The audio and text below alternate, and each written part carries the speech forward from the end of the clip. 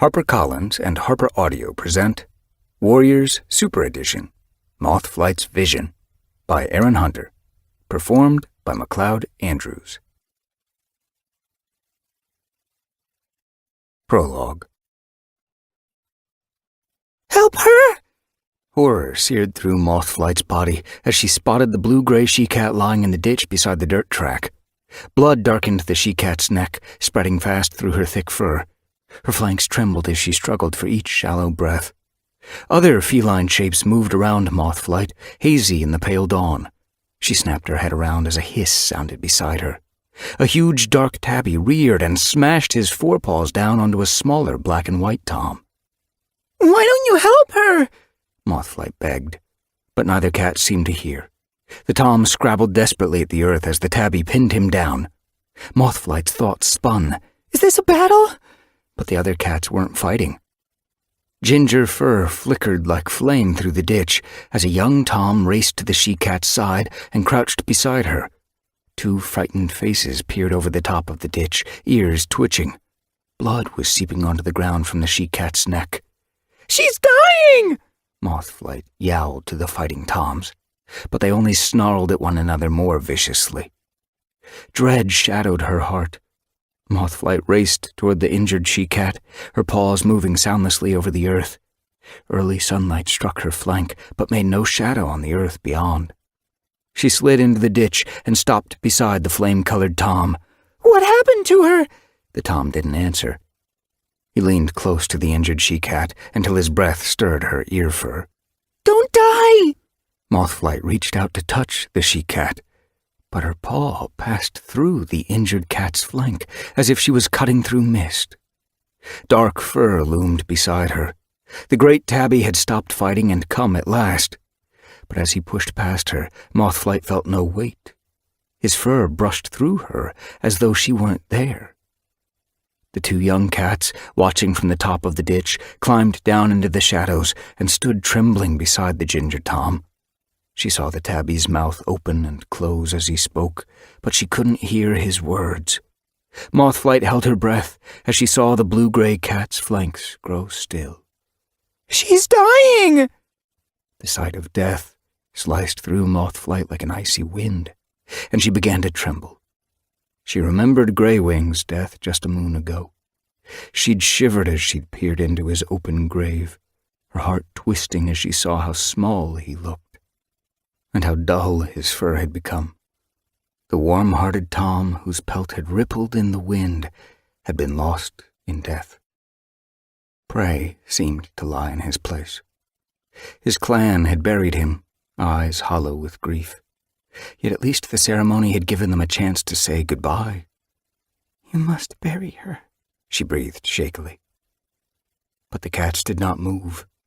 They only stared at their dead friend, hardly blinking as the sun lifted higher into the sky. The black and white tom watched from a few tail lengths away, nervously eyeing the tabby. Don't just stand there! Frustration raged through Mothflight as she tried to make herself heard. Show her some respect! Start digging her grave! No cat turned or even betrayed with an ear twitch that they'd heard her. The sun lifted higher until its rays spilled into the ditch. Are you going to leave her here for crows to pick at? Mothflight couldn't believe what she was seeing. Are these cats heartless? Suddenly the blue-gray she-cat's tail twitched. Mothflight gasped, shock jolting through her. Had the wind caught the dead cat's fur? No. The blue-gray she-cat was lifting her head, looking blearily at the others. Mothflight tried to back away, but the mist seemed to entwine her paws, holding her still. She stared in disbelief as the she-cat spoke to the flame-pelted tom. She was dead. Mothflight couldn't make out the words, but she could see, as the cat's blue eyes cleared, authority in her gaze. It reminded her of her own mother's look. Was this she-cat the group's leader? How was she alive? The young cats moved away to let the she-cat stand. As she heaved herself slowly to her paws, relief washed over their faces. But the tabby only stared. His amber gaze betrayed nothing, neither relief nor joy. Mothflight drew in a trembling breath and began to run, clambering out of the ditch, her thoughts spinning as she tried to make sense of what she'd seen. A pale flash caught her eye and she lifted her head, surprised to see a great green moth. Its wide, translucent wings fluttered in the breeze. Dawn sunshine flooded through them so they glowed as bright as new leaves. She watched the moth dance away, realizing that beyond it she could see high stones. Their towering peaks glittered in the sunshine, and Mothflight narrowed her eyes against the glare, straining to see the moth as it fluttered toward them. Without thinking, she leaped the ditch and began to follow the moth as it bobbed over the grass, keeping low. I must reach it. She bounded after it as it zigzagged like a petal caught on a breeze, staying just beyond paw reach. It pulled farther ahead until she stumbled to a halt and watched it fly away. Mothflight was surprised by a fierce longing in her heart. Wait for me. A wail caught in her throat. I want to come with you. Chapter 1. What are you mumbling about? Dust Muzzle's mew jerked Mothflight awake. She blinked open her eyes, narrowing them at once as bright afternoon sunshine sliced over the gorse wall of the camp. Was I mumbling? The dream of the blue-gray she-cat and the moth were still sharp in her mind. Had she been calling out in her sleep? Dust Muzzle paced in front of her. You said you wanted to go with someone. Spotted Fur stopped beside Dust Muzzle, his eyes warm with affection. I thought only old cats took afternoon naps. He nudged Dust Muzzle. Your sister has been hanging out with Rocky too long. Rocky looked up as he heard his name. The old ginger and white Tom blinked from his nest in the long grass beside the sandy hollow. She could learn a lot from me, he grunted. I've seen more moons than the three of you put together. The kitty pet had been with the clan for only a few moons. He'd arrived shortly after Greywing had called the groups of cats clans for the first time, a word that had seemed right the moment Greywing had said it. But Rocky had taken to clan life like a frog to swimming. He didn't hunt as much as the younger cats, complaining that his paws were too slow for chasing. But he loved to help Holly and Eagle Feather with their tunneling. Holly was always planning new tunnels, digging through old rabbit runs to make shortcuts to new ones. Mothflight scrambled to her paws. I didn't mean to fall asleep, but the sun was so warm. Leaf Bear was finally loosening its grip on the moor, and the new leaf sun felt luxurious after hard moons of frost and ice. Panic jolted through her. Where are Slate's kits? She scanned the clearing, her heart lurching. Slate had asked Mothflight to watch Whitetail, Silverstripe, and Blackear. They'd been playing in the sandy hollow when Mothflight's eyes had begun to grow heavy. She'd only closed them for a moment, and now the kits were nowhere to be seen. She caught Holly's eye across the camp. The black she-cat was washing dirt from her fur, while Eagle Feather shook out his dusty pelt beside his mother. Holly frowned. Is everything okay, Mothflight? She called. You look worried. Mothflight forced herself to blink brightly. I'm fine, she assured Holly. Dust Muzzle flashed her a look. Apart from losing Slate's kits, he breathed. Hush! Mothflight headed across the tussocky grass. Perhaps they're near the stones. The kits liked to chase one another around the smooth, flat rocks near the camp entrance. I saw them earlier, Rocky called. Mothflight spun to face him. Where? Before he could call his answer across the camp for everyone to hear, she dashed to his nest and stopped, panting beside him. Where were they? She begged. I saw them playing outside camp when we came out of the tunnel, Rocky told her. Whereabouts? Fear prickled through Mothflight's pelt. Near the River Clan border. You mean the gorge? Mothflight's throat tightened. A deep ravine cut through the moor there, a river churning at the bottom. It was a dangerous place for kits. Not very near, Rocky reassured her. They're too sensible to go close to the edge. They're only 2 moons old. Mothflight was fighting panic. Slate had trusted her to watch her beloved kits. Still mourning the loss of her mate, Greywing, the gray she-cat often rested after sun-high, weary from her grief. I've let her down.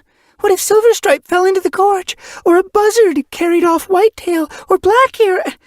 Stop. Mothflight forced her thoughts to slow. Why didn't you bring them home with you? She glared at Rocky. I thought you'd sent them out there. Rocky blinked at her. Why would I do that? Mothflight lowered her voice to a hiss. They're too young to be out of camp. They can't look after themselves. Rocky met her gaze steadily. I thought that's what you were supposed to be doing, he grunted. A disdainful snort sounded from behind Mothflight. She glanced around to where the heather wall of the camp shaded a soft grassy border. Swift Minnow was eyeing her harshly. I can tell you haven't been with us long, Rocky, the gray and white she-cat meowed. You clearly don't know Mothflight very well. What does that mean? Mothflight glared at the other cat, her belly twisting as she guessed what Swift Minnow was going to say before she'd finished her question. You never do what you're supposed to. Swift Minnow sniffed.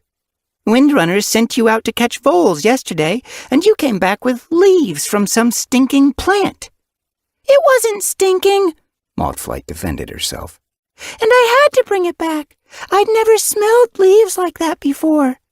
Leaves don't feed a clan, Swift Minnow shot back. Rocky pushed himself to his paws and gazed gently at the gray and white she-cat. Don't be too harsh, Swift Minnow. Mothflight's hardly more than a kit herself.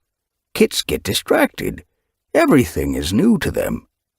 He shrugged and shambled toward a sunny patch of clearing, his pelt twitching along his spine where tunnel mud caked his fur.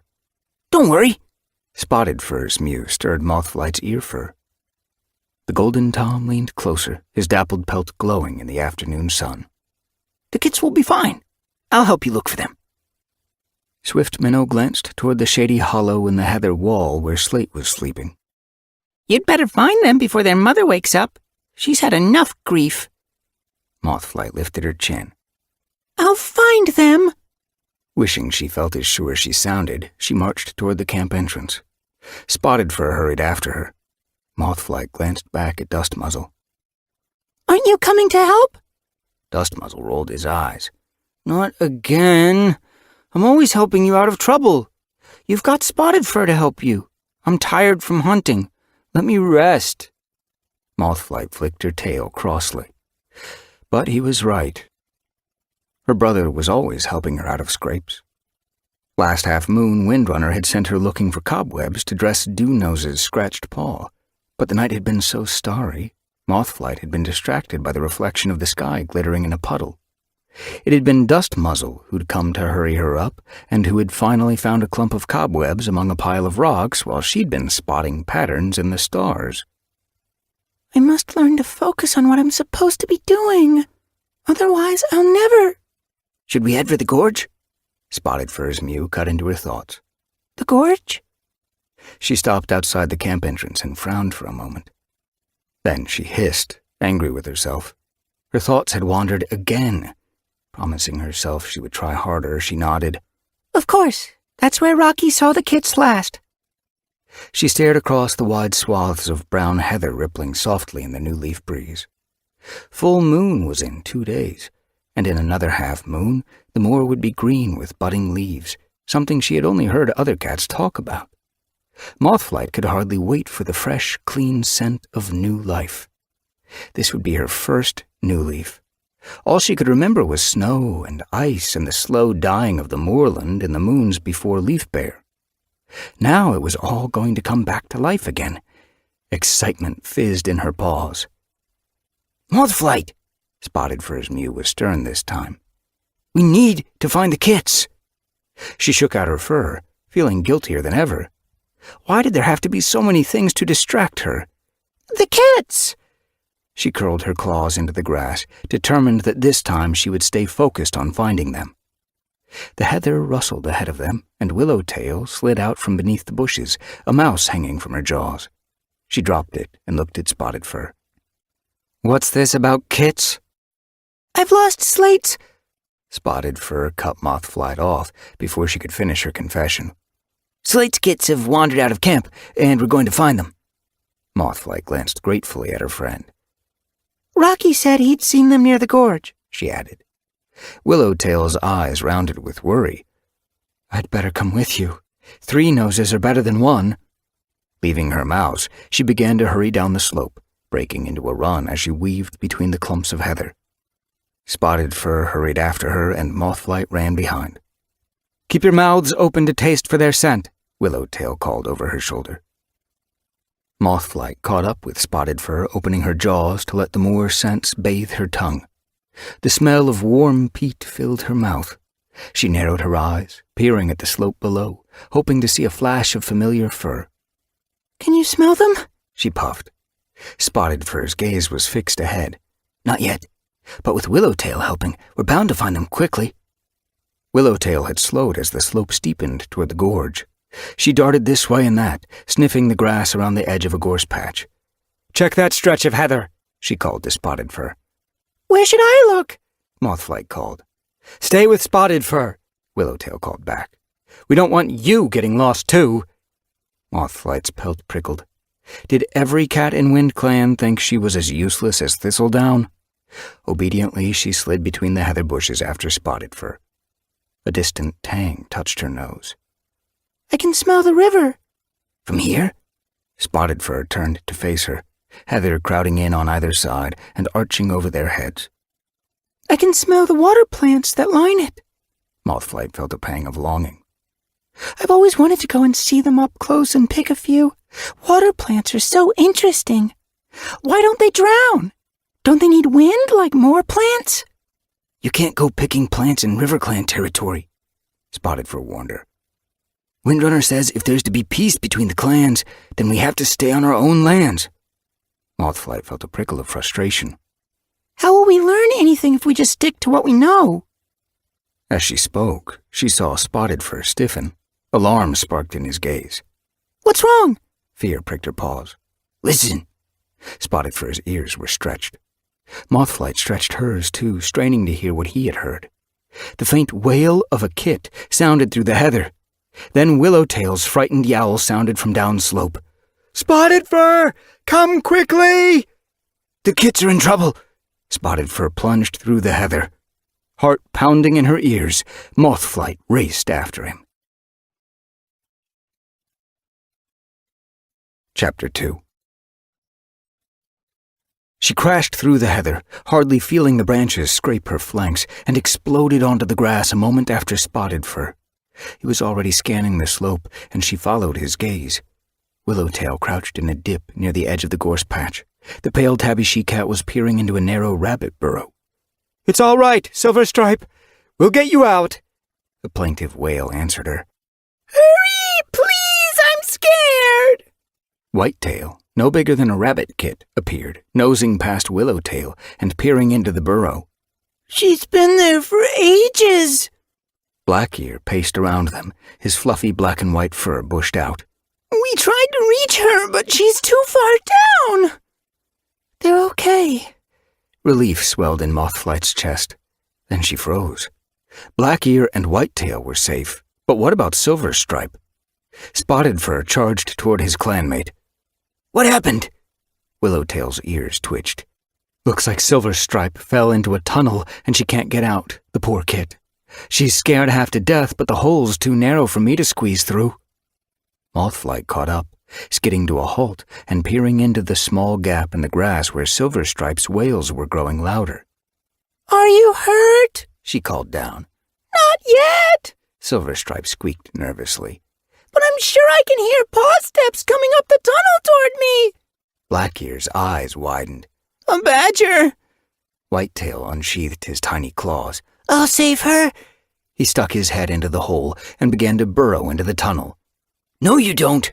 Spotted Fur grabbed his tail between his teeth and hauled the kit backward. We're not losing 2 of you. Blackear tried to scrabble free. But what about the badger? That tunnel's too small for a badger, Willowtail assured him. Whitetail blinked at the tom. What about rats? Mothflight's heart quickened, her fear spilling into anger. Why didn't you just stay in camp? She snapped at the kits. Blackear met her gaze innocently. We were going to ask you if we could leave, but you were asleep.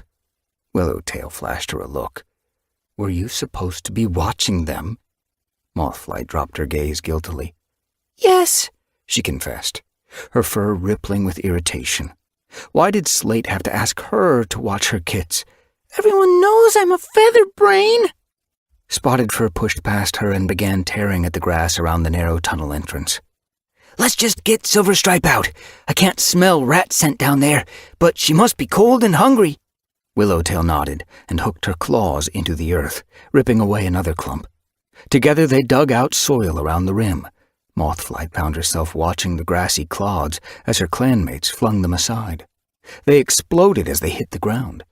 The soil here wasn't as dark and wet as it was on the high moor, and she noticed that the grass was softer too, nothing like the stiff grass around camp. It smelled lusher, too. "Stop staring and help!" Willowtail's sharp mew broke into her thoughts. Mothflight hopped forward, tripping over Blackear. He squeaked as her paw squashed his tail, then dragged it free and glared at her indignantly. Sorry. Mothflight plunged her forepaws into the hole beside Spotted Fur's and began scraping out soil. She could see Silverstripe's muzzle, lit by the late sunshine that broke into the widening hole. The earth was easy to scrape away, lighter and crumblier than the heavy peat higher on the moor. Mothflight wondered if different plants grew here, and, as she helped Willowtail and Spotted Fur dig, glanced furtively around, looking for unusual leaf shapes showing in the grass nearby. "That should be big enough." Willowtail sat back on her haunches.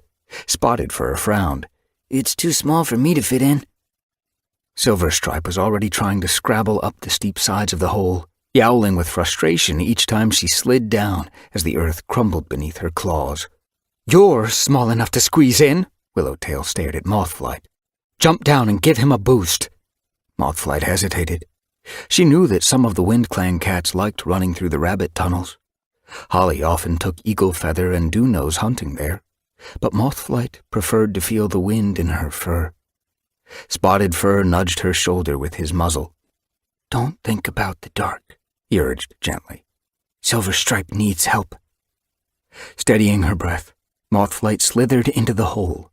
Her paws slipped as she reached the bottom, and she nearly fell. A cold, musky smell swirled around her. She shivered, the darkness of the tunnel pressing around her until her belly tightened with fear. You saved me! Silverstripe flung herself against Mothflight, purring loudly. Mothflight suddenly realized how brave the young kit had been, trapped alone down here for so long. She peered, blinking, into the blackness beyond the kit, wondering with a shiver how far the tunnel stretched and what might be at the end of it. She sniffed for rat scent, pricking her ears to listen for the slither of tails. Nothing. The tunnel was clear. I'm sorry I fell asleep, she whispered into Silverstripe's soft ear.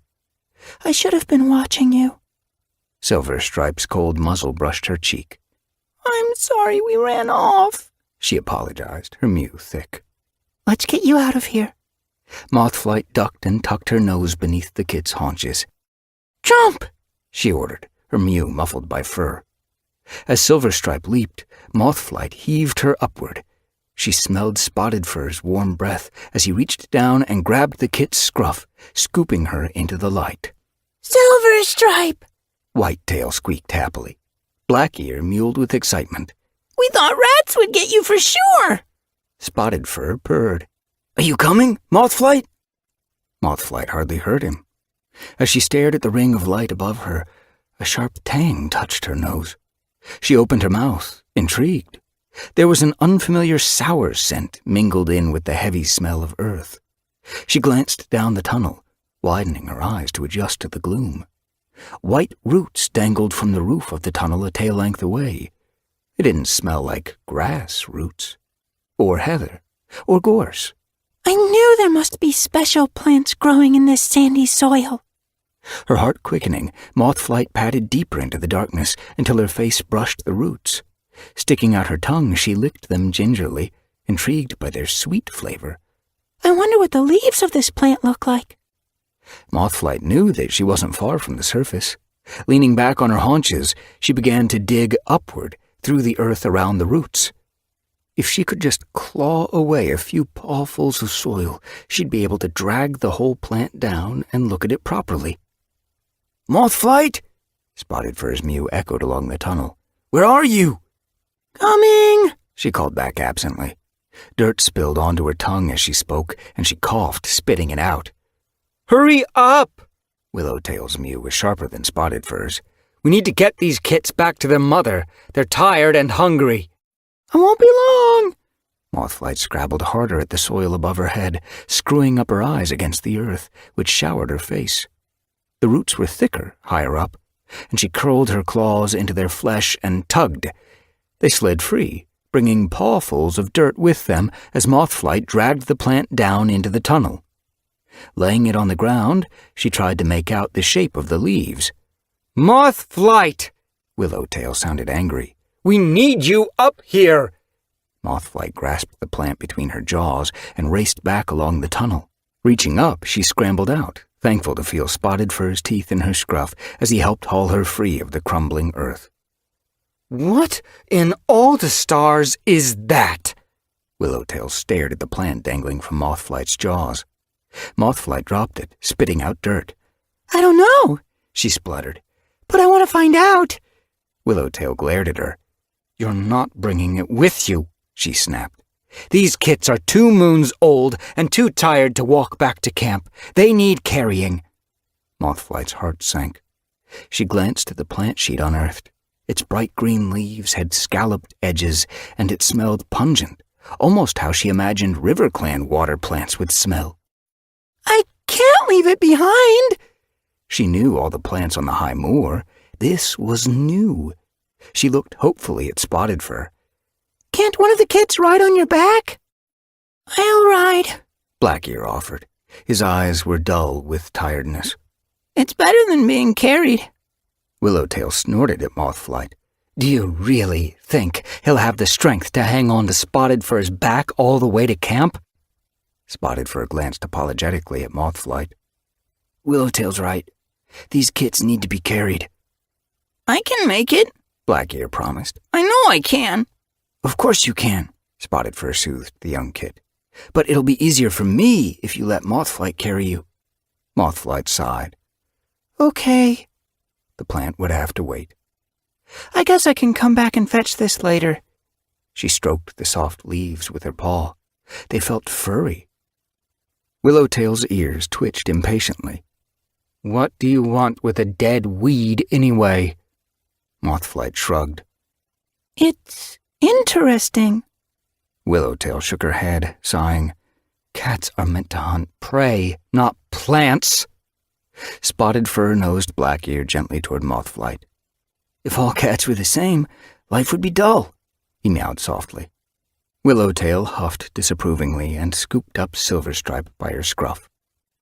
Spotted Fur lifted Whitetail, and Mothflight grasped Blackear gently between her jaws and lifted him off the ground. He was as light as prey, and she suddenly realized how vulnerable the kits had been out here on their own. A fresh flash of guilt shot through her as she followed Willowtail and Spotted Fur up the slope toward camp. Blackear swung limply from her jaws.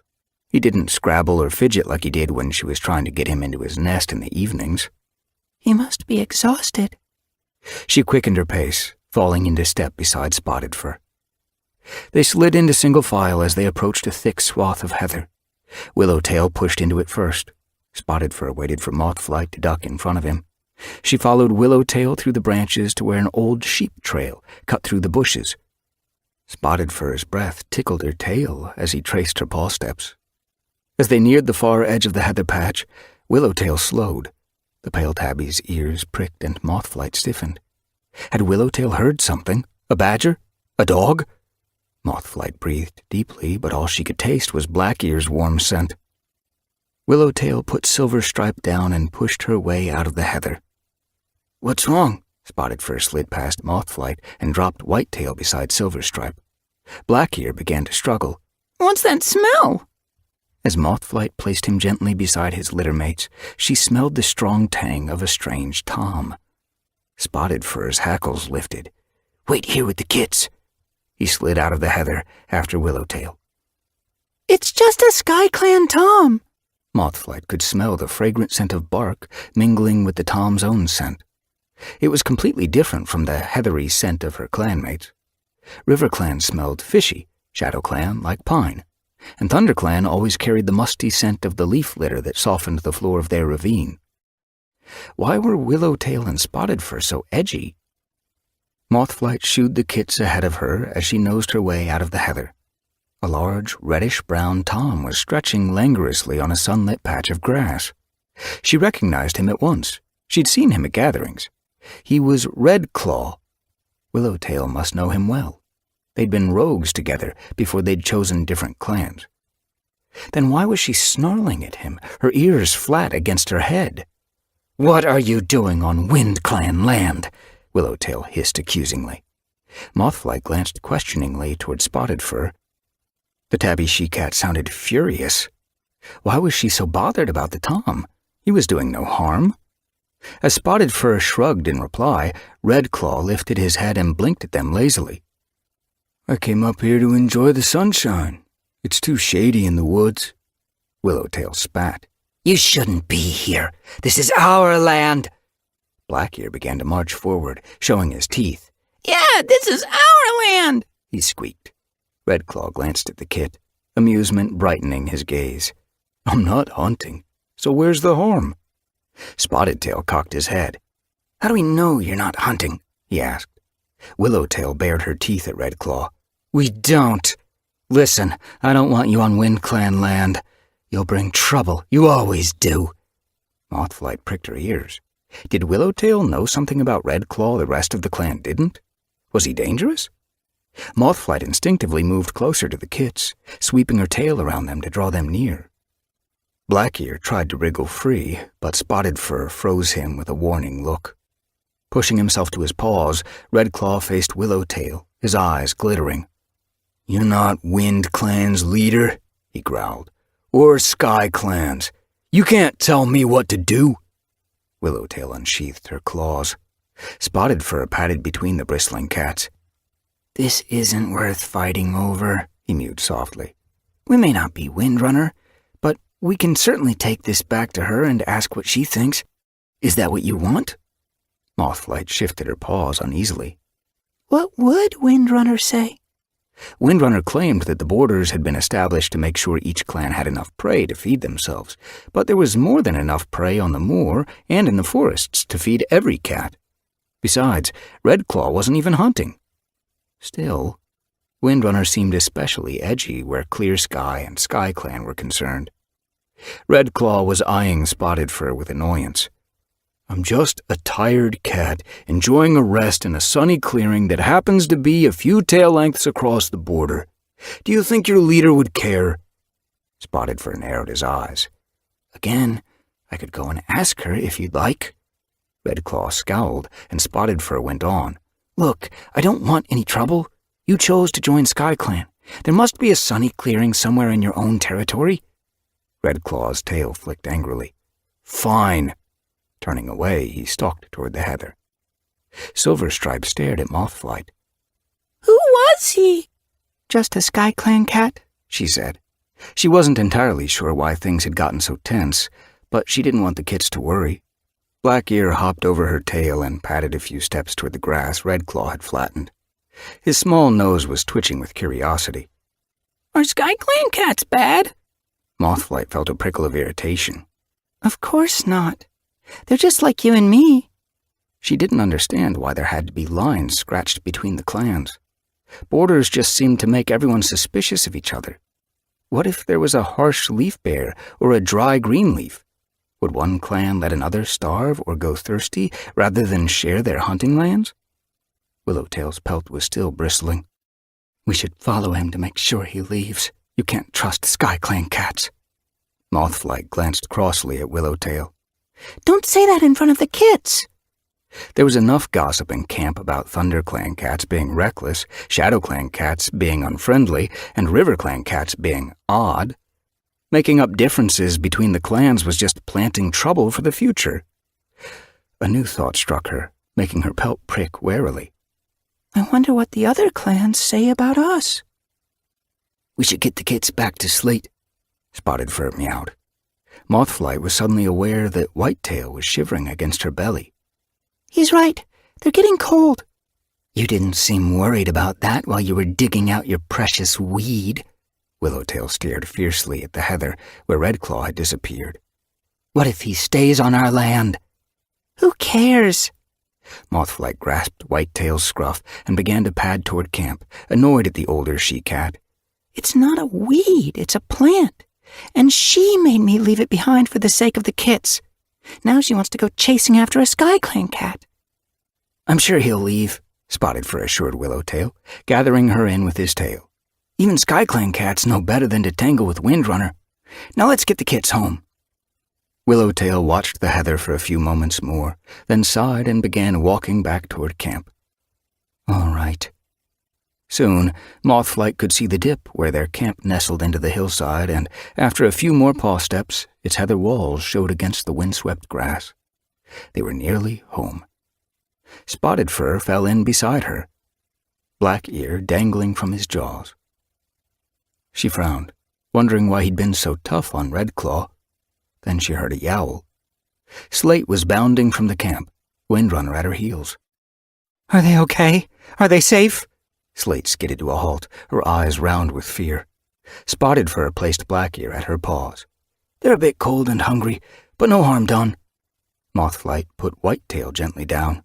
The kit ran at once to his mother and nuzzled into her soft gray flank. Silverstripe wailed, struggling in Willowtail's jaws. I fell down a rabbit hole! Willowtail dropped her and she raced toward Slate. Mothflight had to climb down and push me out. She was in there for ages, Whitetail told Slate. We thought a badger was going to eat her, Black Ear added. Slate pulled her kits to her belly, their eyes glistening even brighter with worry. Spotted Fur brushed Mothflight's flank with his tail. It was just a rabbit hole, he told Slate. Too small for badgers. We had to dig it open before Mothflight could squeeze in and rescue her. Mothflight felt a wave of gratitude toward her friend. Spotted Fur always defends me. But then she caught Windrunner's eye and her belly tightened. Her mother was glaring at her. You were asked to watch them, Mothflight. Mothflight stared at her paws, shame worming beneath her pelt. I'm sorry. Slate began lapping her kits furiously. It was my fault, she murmured between licks. I was in a hurry to lie down. I should have asked someone more reliable to keep an eye on them, like Fernleaf, but she was hunting. Her words raked Mothflight like claws. She glanced nervously at her mother. Windrunner's eyes were burning with rage. The Wind Clan leader growled, Mothflight is old enough to know better. Her clanmates should be able to rely on her. Mothflight shifted her paws. It won't happen again, she mumbled. I wish I could believe you, Windrunner hissed. How does it look to the clan if my own kit can't be trusted? Mothflight flinched. Why did her mother have to be the clan leader? Everything I do must be an example to the clan. And if she got anything wrong, she was letting the whole clan down. Resentment burned in her belly as she watched Slate fussing over her kits. I bet she doesn't expect them to be perfect all the time. Gray Fur flashed at the camp entrance. Her father, Gorse Fur, was hurrying toward them, Dust Muzzle and Fernleaf at his heels. You found them! He stared proudly at Mothflight. She lost them, Windrunner snapped. Dust Muzzle's eyes rounded with sympathy as he caught sight of Mothflight. She saw him exchange glances with Spotted Fur. This was so humiliating. Did Windrunner have to scold her in front of every cat? Spotted Fur seemed to guess her thoughts. Let's get the kits into camp, he suggested. It's more sheltered there. Wind was tugging at their fur. He began to nose Silverstripe, Black Ear, and Whitetail toward the camp entrance, then glanced at Willowtail. Are you coming? The pale tabby shook her head. I'm going to follow Redclaw's scent, she growled. I want to make sure he crossed the border. Windrunner narrowed her eyes. Was Redclaw on our land? Mothflight lifted her head sharply. He wasn't hunting. He just wanted to lie in the sun. They have sun in SkyClan, Windrunner answered sharply. She nodded toward Willowtail. Go make sure he's left our territory. I'll go with you, Fernleaf offered, following Willowtail. Why do we have to have all this fuss about borders? Mothflight blurted. Windrunner silenced her with a look. You weren't around for the great battle. If you had been, you'd understand. There was darkness in her gaze. Mothflight curled her claws into the ground. I don't know why I bother opening my mouth.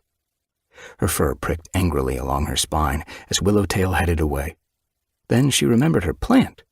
She had to fetch it before a rabbit ate it, or the wind blew it away. She turned and began to pad downslope. "Where are you going?" Windrunner snapped. Mothflight halted. What was wrong now? I have to fetch a new plant I discovered. No, you don't. Windrunner's mew was hard with anger. Gorsefur nosed past the clan leader and met Mothflight's gaze. Your mother wants us to go hunting together. But my plant. Mothflight's heart sank. What was the point in arguing? Windrunner would never understand. Dustmuzzle weaved around her. Come on, he murmured to her softly. Hunting will put us all in a good mood. He snatched a glance at Windrunner. Mothflight huffed. Yeah, right. Gorsefur sniffed the air. I smell rabbit. Lifting his tail, he raced across the grass. Windrunner shot Mothflight a final searing look and bounded after him. Dustmuzzle nudged Mothflight with his shoulder. Come on, she can't be angry forever. Mothflight stared after her mother. The lithe tabby moved with expert speed across the grass, her tail low and her shoulders pumping rhythmically. Why did Windrunner have to be so good at everything? Dustmuzzle darted away. I'll race you, he called over his shoulder. Mothflight hurried after him, her heart like a stone in her chest. Her brother's words rang in her ears as her paws thrummed the earth. She can't be angry forever. Wind streamed through her fur. With a daughter like me, she probably can. Chapter 3. Gorsefur pulled up sharply as the slope steepened toward the moortop. Mothflight was out of breath and relieved to see Windrunner halt beside her mate. Dustmuzzle reached them first. She couldn't help noticing that he was hardly panting as she scrambled to a halt beside him. Windrunner surveyed the moor, her pelt rippling in the chilly breeze. Mothflight gazed past her, staring across the wide valley that dipped behind them to high stones. The sun burned orange in the pale blue sky, and as it sank toward the craggy peaks, Mothflight watched their vast shadow fall across the moor and fold it in darkness. She suddenly felt very small. Mothflight! Her mother's stern mew made her jump. What? Didn't you hear me? Mothflight stared in dismay. No. I told you to go with Dustmuzzle and hunt out the prey around that gorse patch. Windrunner nodded toward a clump of prickly bushes downslope. Gorsefur and I will check the high burrows for rabbits. Dustmuzzle frowned. Can't I hunt rabbits too? Stay with your sister, Windrunner told him. She's not fast enough for rabbits, and if I let her hunt alone, she'll probably end up bringing home nothing but leaves. She stared at Mothflight. And leaves don't fill empty bellies. Mothflight turned away and stomped down the slope. Dustmuzzle quickly caught up. Ignore her, he advised. Her bad mood won't last. It's my fault she's in a bad mood in the first place. Mothflight padded on, not looking at her brother. She's going to torture me all day just because I fell asleep. You were supposed to be looking after Slate's kits, Dustmuzzle reminded her gently. They were okay, weren't they? I rescued them. Mothflight lashed her tail. It wasn't like she didn't try to be a good cat. Why can't Windrunner be pleased with that? Dustmuzzle didn't answer, but walked closer to Mothflight, his pelt brushing hers. Let's forget about it and catch something tasty. He slowed as they neared the gorse. The grass around the prickly bushes rippled like water in the wind. Mothflight flattened her ears to block out the sound of the breeze. She tasted the air, hoping for prey scent. Dustmuzzle was right. If she could take home some prey, Windrunner would be pleased, surely. Dustmuzzle halted. I wonder if Willowtail caught up with Redclaw. I hope not. Mothflight remembered Willowtail's anger at the SkyClan cat. What if she starts a fight? She might get hurt. She wouldn't attack him on her own. Dustmuzzle lifted his muzzle, tasting the air. She's not a rabbit brain. But she seemed so angry with him. Mothflight fretted. I know he was on our land, but he wasn't hunting. It was like Willowtail wanted to pick a fight with him. Maybe. Dustmuzzle's gaze was fixed on the shadows beneath the gorse. But she and Windrunner were right, too. They have sunny clearings on SkyClan territory. Maybe he was up to something. Maybe, Mothflight murmured, but she didn't believe it. Am I crazy to trust Redclaw? Anyway, Dustmuzzle went on, the next gathering's the day after tomorrow. We can see if she causes more trouble then. Mothflight was still thinking. They were rogues together, she began, relishing the gossip. It was a nice change from worrying about Windrunner. But as she spoke, Dustmuzzle dropped into a crouch. Mothflight froze and followed his gaze. A shrew was rooting in the grass below a gorse branch. Her paws itched with excitement. Let me catch it, she whispered. Dustmuzzle gave a tiny nod, his gaze still on the shrew. Sinking low, Mothflight crept forward. The shrew buried its snout deep into the grass. It has no idea I'm here. Delighted, Mothflight leaped, pushing hard with her hind legs. Too hard. She sailed into the gorse, crashing through the branches. The prickles stabbed her nose, and she screwed up her eyes to protect them. Recoiling with a yowl, she tripped over Dustmuzzle as he darted past her. Finding her paws, she rubbed her nose, wincing at the sting. A moment later, Dustmuzzle scrambled from beneath the bush. The shrew dangled from his jaws. Dead. You got it! Mothflight blinked at him proudly. I wish I was as good at hunting as you. Dustmuzzle laid the shrew at her paws. You will be one day. Until then, why don't we tell Windrunner you caught this? Mothflight bristled. I don't need your help, she snapped, then felt instantly guilty as hurt flashed in her brother's eyes. I'm sorry. That's really kind of you, but I'm not going to pretend to be something I'm not. I'm useless at hunting. You just need practice. Dustmuzzle leaned forward and licked her nose. You're bleeding, he mewed as he pulled away. I am?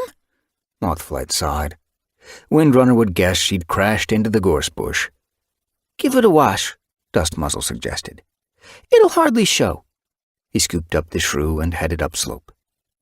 Aren't we hunting anymore? Mothflight called after him. I think we've frightened away all the prey around here. Dustmuzzle's mew was muffled by the shrew. Let's help Windrunner and Gorsefur hunt rabbits. Mothflight followed him, her ears twitching. She'd ruined the hunt. As they neared the burrows dotting the high moor, Mothflight was surprised to see her parents sitting side by side. Why weren't they hunting? They faced high stones, their backs to Mothflight and Dustmuzzle. Wind ruffled their fur, and their heads were bent in conversation.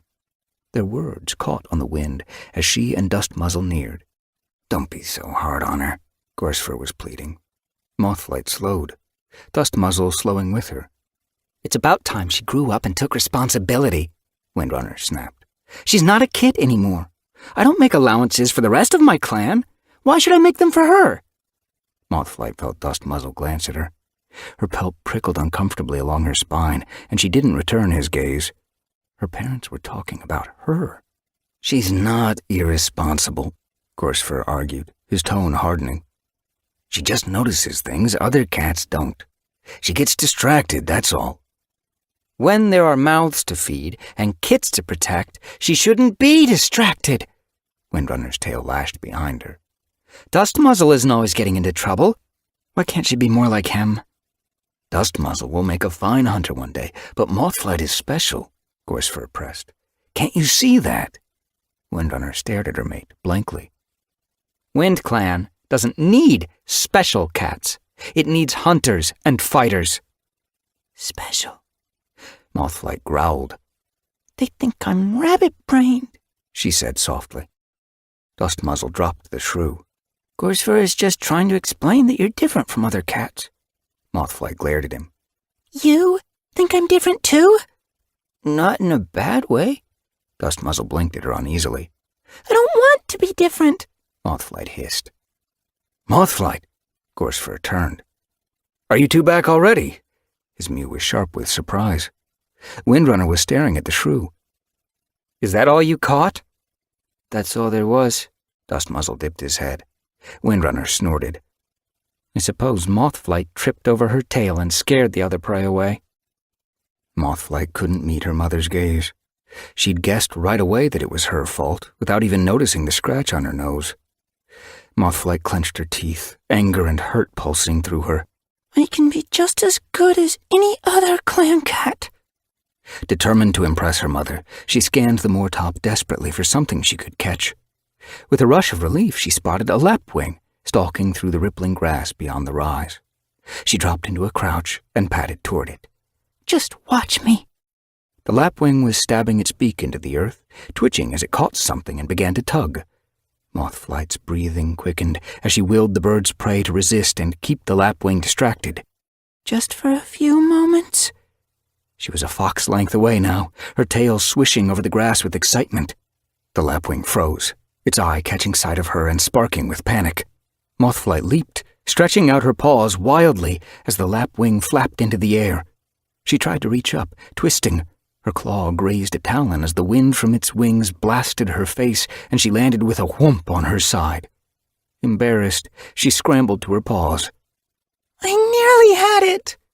Disappointment swamped her as she looked around to see Windrunner shaking her head sadly. Gorsefur hurried toward her. Great try, Mothflight. Dustmuzzle followed close at his father's paws. Lapwings are hard to catch, he sympathized. Gorsefur stopped beside her. Your tail gave you away, he told her gently. No matter how excited you feel, you must keep it still and lift it just above the ground so you can move silently.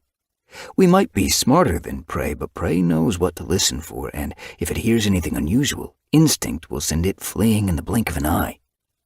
Mothflight hung her head. I let it get away. Don't worry, Gorsefur told her cheerfully. You've learned something. That's what's important. You'll be catching lapwings before long. Dustmuzzle caught one a few days ago, Mothflight mumbled miserably. Dustmuzzle's had more practice than you, Gorsefur reassured her. I'm so sorry. Mothflight knew that Gorsefur must feel as disappointed in her as Windrunner, despite his kind words. She shook out her fur and looked at him as brightly as she could manage. I'll get better, I promise, he purred. Of course you will. She glanced toward Windrunner, but her mother was crouching beside a burrow entrance, her ears pricked and her gaze fixed on the dark opening. Gorsefur followed her gaze. I'd better go and help, he meowed. Why don't you join me? He glanced from Mothflight to Dustmuzzle, but Dustmuzzle's attention was fixed on the grassy slope. His ears were pricked and he opened his mouth as though tasting for prey. I'll be back after I've caught that vole, he whispered, heading down slope. He crossed the grass, his paw steps silent, his tail still. Gorsefur nudged Mothflight toward the rabbit burrows. If you see a rabbit running, do you remember what to do? Mothflight frowned. Chase it? She offered hopefully. Gorsefur's ear twitched. Head where it's looking and cut off its escape route. Outrunning a rabbit is hard. Outthinking it is easy. He quickened his pace, breaking into a trot. Mothflight followed slowly, sighing as her father caught up with Windrunner. The clan leader beckoned her mate on with a flick of her muzzle, and he raced away to another hole farther along the rise. Mothflight wound her way around the burrows dotting the rise. She wanted to keep her distance from Windrunner. If her mother managed to flush out a young rabbit, she didn't want to scare it down another hole. The sun was touching high stones, turning the peaks orange. Mothflight shivered as the evening chill reached through her fur. She remembered her dream. It had been so vivid, it was hard to believe that she hadn't actually been there while the blue-gray cat died beside her friends. But she didn't die. Mothflight frowned. She came back to life after she looked so lifeless. She remembered the fear in the eyes of the flame-pelted Tom and the dark, unreadable gaze of the tabby. She could almost believe that these cats were real, not just figments of her imagination. When the blue-gray cat had suddenly twitched after such stillness, none of the cats had seemed shocked, only relieved. It was as if they knew it would happen. Mothflight! Windrunner's cry sounded at the edge of her thoughts, no more than the rushing of the wind. She hardly heard her mother. Her thoughts were filled with her dream. The blood on the blue-gray cat's fur had spread so quickly through her matted pelt. How could any cat have survived such a wound? "Mothflight!" Windrunner's angry yowl pierced her ear fur. A rabbit pelted past her. Then her mother's pelt flashed at the edge of her vision, and she heard grass tear beneath skidding claws as Windrunner slowed to a halt a tail-length away. The rabbit veered downslope, easily avoiding Gorsefur, who was crouched beyond the rise, and darted down a hole. "You bird-brain!" Windrunner turned on Mothflight, her mew hot with rage. She seemed to be swallowing back a snarl. "If you weren't going to catch it, you should have gotten out of my way so I could have driven it into Gorsefur's paws." Mothflight stared at her, stricken with horror. "I've done it again!" Panic flashed through her. "Why do I always get it wrong? I'm so sorry!" Windrunner seemed to be trying to stop herself from shaking as she glared at her daughter. "You were supposed to be helping," she meowed slowly, her words clipped. "I know." Mothflight stared dejectedly at her paws. "I was just remembering a dream I had. It was so vivid, I sort of—" She searched for words, knowing that no matter what she said, her mother wouldn't understand. "I sort of got lost in it." Gorsefur galloped toward them. "Mothflight!" There was more pity than anger in his mew. "You need to try to pay attention." "How many times do I have to remind you?" As Windrunner started another lecture, Mothflight's shoulders sank.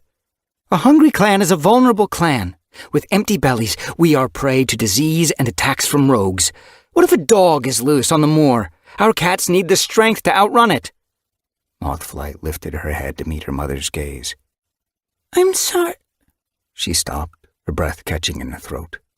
Wide green wings were fluttering a tail-length away. "The moth!" There it was, dancing over the grass, whipped one way, then the other by the buffeting wind. "Just like the one in my dream!" Mothflight's heart soared. Suddenly she was swamped by the same longing to follow the beautiful moth that had filled her dream. Her paws itched to run after it. "I have to catch up with it!" With a purr of delight, she pelted after it. "Mothflight!" She hardly heard her mother's yowl. Wind rushed past her ears as she chased the moth across the grass. Chapter 4. Mothflight ran. She could hear Windrunner and Gorsefur calling, but her eyes were fixed on the moth's great green wings. She had to chase it. The moth wanted to show her something. She just knew it. The ground sloped steeply beneath her paws, and she skidded, straining to keep her balance as she bounded down the hillside where the moor dropped into the valley. The sun, burning orange on the peaks of high stones, made a halo around the moth, illuminating its great wings as it fluttered above the ground. The coarse grass of the moor turned soft as it dipped toward the valley, growing lush as the land flattened. Suddenly, Mothflight felt hard stone beneath her paws. The stench of the thunderpath touched her nose. She paused, wary. The moth paused too, wheeling in the air and flying back toward her. It swooped above her head. "It's beckoning to me." She knew the moth wanted her to keep following.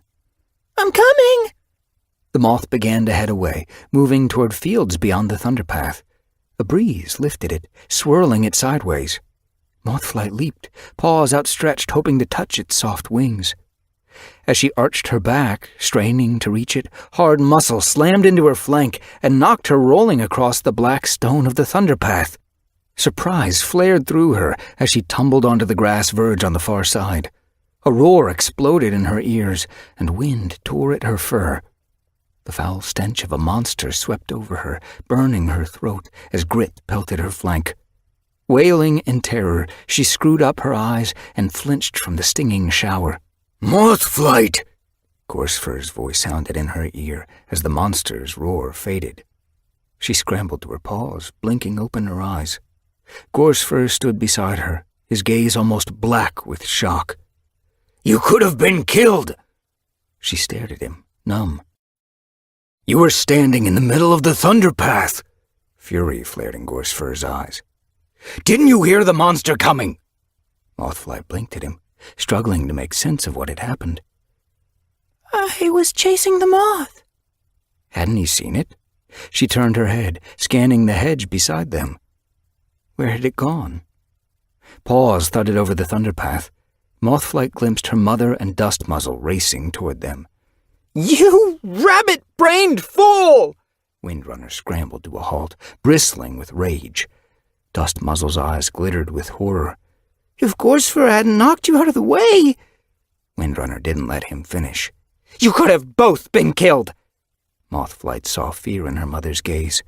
She stiffened, cold dread rippling beneath her pelt. She had never seen her mother frightened before. Are you hurt? Dust Muzzle leaned forward, sniffing at Mothflight's pelt. The young Tom's gaze flicked toward Gorsfer. Are you both okay? Gorsfer blinked reassuringly. We're fine, he promised. Windrunner's gaze burned into Mothflight's. No thanks to you. Mothflight backed away, suddenly scared. I'm sorry. She began to tremble. Gorsfer and I both could have died, and it was my fault. The ground swayed beneath her paws. You've always been irresponsible. Windrunner's sharp words cut through her jumbled thoughts. Losing Slate's kits, getting lost collecting plants when you should have been hunting. We're used to that. But you've never been this reckless. You're not just a danger to yourself, you're a danger to your clan. I'm sorry. Guilt welled inside Mothflight, rising in her throat until she could hardly speak. You've worn that word out today. Every hair on Windrunner's pelt stood on end. Sorry doesn't bring back cats from the dead. WindClan would be better off without you. Mothflight hardly heard Dust Muzzle's gasp or the gentle words of Gorsfer as he tried to calm his mate. No one was actually hurt, he soothed. Mothflight's heart seemed to crack in her chest. Windrunner is right. She was a danger to her clan. What if Silverstripe had been killed by a badger, or Blackear carried away by a buzzard? What if Gorsfer had been killed by a monster as he tried to save me? As she backed away, her vision blurred. What have I done? She stared at her family, her chest too tight to breathe. Where are you going? Windrunner yowled. I need time to think. Mothflight struggled to speak. I need to be by myself for a while. Unsteadily, she turned and headed for the hedge beyond the grass verge. Gorsfer's mew rang behind her.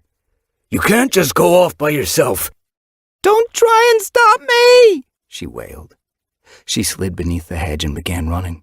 Shallow ridges of soil stretched before her, and she raced over them, her paws slipping into the furrows and tripping over ridges. But she had to keep going. She had to get away. Come back! Windrunner's call echoed from beyond the hedge. Sulking won't help! I'm not sulking. Mothflight's thoughts whirled as grief stormed inside her. But you're right. I am a danger to my clan. I don't deserve to be with you. Chapter 5. Mothflight raced blindly across the field until golden branches loomed ahead, forcing her to a stop. She pulled up, heart lurching, her paws sinking into the soft soil. A beech hedge blocked her way.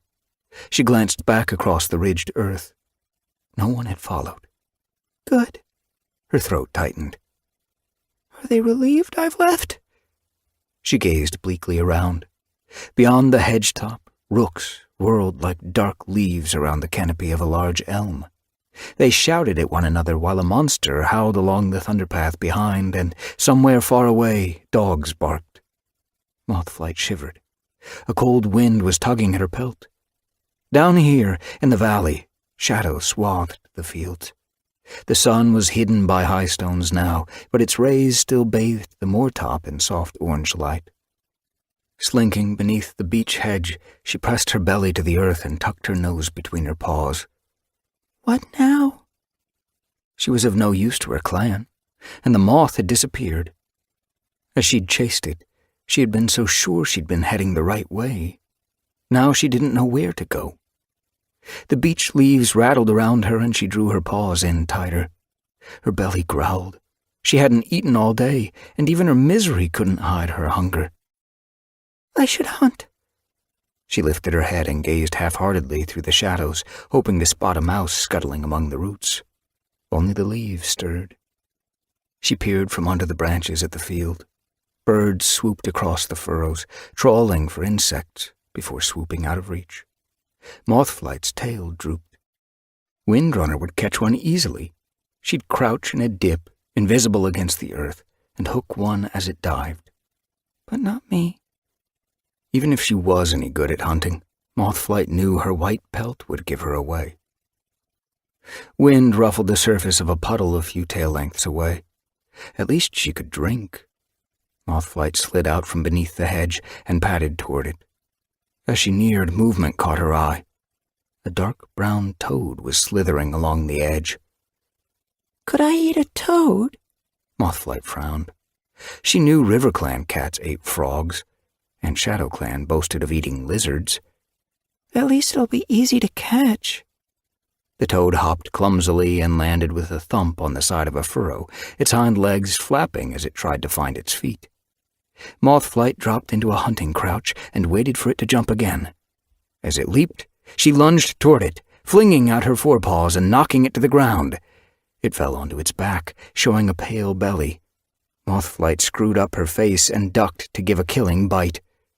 Its flesh was squidgy between her teeth, and she shuddered as she crunched through its spine. As it twitched and fell limp, Mothflight felt relieved.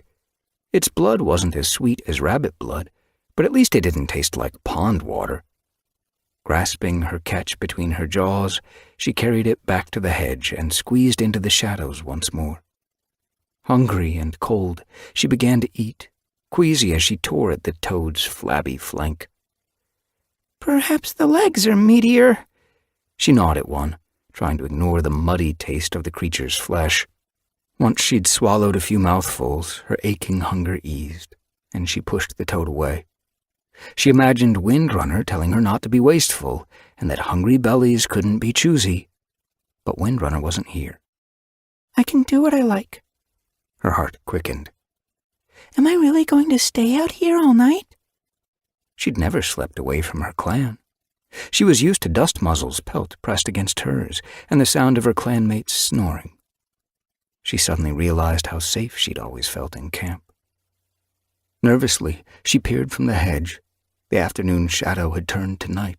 The birds had stopped swooping. The rooks had stilled and grown quiet. Mothflight blinked up at the sky, where stars were beginning to show. She glanced toward the puddle, hoping to see their reflection sparkle like familiar friends in the muddy water. Something moved in the field. Mothflight tensed. A shape was creeping along the hedge toward her. Its dark shadow rippled across the leaves, making them rustle as it passed. A fox? The creature was skulking low to the ground. She opened her mouth to taste the air, but toad stench still soured her tongue. Belly tightening, she backed deeper into the hedge, hoping it wouldn't see her. The creature had stopped and was sniffing the furrows. It paused and lifted its head. Mothflight froze as its eyes flashed toward her. As it darted forward, she unsheathed her claws. Bracing her hind paws against a root, she prepared to defend herself. Blood roared in her ears as the creature neared. She could hear its paws thrumming the earth. Its gaze darted this way and that, as though it was scanning the hedgerow. It knows I'm here. Panic flared through her. Should I run away? Mothflight! Mothflight blinked in surprise. The creature was calling her name, and she recognized the mew. Spotted Fur? Relief swamped her as she made out the familiar shape of his shoulders. His dappled golden pelt was pale in the moonlight. I found you! He pulled up beside the hedge. What are you doing in there? Are you okay? You smell scared. I'm fine. Mothflight ducked out, limp with gratitude. Heather's scent pulsed from Spotted Fur's pelt, smelling of their home. I thought you were a fox. What if I had been? His eyes darkened with worry. You weren't. Mothflight flicked her ear. She didn't want to think about the answer. Dustmuzzle said you'd run off. I did. Well, you can't stay out here all night just because you had an argument with Windrunner. Let's get you home. Mothflight stared at him. Hadn't Dust Muzzle explained? I'm not going home. I'm a danger to my clan. Spotted Fur swished his tail. Don't be silly. You're not a danger to any cat. Windrunner's upset, but it'll all be forgotten by the morning. Mothflight dug her claws into the earth. She said the clan would be better off without me, and she's right. I'm not coming home. You can't stay here. Spotted Fur stared at her. It's not safe. Besides, you must be starving. Mothflight lifted her muzzle indignantly. I caught a toad. She reached under the hedge and hauled it out. Spotted Fur backed away, screwing up his muzzle. You can't eat that. I already have, Mothflight told him proudly. You see? I ate some of its leg. You think I can't look after myself, but I can. Spotted Fur's gaze softened. Oh, Mothflight, of course you can. He leaned forward to brush his cheek against hers, but she flinched away. Don't treat me like a kit. She'd heard him talk to Black Ear in the same tone earlier. I'm not going home. Spotted Fur sat down. Well, in that case, we'd better make a nest for the night. You're staying with me? Mothflight shifted her paws uneasily. She was desperate to prove she could look after herself, but it would feel safer to have Spotted Fur sleeping beside her. I'm not leaving you out here by yourself, he answered. Besides, you'll have changed your mind by the morning. After a good night's rest, you'll be ready to go home. No, I won't. But Mothflight bit back her answer, frightened that he might be right. Spotted Fur nodded toward the dead beech leaves lying in drifts along the hedge. Why don't we push some of those underneath the hedge to make a nest? Let's dig a hollow first, Mothflight suggested. It'll be warmer. Good idea. Spotted Fur sniffed beneath the branches, then began scraping among the roots with his forepaws. Mothflight pushed in beside him and helped. Before long, they dug a shallow dip between two gnarled roots. Spotted Fur fetched pawfuls of leaves, and Mothflight patted them into a soft, if slightly crunchy, lining for their nest. I'm hungry, Spotted Fur mewed when they'd finished. He sat down in the nest and sniffed the air. Have you seen any mice? If I had, do you think I'd be eating a toad? Mothflight sat beside him, the leaves crunching beneath her. His pelt felt warm against hers. Spotted Fur purred. I could go and hunt. There might be dogs around. I heard them barking earlier, Mothflight warned. She didn't want to be left alone in the dark. Suddenly she wondered how she could ever have thought of sleeping out here by herself. Spotted Fur gazed at her fondly. Okay, he dipped his head. I'll eat your stinky toad. The legs aren't that bad. Mothflight reached out and, hooking the toad with the claw, dragged it into the nest. She dropped it at Spotted Fur's paws. You haven't eaten much of it, he commented. I wasn't hungry. Have some with me now, he urged. It'll be a cold night and a full belly will keep you warm. The toad didn't taste so bad when she was sharing it, but it still wasn't as good as rabbit. Mothflight purred as Spotted Fur screwed up his face. River clan cats eat frogs all the time, she reminded him. River clan cats swim, too, Spotted Fur answered, chewing. That doesn't mean we should go throw ourselves into the river. They ate as much as they could and kicked the remains out of the nest. You never know, Spotted Fur stopped to stifle a yawn. A bird might come pecking around it in the morning. Then I can catch a decent meal. It wasn't that bad, Mothflight lied defensively. Why did he have to act as though he was better than she was? Crossly, she curled down into the nest, snuggling as deep into the leaves as she could, and closed her eyes. Spotted Fur's rough tongue lapped her ear. I know you've had a hard day, he murmured. But we were all really worried about you. The others will be so relieved to see you tomorrow. Even Windrunner? Mothflight kept her eyes closed. Spotted Fur touched his muzzle to her head. Especially Windrunner. Her heart swelled as she lifted her head, blinking at him gratefully. He was such a kind friend. She should go home in the morning. She'd been a rabbit brain to stay out here by herself. She felt him settle beside her and relished the warmth of his pelt against hers. How could I live without my clan? I just need to try harder. She ignored the unease tugging in her belly. If I just practice my hunting and concentrate more on what I'm doing. Letting tiredness sweep over her, she slid into sleep. Chapter 6. Mothflight opened her eyes, stiffening as darkness pressed around her. It wasn't the glittering darkness of a starlit night, but a stifling gloom. The air smelled dank, sharp with the mineral taste of stone. She blinked, surprised to find herself standing, cold rock beneath her paws. Where am I? Where's Spotted Fur? She glanced around, looking for her clanmate, and wondering what had happened to the beech hedge. All she could make out in the shadows was stone. Above her, a small opening let starlight filter in. It pooled on a large rock jutting from the floor. I'm in a cave. With a start, she realized that she was dreaming. But it feels so real. The cold stone made her paws ache. The damp air chilled her pelt. Mothflight shivered as she gazed at the rock, looming at the center of the cave. Padding forward, she sniffed it. Her whiskers tingled and her heart quickened. What is this place?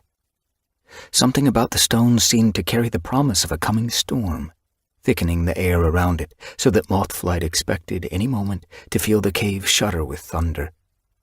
Someone's coming. Her ears twitched as she heard the sound of paw steps echoing toward her. She turned and saw a dark shadow on the side of the cave. A tunnel.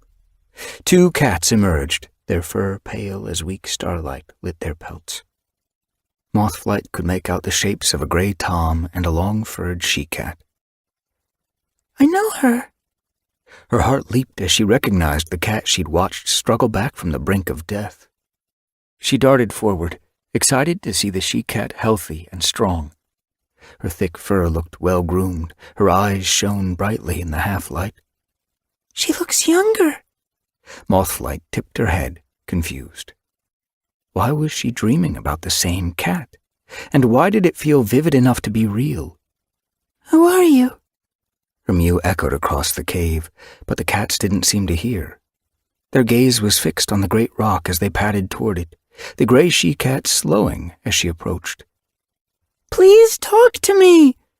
Mothflight hurried to their side, reaching out a paw to touch the gray she-cat. But, as in her last dream, her paw passed through the other cat, as though she were missed. The tom's mouth moved. The gray she-cat dragged her gaze from the rock and nodded. Why can't I hear them?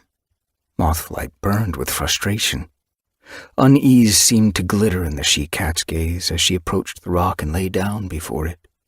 She glanced up, and Mothflight followed her gaze. Through the hole in the roof, she could see the moon rising. Delight fizzed through Mothflight's pelt as its rays turned the stone silver. It's so beautiful here. The she-cat closed her eyes. Mothflight leaned closer. What now? Suddenly the cave exploded with light, a flash more blinding than lightning. Mothflight's eyes, stretched wide for the darkness, burned. She screwed them shut, shaking. Then, slowly she opened them to narrow slits. Through the glare, she saw the gray she-cat reach forward and touch her nose to the glittering stone. What's happening? Mothflight leaned forward, desperate to understand. Curiosity seared through her pelt. The gray she-cat grew as still as the rock itself. A tail length away, the tom had curled on the floor, his eyes closed. Mothflight padded around the gray she-cat, her belly fluttering with excitement. Then pelts moved around her. Mothflight gasped. The cave was suddenly filled with cats. Where had they come from? She blinked in shock as she realized their pelts were translucent and shimmered as the water rippled through their fur, reflecting starlight. Spirit cats. Mothflight had heard tales of ghostly ancestors appearing at Four Trees after the great battle. They had shared tongues with the clan leaders and brought peace to the warring cats. They had appeared in the moon's sense, but she had never seen them herself. She stiffened. If they were ancestors, Greywing might be among them. Eagerly she scanned the starry pelts. There was no sign of him. A great tom padded to the gray she-cat's side.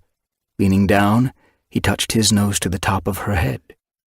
The she-cat flinched as though pain flared through her, but she did not move from her spot or open her eyes. The tom's mouth moved as he spoke, but Mothflight couldn't make out the words. Then he backed away, and the gray she-cat grew limp once more. With a rush of hope, Mothflight wondered if the spirit cat could see her. The dead could speak to the living, after all. Why shouldn't they be able to see a dream cat? She lifted her chin challengingly. What's happening? Why are you here? Her mew hung in the air. No echo rang from the walls. No cat looked at her. Disappointed, she weaved among them, longing to feel their pelts brush hers. But it was like she wasn't there. A small brown tom padded forward, his sparkling pelt camouflaged against the shimmering of the stone as he stopped beside the gray she-cat. He touched his nose to the she-cat's head, and once more she flinched violently. Mothflight gazed sadly at the ranks of starry cats. I wish you could hear me. Suddenly she felt very alone and small. For a moment she wanted to escape this stream and return to her warm nest beside Spotted Fur. Then a familiar color flashed at the edge of the cave. The pale green of the moth's wings fluttered beyond the starry cats. It was hovering at the tunnel entrance where the gray tom and she-cat had entered. Mothflight's breath caught in her throat. She knew she must follow it. Passing through the circle of starry cats, she hurried into the darkness beyond. The smell of damp leaves filled her nose. As her eyes blinked open, she heard Spotted Fur's gentle snoring. Disappointment dropped like a stone in her chest. I'm awake. She was back in her nest, lying beside Spotted Fur. The beech leaves rattled overhead. An owl called from close by. Mothflight lifted her nose from her paws and peeked out across the moonlit field. Frost sparkled on the furrows. Where is my moth now? With a flash of understanding, Mothflight knew. It's waiting to lead me. But where and when? Why did it always seem to disappear just as she was starting to follow it? Determination hardened in Mothflight's belly. This isn't supposed to be easy. It doesn't want me to give up. She stood up and slid from beneath the hedge, fluffing her fur against the cold. Dawn was lighting the sky beyond the looming moor top. Spotted Fur would be awake soon. There was no time to waste. How could she even think of returning to her clan now? Perhaps she was being foolish. Perhaps she was wrong. Perhaps the moth was nothing but a dream. But if Mothflight went home now, she'd never stop wondering whether something important was waiting for her far from home. I can't leave Spotted Fur without telling him. If she was going to send him home without her, he had a right to know why. She dropped onto her belly and leaned into the nest, the warm smell of him filling her nose. Her heart ached.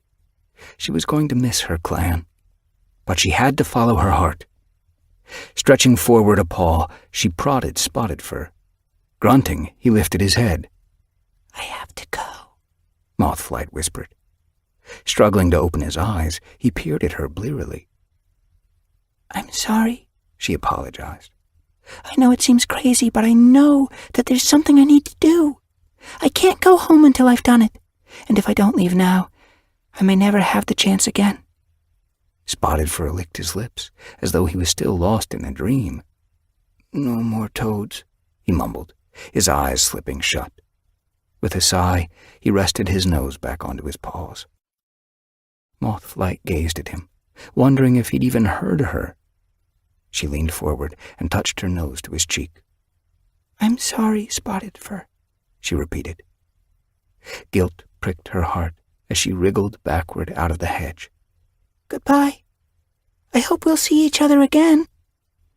She straightened, shaking leaf dust from her pelt.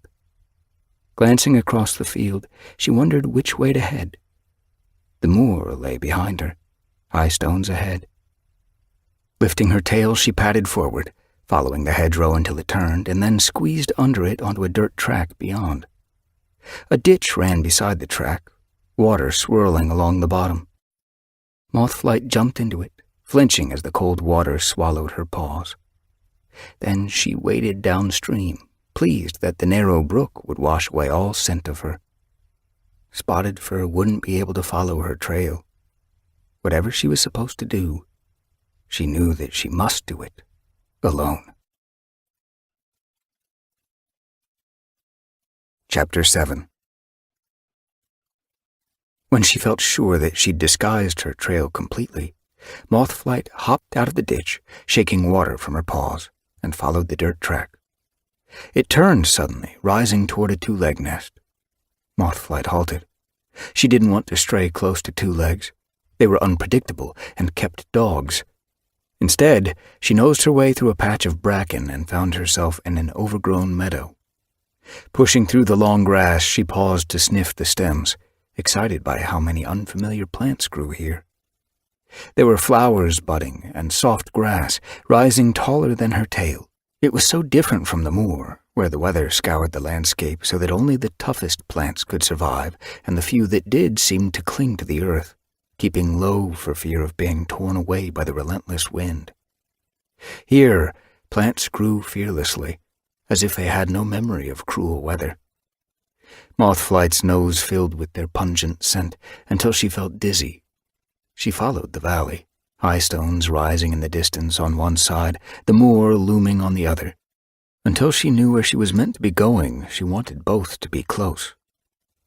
What if her journey lay beyond the valley, past high stones, out of sight of the moor? Her belly tightened at the thought. It felt strange enough to be so far from her clan and heading away from Spotted Fur. As the sun rose and began to cross the wide blue new-leaf sky, she found herself slowing, unsure of her next paw steps. Perhaps this was where the moth had wanted to lead her. Perhaps it had only wanted to show her the rich foliage growing so close to her home. Her belly growled, and she realized how hungry she was, and thirsty. She licked her lips, tasting the air for water. If she could find another dirt track, there might be a ditch beside it. If she were lucky, it would provide water and perhaps a vole. Or a toad, at least. She shuddered. Pushing through a hedge, she found herself at the edge of a wide field. The grass here was short. Sheep grazed, eyes blank, clumped in small groups like clouds dotting a green sky. A few tail lengths away, where the hedge gave way to fence, water pooled in muddy dips where monsters had left paw marks. Ears pricked warily, Mothflight padded toward the puddles and crouched beside the nearest one. She lapped the brown water, trying to ignore the bitter taste. She heard hooves pattering across the grass and looked up to see sheep moving toward her.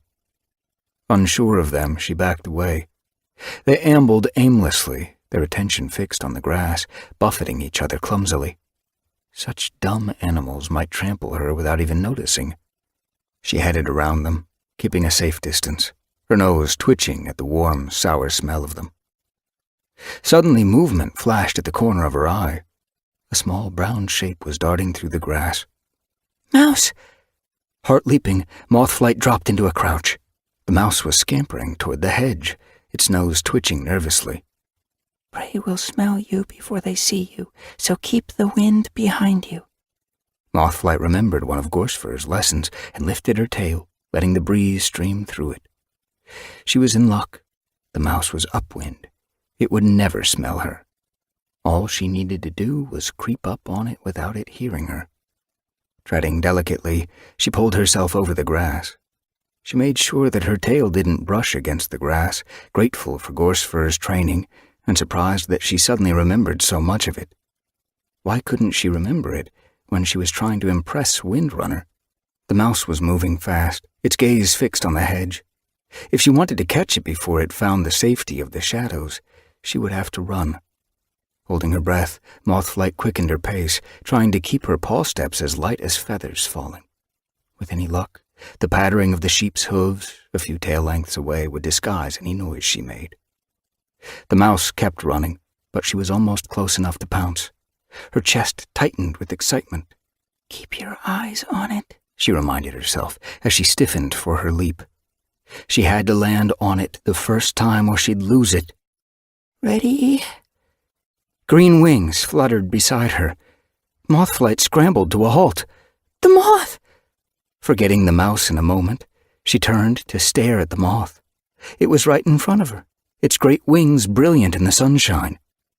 Reaching up with her forepaw, she tried to touch it, but it whisked away and began heading across the field. Delight surged through Mothflight's pelt. She chased the moth, a purr rumbling in her throat. It's come to show me the way. It flitted past a group of sheep. Mothflight veered around them. The moth lifted higher into the air. No, don't leave me! Fear flashed through her. What if it climbed so high she lost sight of it? She ran faster, desperation pricking in her paws. I'm not losing you this time. A bark cut through the air. Mothflight's pelt bushed. Dog! Dragging her gaze from the moth, she glanced around. The bark sounded again, louder this time. Then the dog burst into excited yapping. Fear shrilled through Mothflight. It's seen me! She twisted, scanning the field desperately, her senses confused by the earthy meadow scents. The sheep began to run, panic showing in their eyes. They closed into a flock and headed for Mothflight. Still she couldn't see the dog, but its jubilant barking was getting closer every moment. Suddenly the flock opened. The terrified sheep scattered as a black and white shape surged among them.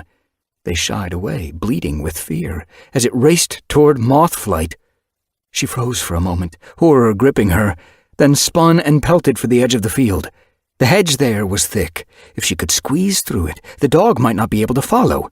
Blood roared in her ears as she pushed hard against the earth, but the dog's paws were thrumming closer. I can't outrun it! Unaware of everything but terror, Mothflight ran onward. Teeth nipped her tail tip. Too scared to look back, she felt her fur spike. The dog's hot breath billowed over her haunches. Its yelping dropped to a vicious growl. If it got a grip on her hind legs, she'd be lost. I must face it! The only way to escape was to wound it first. Her paws slithering on the grass, she turned and reared. With a yowl, she lashed out with her forepaws. Yellow fur flashed between her and the dog. Mothflight froze in surprise, drawing back her paws as a cat pelted past. Stumbling, her heart in her throat, she watched as the dog swerved and began to chase the yellow tom across the field. Where did he come from? Mothflight stood and watched, numb with shock. Quick! A mew sounded behind her. She snapped her gaze around, amazed to see two cats pulling up on either side of her. A plump black and white she-cat stared at her urgently. We've got to get out of here! A small tom with graying whiskers around his brown muzzle nudged her toward the hedge. Now? Mothflight stared across the grass. The yellow tom was zigzagging, the dog at his heels. But what about him? Who, Micah? The brown tom swapped amused glances with the black and white she-cat. Mothflight stiffened as Micah veered suddenly and plunged between the legs of the startled sheep. Bleating with surprise, they scattered as the dog raced after the tom, knocking them aside if they weren't quick enough to get out of the way. The she-cat purred beside her. Micah doesn't need any help. Come on.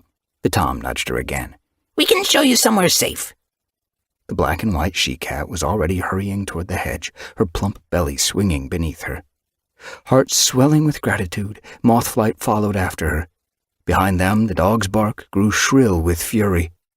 The brown tom fell into step beside her, slowing to let her push through the hedge first. As the stems scraped her flanks, relief swamped her. She just hoped that these cats were right, and the yellow tom who had saved her didn't need any help. Chapter 8. Follow me! The plump she-cat was climbing a steep slope, scrambling up the wooden slats that crisscrossed it. Mothflight hurried toward her, crossing the straw-covered floor, nervous at finding herself inside a huge two-legged den. It towered around her, the roof high above her head.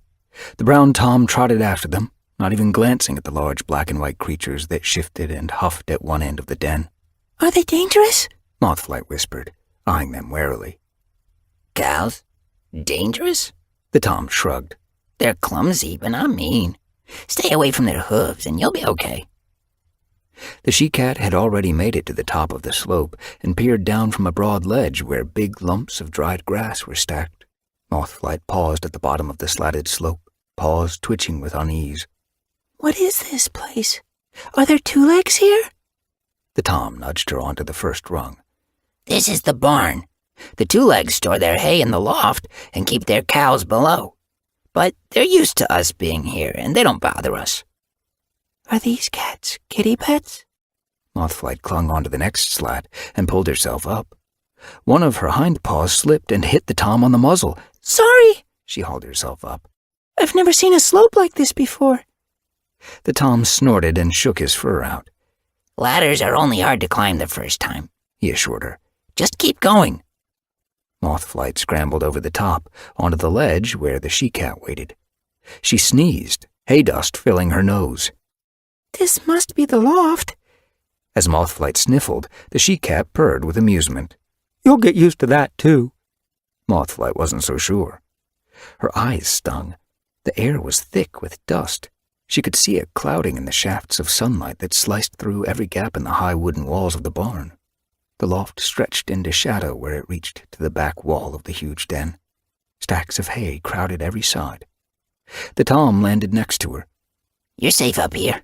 Dogs can't climb ladders. They're all paws and no sense. What about Micah? She could still hear the dog barking angrily in the distance. Micah is the fastest and cleverest cat I know. The plump she-cat sat down and began licking her belly fur. No dog ever gets near him, the Tom assured her. The she-cat looked up from her washing. What are you called, dear? Mothflight. She glanced around the stacks of hay, her nose twitching as she smelled prey in the shadows. Her belly growled. She was hungry. Mothflight? The she-cat blinked at her. Is that a kitty pet name? Mothflight lifted her chin sharply. I'm no kitty pet. She snorted indignantly. Then she hesitated, guilt pricking her pelt. Were these cats kitty pets? The Tom hadn't answered her question. She didn't want to offend them after they'd been so kind. She tipped her head apologetically. Are you? The Tom lay down and stretched in a strip of sunshine. We're farm cats. We share our territory with two legs, but we look after ourselves. He yawned. The black and white she-cat straightened. My name's Cow, and that's Mouse. Mothflight swallowed back a purr. Such odd names. Where are you from, dear? Cow pressed. Mothflight's purr caught in her throat as she remembered the Wind Clan camp. I come from the moor. I live there with my clan. Homesickness swept her so fiercely she swayed on her paws. Cow leaned forward to steady her with a soft shoulder. You must be hungry, you poor thing. You've strayed a long way from home. She glanced at Mouse. The moor's that great hill looming in front of the sunrise, isn't it? Mouse nodded. Is your clan your family? He asked Mothflight. Kind of. Her heart ached as she remembered Dust Muzzle and Gorse Fur, and even harder as she pictured Windrunner. I wish I could make her proud of me. Mothflight heard paws pattering over the ground below. She turned in time to catch sight of Yellow Fur, then heard scrabbling on the ladder. Moments later, Micah jumped into the loft. His striped pelt gleamed in a streak of sunlight, and his green eyes flashed as he met Cow's gaze. That dog will be picking thorns out of its paws for days, a purr rumbled in his throat. Did you lead it through the bramble patch again? Cow's whiskers twitched with amusement. Of course. Mothflight stared at him. You sound like you do this a lot. There's not a dog in the whole valley that can catch me. Micah whisked his tail in the air. And if they did, I'd give them such a clawing they'd regret it. Mouse rolled onto his back drowsily. It must be a new one. The old farm dogs know better than to chase you, Micah. Mothflight gazed in admiration at the yellow Tom. He stared back at her, his eyes widening. She shifted her paws uneasily. He was staring at her as though she had green fur. What's wrong? Self-consciously, she smoothed a paw over her ears, wondering if one of them was bent inside out. It's you. Micah's pelt ruffled along his spine. His mew was thick with disbelief. What are you doing? Here. This isn't where you belong. Cow blinked at him. What are you talking about, Micah? She's a stranger. But I know her, Micah insisted. Mouse pushed himself to his paws. You've been on this farm since you were a kid. How can you know her? She's never been here before. I've seen her in my dreams, Micah murmured, half breathless, his eyes wide. Cow whisked her tail over her paws. Don't be mouse-brained. She's real. Mothflight hardly heard the she-cat. She was staring at Micah. Do you have dreams, too? Mouse sniffed. Every cat has dreams. Micah glanced at him. I've heard you talking about your dreams, Mouse. You do nothing but chase mice and rats. That's not true, Mouse sniffed. Sometimes I dream that they're chasing me. But my dreams feel like they're real, Micah insisted. Mine too. Mothflight's belly tightened with excitement. Cow weaved between them, tail high. Poor Mothflight is starving. Let's eat first and talk later. She nodded toward the shadows at the back of the loft. Shall I catch a mouse for you? There are plenty. Mothflight shook her head. She had a long journey ahead. The moth still had something to show her, she was sure of it. And if her dreams could be trusted, she assumed it had something to do with the spirit cat. She must prove that she was strong enough for the task. I'll catch my own prey, thanks. She glanced past Cow, snatching a look at Micah. I don't want him thinking that I can't hunt for myself, she thought, her pout growing hot. Cow jerked her nose toward the shadows. Help yourself. Micah patted past her. Let's hunt together, he suggested. That chase has made me hungry. We'll all hunt. Cow stood up. Mothflight felt a jab of disappointment. She wanted a moment alone with Micah to ask about his dreams. Were they like hers? Come on. Cow marched toward the back of the loft. Micah leaped onto one of the stacks of hay and disappeared down the other side. Mothflight wondered whether to follow him, but Cow was beckoning her into the shadows. Here's a great spot. Cow lowered her voice. There are always plenty of mice who can't resist a nibble on the straw, even up here. She dropped into a crouch. Mothflight sank down beside her and stared into the gloom. Dust filled her nose, but through it she could taste the musky scent of prey. Her belly growled again. Cow stifled a purr. I'll let you go first, she whispered. Thanks. Mothflight crept forward, her eyes adjusting to the gloom. Between two lumps of hay, movement flickered. Concentrating, Mothflight remembered Gorsfer's advice, realizing as she did how many times he'd told her the same thing. Move slowly. Lift your tail. Put your pads down softly. Her father's words ringing in her mind, she stalked forward, ears pricked. Excitement tingled in her belly. As she neared the hay lumps, she could make out the small, round haunches of a mouse. Holding her breath, she padded closer, then halted. Bunching the muscles in her hind legs, she prepared to pounce. For a moment, she was aware of absolute stillness and silence. Then she leaped. The mouse darted away, but Mothflight was quick. She landed a whisker away from the hay lump and thrust her paw into it, moving faster than she'd ever moved in her life. Triumph flared through her as her claws sank into warm flesh. Quick as a flash, she hooked the mouse out and killed it with a single bite. Black and white fur pelted past her. Hay dust exploded around her as Cow thumped against one of the lumps, scrabbling under it for a moment before dragging out her own catch. Her eyes shone at Mothflight as she killed the mouse she'd caught, then nodded approvingly at Mothflight's. There's no better place to live than a barn, she purred loudly. Mothflight met her gaze, grateful for this cat's warmth. But she couldn't agree. For a moment she imagined the wind on the high moor, sweeping through her fur as she chased rabbits with dust muzzle. One day I'll catch one. Happiness swelled in her chest as she imagined the impressed look on her brother's face. Come on. Cow was padding back to the sunny opening of the loft, her mew muffled by her mouse. Mothflight scooped up her own catch and followed. Mouse was already eating. Micah appeared a moment later, scrambling over the stack of hay and landing lightly beside them, a mouse dangling from his jaws. Mothflight bit into her mouse, relishing the sweet flavor. She remembered, with a grimace, last night's toad. How could RiverClan eat frogs every day? Perhaps they didn't. Perhaps they saved them as a treat. She shuddered. Soft breath brushed her ear. You said you dream as well. Micah's mew broke into Mothflight's thoughts. He'd moved close, laying his mouse beside hers. Yes, she murmured. Cow was busy eating. Mouse had already finished and was starting a leisurely wash a tail length away. Micah took a bite of his mouse. What do you dream about? He asked, his mouth full. Me? Mothflight shook her head, trying not to purr. Micah clearly was not a modest cat. I dream about a moth and spirit cats. They're so vivid it's like they're real. Spirit cats? Micah stared at her. Dead cats who visit the living. Mothflight wondered suddenly if farm cats were visited by their ancestors too. By the puzzled look on Micah's face, she guessed not. She pressed on. Do you dream the same? About moths and other cats? Perhaps he didn't know that the cats in his dreams were dead. She stared at him eagerly, hardly smelling the warm scent of prey wafting from her mouse.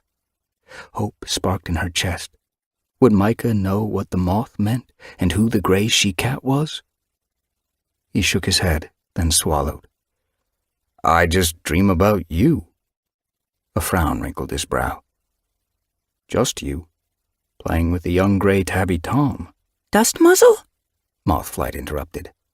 I don't know his name. Sometimes you're playing catch the tail, sometimes you're out on a wide stretch of grass hunting.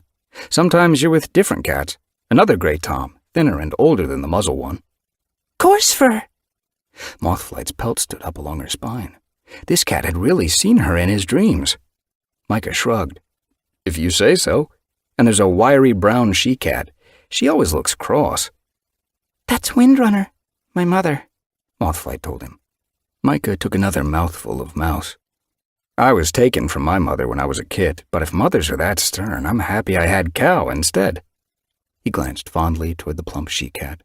Her eyes were glazed with contentment as she chewed the last of her catch.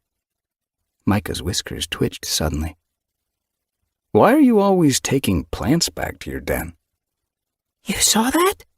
Mothflight stared at him. The other cats tease you, but every hunting trip you bring back a plant instead of prey. It drives your mother crazy. Mothflight purred loudly. Micah made it sound funny. Then she paused. Are you surprised to see me in real life? He narrowed his eyes, as though thinking. My dreams have always seemed real, so it seems natural that I'd meet you one day. Mothflight nodded eagerly. I know just what you mean. My dreams aren't about you, but they seem so real. They have to be real, right? Micah eyed her dubiously. Green moths and spirit cats? Mothflight gazed into his bright green eyes. You dreamed of me when you'd never met me, she told him. So anything's possible. Micah's ear twitched. I guess. He held her gaze, and warmth flooded her pelt. She stared back, feeling suddenly as if she had always known him. Her fur tingled. Is this cat part of my journey? Chapter 9. Mothflight sneezed herself awake. Sniffling, she blinked open her eyes and saw the stacks of hay towering around her. She could see the flattened nests of straw where Cow, Mouse, and Micah had slept. Warmth still radiated from them. She sat up, wondering where they'd gone. It was light, but no direct sunshine sliced through the barn walls. Mothflight tasted the air, and through the musty scent of hay dust smelled rain. She stood and stretched, feeling energy surging through her muscles. She had slept soundly and comfortably, her belly full. As she pressed her chest to the floor, her tail quivered with satisfaction, and she straightened and fluffed out her sleep-flattened fur. She suddenly realized that she hadn't dreamed at all, and wondered, stiffening, if the farm was where the moth had been leading her. She'd found Micah here, hadn't she? He had dreamed of her. Perhaps the moth had just wanted them to meet. She frowned, pushing the idea away. That didn't explain her dreams of the gray she-cat, or the glittering stone, and the spirit cats who'd gathered around it. She had to move on. There was still more to discover. She padded to the top of the ladder and peered down. Tentatively, she put her front paws on the top slat, then let them bump down to the next. Her heart lurched, and she dug in her claws, gripping anxiously to the rough wood. Clumsily, she slithered down to the next slat, then the next, her hind paws trying desperately to catch up so that in a moment she was half scrambling, half falling toward the ground. She leaped clear as soon as she saw the ground was close enough for her to land comfortably, relieved that the farm cats hadn't been here to see her ungainly descent. The cows in the shadows behind her swished their hooves through the straw. Hurrying past them, she headed for the small crack in the wall where Mouse and Cow had led her into the barn the day before. Drizzle sprayed her face as she padded cautiously onto the stretch of stone beyond. She narrowed her eyes, relishing the light rain. It felt refreshing after the dusty air inside. A mild breeze swirled new leaf scents around her. Beyond the stone clearing, the trees were turning green, their branches glowing with fresh leaf buds, ready to unfurl. "You're awake!" Cow's call made her turn. The black and white cat was padding across the stone toward her. Mouse hurried at his friend's heels. "Did you sleep well?" "Yes." Mothflight purred as they halted beside her. "You must be hungry," Cow guessed. "I'll catch something on my way," Mothflight told her. "On your way?" Cow tipped her head, frowning. Mothflight gazed back at her, searching for words. How could she explain that her dreams were leading her onward? "There's just somewhere I need to go." As Mothflight finished, green wings fluttered at the far end of the stone clearing. "My moth!" Her heart leaped. It was swooping back and forth over a stone wall, as though beckoning her.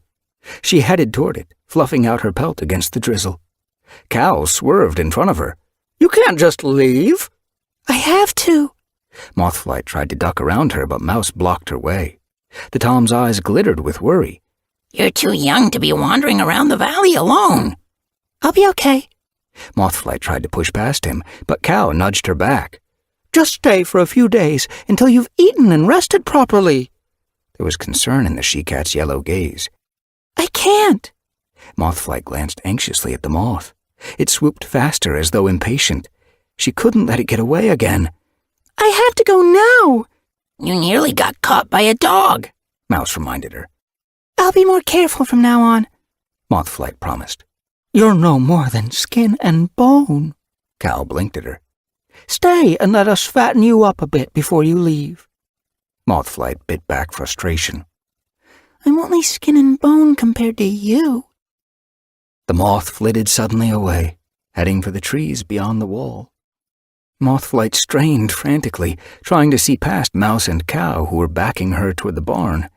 "It'll go without me." Anger surged in Mothflight's belly. She unsheathed her claws. Was she going to have to fight her way out of here? The moth fluttered toward the wall once more. "I'm coming," Mothflight promised silently. "Please let me go," she begged.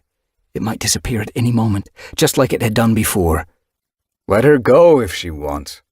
Micah's deep mew echoed across the stone. He slid out from beneath a monster that was sleeping on the far side of the clearing and strode toward them, tail high. Mothflight felt a surge of joy, tinged with admiration. Wasn't Micah scared of the monster? It could wake up at any moment. Micah stopped beside his friends and shook the rain from his whiskers. "Can't you see that she's desperate to leave?" Mothflight looked at him gratefully.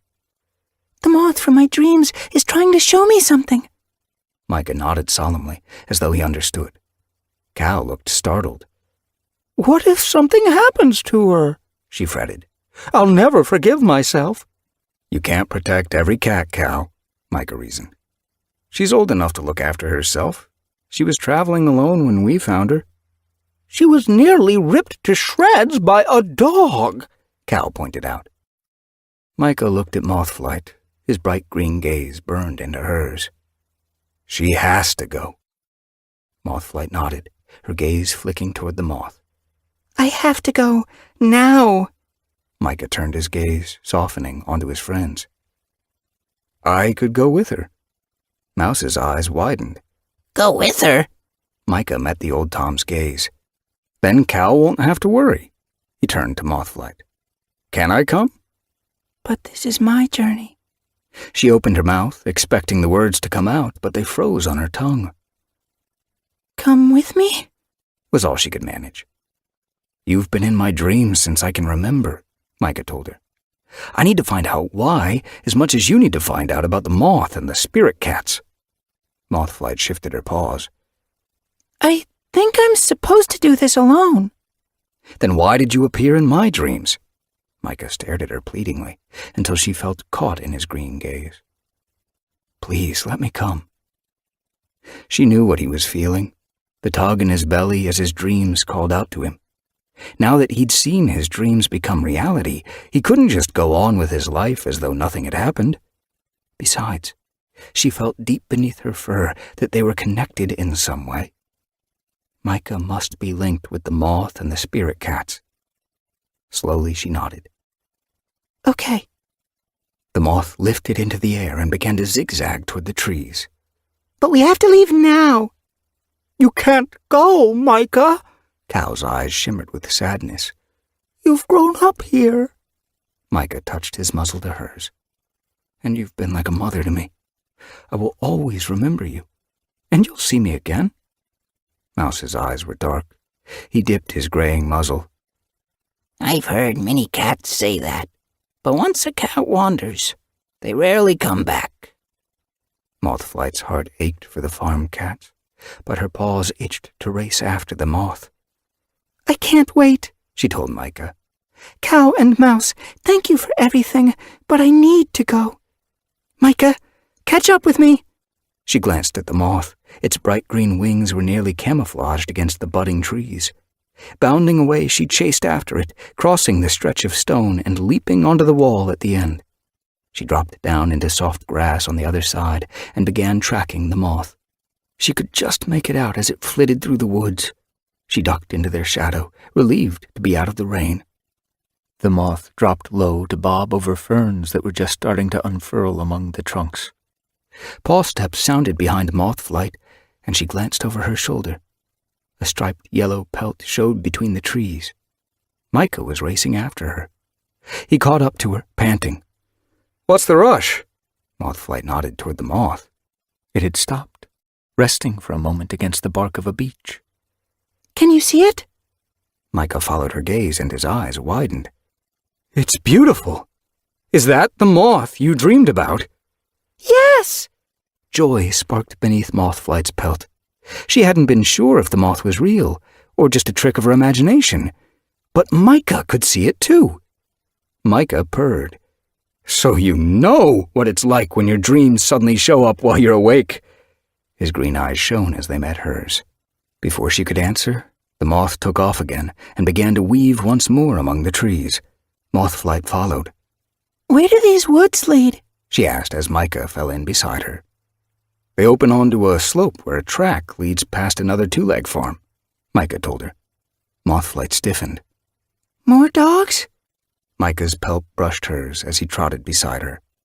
"Don't worry," he purred. "I can handle dogs." Chapter 10. The moth avoided the two-leg farm, much to Mothflight's relief. As she and Micah emerged from the woods, it veered deeper into the valley. Overhead, the clouds were clearing and the drizzle eased. By sun-high, the sky showed patches of blue, and by late afternoon, the sun shone in a cloudless blue sky. A chilly breeze whisked around Mothflight, and, despite the sun burning her pelt, she began to feel cold. They hadn't eaten all day, but Mothflight was frightened to stop and hunt, in case they lost sight of the moth. Her belly rumbled, and she fluffed out her fur to keep warm. As if sensing her discomfort, Micah padded closer, and they shared each other's warmth as they followed the moth. It led them over field after field, and, following the setting sun, headed closer to High Stones. Weariness dragged at Mothflight's paws as they padded into the shadow of the great peaks. As the sun disappeared behind them, Mothflight blinked, trying to adjust from bright sunshine to shade. The grass was becoming coarser beneath her paws. As they approached the foot of High Stones, it gave way to bare, rocky soil dotted with patches of heather. The land sloped steeply ahead of them, and the moth lifted higher, swooping toward the sheer cliffs above. Micah halted and shook out his pelt. "We can't keep following it without rest," Mothflight glanced back at him. But we have to. What if we lose it? Micah climbed onto a smooth, wide rock and sat down. His pale pelt looked colorless in the dusky gloom. It'll come back in the morning. It's come back before. Mothflight's hackles lifted. We can't stop now! Micah looked toward the moth. It was fluttering against the cliff face. How are we going to follow it up there? We don't have wings. We'll find a path. Mothflight scanned the sheer rock anxiously, looking for ledges and tracks they could follow. Her heart sank as she saw nothing but the steep face of high stones. There must be a way. The moth's wings were hardly visible against the shadowed stone. Mothflight had to squint to make them out. It stopped moving! Her pelt rippled with surprise as she realized it had settled. Was it tired too? Micah jumped from his rock and followed her gaze. His breath billowed in the chilly evening air. Is that a hole in the cliff face? He murmured. Mothflight narrowed her eyes. Blackness surrounded the moth, as though it had settled on the lip of a gaping mouth. The opening was square, with sharp corners like the holes in two-leg nests.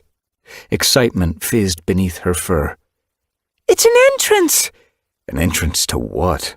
Micah sounded wary. I don't know, but this must be what it wants to show me. Mothflight scrambled quickly up the slope, loose stones cracking beneath her paws. As she neared the entrance, the moth lifted once more into the air and began to spiral upward. Wait! Mothflight called to it, her belly tightening. Aren't you going to show me what's inside? But the moth kept circling upward until Mothflight saw it lift above high stones, where the purple sky was streaked orange by the setting sun. Mothflight strained to see the moth as it flitted higher until it was no more than a speck against the evening sky. Then it disappeared. She curled her claws against the stony ground, her heart aching. Can you see it? She called desperately to Micah. It's gone. Stones rattled behind her as Micah climbed the slope. It can't be! Mothflight stared at him as he reached her, bereft. He smoothed his tail across her spine. It's shown you what it wanted to show you, he murmured gently. You don't need it anymore. Slowly, Mothflight turned her gaze toward the gaping mouth in the cliff. I think I have to go in there. Dread hollowed her belly. She remembered the choking fear she felt in the moorland tunnels. I don't like the dark, she whispered shakily. I'll be with you, Micah promised. Mothflight shook her head. You dreamed of me, she reminded him. You didn't dream of moths. I must go alone. Why? Micah blinked at her. Mothflight felt her paws trembling. I'm not sure. I just know I must. Certainty sat in her belly like hunger. Micah's ear twitched. Okay, he meowed briskly. But you're not going in there until you've had something to eat. Mothflight dipped her head, grateful to have him with her. She was starving. Perhaps that was why her paws were trembling so much.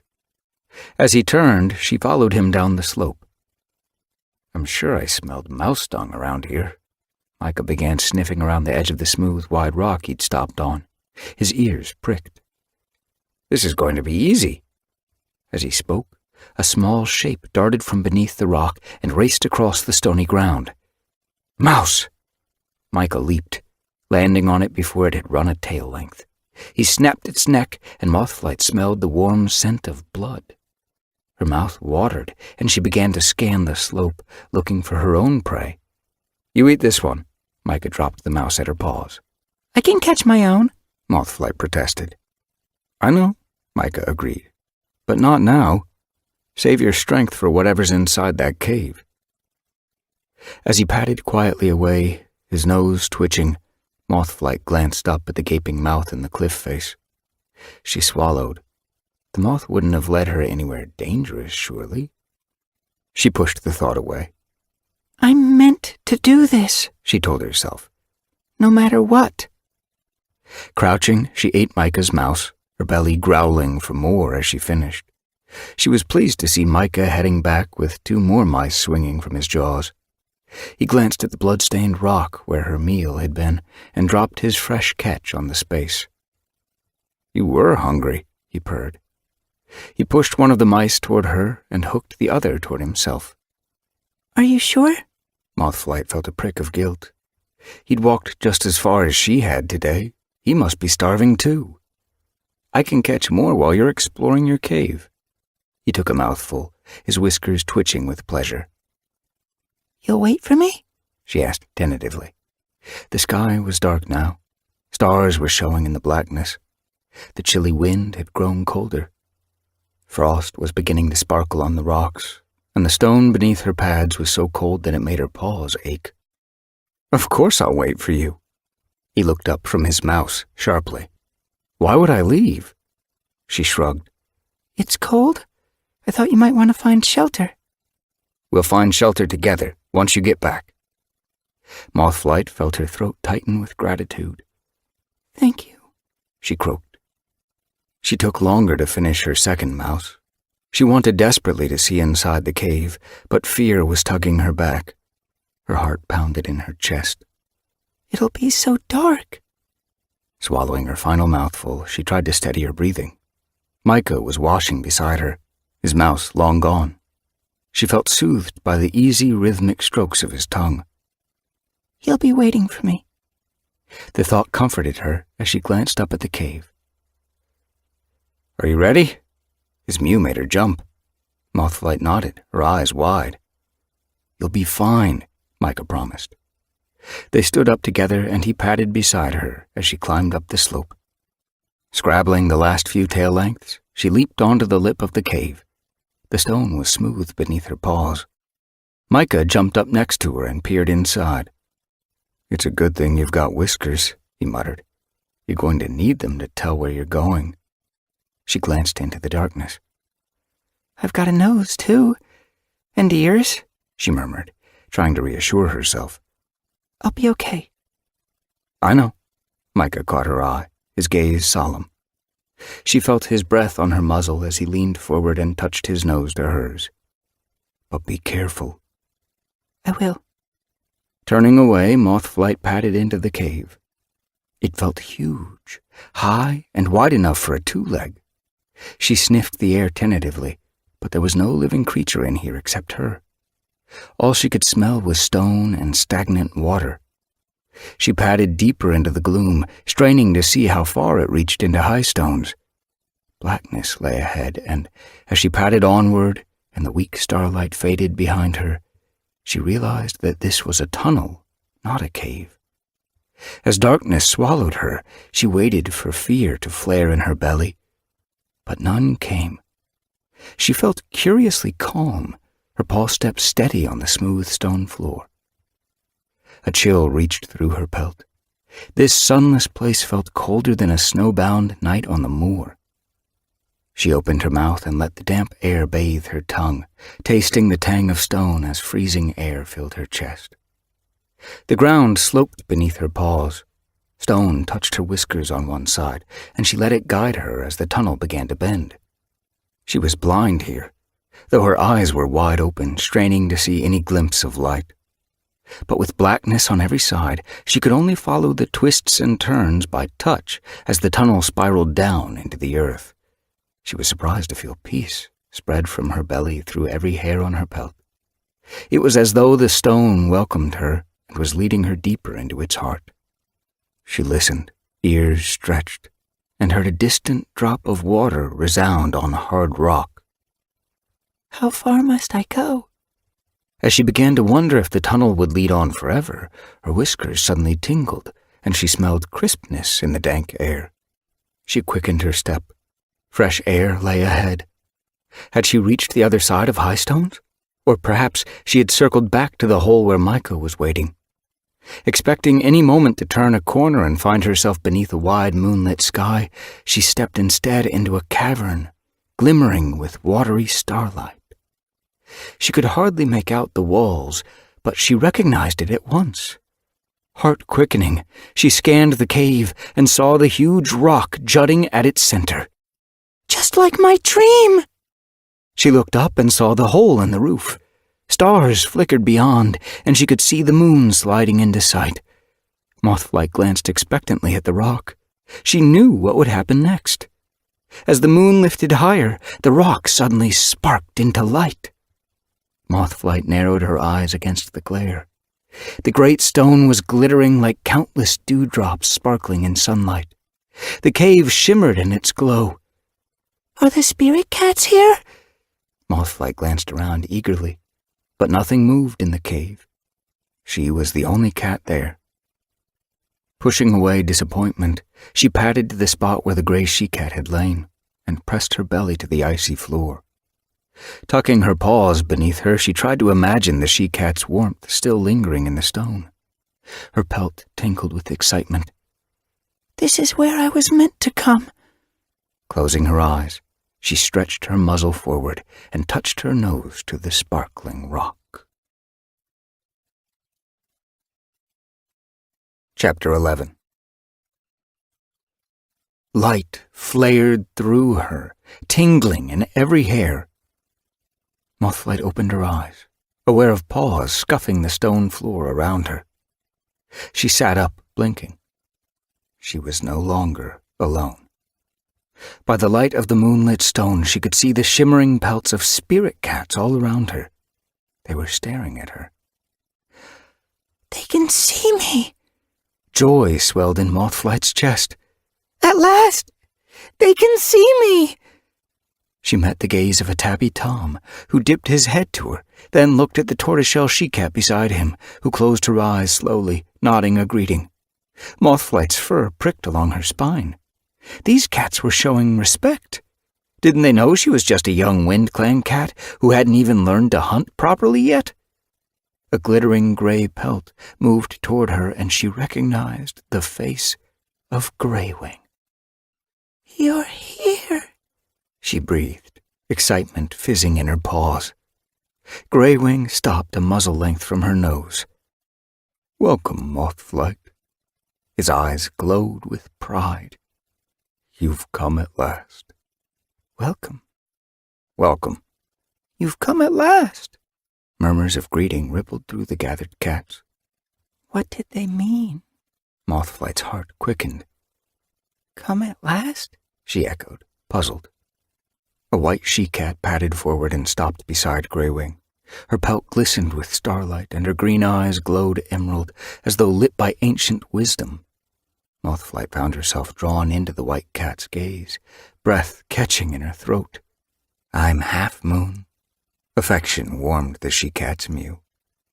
We've been waiting for you. For me? Mothflight stepped back, surprised.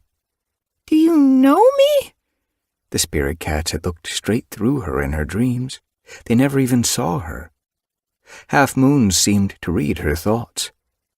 We know every cat. How? Mothflight blinked at her. We watch over you. She gazed wistfully at the hole in the roof.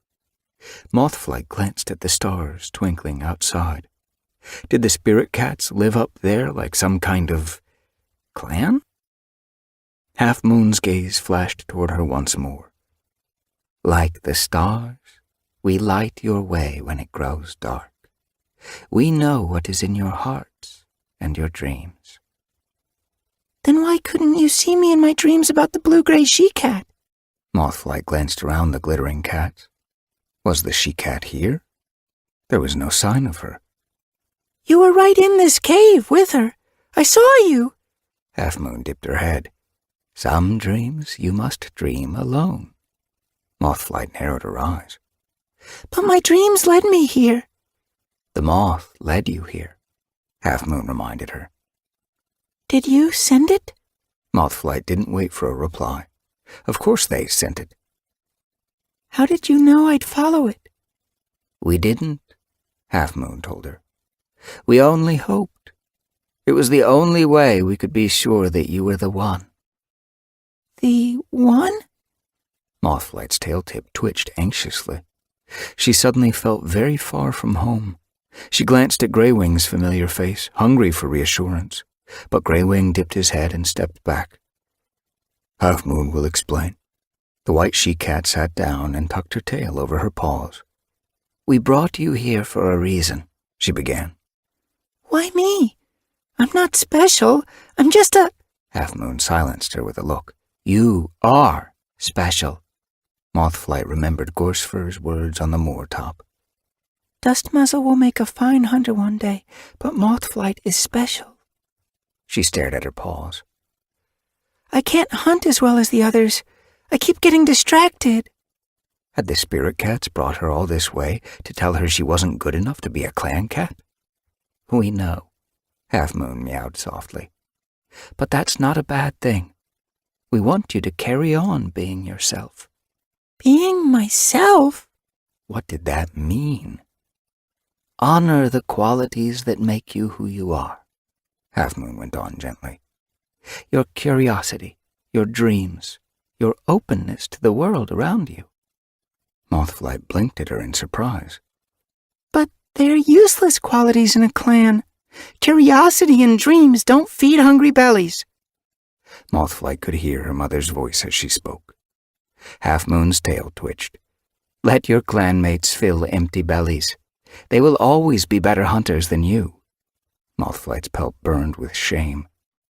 "You have strengths no other cat has," Half Moon went on. "Of course, curiosity is no good for a hunter, nor is an open mind. A hunter must focus on the prey in front of his nose. He misses the things that you notice." Mothflight struggled to understand. But all I see are stars and puddles and interesting plants. "You saw this cave in your dreams," Half Moon pointed out.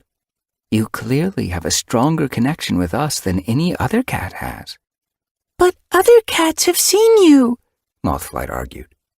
"That was at the beginning, before the clans had found their way. Now things must change." Half Moon glanced around her starry companions. "The clans need more than leadership and strength. They need nurture and care. But it must come from within. We can't guide their paws in everything. That is why we have chosen you to be the first medicine cat." Mothflight's pelt rippled along her spine. Medicine cat? What do you mean? Half Moon tipped her head. "You will learn to heal your clanmates when they are sick or wounded using plants from the moor, forest, and river." Mothflight remembered each of the leaves she'd brought back to camp over the past few moons. Could some of them be used to heal? How would she know? She shifted her paws, her thoughts quickening. When she'd been a kit, her littermate Morning Whisker had died from the sickness that had swept through the clans. Then Cloud Spots had figured out that an herb, the blazing star, could fight the illness, and the sick cats were cured.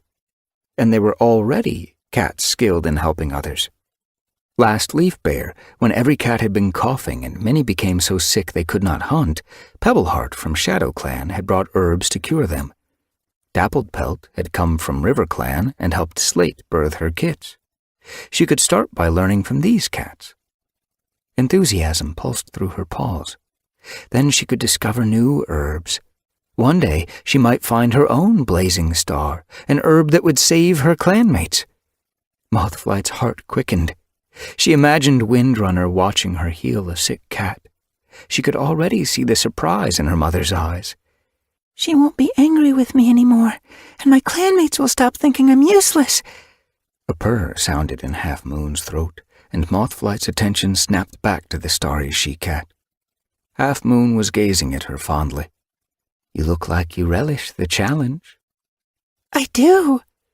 Mothflight met her green gaze, suddenly aware that she could feel her paws trembling. I just hope I'm good enough. A brown tabby she-cat pushed past Half Moon. Mothflight backed away, unnerved by the fierceness in the tabby's starry gaze. "You must devote yourself to your clan," the she-cat growled. Mothflight stiffened crossly. I already do. Half Moon brushed her tail soothingly along the tabby's spine. "She will come to know that, rain-swept flower. In time." An orange tabby she-cat called from the far side of the rock. You must learn the way of healing herbs. And you must learn to recognize the omens we send you. A Tom, his pelt dark as night sky and glittering with stars, padded closer. His gaze was stern. Only you will know what our omens mean. You must use such knowledge to advise your leader. Advice, Windrunner? Mothflight blinked. She'll never listen to me. The Black Tom didn't blink. Then you must be strong. You must make her listen. Half Moon nodded. Moonshadow is right. This is not an easy task we give you, but we are relying on you to keep your clan safe. Mothflight's mouth grew dry. I'll try, she promised softly. But what about the other clans? Do I have to keep them safe as well? Moonshadow answered her.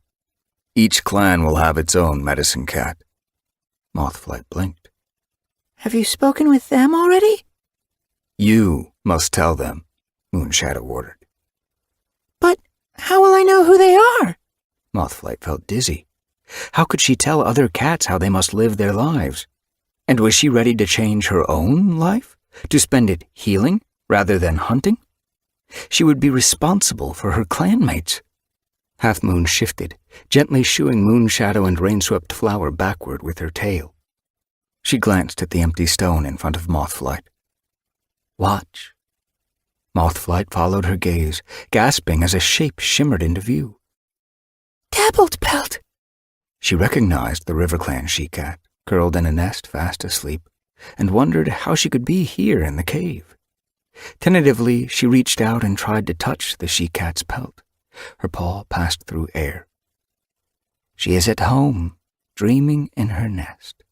Half Moon glanced over her shoulder and beckoned a brown and white tabby she-cat closer with a flick of her tail. Bright Stream, come and share your blessing with Dappled Pelt. Bright Stream padded toward the vision, her gaze warm as she leaned close. She touched her nose to the sleeping head. Protect them, she whispered. Mothflight half expected Dappled Pelt to wake, but she faded from view, and another cat took her place. Cloud Spots! As Mothflight blinked at the sleeping ThunderClan Tom, Half Moon called to another of her companions. Jackdaw's Cry! A Black Tom hurried forward. He looked fondly at the black and white cat. Take care of your clan. Jackdaw's Cry stretched his muzzle to touch his old tribemate with his nose. Cloud Spots flashed out of sight, and a gray Tom replaced him. Pebble Heart. Mothflight wasn't surprised to see the Shadow Clan Tom appear. He'd always known more about herbs than any cat. A tortoiseshell she-cat padded past Half Moon. Her pelt shimmered as she stopped beside the vision of Pebble Heart. Mothflight guessed who she was before Half Moon said her name. Be quick, Turtletail. The moon is passing. Half Moon's mew was thick. Mothflight knew that Turtletail was Pebble Heart's mother. She'd been killed by a monster while trying to rescue her kits. She died the day I was born. Mothflight felt weak with anguish as she saw joy and grief glisten like sunshine through rain in the tortoiseshell's green gaze. Turtletail touched her nose to her kit's head. I always knew you were special, she murmured. Take care of them all, my dear. Pebble Heart stirred, his ear twitching as his mother's muzzle grazed it. Then he huffed and turned in his sleep, and the vision faded.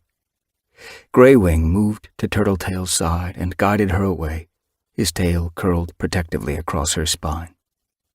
Mothflight watched the pair take their place among their companions. Who's next? Medicine cats had been chosen for every clan except Sky Clan. She looked back at the stone and blinked as yellow fur shimmered into view. There's no yellow cat in Sky Clan. She stiffened as she recognized the slender shoulders and smooth back of the Tom. Micah! Shock pulsed through her. Unlike the others, Micah wasn't asleep. He sat alert, gazing ahead as though waiting. He's waiting for me. A small tabby she-cat brushed in front of Half Moon. Petal, Half Moon purred fondly as she passed.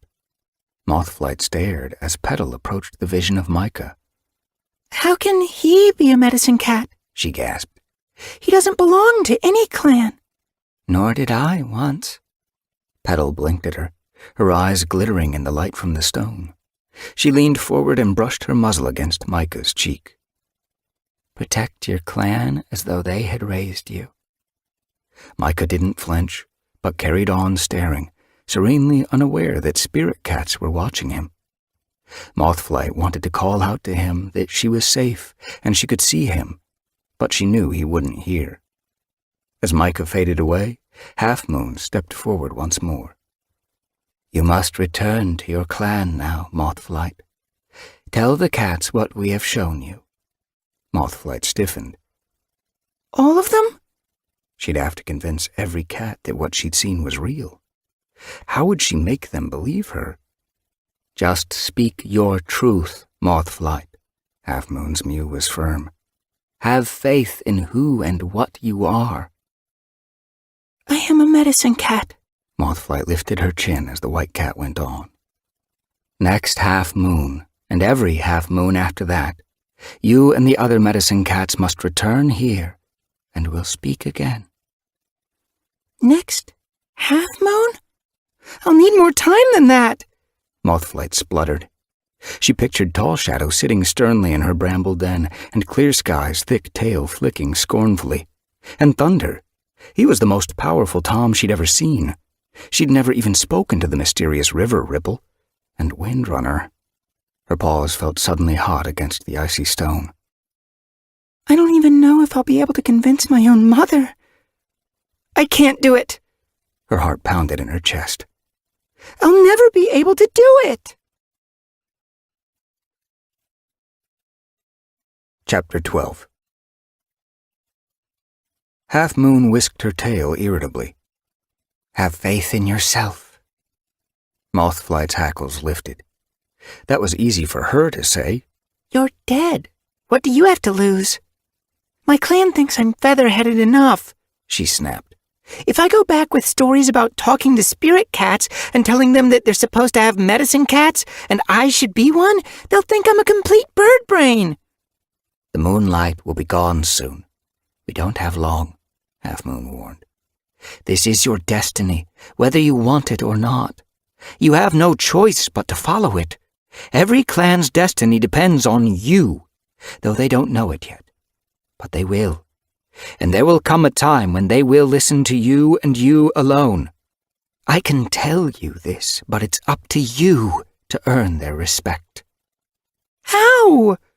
Mothflight felt frantic. At any moment the moon might pass over the hole and the cave would be plunged into darkness. She'd be alone, to face the clans by herself. I haven't managed to earn any cat's respect so far. Windrunner told me I was a danger to my clan. I lost Slate's kids. I nearly got Gorsefur killed by a monster. I'm useless. Her mew broke as hopelessness overwhelmed her. She dropped her gaze to the moon-washed stone. Downy fur moved in front of her. She lifted her head to see a tom kit nosing past Half Moon. He was tiny and looked hardly more than a day old, although his eyes were open and bright. A she-kit stopped beside him, a little bigger, but less than a moon old. Mothflight blinked at them, shocked to see kits among the spirit cats. But then her nose twitched. She recognized their scent. For a moment she was back in Windrunner's nest, nuzzling for milk at her mother's belly beside Dust Muzzle.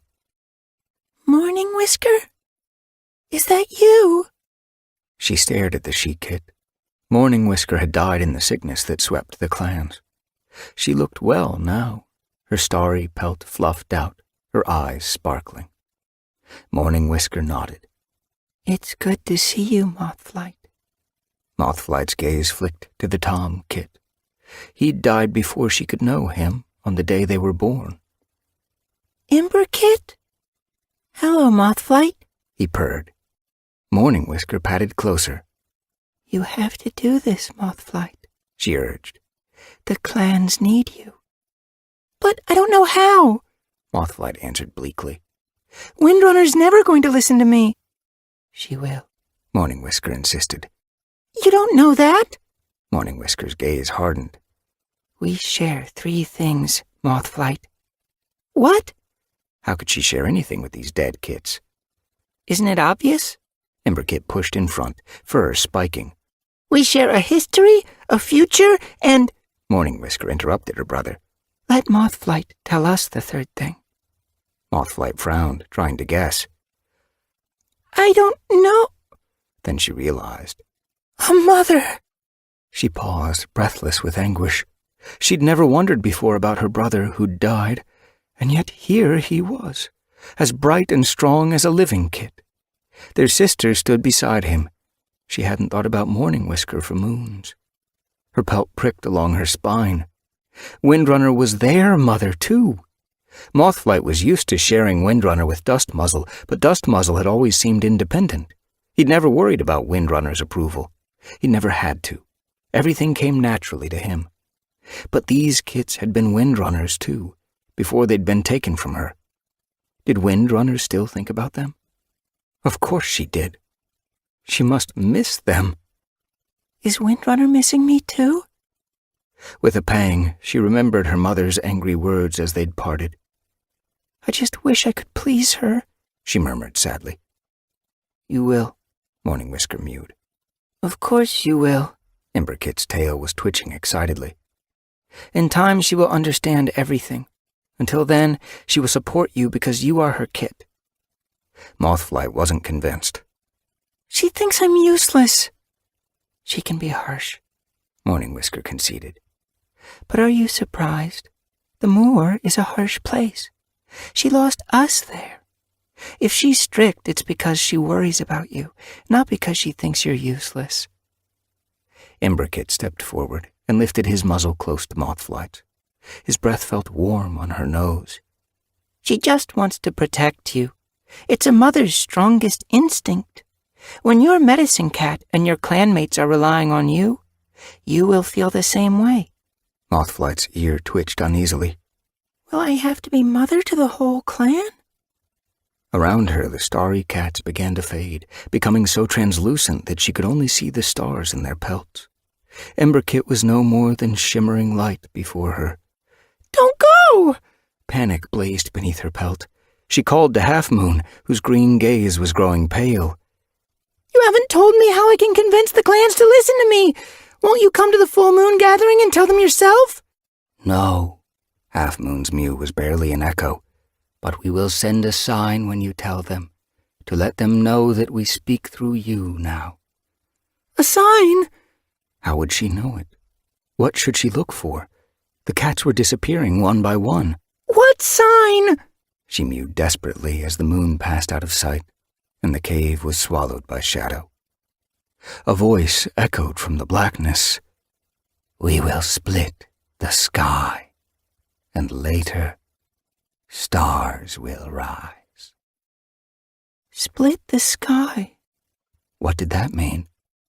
Mothflight struggled for breath. The darkness seemed suddenly suffocating. Later, stars will rise. What could it possibly mean? Chapter 13. Mothflight followed the tunnel upward, her paws trembling. Was she really going to be responsible for any sick cats in her clan? How would she explain it all to Windrunner? Why did the spirit cats want to speak through her? Your curiosity, your dreams, your openness to the world around you. She remembered Half Moon's words. The spirit cats believe in me. Joy surged beneath her pelt, pushing her doubts away. Suddenly the cold stone beneath her paws felt like it belonged to her. This was her place. She'd found it. Determination hardened in her belly. I won't let you down, she promised silently. Starlight showed through the darkness ahead, seeping like water into the tunnel. Mothflight quickened her pace, breaking into a run as she neared the opening. She leaped from the ledge, sending stones clattering down the steep slope. Micah, sitting on the wide stone below, turned, his eyes flashing in the moonlight. What happened? He bounded toward her and met her, breathless, halfway up the slope. She skidded to a halt and stared into his starlit eyes. It was amazing, she breathed. I was worried. You were gone so long. His gaze flitted over her pelt, as though he was checking that she wasn't hurt. I'm fine, she reassured him. She shuddered, realizing how cold she was. The dampness of the tunnel had reached to her bones. She fluffed out her pelt. Micah began to steer her gently down the slope. There's still a little warmth from the sun left in the rock. Nudging her up onto the wide stone where he'd been waiting, he joined her. A dead mouse was lying in the middle. I thought you might be hungry. Thanks. Mothflight blinked at him gratefully. But I don't think I could eat anything right now. I'm too excited. She could feel faint warmth beneath her paws and crouched, pressing her belly to the rock. Micah crouched beside her, his fur barely brushing hers, just close enough for her to feel the heat from his pelt. Do you want to talk about it? Micah asked softly. Mothflight stared at him. Of course. It was the most amazing thing that ever happened to me. Micah gazed at her eagerly. There was a cave at the end of the tunnel, just like the one I saw in my dream. It has a big rock at the center and a hole in the roof, and when the moonlight hit the rock, it blazed like a fire, and then the spirit cats appeared. You saw them for real? Micah widened his eyes. Mothflight nodded. Even Grey Wing this time. Micah gazed at her blankly. He was part of our clan until he died a moon ago, she explained. It was good to see him again. Were all these spirit cats once alive? Micah asked. Yes. Mothflight could still hardly believe she'd spoken with them. I didn't recognize many. The memory of Morning Whisker and Emberkit burned brightly in her mind. I saw my dead littermates. Micah blinked. I'm sorry. I didn't know you'd lost. Mothflight interrupted him. She didn't need sympathy. I'm glad I saw them. They were so wise. They looked like kids still, but they acted like grown cats. You spoke to them? They told me not to be scared of Windrunner. She's only stern because she cares about me. Micah's breath stirred her cheek fur. Didn't you know that already? Mothflight hunched her shoulders.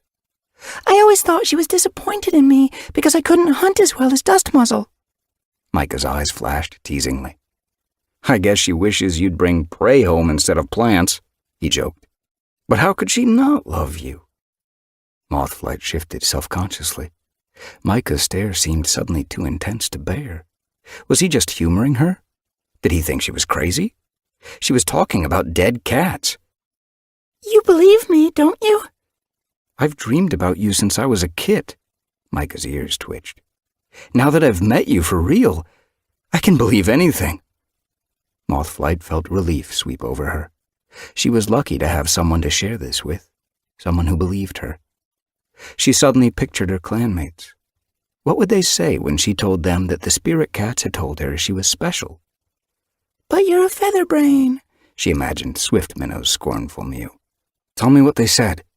Micah's voice jerked her from her thoughts.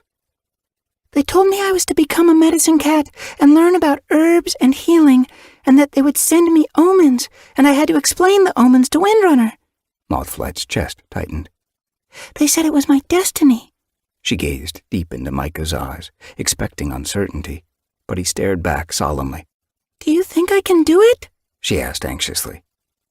You have dreams about moths and spirit cats, and you love to collect plants instead of prey. Micah sat up and stretched. You'll do it brilliantly. Do you really think so? She jumped to her paws. Do you want to do it? Mothflight imagined herself treating cats, collecting herbs, advising Windrunner, and searching the stars for omens. Anticipation prickled beneath her pelt. Yes. Her tail quivered. But it's not just me, she went on. They want Cloudspots to be a medicine cat too, and Pebbleheart and Dabblepelt and... She stopped herself. Was Micah ready to be told of his destiny? He'd only agreed to follow the moth with her, not to give up his life on the farm to live with the clans. I have to tell them. I have to tell all of them what I've seen. She felt her paws begin to tremble again. Of course! Micah swished his tail excitedly. They'll want to know. Mothflight dropped her gaze, feeling suddenly small beneath the wide starry sky. Could she really do this? As she tried to imagine telling her clan that she'd spoken with Grey Wing and Half Moon and Emberkit, her paws pricked with alarm. They already think I'm a bird brain. This will just prove it. Why? Micah frowned, puzzled. Hopelessness swamped Mothflight. I've done so many dumb things, she confessed. They won't believe me. They have to believe you, Micah puffed out his chest. I believe you. You don't know how dumb I can be. Micah patted around her impatiently. You're not dumb. You don't know me. Yes, I do. Micah stopped and stared at her. I've never met a cat who goes off chasing moths, or disappears into strange tunnels in the middle of the night, or tells me that she's going to learn how to heal and read omens. He paused, his gaze sparkling so intensely that her heart seemed to miss a beat. You're wonderful. Mothflight shifted her paws nervously. Would he think she was so wonderful when she told him about his destiny? You're part of it, she blurted. Micah stiffened. Part of what? You're meant to be a medicine cat, too. On the farm? He tipped his head, puzzled. No! Mothflight paced across the stone and looked over the trees to the distant moor, curving like a cat's spine against the glittering sky. You're to be Sky Clan's medicine cat. That's your clan, right? Micah stopped beside her. No. Mothflight steadied her breath. I'm from Wind Clan. Sky Clan is Clear Sky's group. They live in the forest, not on the moor. She felt Micah shift uneasily beside her. So, I'll live there, and not with you? Her heart lifted. He hadn't said no. She turned sharply and faced him. Do you mean you'll do it? Become a medicine cat for the clans? Micah returned her gaze, but she could read nothing in his eyes. The leader of Sky Clan, he began. He's a Tom, right? Fierce. He likes bossing other cats around. Mothflight's mouth grew dry as he went on. Is he suspicious of other cats? And proud? Gray with blue eyes? Mothflight backed away, startled. He was describing Clear Sky exactly. How do you know? I've dreamed of him, he murmured. I dream I'm bringing him catmint to help a sick kit. Catmint? Mothflight pricked her ears. It's an herb that grows behind the barn. It looks a bit like nettles, but the leaves are smaller and they don't sting. You'll know if you ever see some. It smells great, and it helps coughs. Micah whisked his tail impatiently. I keep having the same dream. The kit's always sick, and the Grey Tom's ordering me to hurry with the catmint. He blinked at her. But I can see now, it wasn't a dream. None of my dreams have been dreams. I've been seeing my destiny. His fur rippled with surprise. He lifted his gaze toward the moor. Mothflight shifted her paws nervously. He'd just discovered that the life he'd planned was not the life that had been planned for him. Do you mind? Why should I mind? Micah shrugged. It's pointless to mind your own destiny. You just have to face it. Mothflight wondered how he could be so calm. Fear hollowed her belly as she tried to imagine the moons that lay ahead of her. Aren't you scared? No, he meowed softly. One path is as good as another. It's not knowing which one to take that's scary. Now that I know where I'm meant to be going, there's nothing to fear. He looked at her. For either of us. Do you promise? Her mew quavered. I promise. His green gaze was steady. Starlight sparkled in its depths. Mothflight reached out her muzzle and touched his. Her heart slowed as his nose brushed her cheek. She felt soothed by his stillness, aware of the moonlight washing their pelts. Chapter 14. Wake up. Mothflight felt a muzzle nudging her shoulder. She lifted her head, blinking at the bright sunshine. Where am I? Confused for a moment, she saw Micah standing beside her on the smooth, wide rock at the foot of High Stones. Memories flooded her. The night before. The spirit cats! The moonlit stone! Heart leaping, she scrambled to her paws. We have to get back and tell Windrunner! They'd talked until dawn had crept over the moor top, and then slept. Now the sun was sinking behind them. Come There's no hurry. We can eat first. Micah jumped off the rock and sniffed for prey underneath. There isn't time. It's full moon tonight. We have to get back and tell her before the gathering. Then she can let the others know. Mothflight leaped from the rock and headed across the stony ground toward the fields. If she could convince Windrunner that the clans needed to have medicine cats, then Windrunner could explain everything to the other leaders. They might not believe me, but they'll believe the Wind Clan leader. She heard Micah's paw steps hurry after her.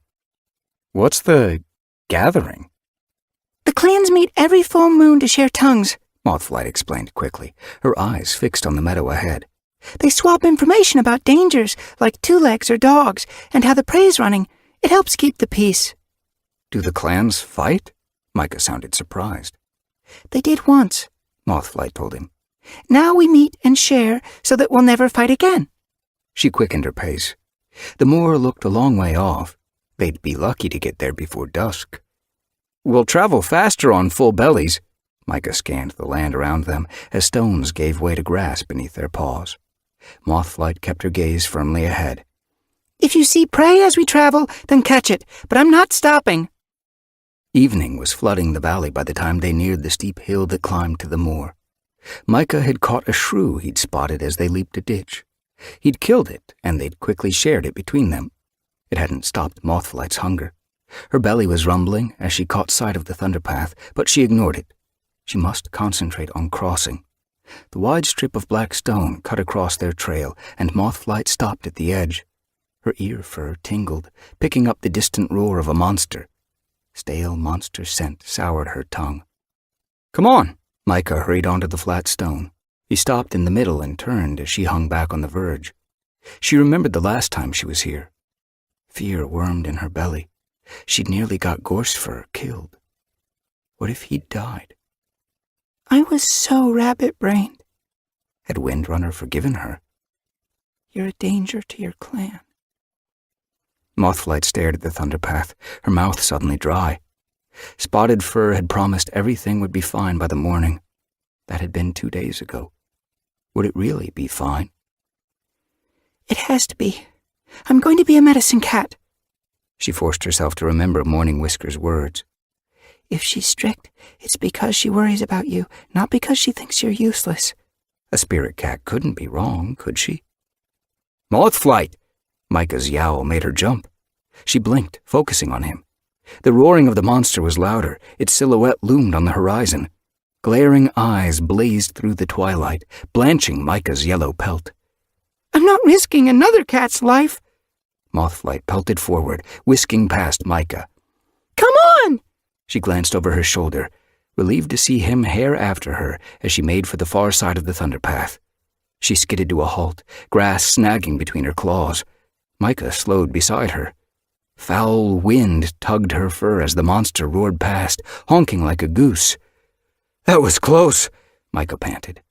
Mothflight blinked at him anxiously. His pelt was bushed. I didn't expect you to wait for me in the middle. I didn't expect you to stand daydreaming at the side. Next time, don't wait for me, she told him. I get distracted. Micah's ears twitched uneasily. Are there any thunderpaths on the moor? No. Good. They climbed the slope in silence. As they reached the top, the setting sun warmed Mothflight's back for a moment before it slipped behind high stones. She stopped and blinked through the dusky half-light. She could smell Wind-Clan scents clinging to the gorse ahead, and the heather fragrant with evening dew. Her paws pricked with happiness. She was home. She glanced at Micah. It was strange to have him beside her. She was used to crossing this grass with her clanmates. Was he nervous? He was entering unknown territory. Are you ready? Micah gazed across the moor sloping away in front of them. The forest stood beyond, no more than a shadow against the purpling sky now. He lifted his tail. I'm ready. Follow me. Mothflight headed toward the gorse, weaving between the thickly clustered bushes. Flower buds had begun to unfurl since she'd left, and their sweet perfume filled her nose. She quickened her pace as they reached an open stretch of grass. How long have the clans lived here? Micah trotted at her side. Not too long. We were one big group once. Mothflight explained. But we split into clans moons ago. Some preferred the pine forest, some preferred the oaks, some wanted to live beside the river. She glanced sideways at Micah. They swim. They swim? Micah's ears twitched. Why? Only the stars know. Mothflight had never understood any cat who enjoyed getting their fur wet. Windrunner and Gorsefur have always been moor cats, so that's where we live. She pointed her muzzle toward the shadowy dip in the hillside that enclosed the camp. Micah narrowed his eyes. Mothflight wished she could tell what he was thinking. She broke into a run. She didn't want him to lose his nerve. Come on! The full moon was rising into a clear sky. They'll be heading to Four Trees soon. I have to speak to a Windrunner before she leaves. She smelled Spotted Fur's scent as she ducked into a swath of heather. The golden-brown Tom had followed this path through the bushes earlier, and by the smell of it, Dust Muzzle had been with him. Their scents rose from the earth. Wait till I tell them where I've been. Excitement buzzed beneath her pelt. Windrunner will have to believe me. She suddenly felt sure that she could convince her mother she'd spoken to Half Moon. She may think I'm a featherbrain, but she knows I wouldn't lie. She could hear Micah panting behind her and the heather swishing against their pelts as she led him zigzagging through it. Are we nearly there? He puffed. It's not far. She burst out onto open grass and saw the gorse wall of the camp ahead. Circling around it, she led Micah to the entrance. Above them, stars were beginning to glitter as the sky darkened. Is Half Moon up there watching? Mothflight's paws prickled. She was determined to prove that the spirit cats had put their faith in the right cat. She ducked through the camp entrance, Micah on her tail. Stormpelt was sitting among the tussocks, Dew Nose at his side. They leaped to their paws as they saw Mothflight. You're back! Joy sparked in Stormpelt's eyes. Then he saw Micah and raised his hackles. Who's he? He's a friend. Mothflight pulled up in front of the mottled gray Tom. He saved me from a dog 2 days ago. Micah stiffened as Dew Nose sniffed him, suspicious, but kept his hackles smooth. What's he doing here? She demanded. I'll tell you later. Mothflight scanned the camp, her heart thumping. Where's Windrunner? Unease fluttered in her belly. Slate was playing with her kits at one edge of the camp, while Rocky lay nearby watching lazily. No one else was in camp. Mothflight, you're back! Silverstripe spotted her and came bouncing across the grass. Blackear chased after his sister excitedly. Slate looked up from Whitetail, who was rolling on his back trying to swipe her mother's tail. You're safe, she called happily. Windrunner will be relieved. Where is Windrunner? Mothflight's heart quickened. Rocky heaved himself slowly to his paws. She's left with the others. Dew Nose was still watching Micah warily. They've gone to the full moon gathering. Already? Mothflight stared at her, her heart dropping like a stone. But I wanted to speak to her. Micah padded to her side, ignoring Dew Nose's curiosity. When did she leave? Not long ago, Stormpelt told him. Dew Nose stalked around her brother and glared at Micah. We stayed behind to guard the kits. Silverstripe raced around Micah and Mothflight. You smell funny, she squeaked. Where have you been? Blackear stared at her with wide eyes. You're all dusty. Micah looked at the kit, his whiskers twitching with amusement. We've been to High Stones. High Stones? Slate was crossing the grass toward them, Whitetail at her heels. That's a long way from here. I know. Mothflight suddenly realized how tired her paws were, but she couldn't stop now. We have to catch up with Windrunner. I've got something important to tell her. Slate narrowed her eyes. Is everything okay? Mothflight met her gaze. Everything's fine, she promised. Why the rush? Rocky was shambling toward them too, but there wasn't time to talk. You'll hear about it later. Mothflight turned and headed for the entrance. I have to catch up with Windrunner. You're not taking him to a gathering, are you? Dew Nose called after Mothflight. Micah was following her. Gatherings are for clan cats. He'll be a clan cat soon, she called over her shoulder.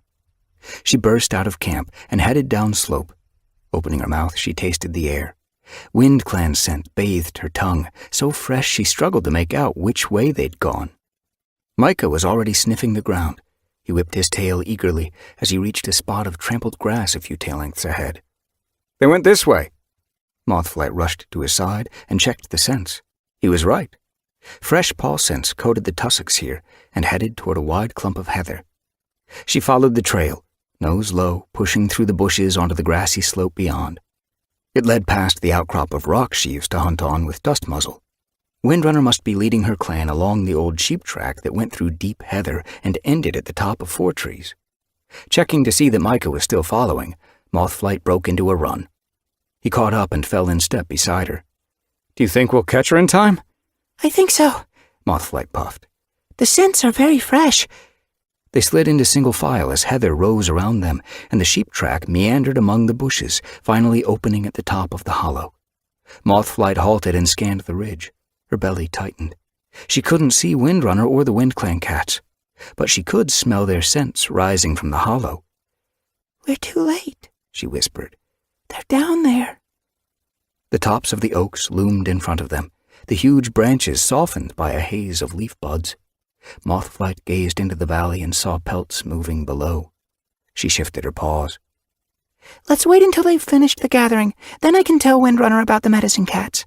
Micah looked at her. All the clan leaders are going to be down there tonight, right? Mothflight avoided his gaze. She could guess what he was thinking. You want me to go down there and tell every cat? They have to know, he reasoned. But I wanted to tell Windrunner first, Mothflight argued. Why? Micah's green gaze didn't waver. Mothflight felt hot. Because it's easier, she admitted. Mothflight. Micah moved his muzzle closer until she could feel his warm breath billow around her nose. You can do this. You want me to walk into the middle of a gathering and tell all of them that some spirit cats told me they should have medicine cats? Fear tightened her belly. The spirit cats believe you can do it? Micah didn't move. Mothflight nodded stiffly. They told me to be strong. She tried to ignore the panic flashing beneath her pelt. Then be strong. Gently, Micah nudged her toward the top of the hollow. Paws numb with terror, Mothflight let him steer her into the thick bracken that crowded the slope. Pressing against her, he guided her among the thick stems. Her ears twitched as she heard the murmur of the cats below. I can't do this. The bracken rustled around her as they neared the bottom of the slope. She felt sick. Wait! She paused, desperately trying to think of what she was going to say. Micah halted beside her and peered through the bracken. She followed his gaze. Who's that gray cat? He whispered. That's Clear Sky. Micah nodded. I thought so. Did he look like that in your dream? Yes. His gaze scanned the gathered cats. Who are the cats standing beside him? Mothflight narrowed her eyes, trying to tell who was who. Bright moonlight shone through the budding oak branches, turning the pelts of the clan cats silver. That's Jagged Peak. She nodded toward the small gray tabby Tom, who paced beside Clear Sky. He's Clear Sky's brother, but he lives with WindClan now. And Thunder is the big Tom next to them. Thunder is the leader of ThunderClan. Micah was clearly trying to learn as much as he could. He's also Clear Sky's son. Micah stared at her. They all live in different clans, even though they share the same blood? Clan connections are stronger than blood ties now, Mothflight told him. She glanced back at the cats milling in the clearing among the trees. Where was Windrunner? Her gaze flitted from pelt to pelt until she recognized the narrow stripes of her mother. Windrunner was pacing restlessly between Gorsefur and Dust Muzzle. Spotted Fur, Fernleaf, and Willowtail sat nearby. The grass on the far side of the clearing swished as River Ripple led his cats into the clearing. Dappled Pelt was with him, and Shattered Ice, Night, and Pine Needle. River Ripple nodded a polite greeting to the other leaders and settled on an arching root beneath one of the oaks. As his cats gathered around him, Tall Shadow led Pebbleheart, Ravenpelt, Juniper Branch, Mudpaws, and Mouse Ear into the clearing. We're all here, Clear Sky's mew rang out loudly in the chilly night air. Windrunner crossed the clearing and stopped in front of the Sky Clan leader, dipping her head politely first to him, then to Thunder, River Ripple, and Tall Shadow. What news do you bring? New Leaf has brought fresh prey to our part of the forest, Clear Sky told her. And to ours, Thunder added. River Ripple hopped from the root and joined the other leaders. The river is still swollen with snow melt, and the fishing is good. Mothflight felt Micah shift beside her.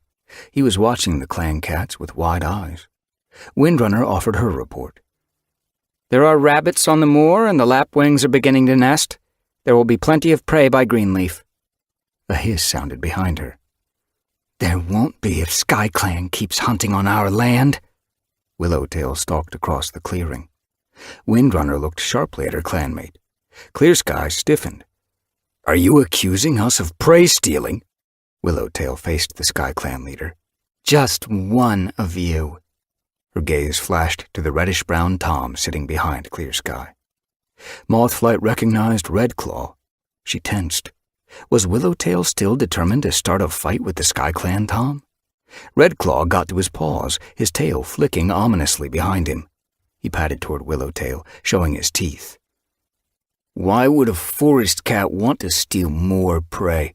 We've got rabbits of our own, fatter than your scrawny vermin. Willowtail's hackles lifted. The only scrawny vermin on our territory lately is you. Redclaw flattened his ears. Windrunner pushed between them. She looked at Clearsky. You need to keep your clan under control. Clearsky narrowed his eyes. It's your cat who's trying to start a battle. She is just defending our borders, Windrunner snapped back. Besides, it isn't only Willowtail who's noticed. Slate found rabbit bones just on our side of the SkyClan border. None of my cats enjoyed that meal. Which of yours did? She glared at Redclaw. Mothflight's fur prickled nervously. Slate found evidence? Still, one rabbit didn't seem worth fighting about. The gathering was meant to be a time of peace. The clans weren't supposed to quarrel here. Micah shifted beside her. Are they going to fight? I hope not. Mothflight watched uneasily as Clearsky nudged Redclaw aside and glared at Windrunner. Any animal could have killed that rabbit. What other proof do you have my cats are on your territory? He growled. Willowtail saw Redclaw on the moor a few days ago, Windrunner hissed. Is she telling the truth? Clearsky's tail twitched irritably as he turned to the SkyClan Tom. Redclaw lifted his chin. I was there. I don't need to hide it. I wasn't hunting. Can't we even set paw on another clan's land now? Willowtail glared at him. Not when you're a fox-hearted traitor. How dare you? Redclaw's eyes flashed in the half-light. Willowtail let out a low warning growl. They mustn't fight! Blood roared in Mothflight's ears.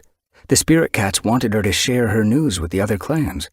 How could she if they were at war? Wait here. She left Micah and bounded from the bracken. The cats turned, eyes glittering with surprise as they saw her. She skidded to a halt in the clearing, suddenly conscious that everyone was staring at her. Mothflight? Windrunner stared across the dappled clearing, her eyes round with dread. Is that you? Mothflight blinked at her. Of course. Why did her mother look so scared? Windrunner flattened her ears. Are you dead? Fear edged her mew. Mothflight frowned, struggling to understand. Dead? Why would I be dead? She glanced at her paws, noticing how the moonlight was making her white fur glow. Then she realized, shocked. She'd appeared at a gathering like a spirit cat. Did Windrunner think she'd been killed on her journey? Alarm spiked in her belly. No! She hurried toward Windrunner. I'm alive! I've come home! She pressed her muzzle against her mother's cheek. Windrunner was trembling. Gorsefur shouldered his way through the watching cats, his gaze glittering with anger. Where have you been? We've been worried sick. Mothflight dipped her head apologetically. I'm sorry, she mewed. But I had to go. There was something I needed to find. What? Windrunner lifted her head sharply. Her grief seemed to evaporate. Mothflight backed away. Clearsky was staring at her. River Ripple padded closer, his eyes round with interest. Tall Shadow tipped her head to one side thoughtfully. Mothflight's belly fluttered with fear.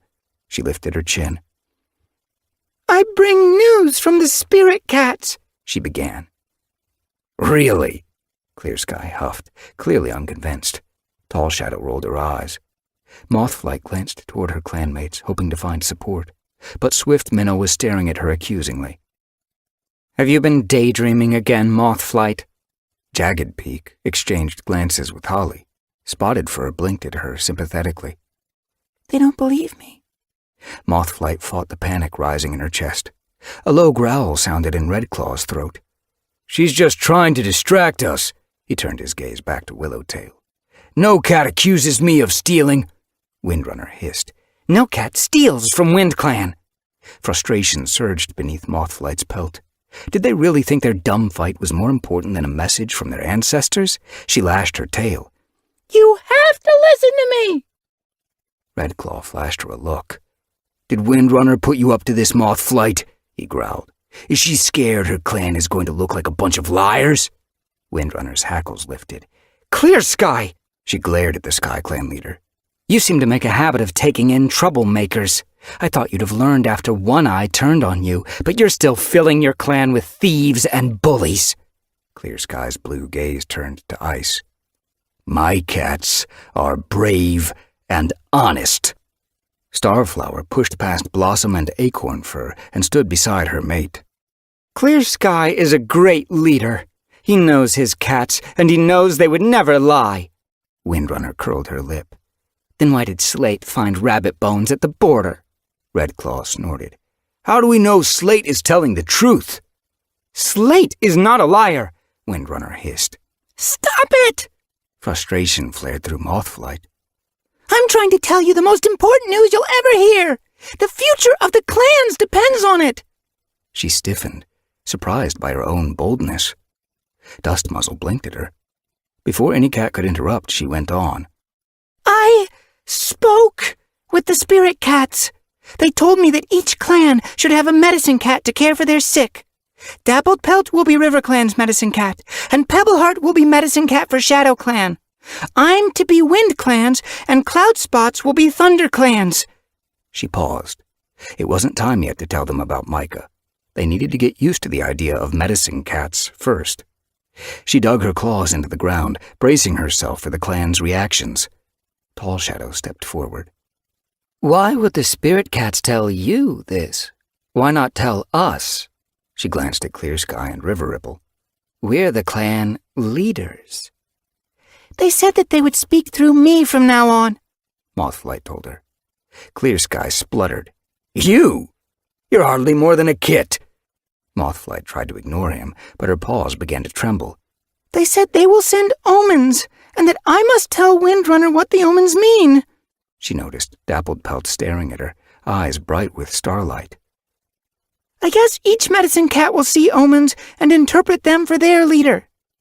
That was what Half Moon had meant, surely. Windrunner padded closer, her pelt rippling along her spine.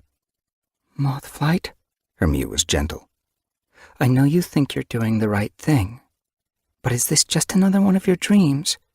It's real! Mothflight dug her claws harder into the cold earth.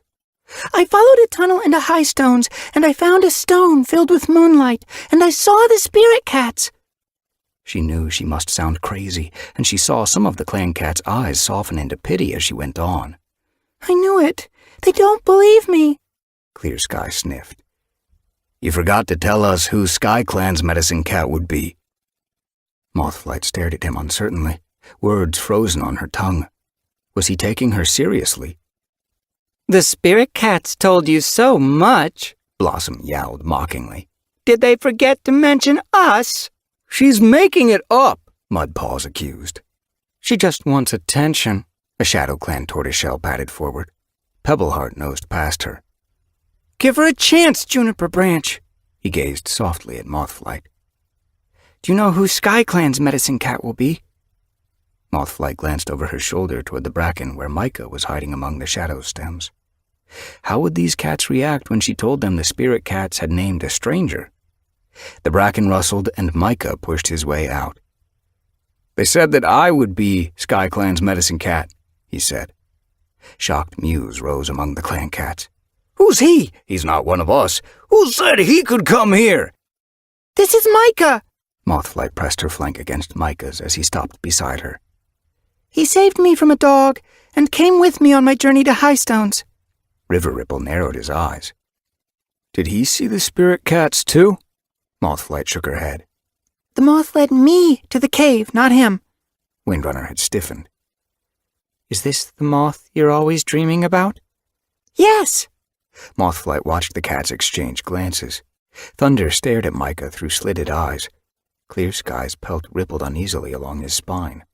Tall Shadow was watching, her ears twitching. Helplessness swept over Mothflight. How could she convince them? Only River Ripple looked calm.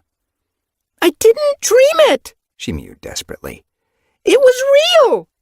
I saw the moth. Micah lifted his chin. You might just be saying that so you can be our medicine cat, Clear Sky growled. The moth was real. It led us to High Stones. He met Clear Sky's gaze steadily. I want to be your medicine cat, but I wouldn't lie to you. What do you know about healing? Clear Sky demanded. Nothing yet, Micah told him calmly. But I will learn. We'll all learn, Mothflight added.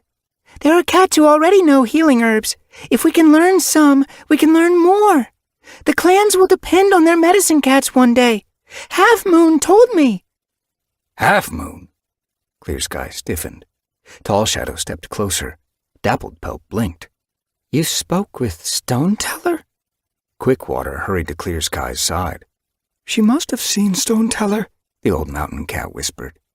How else would she know her name? Clear Sky was still staring at Micah. She probably heard Jagged Peak or Grey Wing talking about her. Mothflight's heart leaped. They knew who Half Moon was. Were they going to believe her after all? Dappled Pelt's eyes shone with excitement.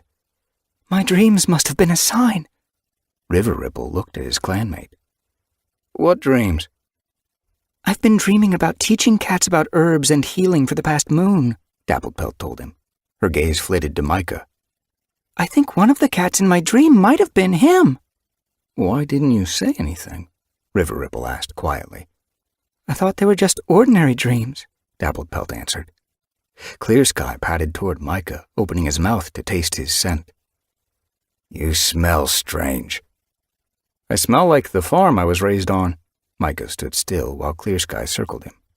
Cloud Spots nosed his way to the front. I've had a dream, too, he admitted. I saw the moonlit stone. He looked at Mothflight. Was it in a cave? Mothflight nodded, swallowing back excitement. Inside High Stones. And there was a hole in the roof? You've seen it? Mothflight could hardly keep her paws still. I dreamed I was there with you, Dappled Pelt, and Pebbleheart. Cloud Spots nodded toward Micah. And him. Tall Shadow turned to Pebbleheart. Have you had any dreams? Only last night. His eyes glowed like stars. I dreamed Turtletail was leaning over me. She said she always knew I was special. Mothflight's tail quivered. And she told you to take care of them all, didn't she? Yes, Pebbleheart blinked. That's exactly what she said. Juniper Branch looked at Tall Shadow. Are we actually going to believe this harebrained Wind Clan cat? Gorsefur flicked his tail angrily. She's not harebrained. So why does Spotted Fur always joke that one day she'll find the end of a rainbow and try to climb up it? Juniper Branch scoffed. I was joking! Spotted Fur caught Mothflight's eye apologetically. Fernleaf brushed past him and stared at Mothflight. What if you're wrong about this, Mothflight? You might have misunderstood the spirit cat's message. You can't even tell the difference between plants and prey. Windrunner faced the gray and white she-cat. She can tell the difference. Perhaps she brings home plants because that's what medicine cats do. Mothflight felt a rush of gratitude. She glanced at Micah. I think they're going to believe me, she whispered. Clear Sky's tail was still twitching impatiently. So Sky Clan is going to be stuck with an extra mouth to feed. He glared at Micah resentfully. I can hunt, Micah told him. Won't you be too busy looking after sick cats? Clear Sky sneered. Starflower stood beside her mate. Perhaps we should wait for the spirit cats to tell us themselves before we start making any changes. Juniper Branch and Swift Minnow murmured in agreement. The spirit cats have spoken to us before, Tall Shadow reasoned. If they're not speaking to us now, it's because they have nothing to say. But they do! Alarm buzzed beneath Mothflight's pelt. You have to listen to me. What more could she say? She suddenly remembered Half Moon's parting words. We will split the sky, and later stars will rise. The spirit cats had promised to send a sign when she told the clans. Where was it? She stared up through the branches to the stars beyond. What are you looking for? Clear Sky asked her, his mew thick with scorn. Do you think you can call them whenever you want? Mothflight blinked at him. They promised to split the sky when I told you. Clear Sky's whiskers twitched with amusement. Purrs echoed around the clearing. Split the sky? Juniper Branch shook her head. What nonsense! Mothflight squared her shoulders. They said they'd split the sky, and later stars would rise. Clear Sky sat down. Okay, he looked up. Let's wait. Silence gripped the clearing. Above, the sky stretched cloudless and black. Mothflight's pelt burned with shame. Perhaps I dreamed it after all. I've thought dreams were real before. Perhaps I've been wrong all along. She could feel the eyes of the clan cats on her. What have I done? She whispered to Micah. I'm such a rabbit brain. She shrank beneath her pelt. Suddenly a flash lit the clearing. A bolt of lightning cracked the sky, and, for a moment, the clans were drenched in blinding white light. Terror ripped through Mothflight. She dropped to the earth. On the far side of the hollow, a tree exploded into flame as the lightning hit it. It shuddered and split. One half fell blazing to the ground. Mothflight stared in amazement. They did it! They split the sky! Her heart leaped into her throat. They have to believe me now. She glanced around the clearing. The clan cats gaped at the flaming tree. Then, one by one, they turned toward Mothflight. Chapter 15. The roar of the flames died away as the fire burned itself out. Mothflight felt Micah shift beside her. The clan cat stared at her in silence. She froze, her breath catching in her throat, when River Ripple padded forward and dipped his head low. Mothflight, you were brave to speak up. Come with me. He headed for the huge stone that rose from the soil as though it had been growing for countless moons from the heart of the earth. Mothflight glanced nervously at Micah as River Ripple leaped onto the great rock. Go on. He nudged her forward with a flick of his muzzle. You've done the hardest part. Self-consciously, Mothflight padded into the shadow of the rock and scrabbled onto a ledge, then leaped into the moonlight. She landed beside River Ripple, who was gazing at the clan cats below. She peered over the edge. What a long way down. Her clanmates seemed suddenly small. Mothflight glanced at the sky. A thick band of stars stretched like a silver pelt across the indigo blackness. Was that where the spirit cats lived? A star clan? She remembered their star-flecked pelts, glittering in the darkness of the cave. How small the clans must look to the spirit cats. They were so powerful they could command lightning, and yet they cared about these cats, enough to watch over them and guide them. There can be no disagreement now.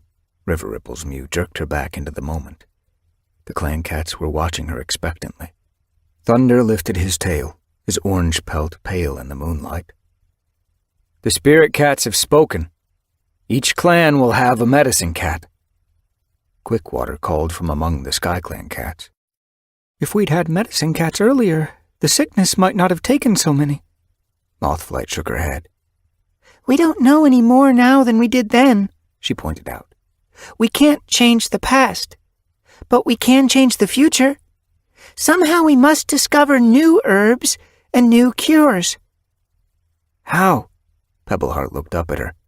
It will take moons to test out every plant. Yes, Mothflight agreed. In the meantime, we can learn from each other. Each clan has cats who know a little about healing. Swift Minnow lifted her muzzle. Reedtail knows plenty.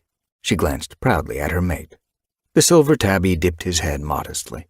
I am happy to share the little I know with Mothflight. And I'll share whatever you teach me with the other medicine cats. Mothflight nodded to Pebbleheart. Will you learn all you can from the cats in Shadow Clan? Pebbleheart nodded. Cloudspots whisked his tail. I will gather all the knowledge in ThunderClan. The medicine cats are to meet at Highstones every half moon, Mothflight told them. Dapplepelt blinked. That's a long way to travel. Mothflight met her wide-eyed gaze. Once you have seen the moonlit stone for real, you'll be glad you made the journey. She suddenly realized that she was addressing the clan like a leader. She backed away from the edge, butterflies rising in her belly once more. Don't be afraid, River Ripple whispered in her ear. The spirit cats chose you. This is your destiny. She stared at the mysterious River Clan leader, wondering if the Star Clan ever shared with him. He seemed so wise. An angry mew rang in the clearing. Mothflight stiffened as Clear Sky glared up at her. You talk as though everything has been decided. He fluffed out his pelt. We shouldn't have to take medicine cats who have been chosen for us. We should decide our clan's future for ourselves. Mothflight forced herself to meet his gaze. We can't ignore the spirit cats. You must have misinterpreted what they told you. Clear Sky was eyeing Micah. Why would they choose a stranger for Sky Clan? Are you saying she's a liar? Windrunner turned on Clear Sky, hackles up. Clear Sky held his ground. I'm just saying she might be mistaken. If she were mistaken, would the spirit cats have sent a sign? Windrunner snapped. Micah is your medicine cat. Stop complaining. Clear Sky's gaze flashed with fury. That's easy for you to say. You don't have to take in a rogue. Windrunner's tail twitched irritably. You've taken in plenty of rogues before, Clear Sky. You just don't like being told what to do. Clear Sky glared at the Wind Clan leader. Neither do you. At least if I'm wrong, I'll admit it. Windrunner flashed back. I'm never wrong. Clear Sky's ears twitched. Mothflight felt a sudden rush of pity for Micah. What if Clear Sky did agree to take him? The Sky Clan leader had never let any cat tell him what to do. The spirit cats wanted the medicine cats to advise their leaders. How could Micah advise Clear Sky if he wouldn't listen? She glanced at Micah, who watched silently, moonlight silvering his pelt. His gaze seemed so sure and steady. He'll find a way. She stepped to the front of the great rock once more. Micah may be a stranger to the clans, but he shares a bond with us. He always has. Clear Sky lifted his muzzle to stare at her. What? Mews of surprise rippled around the cats. Micah stiffened as they stared at him, their gazes sharp with curiosity. Tell them, Micah, Mothflight encouraged. Micah's tail quivered. I've dreamed of you, he nodded toward Clear Sky. I dreamed I was bringing you catmint to treat a sick kit. Starflower pricked her ears. What's catmint? It's an herb that grows on the farm, Micah told her. We use it to treat coughs. Starflower turned to Clear Sky, her purple gaze glittering. He could help Tiny Branch. Clear Sky's fur lifted along his spine. He looked uneasily from Starflower to Micah. Can you get some of this catmint? Of course. Micah tipped his head to one side. Who is Tiny Branch? Clear Sky narrowed his eyes. He's my kit. Micah lifted his tail. Mothflight could see he was excited. He was clearly keen to start work. River Ripple moved beside Mothflight. Are we all agreed? He called to the cats below, his gaze fixed on Clear Sky. Clear Sky hesitated. Are you sure this catmint will help? He asked Micah. It helped me when I was a kit. We have to try it, Starflower urged. Okay. Clear Sky dipped his head. If you can heal Tiny Branch, you can stay with Sky Clan. Tall Shadow lifted her muzzle. From now on, Pebbleheart will be Shadow Clan's medicine cat. And Cloud Spots will be Thunder Clan's, Thunder agreed. Dappled Pelt will be Medicine Cat for River Clan. River Ripple sat down and tucked his tail over his paws. Mothflight looked toward Windrunner. She met her mother's gaze, surprised at its warmth. Mothflight will be medicine cat for Wind Clan. Her heart swelled with pride and joy as her mother spoke. Quickly she slithered down the side of the rock and leaped to the ground. She hurried toward Windrunner. I'm sorry I scared you, she blurted as she reached her. Windrunner touched her nose gently to Mothflight's cheek. I understand now why you went. She pulled back, meeting Mothflight's gaze. I'm sorry I was so hard on you. Gorsefur was right. You are special. I've been rabbit-brained not to see it. Gorsefur reached them, Dust Muzzle at his heels. I'm so proud of you. His eyes shone as he looked at Mothflight. She purred loudly, hesitating as memories of Ember Kit and Morning Whisker flashed in her thoughts. I saw my litter mates, she told Windrunner. They were with the spirit cats and they spoke to me. Windrunner's eyes glistened with emotion. Are they okay? Her mew caught in her throat. They are still kits, Mothflight told her. But they look well and happy, and they have grown wise. Windrunner jerked her muzzle toward Gorsefur. They are happy. The words were no more than a breath, but they were filled with joy. Gorsefur pressed his cheek against his mate's. They will always be safe, he murmured. The Shadow Clan cats were starting to climb the slope toward the pine forest. Thunder was leading his cats away through the trees. We should go too. Windrunner signaled to her cats with a flick of her tail and began to head for the moor. Clear Sky and Starflower led Sky Clan into the brambles as River Clan disappeared into the long grass that reached toward the reed beds. Dust Muzzle nudged Mothflight's shoulder. Are you coming? Mothflight scanned the empty clearing, relieved to see Micah hanging back at the bottom of the slope. I'll catch up with you, she told Dust Muzzle. Her brother glanced quizzically at Micah, then headed after their clan. Mothflight hurried toward Micah. We did it, she mewed excitedly. Sadness clouded his gaze. What's wrong? Wasn't he happy that they'd convinced the clans? I'm going to miss you, he mewed softly. Her heart quickened. She'd forgotten. He was going to live in Sky Clan's camp. They'd only been together a few days, yet leaving without him seemed strange. I'll miss you too. He leaned forward and touched his muzzle to hers. I'll see you at Half Moon. We can travel to the Moonstone together, Mothflight murmured. Eyes flashed from the top of the slope. Micah, hurry up! Clear Sky's mew rang around the hollow. I'd better go. Micah headed for the undergrowth. I don't want to start off on the wrong paw. Mothflight watched him disappear. The pricking sadness in her heart was suddenly swept away by excitement. She'd changed the future of the clans. Nothing would ever be the same again. She glanced up at the sky, wondering if Half Moon was proud of her. Green wings flitted in the moonlight overhead. The moth! It fluttered toward her, dancing closer until it settled on her muzzle. Her whiskers twitched as it tickled her nose. Her breath stirred its wings. Then the moth swooped away, circling higher and higher until it was lost among the oak branches. Had it come to say goodbye? Thank you. Mothflight heard the bracken rustle at the top of the slope. Her clan was heading onto the moor. She hurried after them, pushing through the stiff stems. Her life was going to be different now. Her heart quickened. Half Moon, she whispered into the chilly night air. Help me be strong enough to fulfill my destiny. Chapter 16. Mothflight, look at me! Silverstripe's mew sounded behind her. Shaking leaf crumbs from her paws, Mothflight turned impatiently to watch the pale gray she-kit. Silverstripe was wedged into the prickly gorse halfway up the wall of her den. Black-Ear was tugging at his sister's tail, while White-Tail was trying to climb up beside her. Please get down!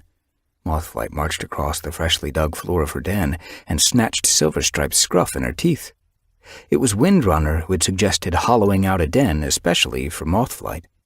Stormpelt, Reedtail, Fernleaf, Holly, and Dewknose had spent days digging out a dip beneath the stems and tearing away branches to shape a cave in the heart of the thickest part of the gorse wall. The floor was wide enough for 3 nests, 1 for herself and 2 for any sick cats who might need to be watched. The branches would make a great place to store the plants she collected. She could slot her herbs among the spiny stems and keep them sheltered from the weather. Mothflight dropped the kit on the ground. If you want to climb, go outside. Silverstripe blinked at her. But Slate told us to stay with you. Mothflight glanced back at the piles of leaves she'd collected. She was hoping to sort them and store them among the gorse stems at the back of her den before sunhigh. Blackear followed her gaze and hurried toward the piles. He began sniffing them, sneezing as he reached a pungent heap and scattering leaves across the floor of the den. Sorry. Mothflight swallowed back frustration. I have to tell Slate that she needs to find another cat to watch her kits now that I'm a medicine cat. Mothflight loved the kits, but she had new responsibilities now. In the days since the full moon gathering, she'd gradually become used to the strange new way her clanmates treated her. When she disappeared into thought, Swift Minnow no longer teased her. When she brought plants back to camp, Windrunner was the first to ask her if she'd found something interesting. Jagged Peak nodded a respectful greeting whenever she passed him. Only Slate didn't seem to have noticed the change, still lost in her grief for Greywing. The entrance rustled as Reedtail poked his head in. Do you need any help? Can you look after these 3? Mothflight grabbed Blackear's tail and hauled him away from the herbs. Swift Minnow's just back from hunting, Reedtail told her. I'll see if she can watch them. Whitetail frowned. But we want to stay in Mothflight's cave. Kits need fresh air and sunshine. Reedtail slid into the den and nosed the gray and white tom kit toward the entrance. Wait! Blackear was sniffing the herb piles again. What's this? He wrinkled his nose at a lush green leaf. Mothflight's ears twitched. Horsetail, I think. She was having trouble remembering all the names. Silverstripe pushed past her brother and sniffed it.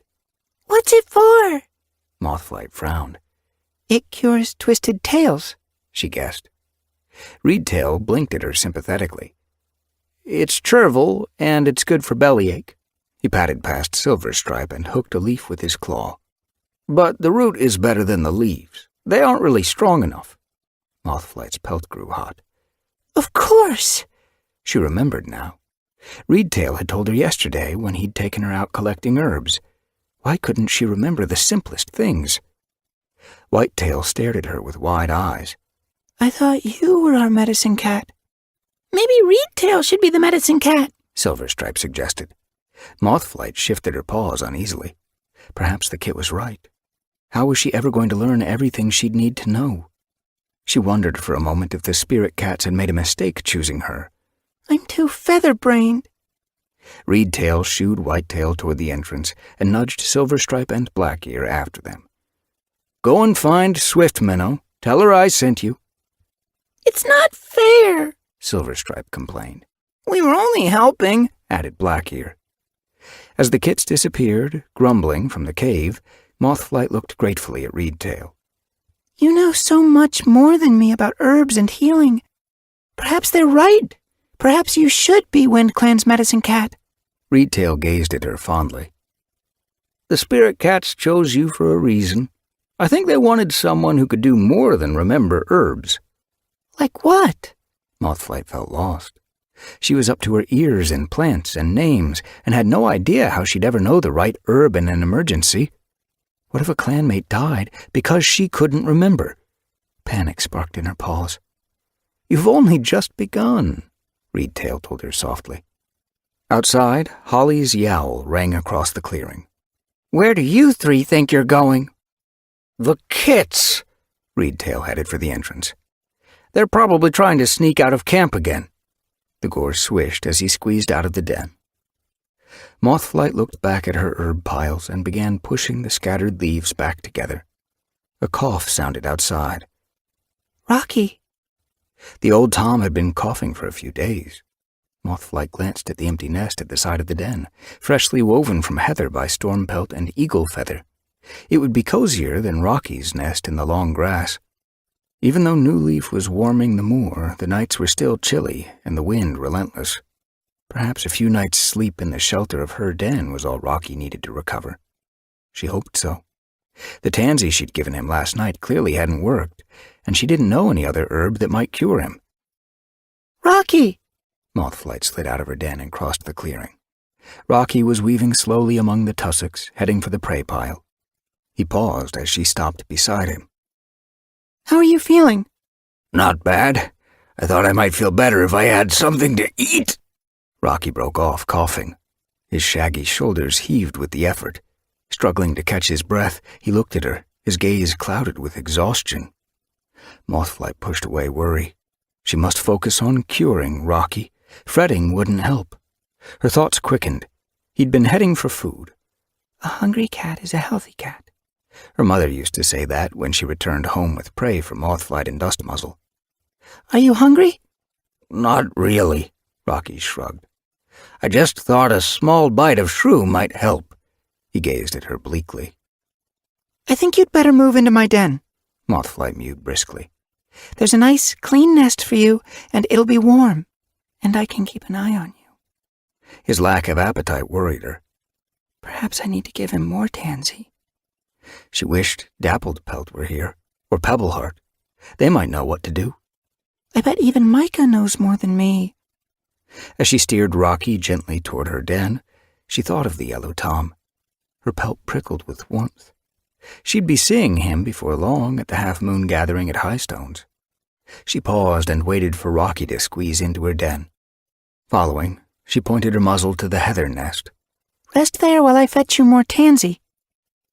As Rocky climbed in and began to knead the heather, Mothflight turned toward her herbs. Perhaps I gave him the wrong one. She sniffed at the curly green leaves she'd shredded for him last night. It was definitely tansy. She felt sure. She grabbed a bunch between her jaws and crossed the den. Dropping it on the edge of Rocky's nest, she leaned close and felt heat pulsing from his pelt. He has a fever. Eat these. She pushed the tansy closer and headed back to her herbs. Frustration tightened her belly. She knew there must be something here to help his fever, but what? Rocky lapped at the leaves, swallowing, then coughing harder than ever. Mothflight stared at him anxiously. The tansy wasn't helping. Catmint. The name flashed in her mind. Micah had mentioned it. He'd said it would help Tiny Branch's cough. It looks a bit like nettles, but the leaves are smaller and they don't sting. You'll know if you ever see some. It smells great. He'd said it grew by the two-leg barn. Rocky began to wheeze. The farm was too far to travel. She needed to find some quickly. Would there be any around the two-leg nests beyond the forest? Try to rest, she told Rocky. I'm going to hunt for herbs. She watched the old Tom settle stiffly into his nest. His pelt was clumped and his gaze dull. I wish I knew how to make him feel better. Shall I fetch you something from the prey pile before I go? Rocky grunted. I don't think I can swallow. Is your throat sore? Like I swallowed hot nettles. Rocky laid his muzzle on the edge of his nest and shook as he fought back a cough. I won't be long. Mothflight raced from her den. She'd be lucky if she made it to Two-Leg Place before sun-high. She bounded over the tussocky clearing. Mothflight! Dustmuzzle called from rocks near the entrance. He was chewing on a vole. Spotted Fur lay beside him, washing his face. She slewed to a halt. What? Where are you going? Dustmuzzle padded toward her. I need to find catmint. For Rocky? Dustmuzzle looked toward her den. I saw you take him to your den. It will help his cough, Mothflight explained. Spotted Fur crossed the grass toward them. Where are you going to look? Two-Leg Place, Mothflight told him. An excited squeak sounded from behind the rocks, and Blackear scrambled onto the highest stone. Can we come? Mothflight blinked at him. No, it's too far. But I'm bored, the kit complained. Reedtail stuck his head up from behind the rocks and nudged the kit with his muzzle. I'll take you out on the moor when Slate wakes up, he promised. Mothflight blinked at him. Was Swift Minnow busy? She was tired from hunting, Reedtail told her. She said a Tom was as good as a... Blackear interrupted. Perhaps Slate will come with us. No way, she's always too tired. Silverstripe scrambled up beside her brother. Can we hunt on the moor? Teach us some hunting moves. Whitetail leaped onto the rock. I want to catch a rabbit. They're bigger than you, Reedtail teased. Reedtail, Holly called from the prey pile. there are 3 fat mice here. Do you know any cat who might want one? Me! Silverstripe leaped from the rock and began scrambling over the tussocks. I want the fattest one. Blackear chased after his sister. You are the fattest one. Whitetail hared after them. Reedtail glanced at Mothflight. I hope Slate says it's okay to take them out of camp. They have more energy than a nest of squirrels. Mothflight watched him trudge after the kits, grateful that he'd taken them off her paws. She turned back to Spotted Fur. The Tom's amber gaze clouded with worry. Two-Leg Place is a long way. You'll have to cross Clear Sky's forest. I'll be okay, Mothflight reassured him. Clear Sky doesn't mind cats crossing his borders anymore. Besides, I'm a medicine cat now. I'm only hunting for herbs. Dustmuzzle frowned. What if you run into rogues in Two-Leg Place? And there are thunderpaths, Spotted Fur added anxiously. We'd better come with you. Dustmuzzle shook out his pelt. Mothflight blinked at him. Aren't you supposed to be hunting today? Spotted Fur paced around her. We can hunt on the way back. Mothflight wondered if she'd travel faster alone, but it made sense to take help. When she reached Two-Leg Place, she'd have to sniff out catmint, and 3 noses would be better than 1. Okay. She whisked her tail. Thanks. Heading for the entrance, she broke into a run. As she burst out of camp, relishing the fresh breeze that streamed through her whiskers, heather scent filled her nose. Happiness surged beneath Mothflight's pelt as she raced downslope. She would find catmint and cure Rocky. She pushed harder against the grass. Paw steps thumped behind her as Spotted Fur and Dustmuzzle caught up. Slow down, Dustmuzzle called. You can't run all the way. We'll have to walk in the forest. Mothflight kept her gaze fixed ahead. The roots and brambles under the trees would slow them down. They might as well make good time here, where they knew the terrain well. She ducked into a swath of heather, heading down a rabbit trail she'd followed countless times before. Racing out the other side of the heather, she headed for the forest. Dustmuzzle and Spotted Fur followed her. They crossed the border gingerly, exchanging glances. The whole clan told tales of the days when Clear Sky had challenged any cat he'd found in his forest. We'll be fine. Mothflight lifted her chin. Since the great battle, cats had crossed each other's territory freely, but it was understood that no cat would hunt on another cat's land. We're not hunting. As the trees blocked the sun's warmth, she shivered. What if a Sky Clan cat challenged them the same way Willowtail had challenged Redclaw about his theft? She pushed the thought away.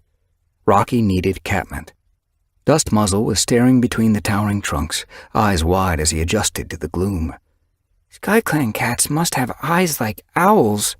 Birdsong echoed eerily from the tree trunks, closed in by the canopy of branches. Sunshine filtered through the bright new leaves and dappled the forest floor. Brambles spilled from between the trees, and ferns unfurled in wide clumps. Mothflight tasted the air. The musty flavor of old leaves and damp wood bathed her tongue. Don't Sky Clan and Thunder Clan miss the sunshine? She whispered. They must. Spotted Fur fluffed out his pelt. It's weird not hearing the wind. Mothflight realized that the pressing hum in her ears was the sound of stillness. High overhead the leaves swished, but down here among the roots, no breeze stirred. This way! Dustmuzzle padded forward, heading up a rise where the forest sloped toward a small clearing and sunlight broke through the canopy. Tiny paws scuttled across the leaves to one side. Spotted Fur jerked his head around. Ignore it, Dustmuzzle warned. We can catch bigger prey when we're back on the moor. Spotted Fur huffed and followed Dustmuzzle as he jumped over a fallen log. Mothflight scrambled behind them, yelping as a bramble snagged her paw. Dustmuzzle glanced back. Are you okay? Yes. Mothflight tugged herself free, wincing. How do they hunt here? Spotted Fur shrugged. Perhaps they wait for their prey to trip. At the top of the rise, Mothflight relished the warmth of the sun for a moment before shadow swallowed it again. Do you know which way to go? She called to Dustmuzzle, who had pulled into the lead. He was following a trail smoothed by rabbit tracks by the smell of them. I'm trying to find the thunder path, he answered. Spotted Fur fell in beside her. It runs between SkyClan and ShadowClan territory. Dustmuzzle glanced over his shoulder. And it leads straight to Two-Leg Place. Mothflight shuddered. I don't want to follow a thunder path. It stinks. Do you want to get lost among these trees? Dustmuzzle argued. Can't we just head away from the sun? Mothflight reasoned. We could if we could see it. Dustmuzzle veered from the trail as brambles cut across it. Spotted Fur paused. Is that a gap in the trees over there? He pointed his nose toward a lighter stretch of forest. Dustmuzzle headed toward it. Mothflight padded beside Spotted Fur, her nose twitching as the sour scent of monsters touched it. She could see light spilling between the trunks. They cleared another log, leaped a ditch, and climbed another rise. Ahead, the trees opened onto a wide gap that cut through the forest like a claw mark. Black stone lined the gash, stinking of two-leg stench, and on the far side, the trees turned from oak to pine. Mothflight felt dizzy from the scents washing over her. The sharp tang of pine sap and monsters made her queasy. Let's stay in the trees, she begged. It'll be easier to walk along the verge. Dustmuzzle headed out onto the grass. Spotted Fur followed. It's sunny here. Mothflight peered at the black stone as a monster howled past. Dustmuzzle hardly flinched. Spotted Fur only narrowed his eyes against the stinking wind that billowed in its wake. Mothflight ducked back among the trees. She could still remember Gorsefur's close brush with death. I'm staying here. Walk where I can see you. Dustmuzzle trekked along the grass verge, keeping pace with her as she pushed through a clump of bracken. I'll keep an eye on her. Spotted Fur bounded into the forest and fell in beside Mothflight. You can walk with Dustmuzzle, she told him. I'm okay by myself. I'd rather walk with you. She ignored the meaningful glance he gave her and wondered if Micah was nearby. Had the farm cat explored this part of the forest yet, or had Clear Sky been keeping him busy in camp? She opened her mouth, tasting the air for a trace of his scent, but the stench of the thunderpath drowned out any other smell. Tail drooping, she padded on, scanning the trees ahead for some sign of two-leg nests beyond. The forest grew warm as the sun climbed higher, until Dustmuzzle called from the verge, I can see Two-Leg Place. Mothflight's heart lifted. Is it far? No. She quickened her pace, Spotted Fur breaking into a trot beside her. Picking her way past a bramble patch, she scanned the trees ahead. Sharp-cornered walls showed behind the trunks. She broke into a run as she reached the edge of the woods. Dustmuzzle left the verge and hurried to catch up with her as she zigzagged through the undergrowth until she reached a sheer wooden wall. She stopped at the bottom, judging the height. Taking a breath, she leaped. She hooked her claws into the rough wood and scrambled like a squirrel to the top. Balancing on the narrow ridge, she gazed across the jumble of two-leg nests and patches of grass, crisscrossed by a maze of wooden walls. The ridge wobbled as Dustmuzzle and Spotted Fur jumped up beside her. We should split up, Mothflight told them. Dustmuzzle narrowed his eyes as he scanned the nests. We don't know what we're looking for. Micah says catmint looks like nettles, Mothflight told him. Its leaves are smaller and don't sting. He said that it smells so great you'll know if you find it.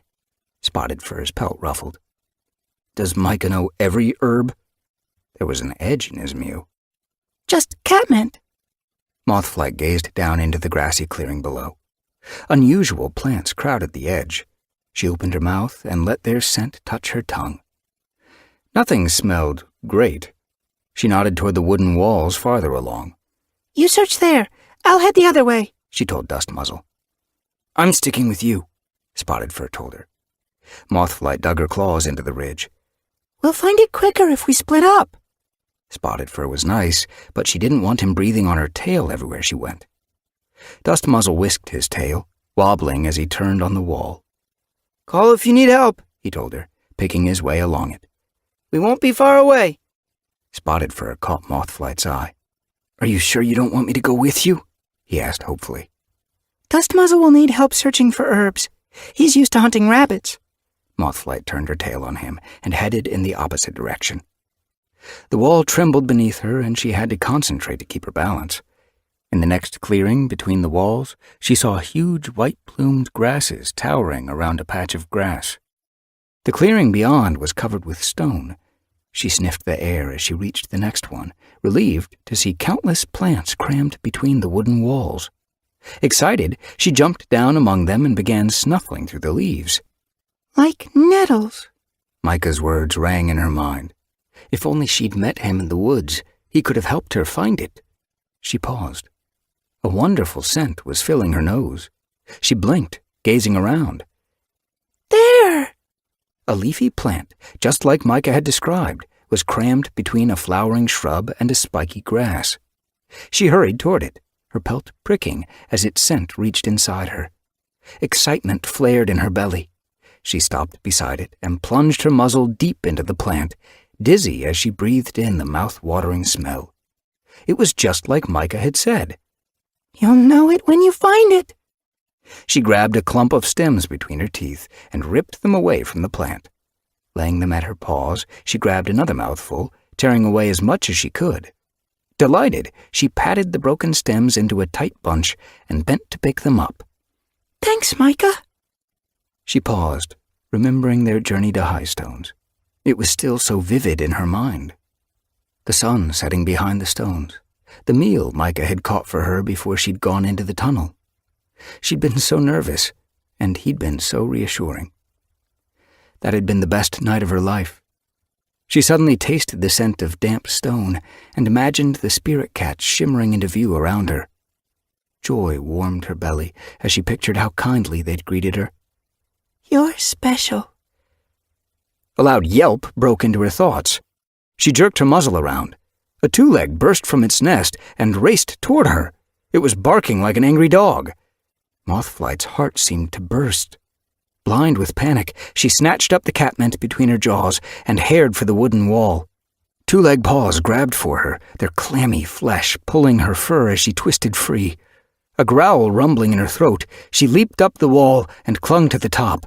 The two-leg was yowling in rage, its red face only a tail length away.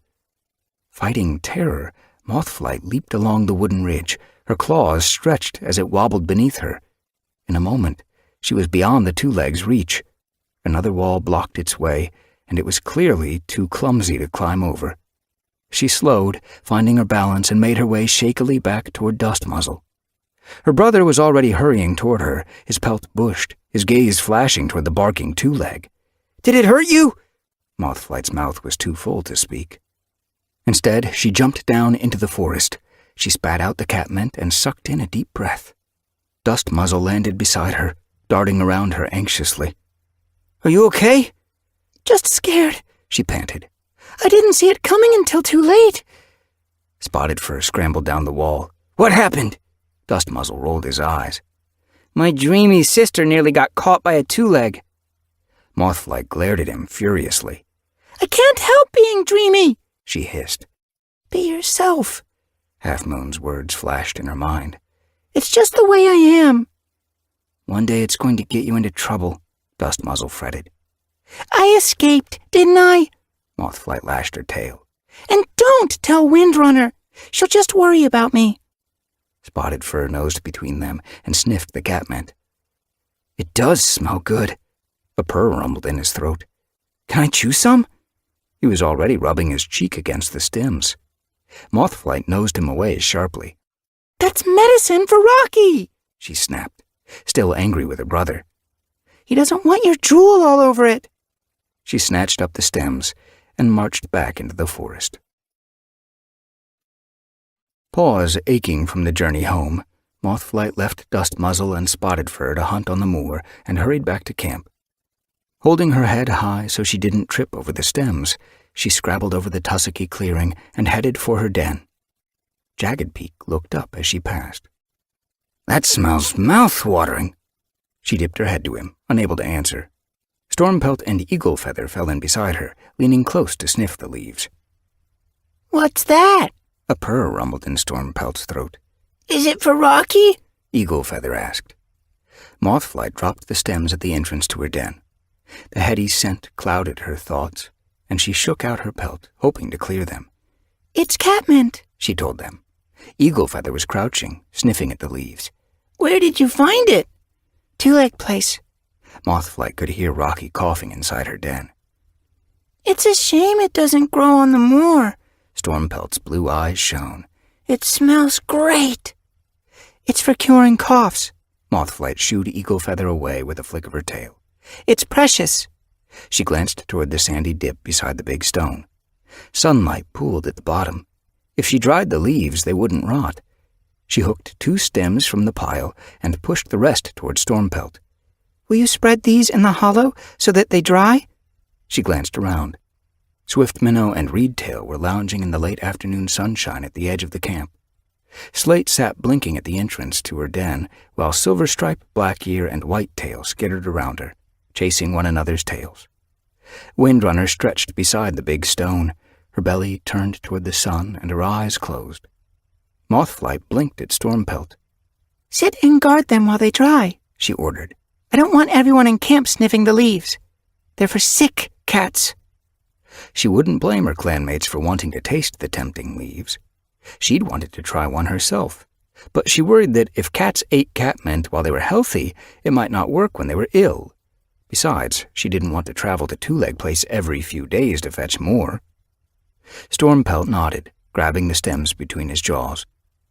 Eagle Feather followed eagerly as he hopped into the hollow and began spreading them over the sandy earth. Mothflight ducked into her den. She laid the stems beside Rocky's nest. Heat was still pulsing from his damp pelt. Rocky? She touched him gently with a paw, and he blinked his eyes open. How are you feeling? He coughed in reply. I've brought you something that might help. Mothflight tore off a leaf with a claw and placed it beside Rocky's muzzle. Eat this. Rocky sniffed the catmint, his eyes brightening. It smells nice. He blinked at her gratefully and lapped up the leaf. She tore off a few more, dropping them beside him. He lapped them up as quickly as she could shred them until both stems were plucked clean. Was that enough? She leaned closer, wondering how long the catmint would take to work. Rocky purred happily, though he still wheezed with every breath. Mothflight! She lifted her head sharply. A familiar voice was calling outside. Micah! Pelt pricking with excitement, she ducked out of her den. The yellow Tom was crossing the clearing, the late sunshine turning his fur golden. She hurried to meet him, hoping her pelt didn't look too dusty after her long trek through the forest. Her heart leaped as she saw him. He stopped as he reached her, his eyes shining. How's life as a medicine cat? You should know. Mothflight met his gaze, joy surging in her chest. What's life like with Sky Clan? Micah swished his tail. Okay, I guess. He didn't sound sure. How's Tiny Branch? Did you cure him? He's charging around camp with his littermates, as healthy as a lark. Micah puffed out his chest proudly. Clear Sky and Starflower must be happy, Mothflight commented. Starflower is, Micah told her. I think Clear Sky's wishing he hadn't promised I could stay if I cured his kit. Worry rippled through Mothflight's fur. Clear Sky could be cruel. Is he giving you a hard time? Nothing I can't handle. He meows loudly, but he keeps his claws sheathed. I think... Micah! Windrunner's mew cut him off. What are you doing here? Mothflight turned to see her mother approaching. Her fur was still flattened where she'd been lying. Sleepiness clouded her gaze, but Mothflight recognized her tone of voice. She stiffened, wondering whether the Wind Clan leader was going to find fault with her or with Micah. He came to see me, she told Windrunner. Then she paused, glancing anxiously at Micah. You did, right? Micah purred. Of course. I've missed you. Windrunner's gaze darkened. I really don't think you should be here, she told the Yellow Tom. Clear Sky's not too happy with Wind Clan at the moment, not since we accused Redclaw of prey stealing. Or since I told him to take a farm cat into his clan, Mothflight thought. Windrunner narrowed her eyes. You smell like the forest, Mothflight, she meowed sharply. Where have you been? I went to Two-Leg Place to fetch catmint for Rocky. Windrunner bristled. Did you cross Clear Sky's territory? It's the quickest route. Micah blinked at her. I wish I'd known, he told her earnestly. I would have escorted you. It's okay, Mothflight reassured him. Dust Muzzle and Spotted Fur came with me. Windrunner's tail twitched. 3 of you crossed Clear Sky's land? Mothflight faced her. So what? We weren't hunting, and Rocky needed the leaves. But what if... Micah cut Windrunner off, his eager gaze fixed on Mothflight. Did you find some? Mothflight nodded. It was just like you said. Once I smelled it, I knew it was catmint. It makes your mouth water, doesn't it? Micah purred. Stop it! Windrunner pushed in front of Micah. You can't come into our camp whenever you want to gossip about herbs. She turned on Mothflight. And you can't go wandering into SkyClan territory without telling me. Mothflight blinked at her. But it was for Rocky. You're always going on about the good of the clan. Well, this was for the good of the clan. Windrunner's gaze darkened. It's not for the good of the clan if it starts a battle. Mothflight's pelt pricked. Surely there wouldn't be a battle over something as dumb as crossing each other's land. Clear Skies started one before, Windrunner muttered. Micah's ears twitched. I think Clear Sky is more interested in being a good father at the moment than fighting battles. Before Windrunner could reply, he caught Mothflight's eye. I'd better go. Yes, Windrunner stared at him. You'd better. Mothflight sniffed indignantly. I'll walk you to the border. Windrunner shot her a look. Don't cross it. I won't. Mothflight whisked her tail as she headed for the entrance. Then she paused.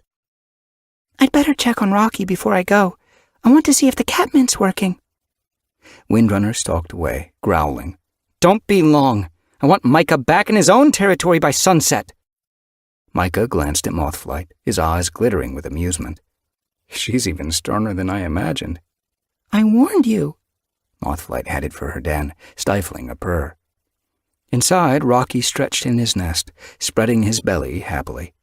A loud purr throbbed in his chest. He wasn't coughing. Mothflight blinked at him. It sounds like the catmint worked. I feel great. Rocky lifted his head and stared blearily at Mothflight. Micah padded past her and smelled the old Tom's breath. How much did you give him? He asked Mothflight. 2 stems? Mothflight hurried to the nest anxiously. Was that too much? Before Micah could answer, Rocky reached out a paw and gave her a playful shove on the muzzle. It was just the right amount. His tail flicked over his belly. As it flashed past his nose, he grabbed it between his forepaws. Got you! Delight shone in his eyes. Look, I caught my tail! Mothflight stiffened. She'd never seen him act like a kit before. Have I poisoned him? He'll be fine, Micah reassured her. He might just be a little playful for a while, but his cough should improve. It already has. Rocky flopped onto his side, his head lolling over the edge of his nest. Come on. Micah steered Mothflight toward the entrance. Let him sleep it off. I'm not sleepy, Rocky called after them. Stay in your nest, Micah told him firmly. We don't want you wandering off and getting lost in the heather. You might feel better, but you still need to rest. He nosed Mothflight from the den. Outside in the sunshine, Mothflight blinked at him. How much should I have given him? She asked. 2 or 3 leaves are enough. Micah headed toward the camp entrance. Mothflight hurried to catch up. Did Tiny Branch act like that when you gave him some? I only gave him 1 leaf.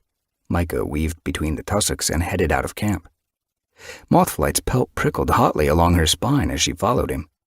Rocky had been the first cat she'd ever treated. I'm such a featherbrain, she mewed crossly. Micah looked at her, surprised. Why? I should have known it was too much. How?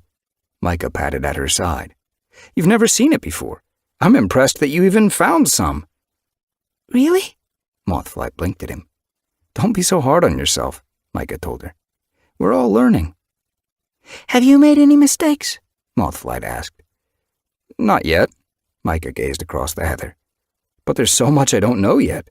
Clear Sky seems to think I should have the answer to everything. Most of the time, I'm just guessing.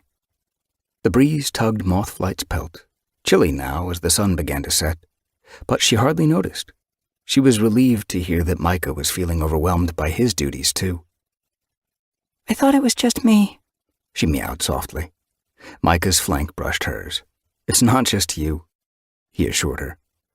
I bet Dappled Pelt, Cloud Spots, and Pebbleheart are struggling too. Not Pebbleheart, Mothflight sighed. Everyone says he's a natural healer. She glanced at her paws. I wish I was. How do you know you're not? Micah challenged. Rocky seemed very happy just now. Mothflight purred, picturing the old Tom. A bit too happy. There's no such thing as too happy. Micah broke into a run, swerved around a patch of heather, and bounded down the slope as it steepened. Mothflight chased after him, purring as she ran. She caught up as they neared the border. Wait! She didn't want him to go home yet. He skidded to a halt as he neared the brambles spilling from among the trees. What? You don't have to get back to camp already, do you? Mothflight gazed into his amber eyes. Micah glanced at the border. I guess not. He didn't sound sure. Mothflight tipped her head. Is something wrong? No. Micah swished his tail breezily. Of course not. I just promised Acorn Fur I'd help her mix some herbs. Acorn Fur? Mothflight frowned. But you're SkyClan's medicine cat. Clear Sky wants me to have a helper. Micah avoided her gaze. I think he wants her to keep an eye on me. Clear Sky's never been too trusting. Mothflight patted closer. I'm sure he'll get used to having you as a medicine cat soon. Yeah, Micah shrugged. Besides, Acorn Fur's nice. We get along fine. And she's bright. I quite like having her around. Mothflight pushed away the jealousy pricking in her belly. Acorn Fur's okay, she conceded. We found a way to treat scratches, Micah told her. If you chew dock leaves and horsetail stems into a paste, you can smear it deep into a wound. Mothflight pricked her ears. I'll try that next time one of the kits grazes a paw. It stings, Micah warned. They'll make a fuss, but it will stop the wound from getting infected. The brambles shivered. Micah! Acorn Fur patted into the evening sunshine. I've been looking for you. Micah dipped his head to the chestnut-brown she-cat. I was just on my way back to camp. Clear Sky wants you there now. Acorn Fur eyed Mothflight warily. He says Tiny Branch needs more catmint. Micah frowned. Tiny Branch is fine. Just come. Acorn Fur glared at him. Clear Sky is in one of his moods. Let me say goodbye to Mothflight first. Mothflight felt Micah's soft breath on her muzzle as he leaned toward her. Hurry up! Acorn Fur crossed the border and padded to Micah's side. Micah caught Mothflight's eye, his gaze apologetic. I've got to go, he whispered. See you at Half Moon, Mothflight murmured back. Yeah. Micah followed Acorn Fur into the trees. Mothflight watched the shadows swallow him, her pelt pricking uneasily. Acorn Fur was treating him more like a hostage than a clanmate. Was Micah okay in SkyClan? She tore her gaze away, already longing to see him again, and headed back to camp. Chapter 17. Mothflight glanced at the moon. It rose, a perfect half-circle among the stars. The days since full moon had passed quickly. Mothflight had been busier than she'd ever been before. Now she was on her way to High Stones. She paused, her paws chafed from the stony farm tracks. Micah halted beside her. Tired? A little, she admitted. She'd normally be curled in her nest by now. They'd left Wind Clan as the sun sank toward the horizon. Micah and Cloud Spots had met Mothflight on the moor-top, where she'd been waiting, the wind rippling her fur, heart racing in anticipation of their journey to the Moonstone. Now she glanced at High Stones, looming ahead of them. We've made good time. Cloud Spots had hurried ahead. She could see him, no more than a shadow tracking back and forth at the bottom of a beech hedge, as though looking for the easiest way through. What if the spirit cats don't come? Micah touched his muzzle to her shoulder. You worry too much. Cloud Spots glanced over his shoulder. I've picked up Dappled Pelt's trail. At last! Mothflight was beginning to wonder whether the River Clan medicine cat had forgotten the meeting. Pebbleheart's with her, Cloud Spots called. Mothflight hurried to catch up with the ThunderClan medicine cat. Is the trail fresh? Yes. Cloud Spots ducked under the hedge and disappeared. Mothflight squeezed after the long-furred black tom, the beech twigs scraping her pelt. Micah wriggled through at her tail. On the other side, a meadow stretched into the shadow of high stones. The cliff seemed to swallow half the sky. Cloudspots was already bounding through the long grass toward two feline shapes moving at the far side. Pebbleheart! Cloudspots' yowl rang in the cold night air. Dappled Pelt! Is that you? Yes! Pebbleheart's call echoed back. Micah broke into a run. Come on! We're nearly there! Mothflight hared after him. As the soft grass turned to stones beneath her paws, she reached the River Clan and Shadow Clan medicine cats. I thought you'd forgotten, She puffed. Dappled Pelt's tortoiseshell fur rippled along her spine. How could we forget something as important as this? I can't wait to speak with the spirit cats. Pebbleheart's eyes shone with starlight. Micah paced back and forth, his tail twitching. Cow and Mouse would never believe this. He looked toward Highstones. The opening was just barely visible, a dark shadow in the face of the rock. Cloudspots followed his gaze. Is that where we're going? Yes. Butterflies fluttered in Mothflight's belly. Is it deep inside? Pebbleheart's mew trembled. There's no need to be scared, Mothflight reassured him. Once we've entered, you'll feel the moonstone calling you. She remembered the strange calm that had enfolded her last time. Come on! Micah began to cross the stones. Mothflight bounded after him, pebbles crunching beneath her paws as the slope steepened toward the foot of the cliff. I bet you never thought a moon ago that you'd speak with dead cats, she guessed as she caught up. I never thought I'd be living in a forest, Micah returned. Mothflight blinked at him anxiously. Did he resent how much she'd changed his life? Are you sorry you met me? Micah halted and met her gaze solemnly. No. It's the best thing that ever happened to me. Joy rippled beneath Mothflight's pelt. I feel the same Hurry up! Cloudspots slid past them, his black pelt hardly visible against the dark rock. Only his white ears and paws gave him away. Dappled Pelt hurried after the black tom. Pebbleheart bounded behind, scattering stones in his wake. Wincing as one hit her paw, Mothflight glanced up at the dark opening. What would the others think when they saw the moonstone for the first time? Come on! Micah nudged her forward. Pebbleheart had already leaped onto the shadowy ledge. The white spot on his chest glowed like a star. Cloudspots hopped up beside him and stared, blinking into the tunnel. Micah followed Dappled Pelt as Mothflight scrambled up after them. The icy stone felt familiar beneath her paws. She sniffed the shadows. The tang of stone and water washed her muzzle and she shivered, excitement swelling in her chest. Follow me! As she padded into the darkness, cold air flooded over her pelt.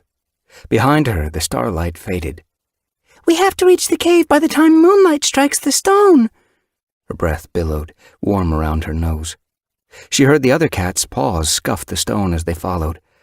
Eyes wide, Mothflight peered into the blackness, relaxing as she let her whiskers guide her. Brushing the wall of the tunnel, she followed it down as it snaked deep into high stones. Do you remember the way? Cloudspots' anxious mew echoed behind her. What if you take the wrong tunnel? Dappled Pelt fretted. I know where I'm going, Mothflight promised.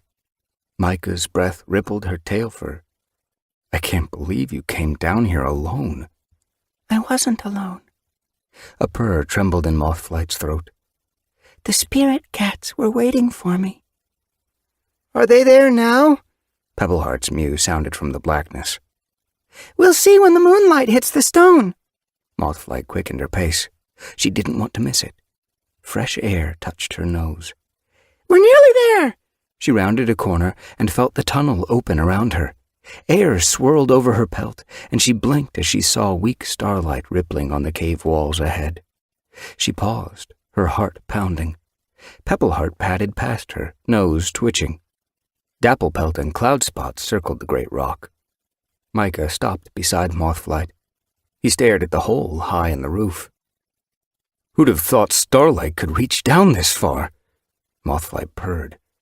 Wait until the moonlight arrives. She padded toward the rock and settled herself in front of it. We have to touch our noses to it, she told the others. How do you know? Cloudspots blinked at her. I saw another cat do it in a dream, and last time I came... Pebbleheart cut her off. Look! Mothflight followed his gaze. Through the hole she could see the clipped edge of the moon. Hurry! Fur-brushing rock, the other cats settled around the moonstone. Dappled Pelt's eyes flashed with excitement. Pebbleheart shifted on his belly, Pelt pricking. Cloudspots crouched beside him, a whisker from the stone. Micah settled beside Mothflight. She felt warmth seeping from his pelt and closed her eyes. Pebbleheart's gasp made her blink them open. Light blinded her. The rock shimmered in front of her muzzle, brighter than countless stars. Her breath quickened as she touched her nose to it. The rock seemed to fall away. She was swept through the air, her head spinning, her heart pounding in her ears, and then she felt soft grass beneath her paws. She blinked open her eyes. Where was the cave? She was on top of a hill. Green meadows stretched away on every side. In the distance, a forest lifted its branches to a clear blue sky. She felt sunlight warm her pelt and smelled the fresh scent of new leaf. Micah shifted beside her. She caught his eye. Where are we? You don't know? He blinked in surprise. Last time I never left the cave. Cloudspots looked around, Pelt bristling. Dappled Pelt leaped to her paws. What is this place? Pebbleheart's eyes were stretched with wonder. A silky mew answered him. These are our hunting grounds. Half Moon was climbing the slope toward them. More pelts shimmered into view, encircling the hilltop. Starlight shone in their fur. Joy swelled in Mothflight's chest. The spirit cats! They'd come. Half Moon padded past Mothflight and halted. As Micah turned his head, surveying the ranks of starry cats, Pebbleheart stretched his muzzle and sniffed at Half Moon. Dappled Pelt tipped her head, curiosity flashing in her eyes. Stone Teller? It is good to see you settled in your new home, Half Moon purred. Cloudspots gazed into Half Moon's dark green gaze. Is it really you? Of course. The ThunderClan Tom's gaze flitted to the other starry cats. Jackdaw's cry! Brightstream! He raced from one cat to another, touching muzzles excitedly. Rain-swept flower! Dappled Pelt darted toward a brown she-cat. She greeted her, then jerked her muzzle toward an orange she-cat. Hawk swoop! Micah shifted his paws, staring blankly at the spirit cats. Turtle tail! Pebbleheart's eyes lit up as he saw his mother. He nosed his way between the spirit cats toward her. Turtletail was already hurrying to meet him. Pebbleheart! Her eyes glowed with joy as she touched her muzzle to his head. Purring, he rubbed against her. I thought I'd never see you again. We're always close by. Greywing slid from the crowd. Pebbleheart jerked his muzzle around, delighted. You're both here! Together! Greywing purred loudly, his starry pelt shimmering. It's good to see you, Pebbleheart. Half Moon lifted her chin. Let us gather and share news. At her words, the starry cats closed the circle around Half Moon, Micah, and Mothflight. Pebbleheart, Dappled Pelt, and Cloudspots left their old friends and hurried to the center. You did well. Half Moon's green eyes glowed as she gazed at Mothflight. Did I? Mothflight blinked at her anxiously. Yes.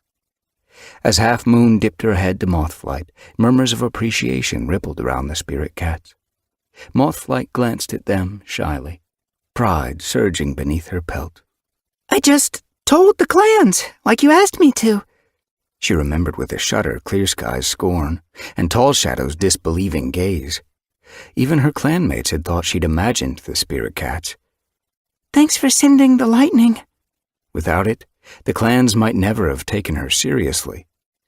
When you said you'd split the skies, I never guessed that's what you meant. Half Moon gazed at her warmly. You will get better at understanding us. Mothflight hoped she was right. What did you mean when you said, later the stars would rise? She tipped her head, waiting for the white she-cat to explain. You will know when it happens. Frustration pricked Mothflight's paws. Why couldn't Half Moon just say what she meant? When what happens? Half Moon narrowed her gaze. This is your life. We cannot guide every paw step. If we did, you would only discover our path. You must discover your own. Mothflight's tail drooped. I guess, but it would be easier if you just told us what to do. Half Moon seemed to read her thoughts. It would be easier, but not better. She turned to Micah. Thank you for leaving your home to join us. Us? Micah's ears twitched. He glanced uneasily around the spirit cats. I only joined Sky Clan. You joined the clans, Half Moon purred. What are we, if not another clan? Mothflight's breath caught in her throat. The spirit cats saw themselves as a clan. You're Star Clan, she breathed, remembering when she'd looked up at the stars and first thought of the name. Half Moon's eyes shone. Yes. She lifted her chin, surveying her starry clanmates. That's exactly what we are. Star Clan. Star Clan. The word rippled around the spirit cats, their eyes lighting up as they spoke their new name. Half Moon swished her tail, her dark green gaze returning to Micah. You bring fresh spirit to the clans, Micah, she purred. Mothflight sniffed. He would if Clear Sky let him. He's told Acorn Fur to watch him. Clear Sky is the leader, Half Moon reminded her. He will do what he thinks best for his clan, but he will see Micah's worth. Her gaze darkened. I just hope he sees it soon. So do I. Micah fluffed out his fur. Greywing padded forward and stopped beside Half Moon. We are pleased to see the medicine cats learning skills from each other. Brightstream lifted her tail. We hope you will share more. The clans must pool their knowledge, Rainswept Flower urged from among her clanmates. But we know so little, Mothflight blurted. Half Moon's gaze flitted around the medicine cats. You will learn more if you share. Excitement sparked in Mothflight's chest. Of course. Micah had told her about catmint, and she'd used it to cure Rocky. If she knew everything Dappled Pelt, Cloudspots, Pebbleheart, and Micah knew, she'd be able to help her whole clan. She blinked at Half Moon. We will share, I promise. The Star Clan cat's pelt began to fade. Around her, the spirit cats were growing pale. Alarm flashed through Mothflight. Don't go yet. We will return next Half Moon, Greywing called as he shimmered out of sight. The green meadows and distant forest grew hazy as Mothflight desperately tried to fix her gaze on them. She felt dizzy as they began to swirl. Blackness enfolded her, and a chill swept her pelt. She blinked open her eyes. She was in the cave once more, the moonstone no more than a dull lump of rock. Micah shivered beside her. Pebbleheart pushed himself to his paws. Dappled Pelt lifted her head, blinking. Did you all see that? We were on a hill. Cloudspots' eyes gleamed in the weak starlight. Stone Teller. Dappled Pelt jumped up, her pelt bristling. She wants us to share what we know about healing. Who's Stone Teller? Mothflight tipped her head.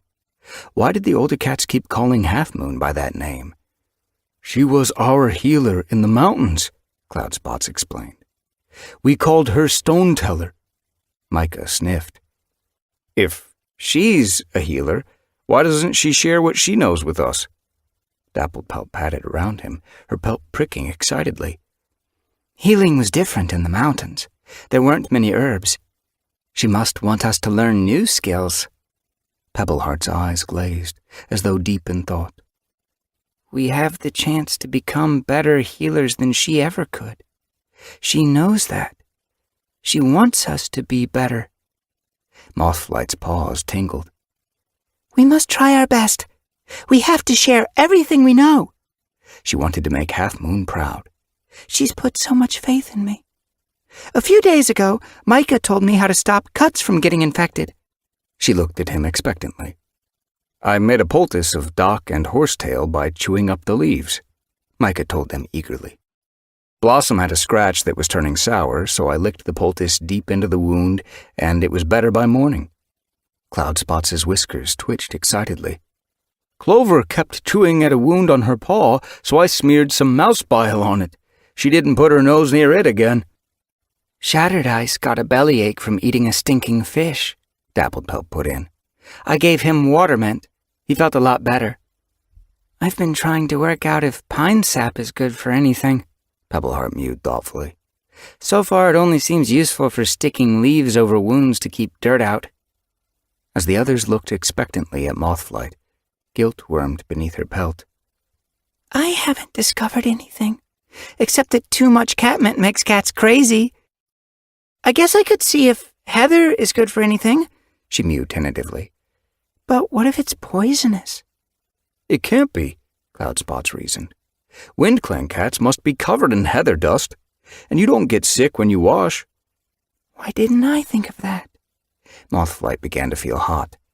Perhaps I should have brought Reedtail with me, she mumbled. He knows a lot. So does Milkweed, Cloudspots mewed. She's the one who suggested mouse bile. Micah's tail twitched. Instead of bringing every cat who knows something about healing here, why don't we travel to each other's camps? Mothflight frowned. She wasn't sure what he meant. It would only take one or two of us to travel around, learning and sharing knowledge. Micah paced in front of the moonstone. What if Mothflight and I traveled to another clan's camp and learned everything we could? Then we could move on to another clan and share what we'd learned and pick up new skills. What about the clan you'd left behind? Cloudspots argued. They'd only learn what you knew. We could take turns, Micah suggested. You could travel with Dapplepelt or Pebbleheart. So long as we keep learning and sharing, it doesn't matter who travels where. Pebbleheart nodded. It sounds like a good idea. How can we leave our clans? Dapplepelt argued. They need us. Mothflight shifted her paws. I know so little that WindClan would be just as safe with Reedtail in charge. Milkweed knows enough to look after ThunderClan while I'm gone, Cloudspots added. You see? Micah's eyes glowed in the half-light. The sooner we get started, the better. Dapplepelt tipped her head. Why don't you and Mothflight come visit RiverClan first? River Ripple will welcome you. He thinks medicine cats are a great idea. It might be hard to get Tall Shadow to agree to have strangers in her camp, Pebbleheart murmured. Micah blinked at him. Do you think Clear Sky is going to let me leave without an argument? He swished his tail. We have to persuade our leaders that it's for the good of their clans. Pebbleheart nodded slowly. The more we know, the better we can help our clanmates, he agreed. Then it's settled, Micah turned to Dapplepelt. Mothflight and I will visit you the day after tomorrow. Mothflight's ears twitched. What if Windrunner stops me? You're WindClan's medicine cat now, Micah told her. She has to listen to you. Mothflight blinked. He was right. She wasn't a kit anymore. She wasn't even an ordinary clan cat. Okay, she agreed. I'll meet you at the stepping stones the day after tomorrow. She'd seen stones dotting the river where the forest gave way to the reed beds of RiverClan's territory. Micah purred. Great! Pebbleheart shook out his pelt. Cloudspots stretched, shivering, while Dapplepelt swallowed back a yawn. Mothflight guessed they were cold and tired. Let's go. She headed for the tunnel. We've got a long way to travel. Micah fell in beside her as she ducked into the shadows. How's Rocky's cough? Did the catmint work? Yes, Mothflight purred. Rocky had slept the whole day away after he'd swallowed the leaves, but he'd woken brighter and his cough was clearing up. Pebbleheart's mew sounded from the darkness behind. Is he the only cat in your clan with a cough? Sunshadow and Ravenpelt have been coughing for days. Nose was a bit wheezy this morning, Mothflight told him, but I think it's just pollen making her throat tickle. Milkweed and Clover both have coughs, Cloudspots meowed. Shattered Ice has been croaking like a frog these past days. Dappled Pelt's mew echoed around the tunnel walls. Mothflight brushed against Micah, frowning. Perhaps New Leaf always brought coughs. Is Tiny Branch still okay? He was spluttering a bit this morning, Micah confessed. I told Acorn Fur to keep an eye on him. Mothflight could hear anxiety in his mew. He'll be okay if you give him catmint, won't he? Micah's paws scuffed the rock. There was a Tom on the farm with a cough, he meowed darkly. We called it red cough because at the end he coughed up blood. At the end? Mothflight shivered. The darkness suddenly seemed to press against her pelt as she patted on. I've never seen a clan cat cough blood, Dappled Pelt murmured darkly. Alarm pricked in Mothflight's paws. Didn't catmint help? She asked Micah. You said there was some behind the barn. Cow tried giving him catmint, but it didn't work, Micah explained. I know something more powerful than catmint, Cloudspots' mew sounded at Mothflight's tail. She felt his breath stir her fur. There's a tree on SkyClan's land. It oozes sap from cracks in the bark. The sap can cure any cough. Mothflight glanced over her shoulder hopefully. Even red cough? I've never tested it, Cloudspots admitted. Fresh air began to wash Mothflight's muzzle. A few more paw steps, and starlight showed through the darkness. Crisp air sent a surge of energy through her fur. She hurried onto the ledge and gazed over the valley. Moonlight drenched the distant moor. We'll be home by dawn. She leaped down, sending stones cracking down the slope, and headed for the meadow. Paws heavy with weariness, Mothflight ducked through the gap in the camp wall. Beyond it, the sky showed orange over the forest as dawn pushed the night away. She could hear the gentle snoring of her clanmates and make out their pelts, just shadows in the grass as they slept curled in their nests. How good it would feel to slip into her den and snuggle deep into her own nest. She heard the sound of fur brushing the rocks as she passed them. She turned, blinking through the half-light. Who is it? Windrunner's scent bathed her nose as her mother slid from the rocks. You're back. The Wind Clan leader stretched sleepily and touched her nose to Mothflight's cheek. Did you wait up for me? Warmth glowed in Mothflight's chest. I slept a little, Windrunner admitted. But I wanted to make sure you got back safely. It's a long journey to Highstones. I had Micah with me, Mothflight reassured her. I know. Windrunner wrinkled her nose distastefully. I can smell his scent on you. Mothflight felt suddenly self-conscious. Cloudspots, Dappled Pelt, and Pebbleheart were there too, she pointed out. Windrunner's gaze slid away. Did you speak with the spirit cats? Yes! Mothflight lifted her tail excitedly. StarClan told us we must share the knowledge we have with each other. StarClan? Windrunner jerked her gaze back. That's what the spirit cats are called now. They even have their own hunting grounds. Windrunner's eyes widened, but she didn't comment. Instead, she tipped her head. Who has to share knowledge? The medicine cats. Mothflight squared her shoulders. She might as well tell Windrunner about Micah's plan now. I'm meeting Micah at the border tomorrow. We're going to visit RiverClan and learn everything Dappled Pelt knows about healing. All the medicine cats are going to visit each other's camps. It's what StarClan wants. Windrunner narrowed her eyes.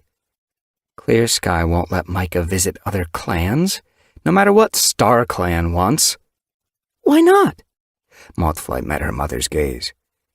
He's angry with Wind Clan, but that has nothing to do with Micah. Clear Sky doesn't like to be told what to do. Micah will convince him it's for the good of his clan, Mothflight insisted. Micah can be very persuasive. Windrunner's ears twitched uneasily. I don't doubt it. I'm tired. Mothflight ignored the suspicious glint in her mother's gaze and headed across the clearing. I'm going to my nest. There's a mouse for you on the prey pile, her mother called after her softly. Thanks, Mothflight blinked gratefully over her shoulder. but I'm too tired to eat. Sleep well then. Windrunner dipped her head. I'll make sure you're not disturbed. Mothflight slipped quietly into her den. Rocky was purring in his sleep, his whiskers twitching as he dreamed. She climbed into her nest, surprised to find fresh heather lining it. Relishing the sweet scent, she curled down and rested her chin on the edge. Through the den entrance she could see sunlight drenching the camp wall as the night sky paled into dawn. She wondered whether StarClan watched them during the day. Or do they fade with the stars? She pictured the sloping meadows and distant forest of StarClan's hunting grounds. Joy warmed her pelt as she thought of Greywing and Turtletail walking side by side once more. She purred. Tomorrow she'd be traveling with Micah to RiverClan. Was he looking forward to their journey as much as she was? Chapter 18. As Sunhigh neared, Mothflight pulled a mouse from the prey pile. She wasn't very hungry, but she didn't want her belly rumbling when she met Micah. And who knew what they'd be offered to eat in the RiverClan camp? She shuddered, remembering the toad she'd caught, and hoped there'd be more to eat among the reed beds than river prey. She padded past Swift Minnow, who was washing in the long grass beside Reedtail. Jagged Peak and Holly were repairing gaps in their den wall by threading heather which Eaglefeather and Dewnose had fetched from the moor tightly between the stems. Gorsefur and Windrunner sat at the edge of the sandy hollow, their heads bent close as they talked. Slate sat beside Fernleaf and Willowtail, blinking in the sunshine, while Blackear, Whitetail, and Silverstripe climbed the gorse wall behind her. Warm prey scent bathed Mothflight's nose as she carried the mouse into the shade of the camp wall where Dustmuzzle and Spotted Fur were lounging in the thick grass, a half-eaten rabbit lying between them. As she dropped her mouse beside them and bent to take a bite, she noticed Spotted Fur's tail twitching crossly from the corner of her eye. She ripped a lump of flesh from the mouse and looked at him. What's up? She asked, her mouth full.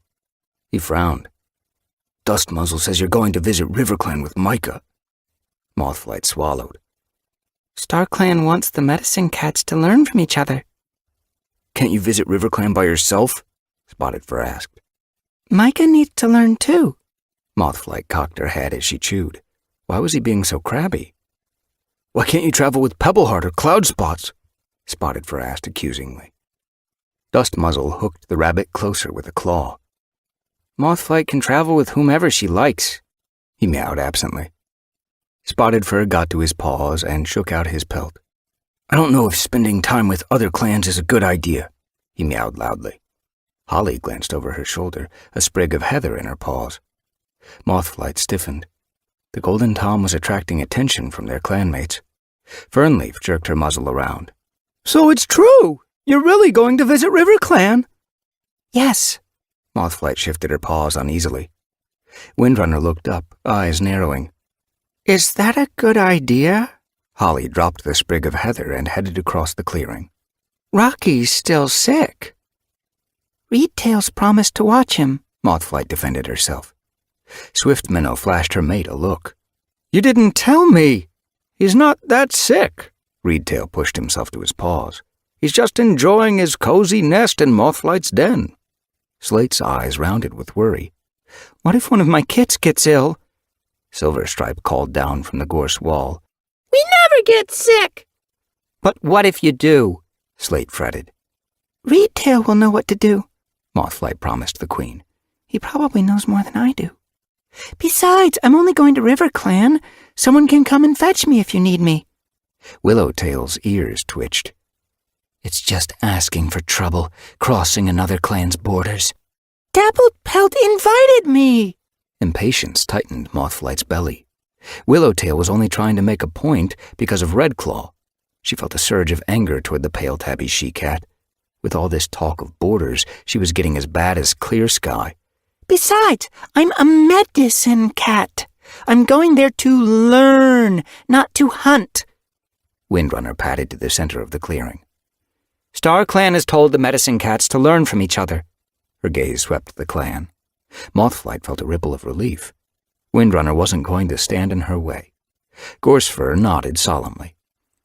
What Mothflight learns from the other medicine cats will help us. Jaggedbeak stepped out from the shadow of his den, heather sticking out of his pelt. Mixing with other clans is dangerous, he growled. Mothflight bristled. Why? You've lived with the forest cats, and on the moor, and in the pine marsh with Tall Shadow. Which means I've learned how important it is to remain in one place. Jaggedbeak met her gaze. Your loyalty should be with us. It is with you, Mothflight snapped. Visiting the River Clan camp won't change that. But you're going because Star Clan ordered you to, not Windrunner, Holly chipped in. Are you a Wind Clan cat or a Star Clan cat? Mothflight stared in dismay at her clanmates.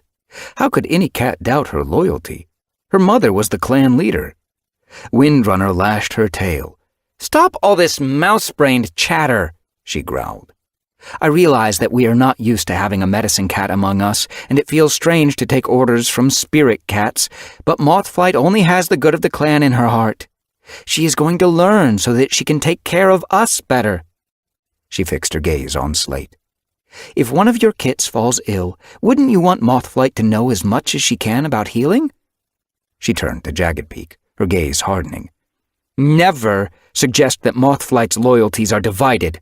She was born a Wind Clan cat, and whatever happens, her heart will belong with her clanmates. Mothflight felt a surge of gratitude toward her mother, but Spotted Fur's accusing gaze still burned her pelt. She stared at her paws. He's jealous of Micah. Guilt wormed in her belly. Was it disloyal of her to like the Sky Clan medicine cat so much? She left her mouse and padded across the clearing. I promised I'd meet Micah at Sunhigh. She avoided her clanmate's stares. I don't know when I'll be back, but if there's an emergency, send for me. Ignoring the hushed murmurs behind her, she slid out of camp, relieved to feel the cool wind in her fur. Mothflight headed for the River Clan border as she climbed down the steep path that led to the river. She saw Micah seated on a stepping stone. He was silhouetted, still and strong against the flashing water. He looked up as she neared, and she narrowed her eyes against the glare of the sparkling ripples. Behind him, the river split, cutting through the reed beds to create an island in the middle. She knew from listening to her clanmates talk that River Clan made their camp there, and she wondered what it would feel like to be entirely surrounded by water. It's so peaceful here. Micah's purr rumbled over the chattering stream. Mothflight jumped gingerly onto the first stepping stone, watching the water as it swirled around her. She flinched as a ripple broke over the edge of the stone and splashed her forepaw. Micah purred louder. You might have to get used to getting your paws wet in River Clan. I hope not. She shook the water off. It felt good to be away from camp. The new leaf sun warmed her pelt.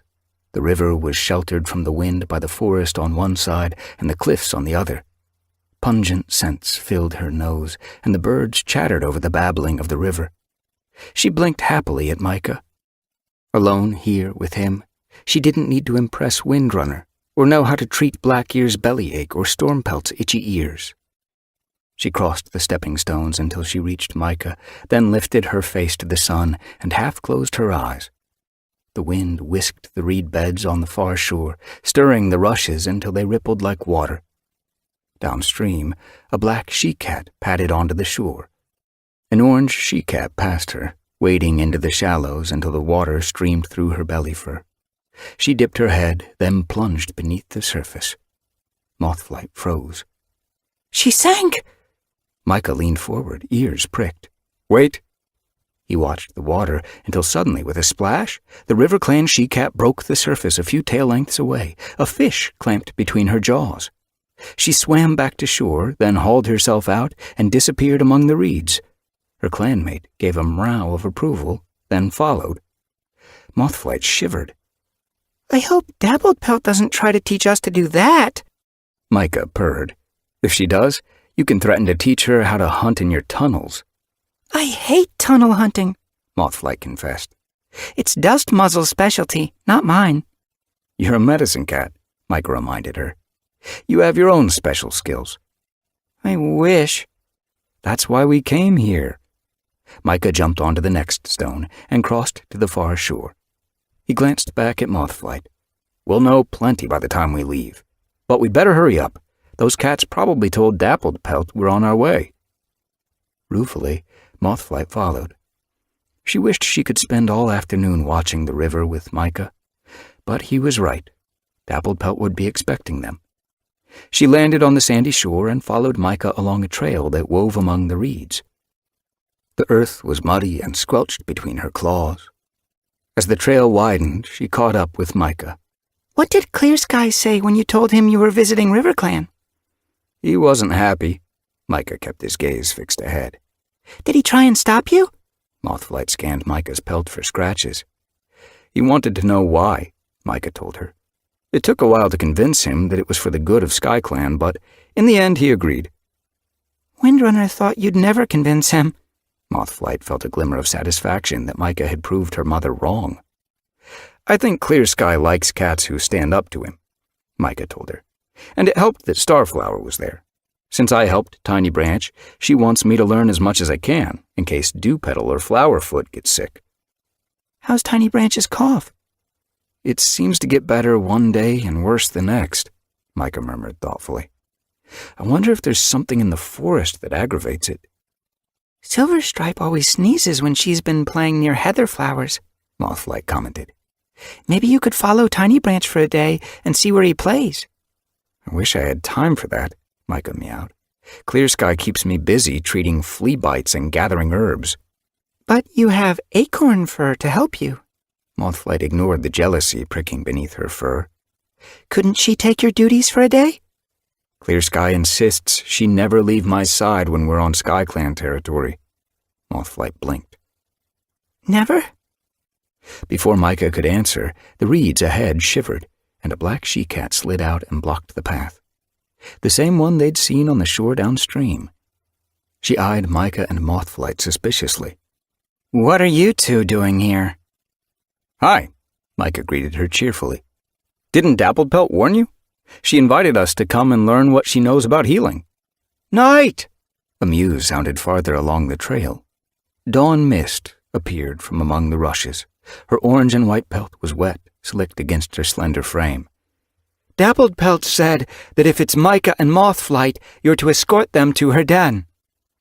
Night narrowed her eyes. I still think it's a bad idea to let other clan cats into our camp. River Ripple says it's okay, Dawn Mist argued. And they're only medicine cats. What's the worst they can do? Cure you? Night snorted and turned her tail on them. Follow me, she huffed. Mothflight padded beside Micah, following the she-cat along the winding path. Dawn Mist fell in beside her clanmate and glanced over her shoulder. I wish I could visit the other clans, she mewed. I can't imagine what it's like to live on the moor or in the forest. Mothflight's paws slithered on the muddy earth. It's dry, she muttered. As Dawn Mist purred with amusement, the reeds opened up, and Mothflight saw a clearing ahead. Fish scent washed her muzzle as two kits bounded across the sandy soil and bundled into Dawn Mist. Dawn Mist! The gray and white she-kit bounced around the Orange Queen. Pine Needle ate more of the trout than me. It's not fair. The black Tom Kit dug his paws into the earth. I did not. She's just being greedy. Poor Drizzle. Dawn Mist licked the gray she-kit's head. I'll catch another fish soon, she promised. Can we have one each? Pine Needle asked. Drizzle blinked eagerly. I want the biggest one. You two are greedier than foxes, Dawn Mist purred. She nosed the kits away. Go and play. I'm helping Night show our guests to Dappled Pelt's den. Drizzle's eyes opened wide as she spotted Mothflight and Micah. What are they doing here? Invasion! Pine Needle fluffed out his fur. Should I warn River Ripple? A deep purr rumbled at the side of the clearing. There's no need to warn me. I was expecting them. Mothflight jerked her nose around and saw the River Clan leader sitting in the shade of the reed wall. He stood and crossed the camp, dipping his head as he neared. I'm glad you're here. Dapplepelt's in her den." He pointed his muzzle to the foot of a long dead tree. Its roots snaked into the earth, forming a cave beneath the stump, where countless moons of wind and water had hollowed out the earth. Night flashed Mothflight a look. "I hope you can hunt for yourselves," she growled. "I'm not feeding Wind Clan or Sky Clan cats." River Ripple blinked calmly at his clanmate. "It doesn't matter what clan they're from. Their hunger is no different from yours." Night snorted and stalked away. Dawn Mist whisked her tail. "Don't worry about her," she whispered to Mothflight. "She enjoys being bad-tempered." Drizzle pricked her ears. Yesterday, she said that I was as dumb as a water vole, but I'm not. "Of course you're not." Pine Needle's whiskers twitched mischievously. "You're dumber." Hey! Fluffing her fur out indignantly, Drizzle leaped at her brother. Pine Needle ducked out of the way and hared across the camp. I'll get you for that! Drizzle hurtled after him. "When they're not eating, they're fighting." Dawn Mist rolled her eyes. "I'd better fetch them more prey." She headed toward a gap in the reeds where the river lapped the edge of the clearing. Without pausing, she slid into the river and disappeared beneath the surface. Mothflight glanced at Micah. The River Clan cats seemed more like otters than cats. Micah was gazing around the camp. Shattered Ice lay in a patch of sunshine at the far end of the clearing. Swift, a dark brown tom, washed himself beside the camp wall. River Ripple flicked his tail toward Dapplepelt's den. "She's been looking forward to your arrival." Micah dipped his head to the River Clan leader and headed toward the tree stump. Mothflight hurried after him, her nose twitching as the stink of fish grew stronger. She could see that the gaps between the roots of Dapplepelt's den had been woven with reeds. Feathers were threaded between them and fluttered in the soft breeze. Dapplepelt stuck her head out from under an arching root. "You're here at last," she purred. "Come in. I've just finished sorting my herbs." As the River Clan medicine cat ducked back into the shadows, Mothflight followed her down the short slope that led into the den. She shivered. The reed walls screened out the bright sunshine, and the shadows felt cold and damp. Reeds were strewn over the floor. They shifted beneath Mothflight's paws. She blinked, adjusting her eyes to the half-light. "You've got plenty of space." She paused in the center and looked around.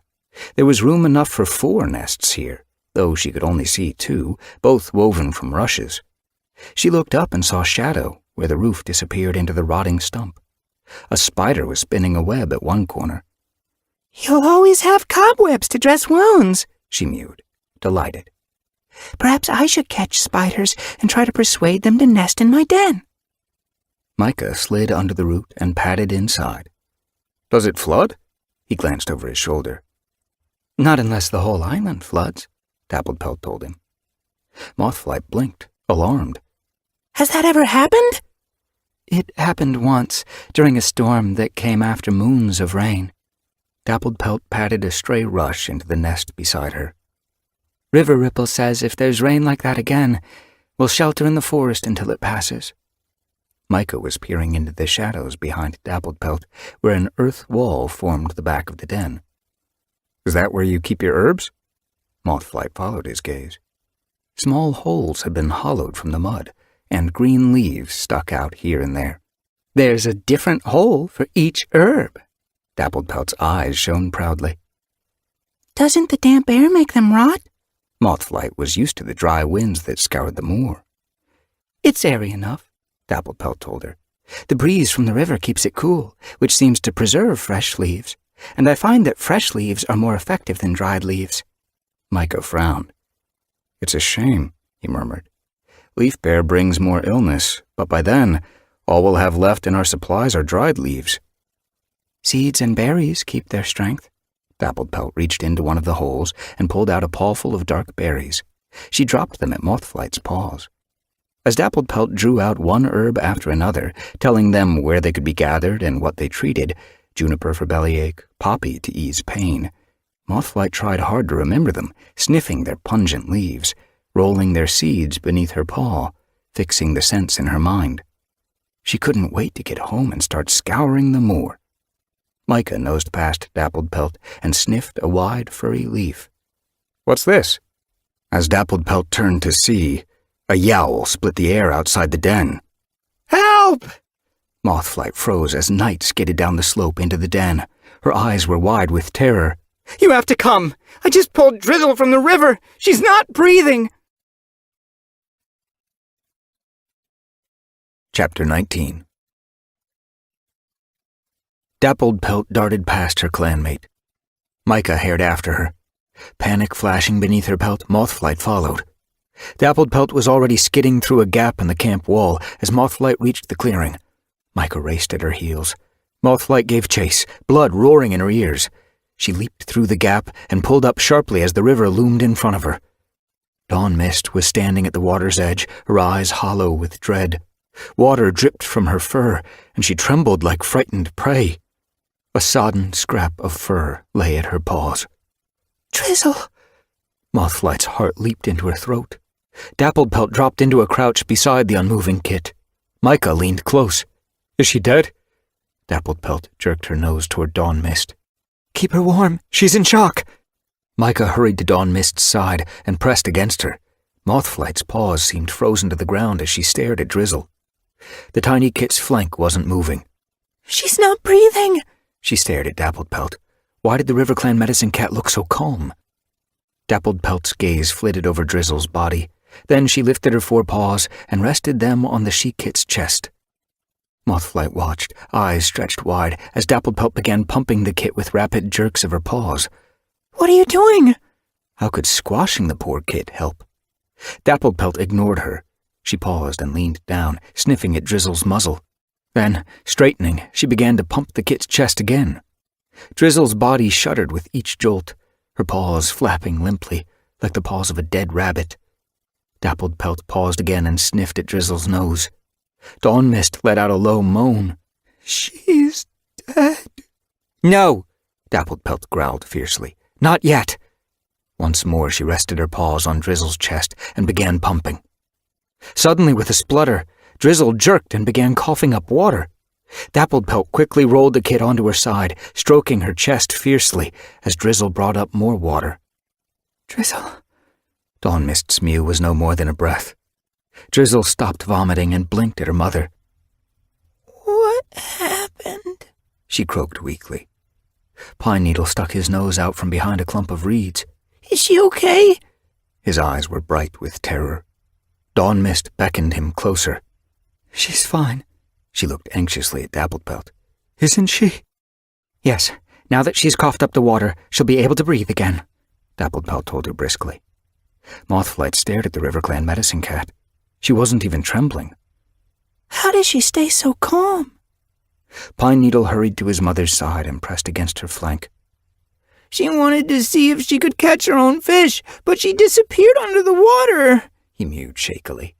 I called Night when she didn't come up again. She needs to learn to swim before she catches a fish, River Ripple brushed past Mothflight. She spun, her heart lurching at the sight of the River Clan leader. She hadn't heard his paw steps. He touched his muzzle to Dawn Mist's cheek.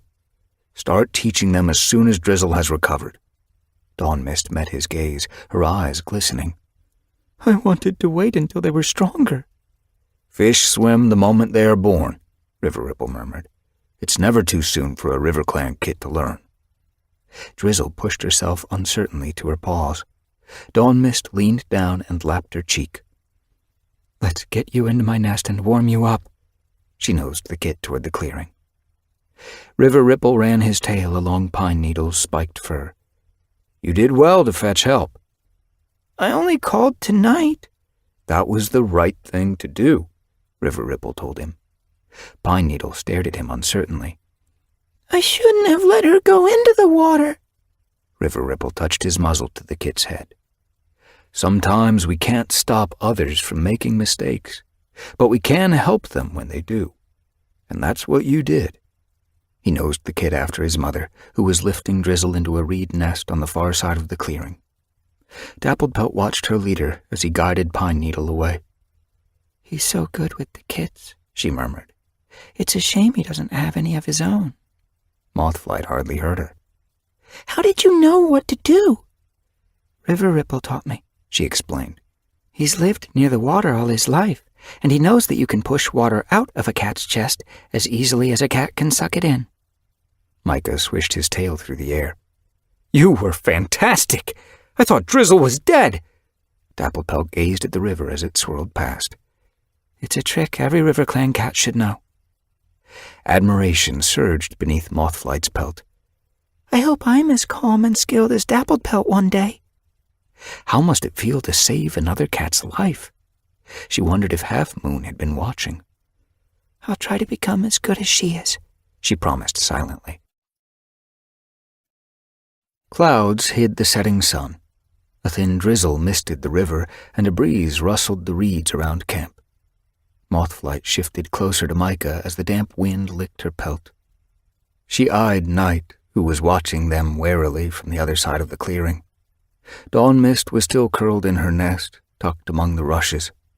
River Ripple had gone hunting for shrews in the reed beds with Dawn Mist's mate, Swift. "Are you sure we should stay the night?" Mothflight whispered. "Of course." Micah looked up from washing his belly. "Look how much we learned today. Tomorrow we'll learn even more." Mothflight was glad he was with her.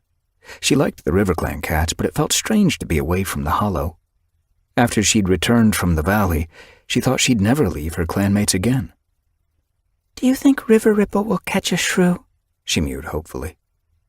Dapplepelt had slipped into the river as the sun began to sink, promising to bring them back a juicy trout. Micah blinked at her. "Don't you want to taste fish?" Mothflight wrinkled her nose.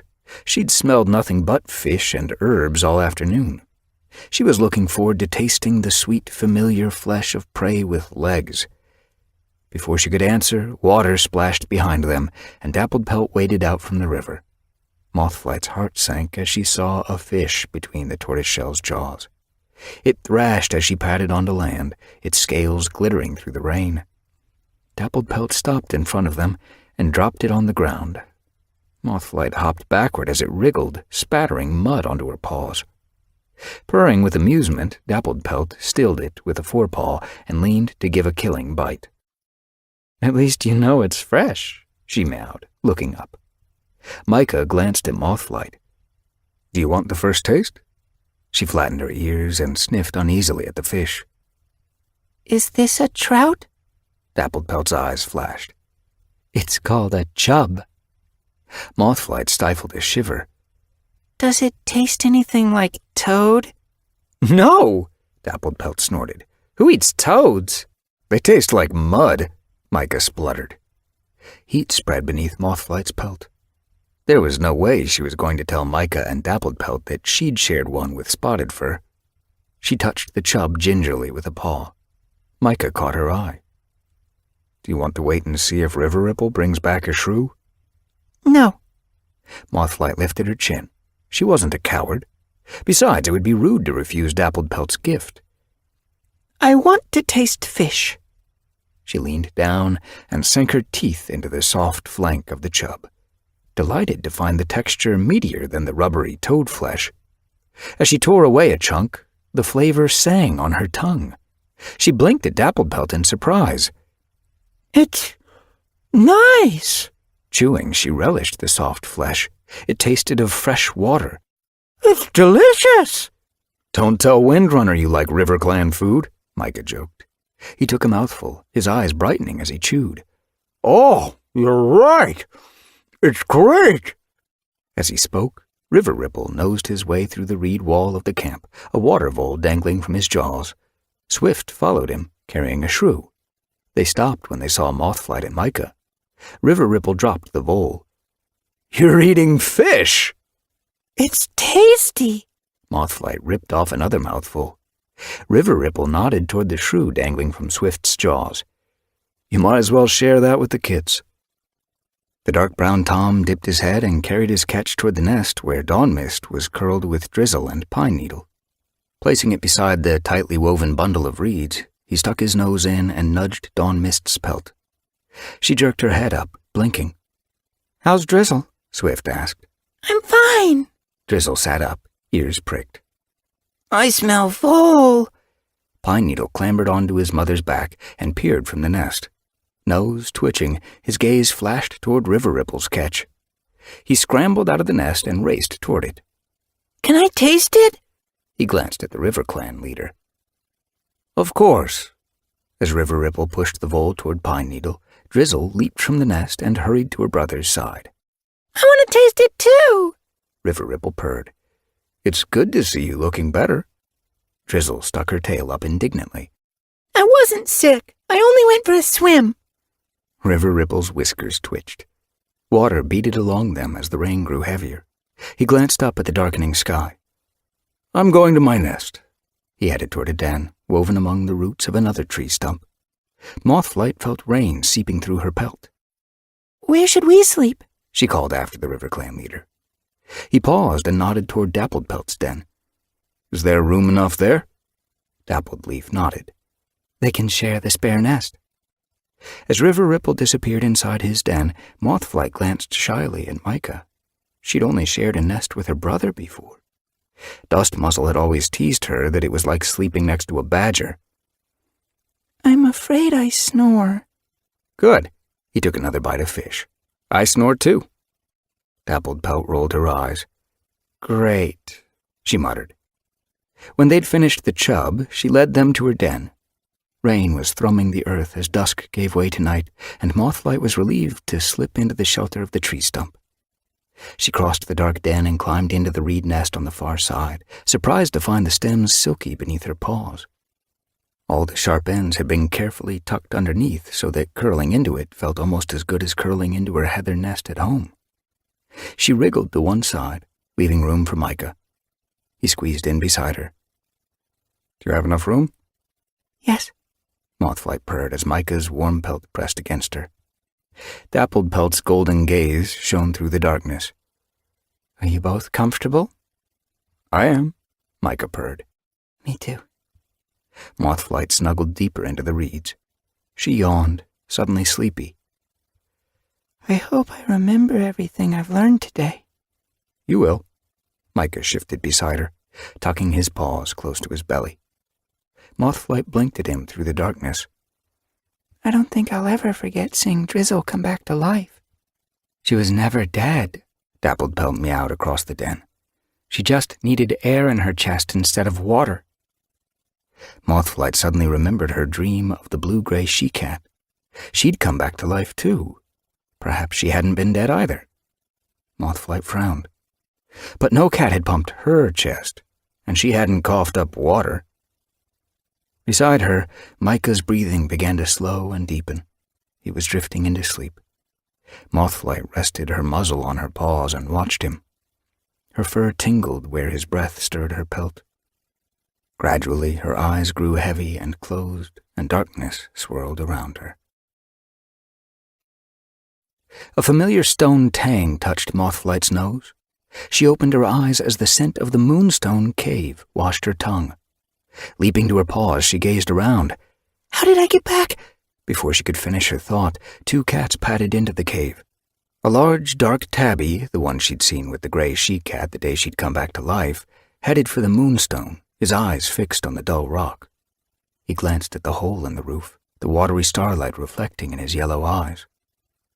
Mothflight shivered. There was coldness in this Tom's gaze, and a stiffness in his broad shoulders that frightened her. He seemed to be waiting for the moon to light the rock, impatience rippling along his spine. The gray Tom, who'd entered the cave with him, stopped at the dark tabby's side. The tabby jerked his muzzle around, snarling as the gray Tom spoke. There was no friendship between these cats. Then why are they here together? The dark tabby sank stiffly onto his belly and touched his nose to the rock a moment before moonlight set it alight. Mothflight screwed up her eyes, flinching as brightness blinded her. The stone beneath her paws turned to squelchy moss. She blinked open her eyes eagerly. Was she back on StarClan's hunting grounds? Darkness pressed on every side. She turned her head sharply. Trees loomed around her. This wasn't StarClan's land. She recognized the dank scent of rotting wood, sharpened by the smell of pine sap. This was ShadowClan territory. Feline shapes moved among the trees, their shadowy pelts glittering with starlight. Spirit cats. She scanned the starry cats, hoping to see a familiar pelt, but these weren't the StarClan cats she knew. Heart racing, she backed toward a tree, hoping she couldn't be seen. Her fur rippled with fear. These cats moved with solemn purpose, and the dark tabby seemed to be waiting for them, his gaze blazing expectantly in the darkness. His eyes narrowed as a sparkling tom approached him. Mothflight saw the spirit cat speak, but she couldn't make out the words. As the tom stepped away, a small ginger she-cat took his place.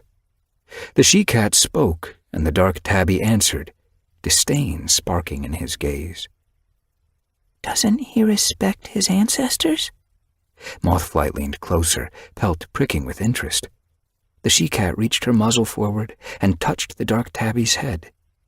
The tabby jerked as though agony flared through him. This is like the time I saw the blue-gray cat in the cave. Mothflight remembered her dream. Why did the touch of these spirit cats seem to cause so much pain? Mothflight narrowed her eyes, her breath quickening as one after another the spirit cat stepped forward and touched the dark tabby. Each time he stiffened, his pelt spiking, but he did not give ground. He met each new touch, his eyes burning with hunger. Finally, the last spirit cat stepped away and the dark tabby lifted his muzzle. Mothflight looked into his eyes, searching for some clue as to what the spirit cats had shared with him, but she saw only pride. Around him, the spirit cats' mouths moved. They seemed to be chanting something. Mothflight pricked her ears, trying to make out the words, but she couldn't. One StarClan tom broke off, his mouth frozen, as he stared at the dark tabby. Mothflight swallowed as she saw dread darken the spirit cat's gaze. She jolted awake, cold with fear. Mothflight? Micah jerked his head up as she stared, blinking around Dappled Pelt's den. The sound of his mew soothed her, and she turned and met his gaze. Bad dream? He asked. As she nodded, he leaned forward and touched his muzzle to her cheek. Go back to sleep, he murmured softly. We're safe here. Obediently, she rested her nose on her paws and closed her eyes. She felt his tongue lap her ear until weariness muddled her thoughts. It was only a dream. Micah stopped and tucked his muzzle beside hers.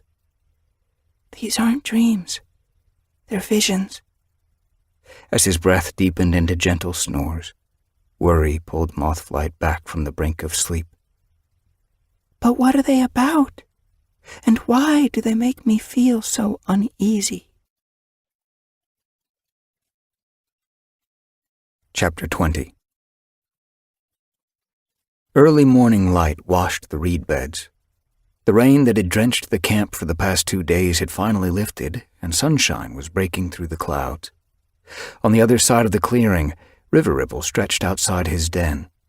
Mosstail and Dawn Mist were stirring sleepily in their nest, while Drizzle and Pine Needle charged across the camp, trying to catch each other's tails.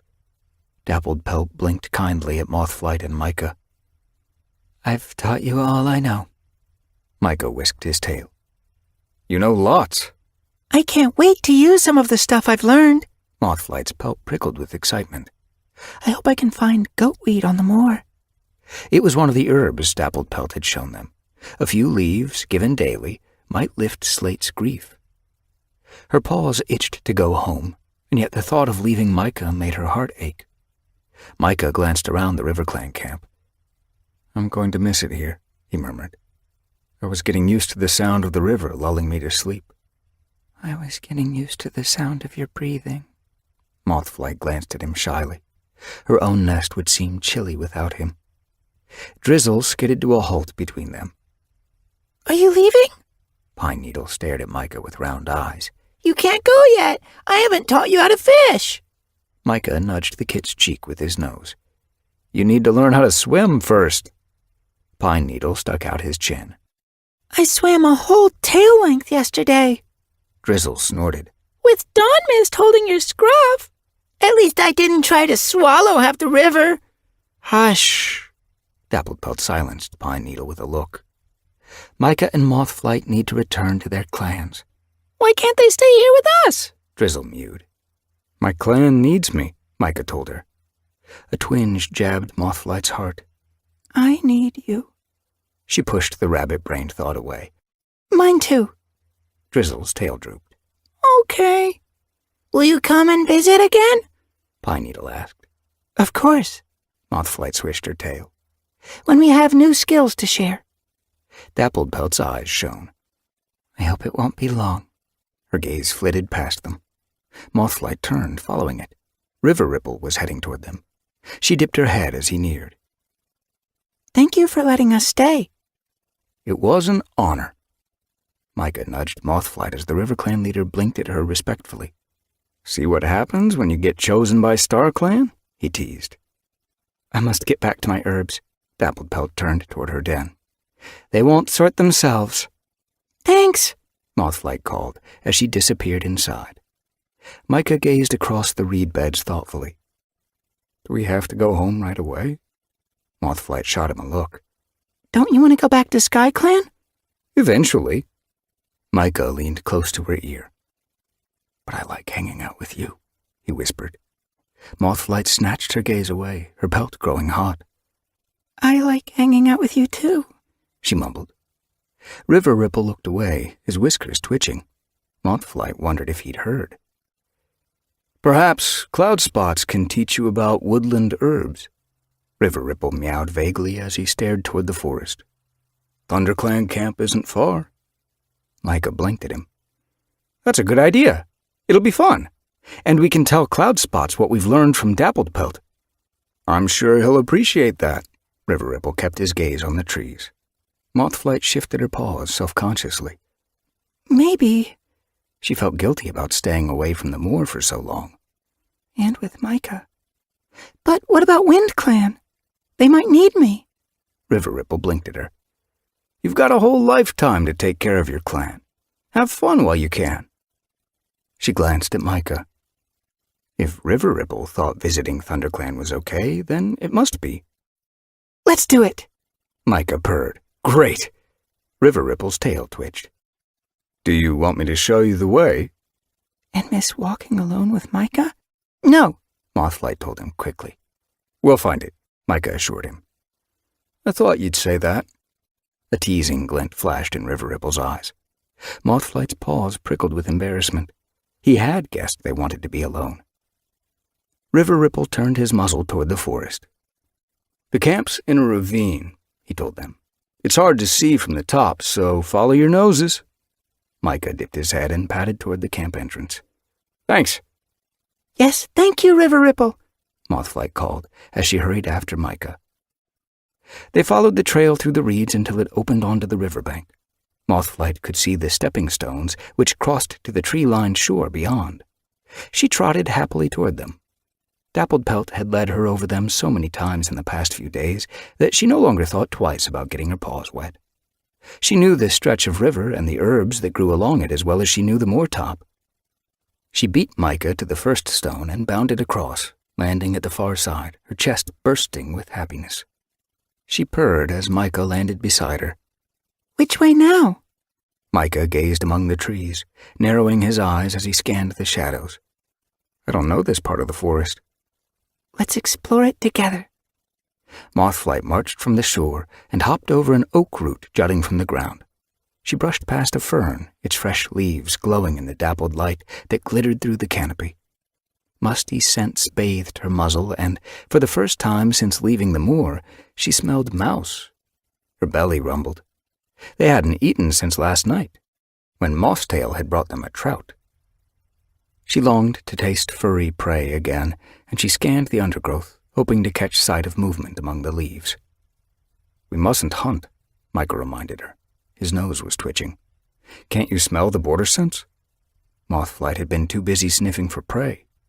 She lifted her muzzle and breathed in the scent of ThunderClan cats. Perhaps we can catch a fish. I'm sure River Ripple won't mind. Her belly growled again. Can you swim? Micah stared at her. No. Mothflight glanced back at the river. But sometimes they come close to the shore. We might be able to wade in and grab one. Or we could wait here for a bird to fly into our paws. Mothflight lifted her tail and brushed past Micah huffily. It was just a suggestion. He purred and padded after her. I love your suggestions. Mothflight tried not to purr. Micah was so sweet. He fell in step beside her. Let's find the camp. Hopefully ThunderClan will share their prey. Mothflight followed Micah, pelt pricking uneasily. Had Cloudspots warned Thunder that StarClan wanted the Medicine Cats to share their knowledge? She knew that the ThunderClan leader was Clear Sky's son. Did that mean he'd be as suspicious as SkyClan's leader? They followed a rabbit trail between brambles and bracken as the forest floor rose beneath their paws. It steepened as the trees grew thicker, the shadows deepening around them. Do you know where you're going? She asked Micah hopefully. Nope. Micah scrambled over a rotting log and paused on the other side. Mothflight dropped down beside him and gazed between the trees. They seemed to stretch on forever, sunlight piercing the leaves here and there, illuminating spots of woodland with brilliant shafts of light. She pointed her nose toward a thick path of brambles some way ahead. Do you think that could be the camp wall? Let's check. Micah headed toward it, stumbling as a root tripped him. Mothflight steadied him with her muzzle.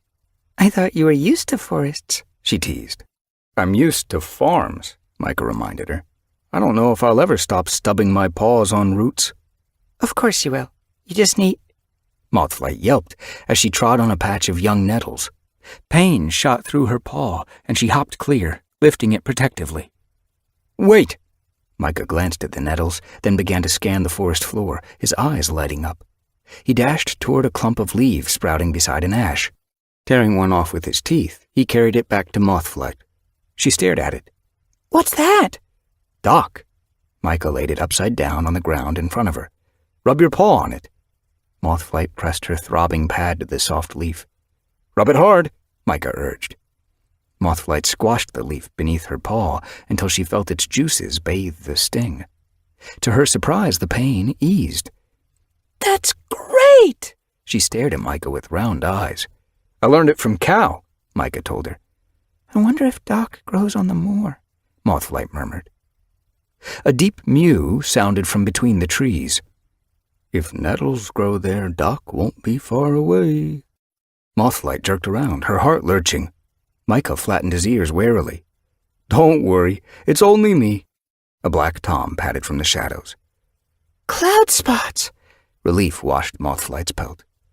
Are you two lost? The ThunderClan Medicine Cat stopped beside them. We've come to visit you, Micah explained. Cloudspot sniffed them, his nose wrinkling. How was your stay with RiverClan?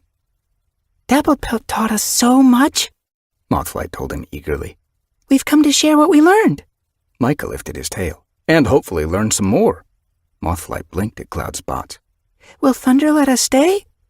Of course. Cloudspots flashed Micah a playful look.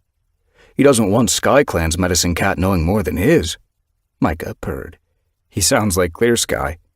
Perhaps, Cloudspots conceded. But he also wants to please StarClan. Micah's whiskers twitched. I'm not sure Clear Sky cares much about what StarClan thinks, but he cares about his clan. Cloudspots dipped his head. He's become a worthy leader. Mothflight looked toward the bramble thicket. Are we near the camp? It's not far, Cloudspots told her. I'm heading back there once I've collected some borage leaves. Mothflight gazed at him blankly. What's borage? I'll show you. Cloudspots led them along a winding track through bracken, stopping as the trees thinned. In the patchy sunlight beyond, green plants crowded the forest floor. Their soft leaves looked furry and buds showed at the top of each stem. By Greenleaf, this patch will be purple with flowers. Mothflight padded among the stems, breathing in the zesty perfume.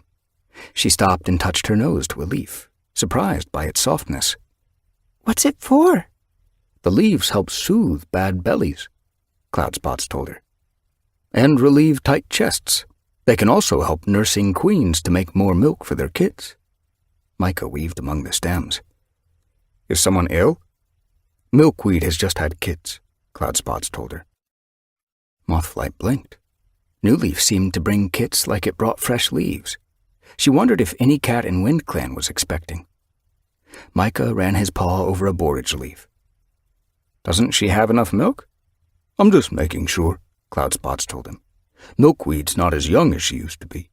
She had her first litter many moons ago, before she joined the clan. Is Leaf the father? Mothflight tipped her head, curious. She'd seen Leaf and Milkweed at gatherings. They'd always stayed close, watching each other with a fondness she'd only seen between her mother and Gorsefur. Yes, Cloudspots purred. Mothflight reached out a paw and tore a borage leaf from its stem. The best leaves grow halfway up the stem, Cloudspots told her. Not too tough, but old enough to have plenty of sap. Mothflight chose another leaf closer to the middle of the plant. Like this one? That's great. Cloudspots picked a leaf from the plant beside him and laid it on the ground. Together they picked enough to make a small pile. Then Cloudspots rolled them into a tight bundle and clasped it between his jaws.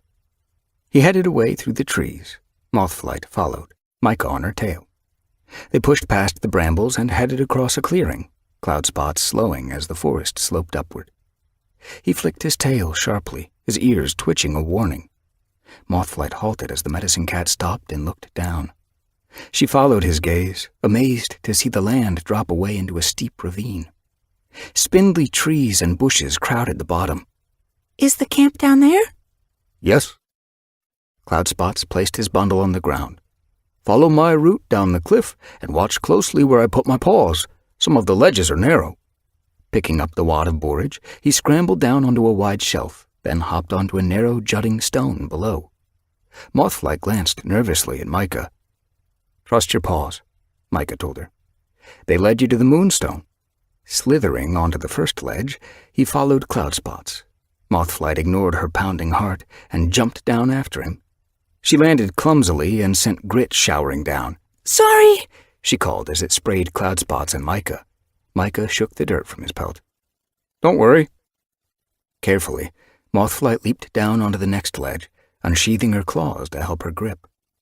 Fear sparked beneath her pelt as she hopped from rock to rock until at last she saw the ground below.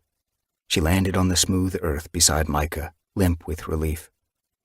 But there was still no sign of the camp. A large gorse bush blocked their way. She scanned it, searching for an entrance, but it was only when Cloudspots slid among the dark green branches that she saw it. She followed Micah through, aware of the high cliffs and thick bushes looming on every side. It was different from the airy RiverClan camp. As she emerged from the gorse, she blinked, surprised to see a grassy clearing. Bushes encircled it, and a wide thicket of bramble crowded one end, while a great rock towered at the other. On the far side, a cliff showed amid burgeoning ferns, and at the other side a rotting tree lay, bark crumbling around it. Cloudspots headed for the brambles while Micah paused in the clearing. Mothflight stopped beside him.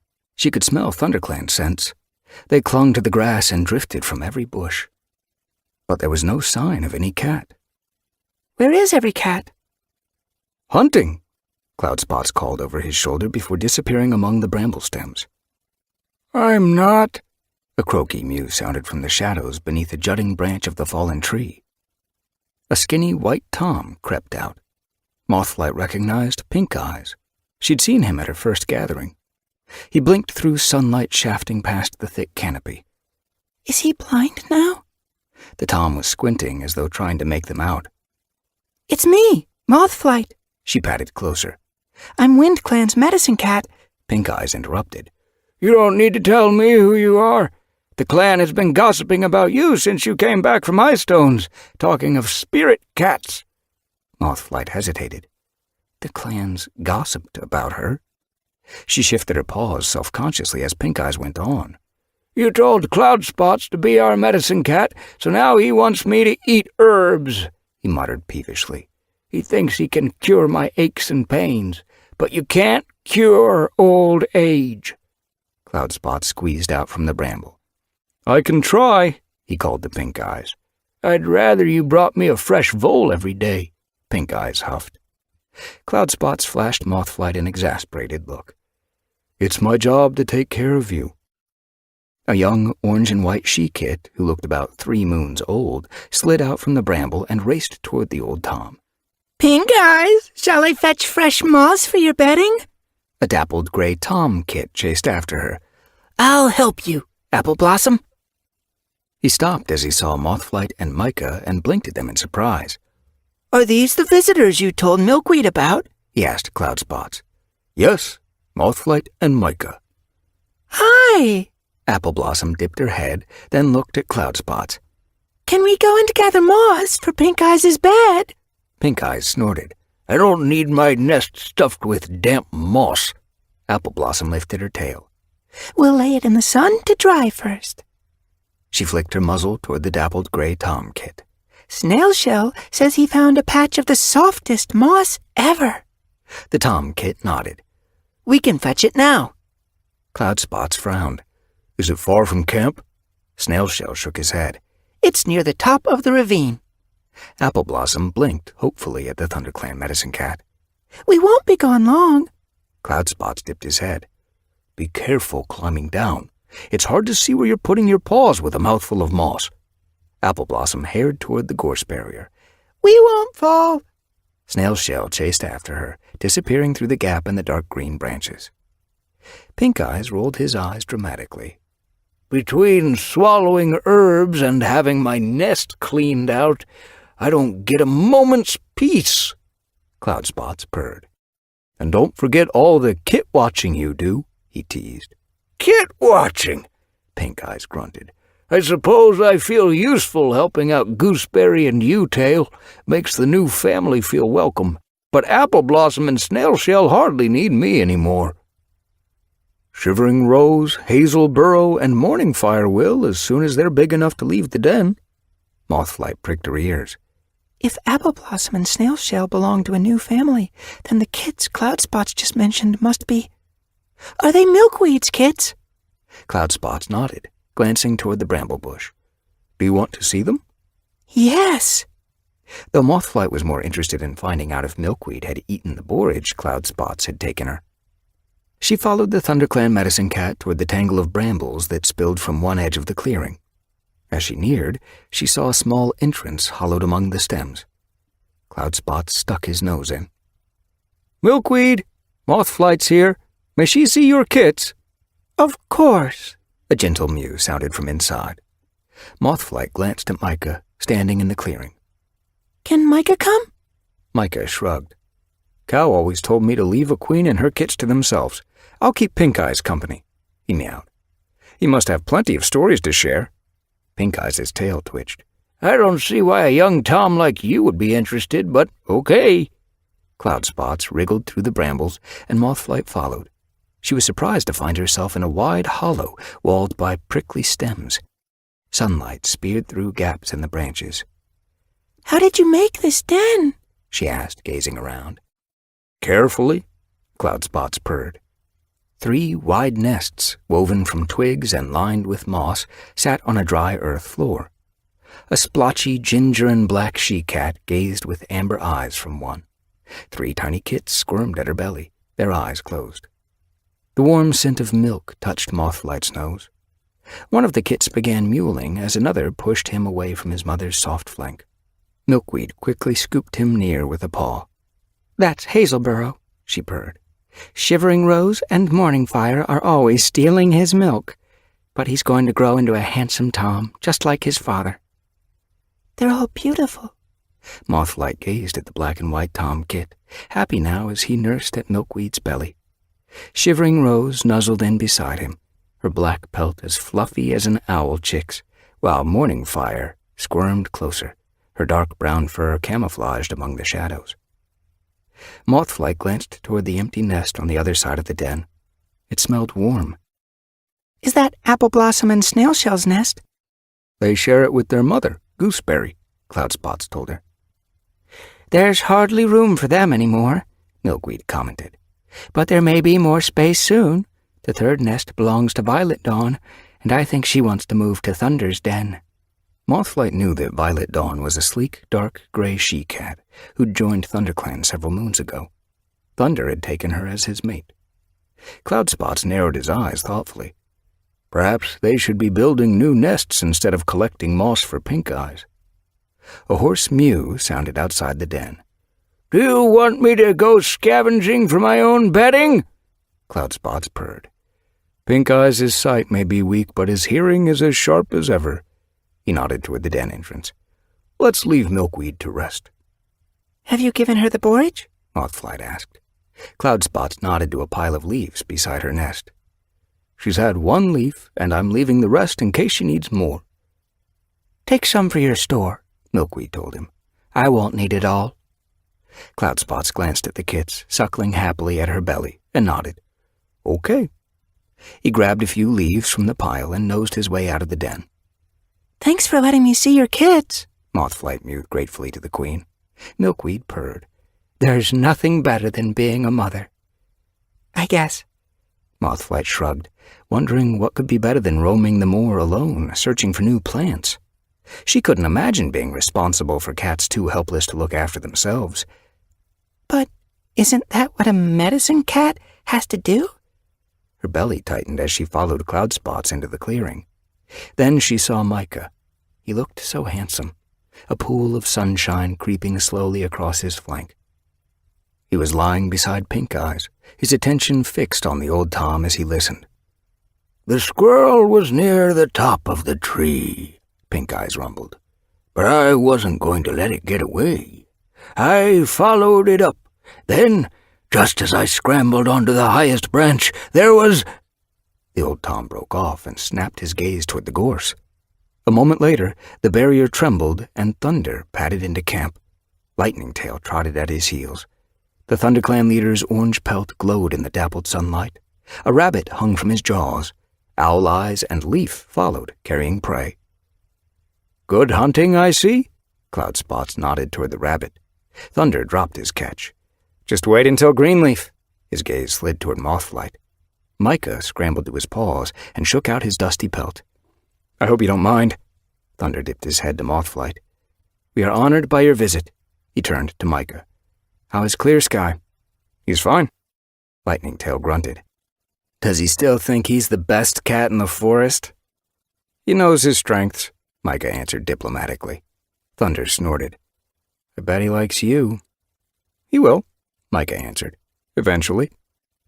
Leaf was heading for the nursery. "Is Milkweed okay?" he called to Cloudspots. "She's fine." Owl Eyes glanced toward the gorse barrier. "Violet Dawn asked me if you have any chervil. She's had a bellyache all morning." "Where is she?" Cloudspots' eyes darkened with worry. "She stopped to help Apple Blossom and Snail Shell gather moss," Owl Eyes told him. "I'll get some for her," Cloudspots meowed. "There's plenty in the forest." Micah narrowed his eyes. "Don't you keep any in your store?" Cloudspots shrugged. "It's better to pick fresh leaves this time of year," he explained. "I'll gather some to dry for my store in late Greenleaf when it's starting to die back." Paw steps sounded beyond the gorse barrier, and Thistle and Clover pushed their way into camp.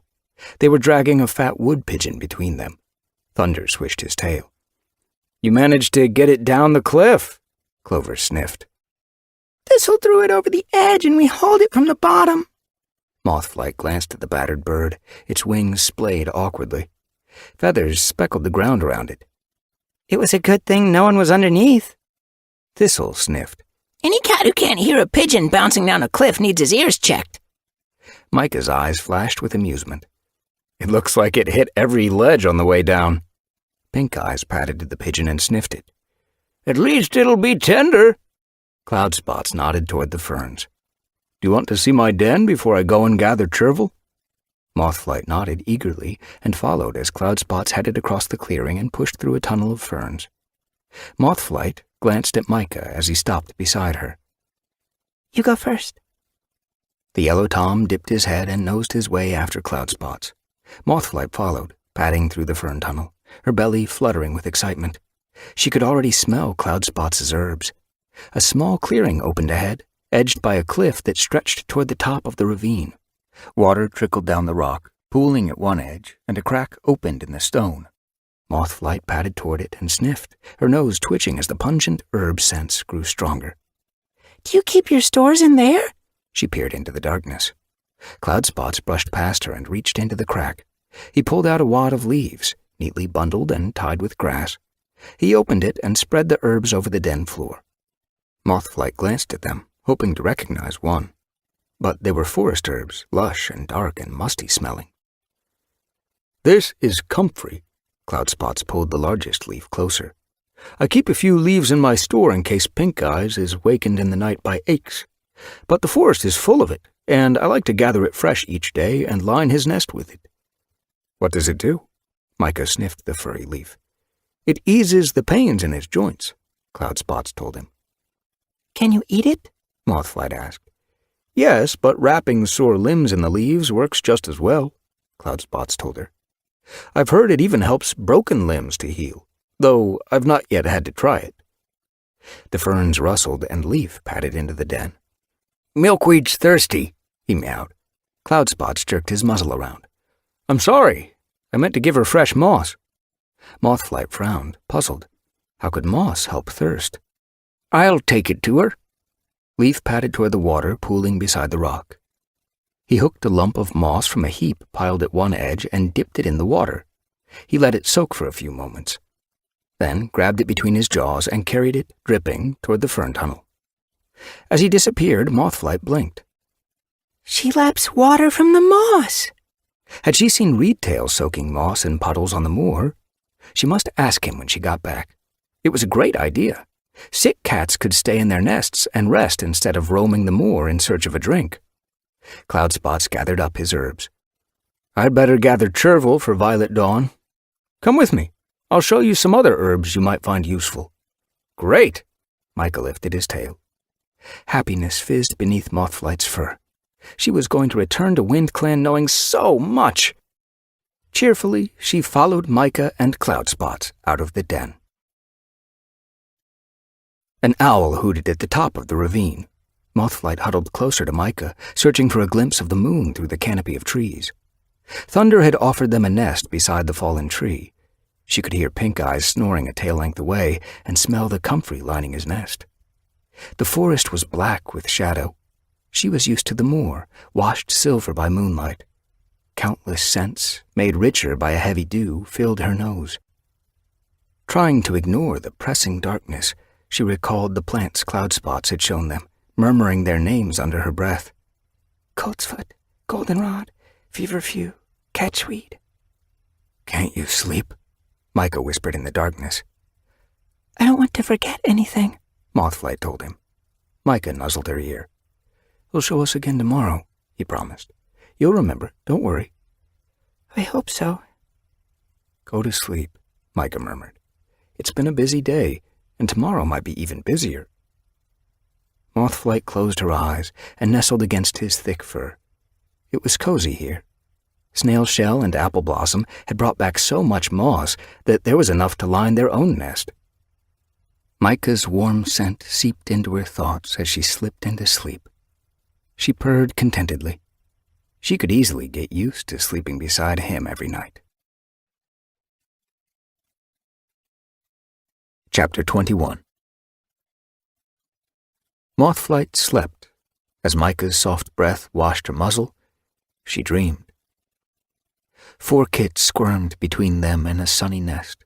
Happily, she nuzzled the strong tom kit clambering over her flank. Look, Micah, he's as handsome as you. She turned to meet Micah's loving gaze, but he'd gone. Alarm spiked through her pelt. Micah, where are you?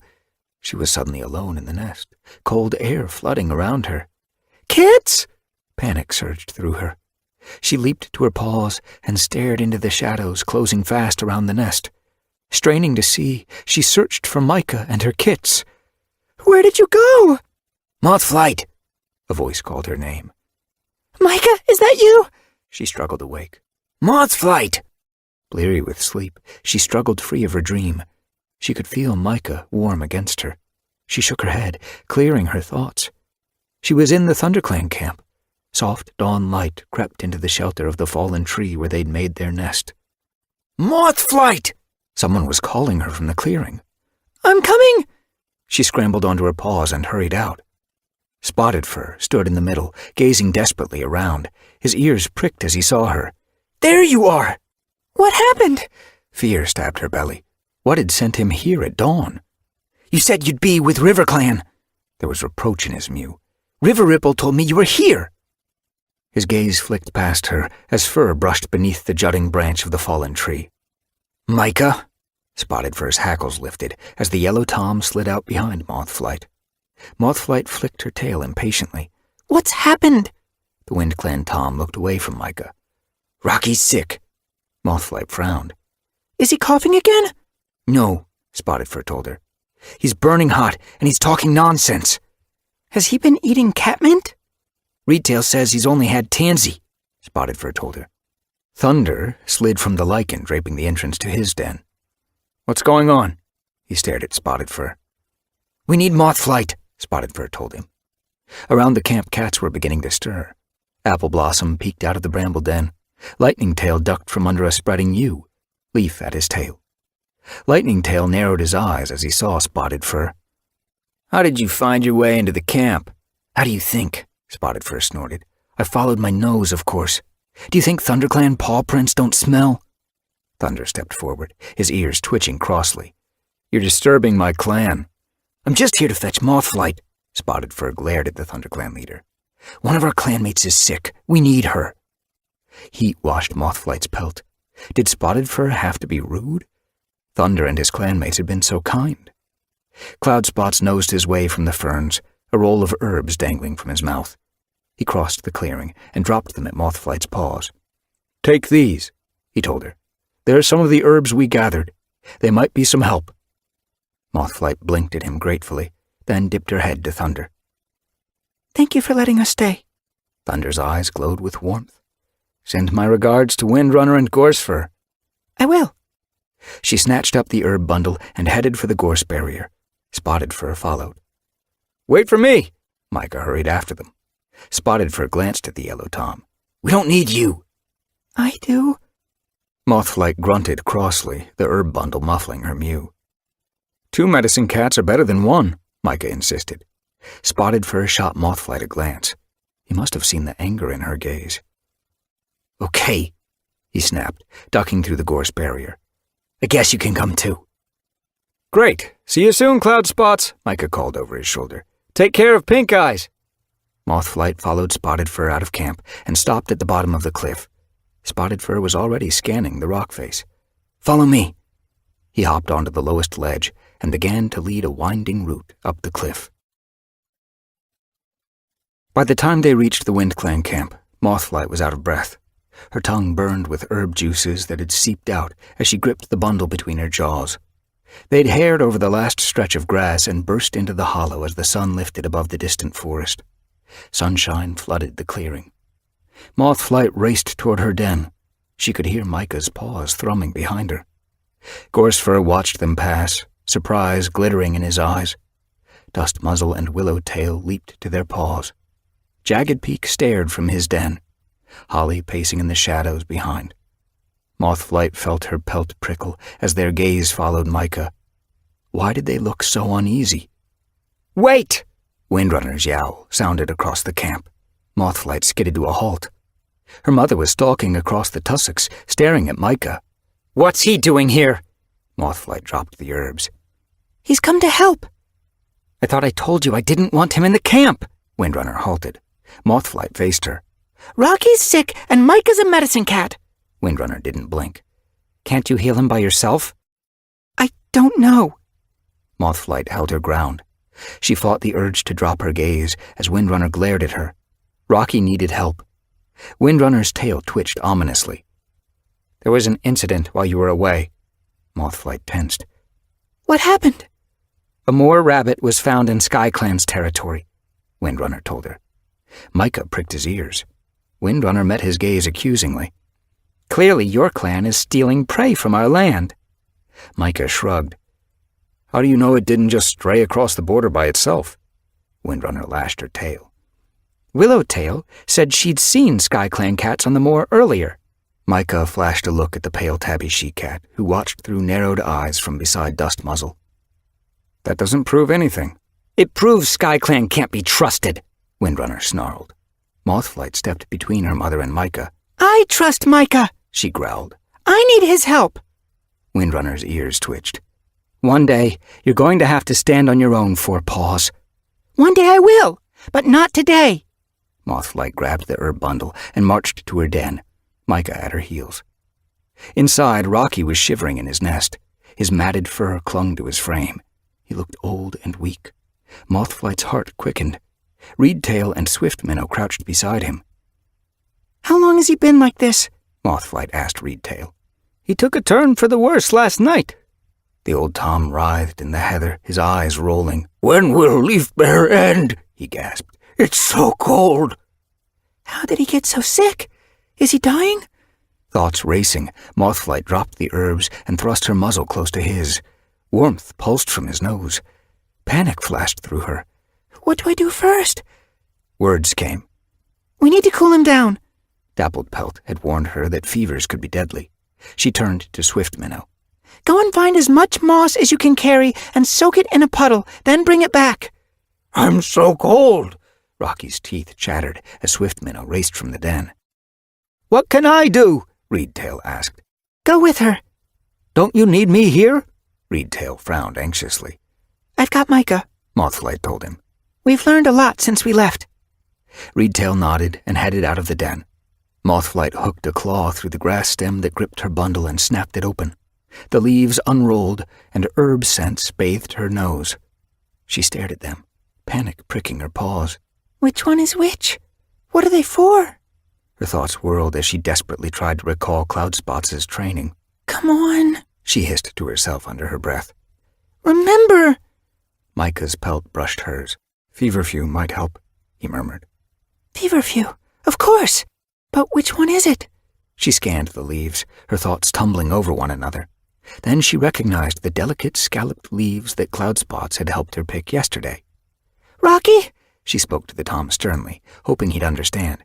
I need you to swallow some leaves, okay? He stared at her through clouded eyes, shivering. Do you think you can do that? If Rocky chewed them and spat them out, they'd be wasted. She'd have to return to the forest to fetch more, and there wasn't time. Rocky stared at her blankly. Micah leaned forward and rested his muzzle on Rocky's head. It's just like eating prey, he murmured softly. Rocky grew still. Like eating prey, he echoed. Mothflight lifted the feverfew to Rocky's lips with a hooked claw. Just swallow these, and you'll feel a bit better. Micah lapped the old Tom's head. Just a few leaves, he soothed. Obediently, Rocky nibbled the herb from Mothflight's claws. Come on, Micah urged gently. They'll go down easy. Relief washed Mothflight's pelt as Rocky lapped the leaves down. She stared gratefully at Micah. Thank you. Sick cats are like kits, he told her. A little gentleness goes a long way. Mothflight gazed at Rocky as he slumped deeper into his nest. What's wrong with him? He's not coughing anymore. Listen to his chest, Micah suggested. Even when Tiny Branch stopped coughing, I could hear him wheezing inside. Mothflight leaned into the nest, relieved to feel less warmth seeping from Rocky's pelt. At least the feverfew was working. She pressed her ear to his rib cage and listened. It sounded as though water was bubbling up inside. She sat up, alarmed. He's drowning! Like Drizzle! Micah's eyes widened. He can't be. He hasn't swallowed any water. There's water in his chest! Mothflight gasped. I can hear it! Micah leaned down and listened, his eyes dark with worry as he straightened. There must be infection inside. Mothflight's belly felt hollow. What can we do? She stared desperately at Micah. Then she remembered what Cloudspots had told them on their way home from the Moonstone. The tree! She stared at Micah. The one with the oozing sap, on your territory. Of course, Micah lifted his tail. Cloudspots said it'd cure any cough. Surely it would cure Rocky's chest infection. Do you know where it is? Yes. You're brilliant. Mothflight pressed her muzzle against Micah's cheek, purring. She drew back. Where is it? He nodded. I took acorn fur looking for it. It wasn't hard to find. Its sap smells as strong as pine, but sweeter. We must go there now. Mothflight's paws itched. We? Micah hesitated. Perhaps I should go alone. Windrunner won't want you going to SkyClan territory. I'm coming with you. She had to see where the tree was. One day her clan might depend on it, and Rocky needed it now. She lifted her chin. Windrunner wasn't going to stop her from being the best medicine cat she could be. We won't tell Windrunner where we're going. Let's hurry. She glanced at Rocky, who was worryingly still, his flanks hardly moving. Micah followed her gaze, then nodded. Come on. He hared out of the den. Mothflight raced after him. They crossed the clearing in a few bounds. Where are you going? Dust Muzzle's mew echoed after them as they headed through the entrance. We won't be long, Mothflight called back evasively. They raced down the moorside, Mothflight taking the lead and burning trails through the heather. She reached the SkyClan border, her chest on fire. Which way? Micah pelted past her. Follow me. Mothflight chased him through the wall of ferns and around a clump of brambles. He cleared a rotting log in one bound. She scrambled over it and kept running, digging in her paws to catch up as he disappeared over a rise. She followed, her heart lurching as the ground opened into a ditch. Her forepaws slipped over the edge. She pushed hard with her hind legs and soared over the gap. Landing heavily, she sent leaves swirling behind her. Micah was still running, and she chased after him, determined not to lose sight. He swerved past an ancient oak and followed a gully that cut into a glade. The trees thinned and sunlight streamed in. Bluebells misted the ground, turning the forest floor purple. This is it. Micah slowed and circled a tall tree at the bottom of the glade. The bark at the base is too old, he meowed. I'll have to climb to the top where there are tender stems. Mothflight scrambled to a halt, her heart pounding. It's so tall. Can you climb trees? I don't know. I've never tried. Micah peered up through the leafy branches. It can't be harder than the barn ladder. It's a lot higher. Anxiety wormed beneath Mothflight's pelt. She'd never climbed a tree. On the moor, prey lived among the gorse and heather. Once I get to the first branch, I'll be okay. Micah reached up with his forepaws and hooked his claws into the bark. Shards flaked away and showered around him. I'm coming with you. Mothflight was not letting him try this alone. No, I need to concentrate. If you climb up, I'll be distracted because I'll be worrying about you. Micah looked at her. You stay here, and I'll drop the bark down to you. Mothflight blinked at him uncertainly. Are you sure we can't just scrape the bark away here? She nodded toward the peeling wood. It's as dry as a bone. He leaped up, digging his hind claws in and scooting toward a branch jutting a few tail lengths above his head. Be careful, Mothflight called, her breath quickening as she watched him scramble higher. Grunting, he hauled himself onto the lowest branch. This is easy, he called down. Mothflight screwed up her eyes as crumbs of bark drifted down like snowflakes. Don't forget you're not a squirrel. I won't. Micah craned his neck, peering up toward the next branch. Reaching up, he clung to the trunk and hauled himself higher. Mothflight paced the bottom of the tree. Be careful. Ferns swished behind her. She glanced over her shoulder. What are you doing here? Clear Sky stalked into the glade, his broad shoulders rippling. An angry snarl curled his lip. We need medicine for Rocky, Mothflight explained. He's really sick. Don't you have herbs on the moor? Clear Sky stopped a whisker from her nose. She backed away, shocked by the menace in his mew. We need sap from this tree. She glanced toward Micah. Leaves shivered around him, high among the branches. Clear Sky jerked his muzzle up. Is that my medicine cat? Yellow fur showed between the leaves as Micah climbed higher. He's helping me, Mothflight explained. Get off my land, Clear Sky hissed at her. Mothflight stiffened. I'm not hunting. WindClan seemed to think that borders only work one way. That's not true. Mothflight's hackles rose. It's SkyClan who's been stealing more prey. Clear Sky's blue gaze turned to ice. His pelt lifted along his spine. Mothflight froze, wishing she hadn't spoken. She backed away, feeling suddenly vulnerable. I'm just a medicine cat, she mewed. I only want to get sap to cure Rocky. As soon as Micah finds some bark, I'll take it and leave. You're not taking anything from SkyClan territory, Clear Sky snarled. But Rocky might die without it. That's not my problem. Mothflight couldn't believe her ears. How could any cat be so cruel? Mothflight! Micah's mew sounded from high among the branches. Are you okay? Clear Sky glanced upward. She will be if she goes home. Leaves shivered on a branch, and Micah stuck out his head.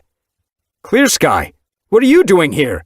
It's my territory, Clear Sky yowled. Or had you forgotten? Micah blinked at him. Of course not, but we need to get some sap for... Clear Sky cut him off.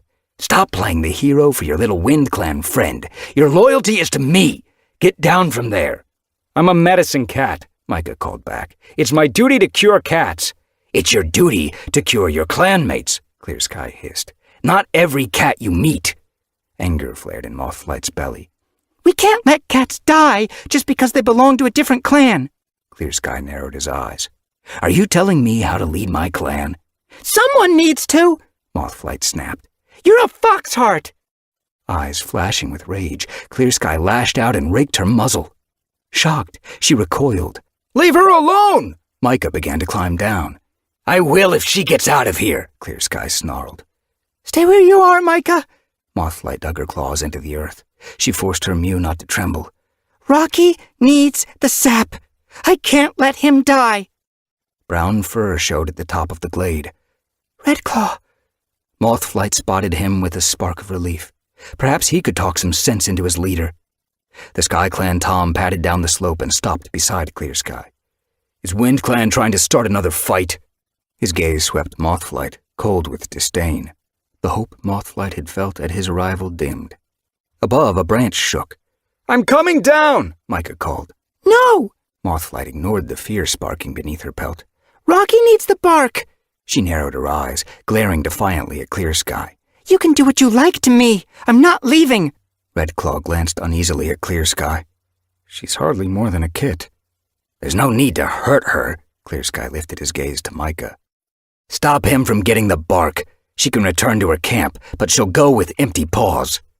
Redclaw nodded and raced for the tree.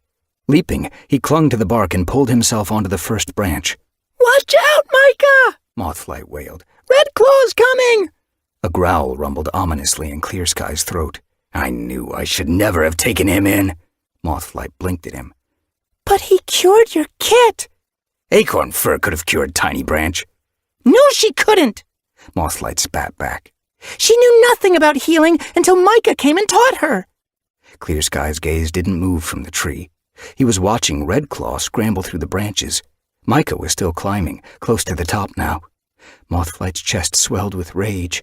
You're lucky to have a cat like Micah in your clan, she growled. He's the bravest and cleverest cat I've ever met. You're the clever one, Clear Sky snarled. You're here, with your paws safely on the ground. He thinks he's got wings. Mothflight lifted her chin. You've never given him a fair chance, she growled. He left his friends to help your clan, and you treat him like a prisoner. You've made Acorn Fur spy on him. I wish he'd leave you and join Wind Clan. Clear Sky turned on her. No one leaves my clan without permission. Brambles trembled at the top of the slope. Willowtail burst out, her pelt bushed. What's going on here? She bounded down the slope, pushing herself between Mothflight and Clear Sky. Clear Sky stared at her. Another Wind Clan cat! Can't you smell boundaries? Willowtail nudged Mothflight away and faced the Sky Clan leader. I was worried about Mothflight when I smelled her trail cross the border. I wanted to make sure she was okay. I'm fine, Mothflight told her. It's Micah who's in trouble. She nodded toward Redclaw, who was only a few tail lengths behind Micah. He's trying to stop Micah from getting the bark we need to cure Rocky. Willowtail's eyes blazed with anger. Redclaw!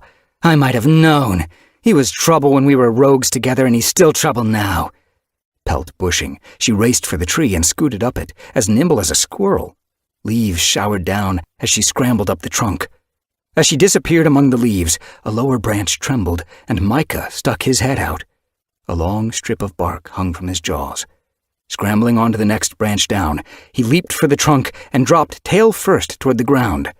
Landing lightly, he hurried toward Mothflight and laid the bark at her paws. It glistened in the sunshine, sap oozing from its flesh. I got it! Delight fizzed beneath her pelt. Thank you! She pressed her nose against his cheek. Clear Sky hissed. How dare you! Tail lashing, he kicked the bark away. No! Mothflight leaped after it, trying to rescue it before leaf litter soiled the precious sap. Clear Sky faced Micah, ears flat. I actually believed that you might become one of the clan, he spat. But you can't be trusted. His gaze flicked to Mothflight. How can you steal for Wind Clan? It's not stealing, Micah faced him. Herbs belong to all cats. A screech sounded above them. Murderer! Willowtail's cry rang out across the forest. Thief! Redclaw shrieked back. High up, the leaves exploded around the fighting cats. Micah jerked his muzzle up. They'll kill each other! Spraying earth behind him, he leaped toward the tree and hauled himself into the branches. Take the bark to Rocky, he called back to Mothflight. Mothflight froze. I can't leave? Not until Micah was safe. Come back, she wailed. Let them kill each other if they want. Guilt flared through her. She was meant to protect cats, not wish them dead. Her paws were rooted to the ground as Micah's yellow pelt flashed among the leaves. He swarmed upward toward the trembling branches where Redclaw and Willowtail fought. Brown fur crashed through the leaves. Redclaw swung from a branch for a moment before scrambling back on. Willowtail balanced farther along, her hind paws trembling as she lashed out, blow after blow with her forepaws. Redclaw backed away, the end of the branch only a tail length behind him. It dipped perilously as he retreated from Willowtail's punishing swipes. "Stop!" Micah's mew rang out behind them. Mothflight strained to see him. She could make out his yellow pelt among the green leaves. He was moving slowly along the branch. "Stop!" he ordered again. Willowtail glanced at him. "Stay out of this," she snarled. "It's not your battle." "It's not any cat's battle," Micah called. "I've got the bark. Mothflight's taking it to Rocky. There's no point in fighting now."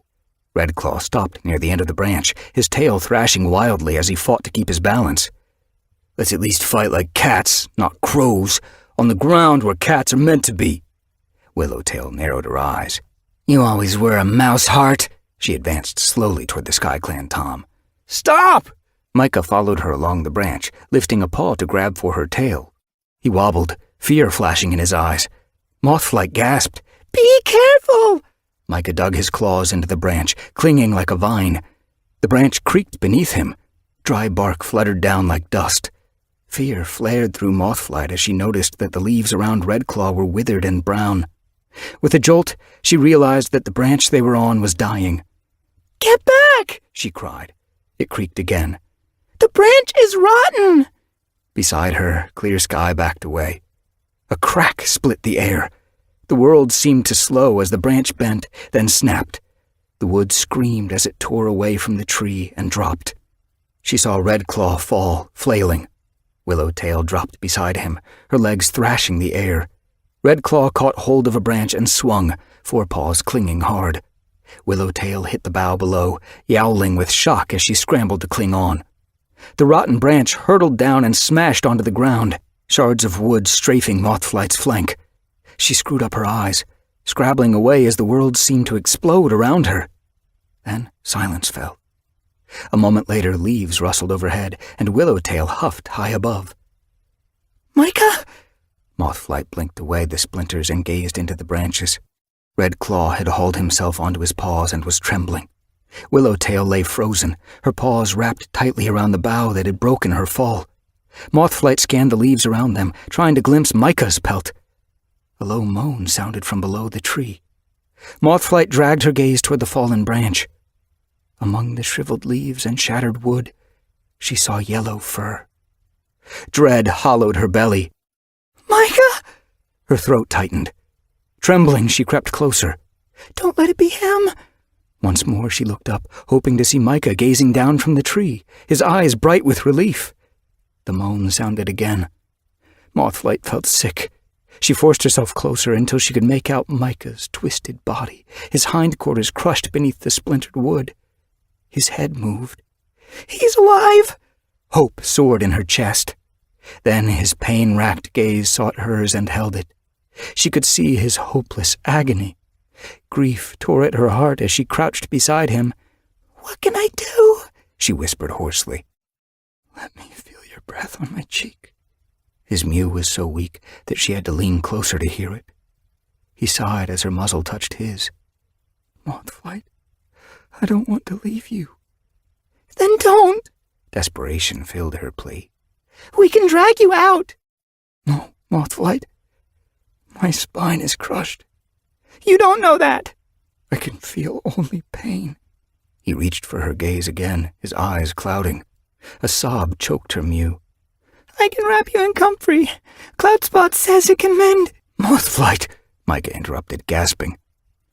"Thank you for letting me come with you to Highstones, and for bringing me to the clans." Horror pressed at the edge of Mothflight's thoughts. "Don't say that!" He was talking like this was the end. "I'm glad I spent this time with you." "No!" He mustn't die. He couldn't. "You made sense of my life," he rasped. "You showed me my destiny." "This can't be your destiny!" Mothflight fought for breath, her thoughts spiraling into panic. It's not fair! I love you. Then don't leave me! I'll see you again. His eyes flickered. Next half moon, maybe. Mothflight felt a wave of relief. But then she realized what he meant. Next half moon? He means he'll see me from StarClan. No! The ground swayed beneath Mothflight's paws. She thrust her muzzle against Micah's, longing to feel his warm breath. But she felt nothing. Jerking away, she saw his gaze light for a moment, then grow dull, as though dusk had swept through the forest and swallowed the sunshine. Micah! Collapsing, Mothflight pressed her cheek to his. Don't go! I love you! Chapter 22. Mothflight lifted her head blearily, not sure if she'd slept. Dawn light filtered through the trees above. I forgot about Rocky, she said, but her voice came out hoarse and creaky. I didn't take the bark to him. Reedtail took it, Windrunner's voice replied. Rocky's doing okay. Don't worry about anything, Mothflight. She smelled Windrunner's scent and realized that her mother's warm flank was pressed against hers. Swift Minnow was on her other side. Mothflight wondered how long they'd been there. A chilly mist swirled around the forest floor. Dread swelled at the edge of her thoughts, and she wondered for a moment why. Then she remembered. Anguish struck her like a wave. She struggled to breathe. Micah's muzzle was still a whisker from hers, cold and stiff. She blinked at it numbly. Grief had dragged her through the long, dark night. Foxes had screeched from the depth of the woods. Owls had glided, curious, through the glade, the breeze from their silent wings the only clue they had passed. Paws had scuffed the forest floor as cats came and went, dipping their head in respect to Micah, exchanging sympathies in hushed mews. It's time we buried him. Windrunner's mew cut through Mothflight's grief like claws. Panic seized her. No! They couldn't lay him deep in the earth and cut him off from sunlight forever. I need to see him! Windrunner got to her paws and touched her muzzle to Mothflight's head. Foxes will come for his body if we don't. Mothflight blinked at her. Why was her mother being so cruel? Swift Minnow shifted beside her. Burying him will show our respect. Windrunner nodded. He'll be safe in the earth. Anguish slammed into Mothflight. But what about me? I need him. You still have your family, murmured Windrunner. And your clanmates, Swift Minnow added. Mothflight leaped to her paws and glared at them. I don't want you, she hissed. I want him! They exchanged looks. Then Windrunner signaled to some cat with her tail. Gorsefur padded toward them, with Nettle, Blossom, and Acorn Fur following close behind. The splintered branch had already been cleared away, leaving Micah's body exposed to the brightening day. Nettle thrust his gray muzzle beneath Micah's flank, heaving him onto his back. Gorsefur and Blossom crowded beside him, helping to take the weight of Micah's body. Acorn Fur slid among them, pressing her shoulder beneath Micah's hindquarters. Together they carried the body from the glade. Mothflight watched them wade through the bluebells, the purple blossoms sweeping Micah's matted pelt. Windrunner nudged her gently forward. Come and say goodbye. Mothflight's paws felt as heavy as stone as she followed the cats out of the glade. Daylight was beginning to glimmer among the leaves overhead as the sun lifted higher. At the top of the rise she saw cleared earth and a hole dug deep into it. Clear Sky stood at its head, Starflower at his side. SkyClan gathered around them as Nettle and Gorsefur paused at the edge of the hole. Mothflight blinked at the solemnity in Clear Sky's gaze. Didn't he realize that he'd caused this, with his fox-hearted craving for borders? Acorn Fur's eyes were misted with grief. She pressed against birch while Quickwater, alder, fernleaf, and thorn stared bleakly at Micah's body. Redclaw hung back behind Clearsky, his gaze fixed on his paws. Mothflight felt anger flash in her belly, eclipsing her grief for a moment. You killed him! You and your stupid fight! She glanced around, wondering if Willowtail had dared come. The pale tabby she-cat was watching half-hidden behind Dust Muzzle. Mothflight glared at her, anger seething beneath her pelt. Don't skulk behind my brother! She spat. Come and see what you've done! She jerked her muzzle toward Micah, lying stiffly on Nettle's back. Mothflight felt Windrunner's pelt brush her flank. It was an accident, she murmured. It didn't have to happen! If they hadn't been fighting... Mothflight glared at Redclaw. Micah would still be alive! Clearsky caught her gaze and returned it steadily. Micah died because he was brave. It was a noble death. He didn't die because he was brave! Mothflight stared at him, stunned. He died because you sent Redclaw after him! Clearsky didn't blink. He chose to climb back up the tree, he meowed simply. He could have stayed on the ground. Mothflight's mind whirled. Was Clearsky blaming Micah? Starflower stepped forward, her emerald gaze round with sympathy. You are angry, she mewed. A cat you loved has died. But what is the point of blaming Clearsky, or Redclaw, or Willowtail? The tree was rotten. Do you blame the tree? Yes! Mothflight's pelt bristled. And Rocky's cough for sending us there, and Clearsky, and Redclaw, and Willowtail! Her thoughts seemed to whirl as rage flared. And Micah for being so dumb! Starflower blinked at her. Would Micah have blamed anyone? I'm glad I spent this time with you. His dying words echoed in her mind. Shame washed her pelt. He could have hated me for bringing him here, but instead he was grateful. She felt the eyes of the other cats fixed on her and backed away, grief welling once more in her chest as her anger withered. Windrunner brushed her cheek with her muzzle. Let's say goodbye to Micah kindly. Nettle crouched and let Micah's body slip from his shoulders. It dropped into the hole with a thud. Clearsky stepped forward and looked into the darkness. No. Mothflight closed her eyes and pictured Micah on the stepping stones, the river sparkling around him.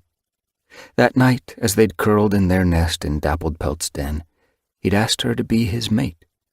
While Dappled Pelt slept, they'd planned a future in soft whispers.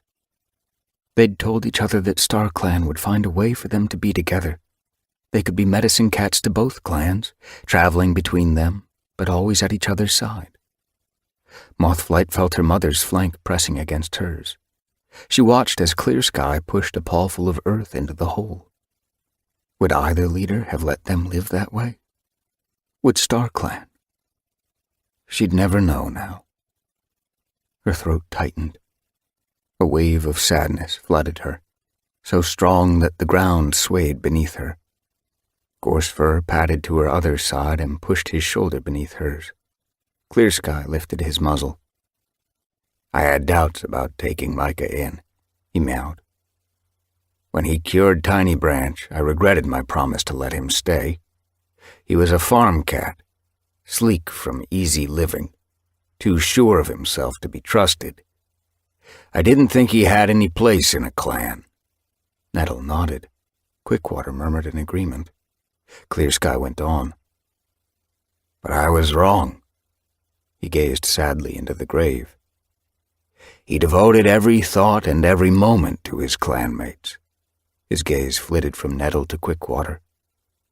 All of us who doubted him came to respect his intelligence and value his kindness. The SkyClan cats nodded solemnly. Starflower moved closer to the SkyClan leader as he continued. I respected Micah. He stood up to me. He did what he thought was right, not what would please me. He died doing what he thought was right. He looked at Mothflight. He had to climb back into the tree. He was being true to himself. He died as he lived, caring about others, bravely and without hesitation. We were lucky to have known him, even for so short a while. The forest seemed to spin around Mothflight. She felt Windrunner and Gorsefur press closer, supporting her as her paws buckled beneath her. Clear Sky's gaze was still on her. Will you speak for him? I can't, Mothflight faltered. Grief seemed to be tearing her heart in two. The other cats stared at her expectantly. She glanced into the hole, glimpsing a flash of Micah's pelt where the rising sun's rays pierced the depths. May StarClan light your path. She blinked, surprised at herself. The words seemed to appear in her mouth and roll from her tongue as though she had spoken them countless times before. May you find good hunting, swift running, and shelter when you sleep.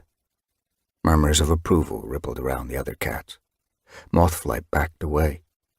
Windrunner was watching her, eyes bright with worry. I'm okay. Mothflight breathed. I just need to be alone. She turned and fled back to the glade, skidding to a halt as she saw the scattered remains of the splintered branch.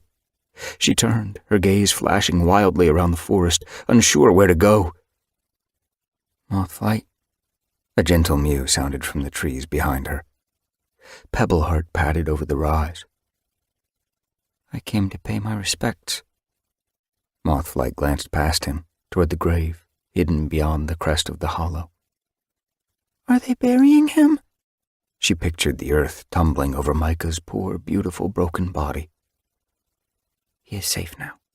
Pebbleheart stopped beside her. You should go home and mourn. No! Alarm jolted through her. She didn't want to be like Slate, moving around the hollow like a shadow, pitied by her clanmates. She didn't want to see her den. Micah had been there. They'd been so excited when they'd remembered the tree bark. Her breath quickened. Rocky would still be there. How could she take care of him? How could she take care of any cat? Her thoughts tumbled, confused. She'd never be able to remember any herb. Every cat would be depending on her. She struggled for breath. Mothflight? Pebbleheart's soft mew sounded through the roar of blood in her ears. Eat this. An aromatic scent touched her nose. The ShadowClan medicine cat had laid a sprig of tiny leaves at her paws. It's time. It will calm you.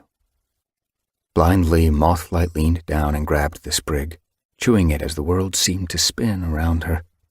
Its pungent flavors bathed her tongue, pulling her thoughts away from the spiraling terror that filled her mind. Slowly, she felt her heart begin to slow. She blinked, the blurred bluebells brightening around her. Come back to my camp, Pebbleheart murmured. Reedtail can look after WindClan for a while. You can have peace to grieve until you feel strong enough to return to your clanmates. Mothflight blinked at him, soothed by his amber gaze. Will Tall Shadow let me stay? Yes, if I ask her, Pebbleheart told her. Windrunner's mew sounded at the top of the glade. Will Tall Shadow let you stay where? She hurried down the slope, ears twitching. I want Mothflight to spend some time with ShadowClan, Pebbleheart told her calmly. Why? Windrunner bristled. She should be with her kin. Pebbleheart returned her gaze. She needs to be away from responsibility until she's strong enough to bear her grief. Mothflight looked at Windrunner, expecting her mother to argue, but saw worry darken her yellow eyes. Is this what you want? She asked Mothflight. Mothflight nodded, strangely calm. She guessed the time must be soothing her. She leaned against Pebbleheart, gratitude washing her pelt. Pebbleheart dipped his head to Windrunner. I'll take her to my camp. Windrunner shifted her paws. I'll send Dust Muzzle to check on her soon. Not too soon, Pebbleheart told her. She'll be in good paws. I'll take care of her until she's strong enough to take care of herself. Gorsefur called from the top of the slope. We should get back to the moor, Windrunner. The clan will be unsettled. They'll need you. Windrunner touched her nose to Mothflight's cheek. Take care. Mothflight nodded dumbly as her mother bounded up the slope, and then Pebbleheart began to guide her across the glade. He nudged her gently up the far slope, steering her toward a rabbit trail that cut between the brambles. With every paw step, grief jabbed at Mothflight's heart. She was walking away. She would never again see Micah in the forest or on the moor. She was leaving him behind, alone beneath the earth.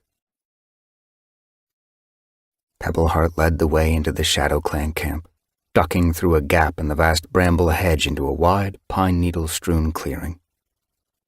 Juniper Branch looked up from a mouse she was gnawing and blinked sympathetically at Mothflight. The tortoiseshell queen was looking plump, her belly swollen. Her mate, Ravenpelt, glanced toward Mothflight, catching her eye before awkwardly snatching his gaze away. Mouseier, sitting on a sun-dappled patch of grass at the edge of the clearing, leaned closer to Mudpaws and murmured into his friend's ear, "I heard she was in love with the farm cat." Mothflight fixed her gaze ahead. What do you know? She felt unreasonably angry. Micah was dead, and these cats would never know him. It wasn't fair. Mothflight? Tall Shadow patted from the head of the clearing, her eyes soft with sympathy. Mothflight stopped and stared at her paws. Pebbleheart said I could stay, she mumbled. Pebbleheart patted past her and leaned close to the Shadow Clan leader. I thought she'd grieve more easily here, away from anything that will stir memories. Everything stirs memories. The sky, the wind, the sun. Mothflight braced herself against a fresh wave of grief. Tall Shadow dipped her head. Of course you can stay. A black tom padded from a small den woven into the camp wall. Mothflight? He patted closer, his ears twitching nervously. Are you okay? Sparrowfur brought us the news. I'm so sorry. I wish I'd known Micah better. Pebbleheart says he had the heart of a tribe cat and the courage of a clan cat. Thanks, Sun Shadow. Mothflight met his amber gaze. It was a relief to hear someone say Micah's name. So long as cats spoke of him, he would never be forgotten. Micah shouldn't have died. She flashed a look at Tall Shadow, wondering whether she was like Clear Sky and Windrunner. Did she value borders more dearly than the lives of cats? Tall Shadow's expression was unreadable as she gazed at Sun Shadow. May Mothflight have your den? Of course. Sun Shadow glanced over his shoulder toward the brambles. Should I fetch some fresh moss for the nest? Don't bother. Mothflight brushed past him. She didn't care where she lay, just so long as it was away from the prying gaze of the other cats. She ducked into the shadows, relieved to find the den cozy.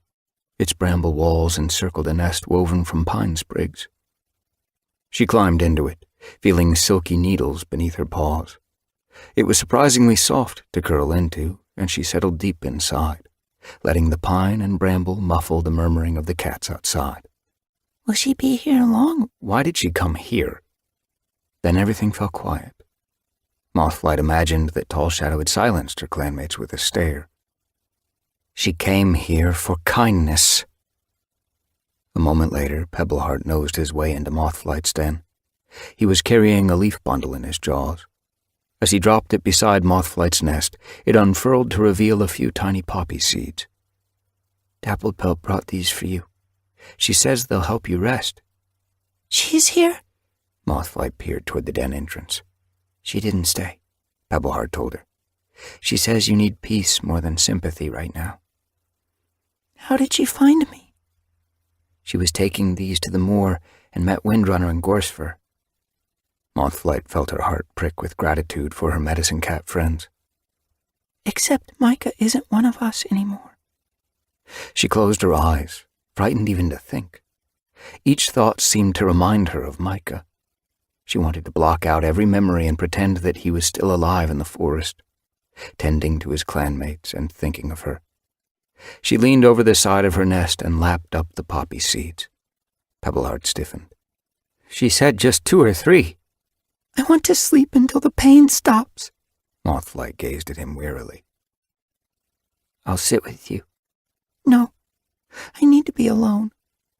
Then I'll check on you in a while. Mothflight tucked her nose onto her paws and closed her eyes. Blackness came as a relief. She flattened her ears, blocking out the calling of the birds overhead and the sound of paw steps outside the den. She wished the darkness would swallow her completely and quench the pain blazing in her heart and scorching deep in her belly. Her thoughts began to slow as the poppy took hold. She heard Pebbleheart's fur brush the den entrance as he left, then felt herself drifting into sleep. She opened her eyes to find herself back at the Moonstone. No, not again.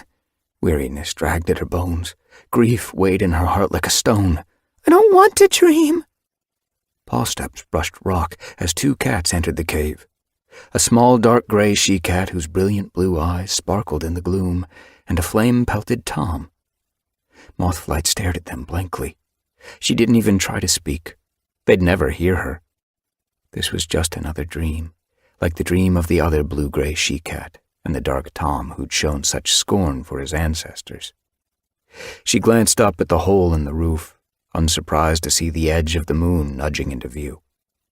In a few moments, the Moonstone would light up and the spirit cats would come. The flame-pelted Tom crouched before the Moonstone and touched his nose to it. The gray she-cat stepped away, and Mothflight narrowed her eyes, preparing for the explosion of moonlight. When it came, she hardly flinched as the light blinded her. As it faded, she gazed around. Trees had replaced the stone walls of the cave, but this wasn't ShadowClan's forest. She was in the Four Trees clearing. The flame-pelted Tom stood at the foot of the great rock, his gray companion hanging back as stars swirled overhead. Mothflight watched them whirl against the night sky, spiraling down toward the clearing. The flame-pelted Tom backed away, his pelt bristling with alarm. Didn't he know that these were the spirit cats come to share with him? The stars spun, melting into one another as they neared the ground, until they blazed like white fire. Mothflight blinked as cats emerged from the silver flames, their starry pelts more brilliant than ever. As they padded across the clearing, the white fire faded behind them. The flame-pelted Tom blinked at them, his eyes lighting in recognition.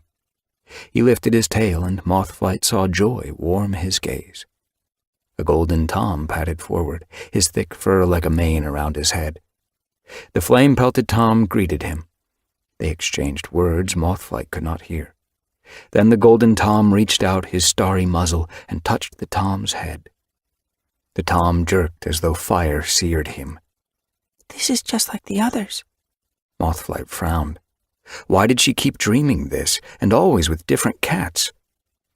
A red, bushy-tailed Tom approached the flame-pelted cat next, sending another spasm through him as he touched his nose to the Tom's head. Then a beautiful silver-pelted she-cat took his place. A lithe tabby Tom followed. His touch set the flame-pelted Tom's fur rippling as though he were running through wind. Why do I keep seeing this? Mothflight's paws itched with frustration. What does it mean? 4 more cats approached, each one's touch scorching through the Tom as though it had sparked lightning. And yet, as each spasm ended, the Tom stood stronger, his chin higher. He met the gaze of the last cat with eyes suddenly misted with emotion. Mothflight froze as the pretty tortoiseshell padded closer. Micah looked at me like that. She recognized love in the Tom's bright green eyes. The tortoiseshell's amber gaze reflected it back with such intensity that Mothflight's breath stopped in her throat. Grief swamped her. He's in love with a dead cat. As shock jolted through her, she searched the starry ranks. Was Micah here? Would she have a chance to share such a look with him? She recognized no cat. Please come.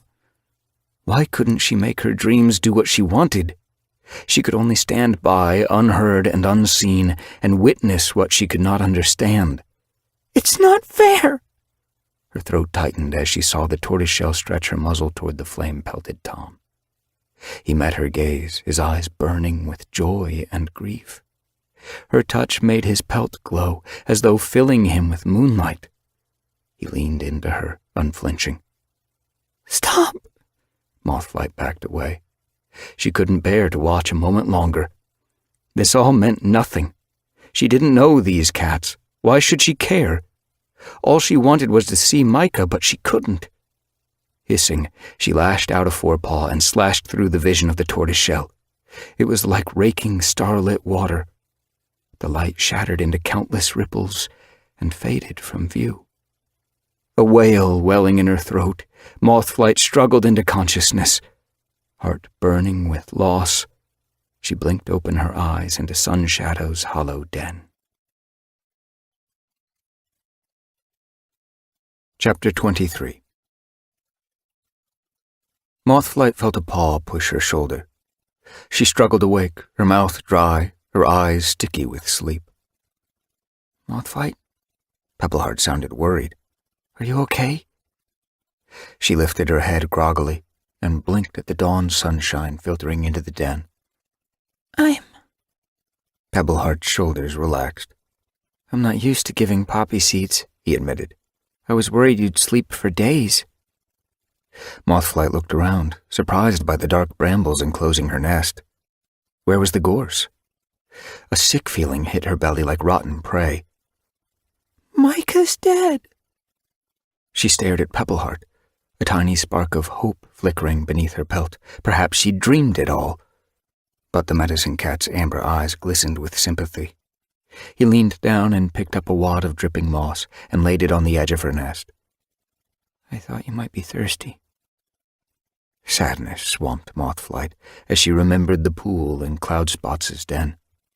Micah had still been with her then. She lapped at the moss, her tongue welcoming the moisture. I brought you food, too. Pebbleheart draped a mouse over the side of her nest. It was still warm, freshly killed. Mothflight wrinkled her nose. I'm not hungry. But you must eat, Pebbleheart reasoned. Why? Mothflight snorted rebelliously. If I starve, I can join Micah and StarClan. You mustn't say that. Pebbleheart's eyes widened. Why not? Anger rolled deep in Mothflight's belly. What about your clanmates? And the other clans? Pebbleheart stared at her fiercely. StarClan shared the secret of the Moonstone with you. You're important. And Micah's not? Mothflight growled. Pebbleheart stared at her sadly. Perhaps he's supposed to be with them. His destiny, she muttered bitterly. She pictured the rolling meadows of StarClan's hunting grounds. Was Micah going to spend forever chasing spirit rabbits while she worked her paws to the bone taking care of her clanmates? What about me? Does StarClan want me to be lonely? Is that my destiny? Am I just here to carry out their orders? I can't even get a good night's sleep because they haunt my dreams. Can't they give me any peace? Pebbleheart's eye flashed with curiosity. They haunt your dreams? He echoed. How? I dream of spirit cats doing some dumb ceremony. Mothflight snapped. The same thing over and over again, but to different cats. Pebbleheart leaned closer. What cats? Why should I care? Anger prickled beneath Mothflight's pelt. Pebbleheart nudged the dripping moss with his paw. Drink some more. Stop trying to make me feel better because you can't. I know, he soothed. But I want to know more about these dreams. They might be important. Of course they're important, Mothflight snapped. But StarClan won't tell me why. They just keep making me dream the same dream. She lapped at the moss crossly. Perhaps if you describe the dream exactly, we can work out what it means, Pebbleheart urged. Mothflight swallowed back her anger. I wake up at the Moonstone, and 2 cats come into the cave. Do you recognize them? No. Mothflight narrowed her eyes as the dream grew more vivid in her mind. One of the cats sits at the Moonstone, and when the moonlight strikes it, the spirit cats come. StarClan? I guess, Mothflight told him. They have starry pelts, but I don't recognize any of them. Go on. Pebbleheart's pelt twitched along his spine. The starry cats approach the living cat, and, one at a time, they touch his head with their muzzle. She shuddered. It seems to hurt a lot. The real cat jerks like he's been hit by lightning, but he doesn't flinch away. He's not scared. He just lets the spirit cats touch him, one after another, and at the end, he looks stronger, kind of proud, like he's been given a special gift. Is it always a Tom? Mothflight shook her head. The first time it was a she-cat. I'd seen her before in a different dream. She was dead, and then she came back to life. Pebbleheart shifted his paws, his gaze clouding with thought. What gift could StarClan give a living cat? Mothflight shrugged. I just know it looks painful. I don't think I'd want it. Really? Pebbleheart's ear twitched. But you're the cat who went to Highstones and found the Moonstone. You're the bravest cat I know. I think you'd endure anything if StarClan wished it. Mothflight returned his gaze, her heart twisting. I can't endure losing Micah. Her mew cracked. Pebbleheart got to his paws. Why don't you come and visit Juniper Branch with me? She's expecting Ravenpelt's kits, and I promised to check on her. She's been having pains. What do the kits do? Not for another half moon. Pebbleheart flicked his tail. Join me. This will be the first litter I've helped with. We can both learn a lot. Mothflight frowned. Pebbleheart was clearly trying to distract her from her grief. No. She dug her paws deeper into the nest. I'm staying here. Some fresh air might help you feel better. I don't want to feel better. She crouched in the nest, glaring at him stubbornly. Pebbleheart tipped his head sympathetically. Okay. You rest. I guess there's no rush. Mothflight watched him duck out of the den, uncertain whether she wanted to be alone. But what use am I to anyone like this? She tucked her nose between her paws and closed her eyes. Sadness washed over her, wave after wave, until she pushed every thought away and sought sanctuary in sleep. She opened her eyes into another dream. She was standing in a wide meadow. The grass was wilting and the flowers had died. Mist swirled across the ground and swallowed the sky. She glanced around, anxiety creeping beneath her fur as she strained to see through the murky fog. What was hiding there? Her heart quickened as she saw a shape. Broad shoulders, pricked ears, a long tail. It was a Tom. Hello?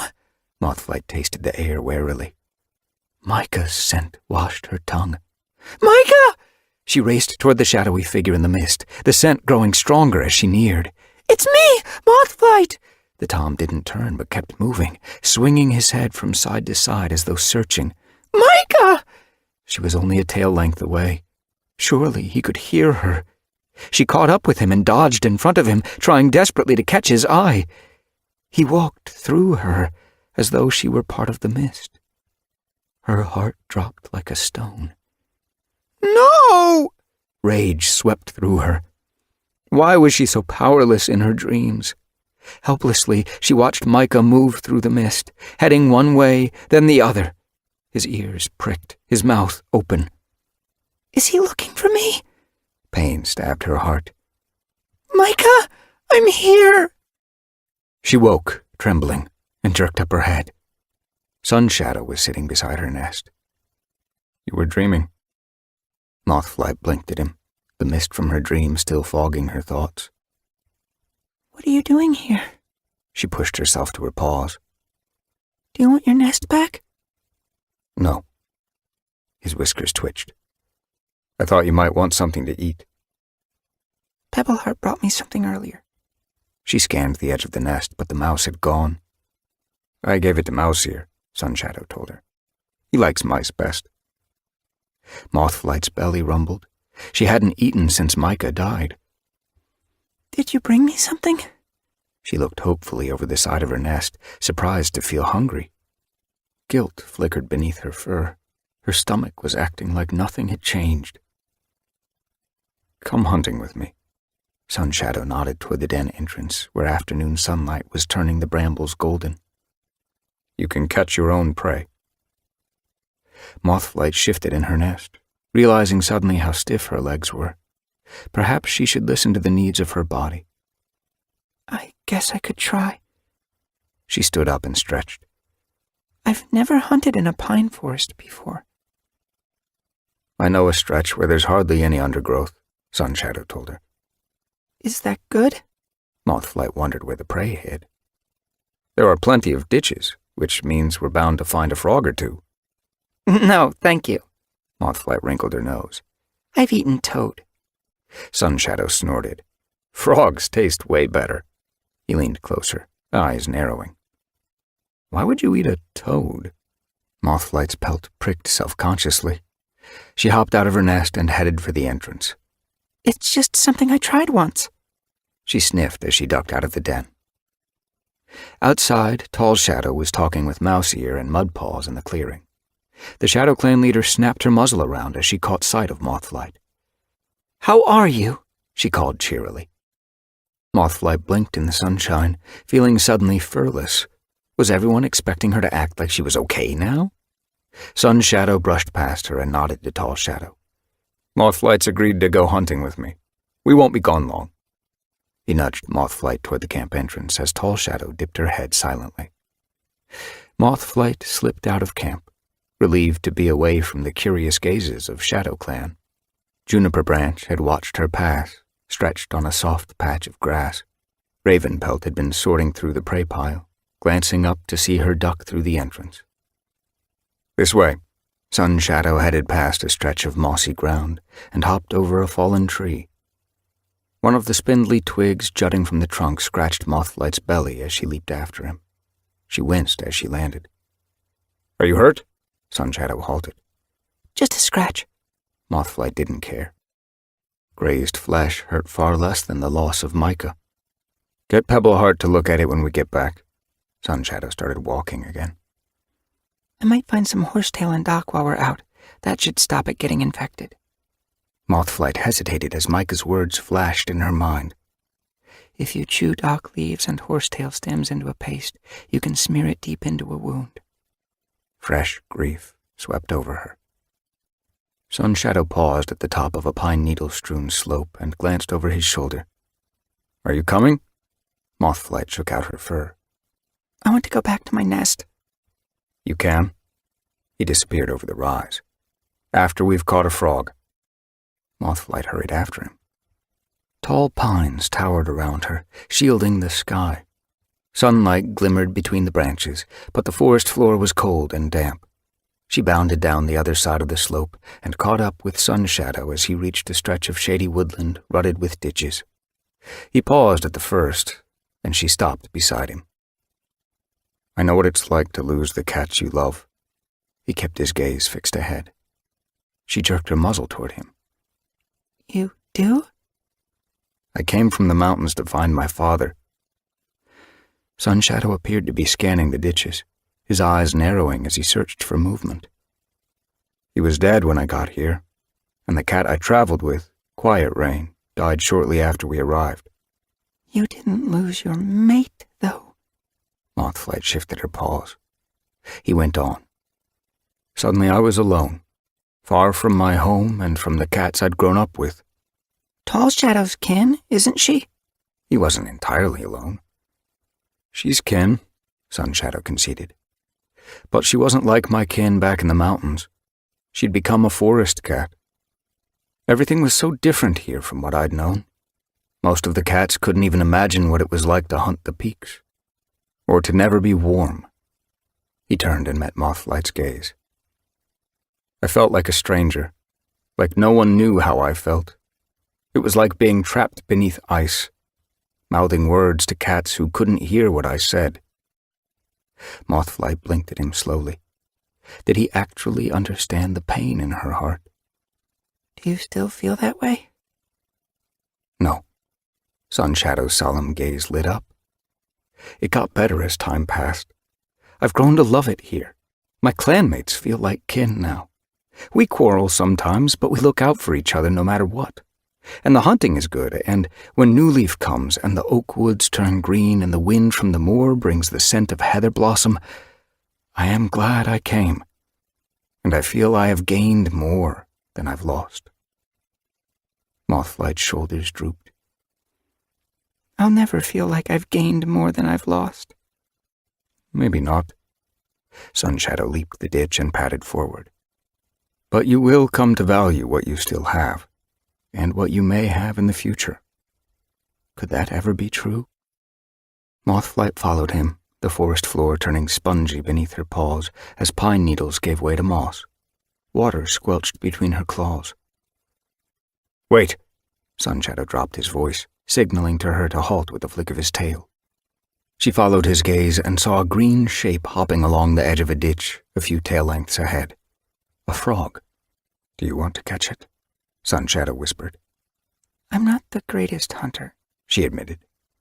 If you miss this one, we'll find another. Mothflight glanced at him, suddenly aware of how comfortable she was in his company. Micah would have liked you, she murmured. I think I would have liked him too. His eyes glowed as he returned her gaze. She turned toward the frog and dropped into a hunting crouch. Lift your tail. Gorsfur's words rang in her ears. She crept forward, pleased that the soft moss absorbed her paw steps. A tail length from the frog, she paused and fixed her gaze on its glistening green body. She forced herself not to shudder. The frog hopped another muzzle length and paused. They're dumber than rabbits, Mothflight thought. Can't it smell me? She wondered if the pine-scented air was disguising her scent. Hurry up, Sunshadow hissed. They're not as slow as they look. Mothflight kneaded the moss with her hind paws, preparing to jump. Then she leaped, her paws slapping the moss a whisker behind the frog. It jumped, tracing a high arc across the ditch. Mothflight blinked as it soared away. Bounding over the ditch, she tried to catch it again, her paws sending up water spray as she splatted the ground half a tail length behind it. It jumped again, changing direction. Mothflight spun and tried to knock it from the air, but it had swerved and she landed flat on her belly. Black fur flashed past her as Sunshadow flew across the ditch and landed expertly on the frog. He held it down as it squirmed, its flippers churning desperately. Do you want to give the killing bite? Mothflight screwed up her nose. No, thanks. Sunshadow ducked and killed it, snapping its spine with a crunch. As he straightened, she saw his whiskers twitching with amusement. What? She ruffled her fur. You looked funny, that's all, he purred. I can tell you've never hunted frogs before. Mothflight sniffed. I bet you couldn't catch a rabbit. Probably not, he meowed warmly. But you still looked funny, like a kit chasing its tail. Mothflight purred, pleasure rising in her without warning. I must have looked pretty dumb. Then she stiffened. Her purr dried in her throat. Sunshadow watched her, his gaze darkening. Come on, he mewed briskly. Let's take this back to camp and you can taste it. I'm not hungry. Mothflight turned toward the camp. A mouthful won't hurt. Sunshadow picked up the frog between his jaws and padded after her. They padded back to camp in silence. How could I have purred? Guilt ripped her belly. It's like I'm already forgetting him. Suddenly she wanted to cling to her grief. It was all she had left of Micah now. She ducked first through the bramble entrance. You caught one! Tall Shadow greeted them, lifting her tail happily as she crossed the clearing toward them. Sunshadow dropped the frog. Mothflight doesn't want to taste it. Tall Shadow patted around her.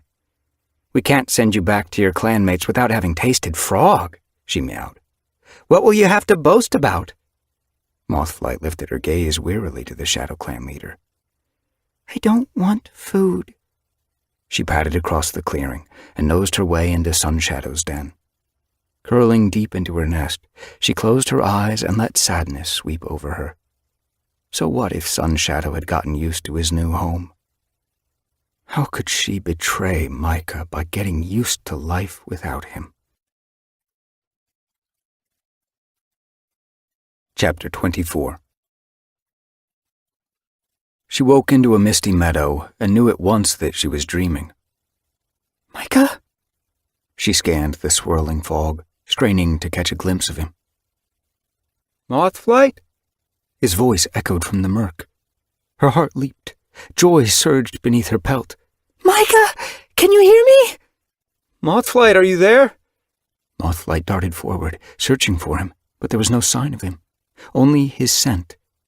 Can you hear me? She repeated, panic rising.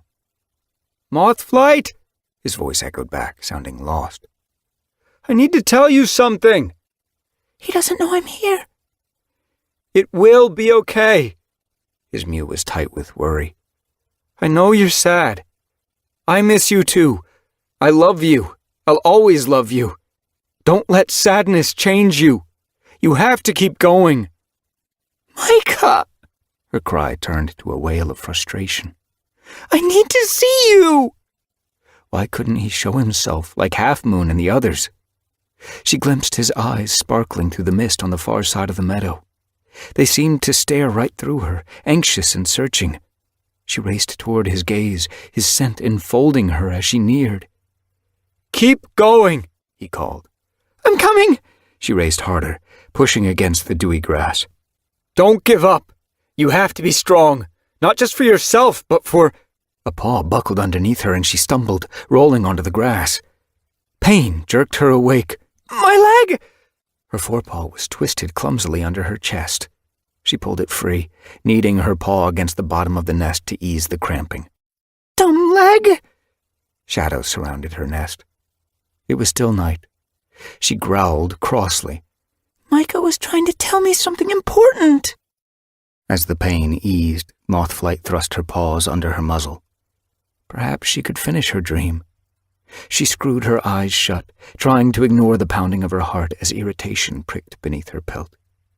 With every waking moment, her dream would be fading and Micah with it. Be strong, not just for yourself, but for... What was he going to say?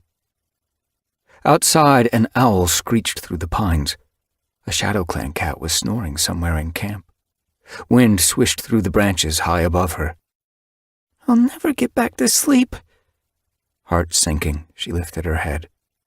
As her eyes grew accustomed to the moonlight that filtered dimly through the brambles, she wondered if dawn was near. She opened her mouth and let the night scents wash her tongue. The dewy air tasted of dusk, not dawn. I'm sorry, Micah. Guilt pricked at her belly. She'd let him down. He'd tried to speak to her and she'd woken up. Why was he still roaming the murky meadow? Why wasn't he in StarClan's hunting grounds yet? He'd be safe there, with Half Moon and the others. Do farm cats join StarClan? Her fur lifted along her spine. What if she never saw him again? She stared, frozen. The brambles seemed to close in around her. I'll never be with him. Ever. She lost track of time, her thoughts spiraling in and out of panic. I should take a walk. There was no chance of sleep now, but her paws seemed rooted beneath her, her body heavy with dread.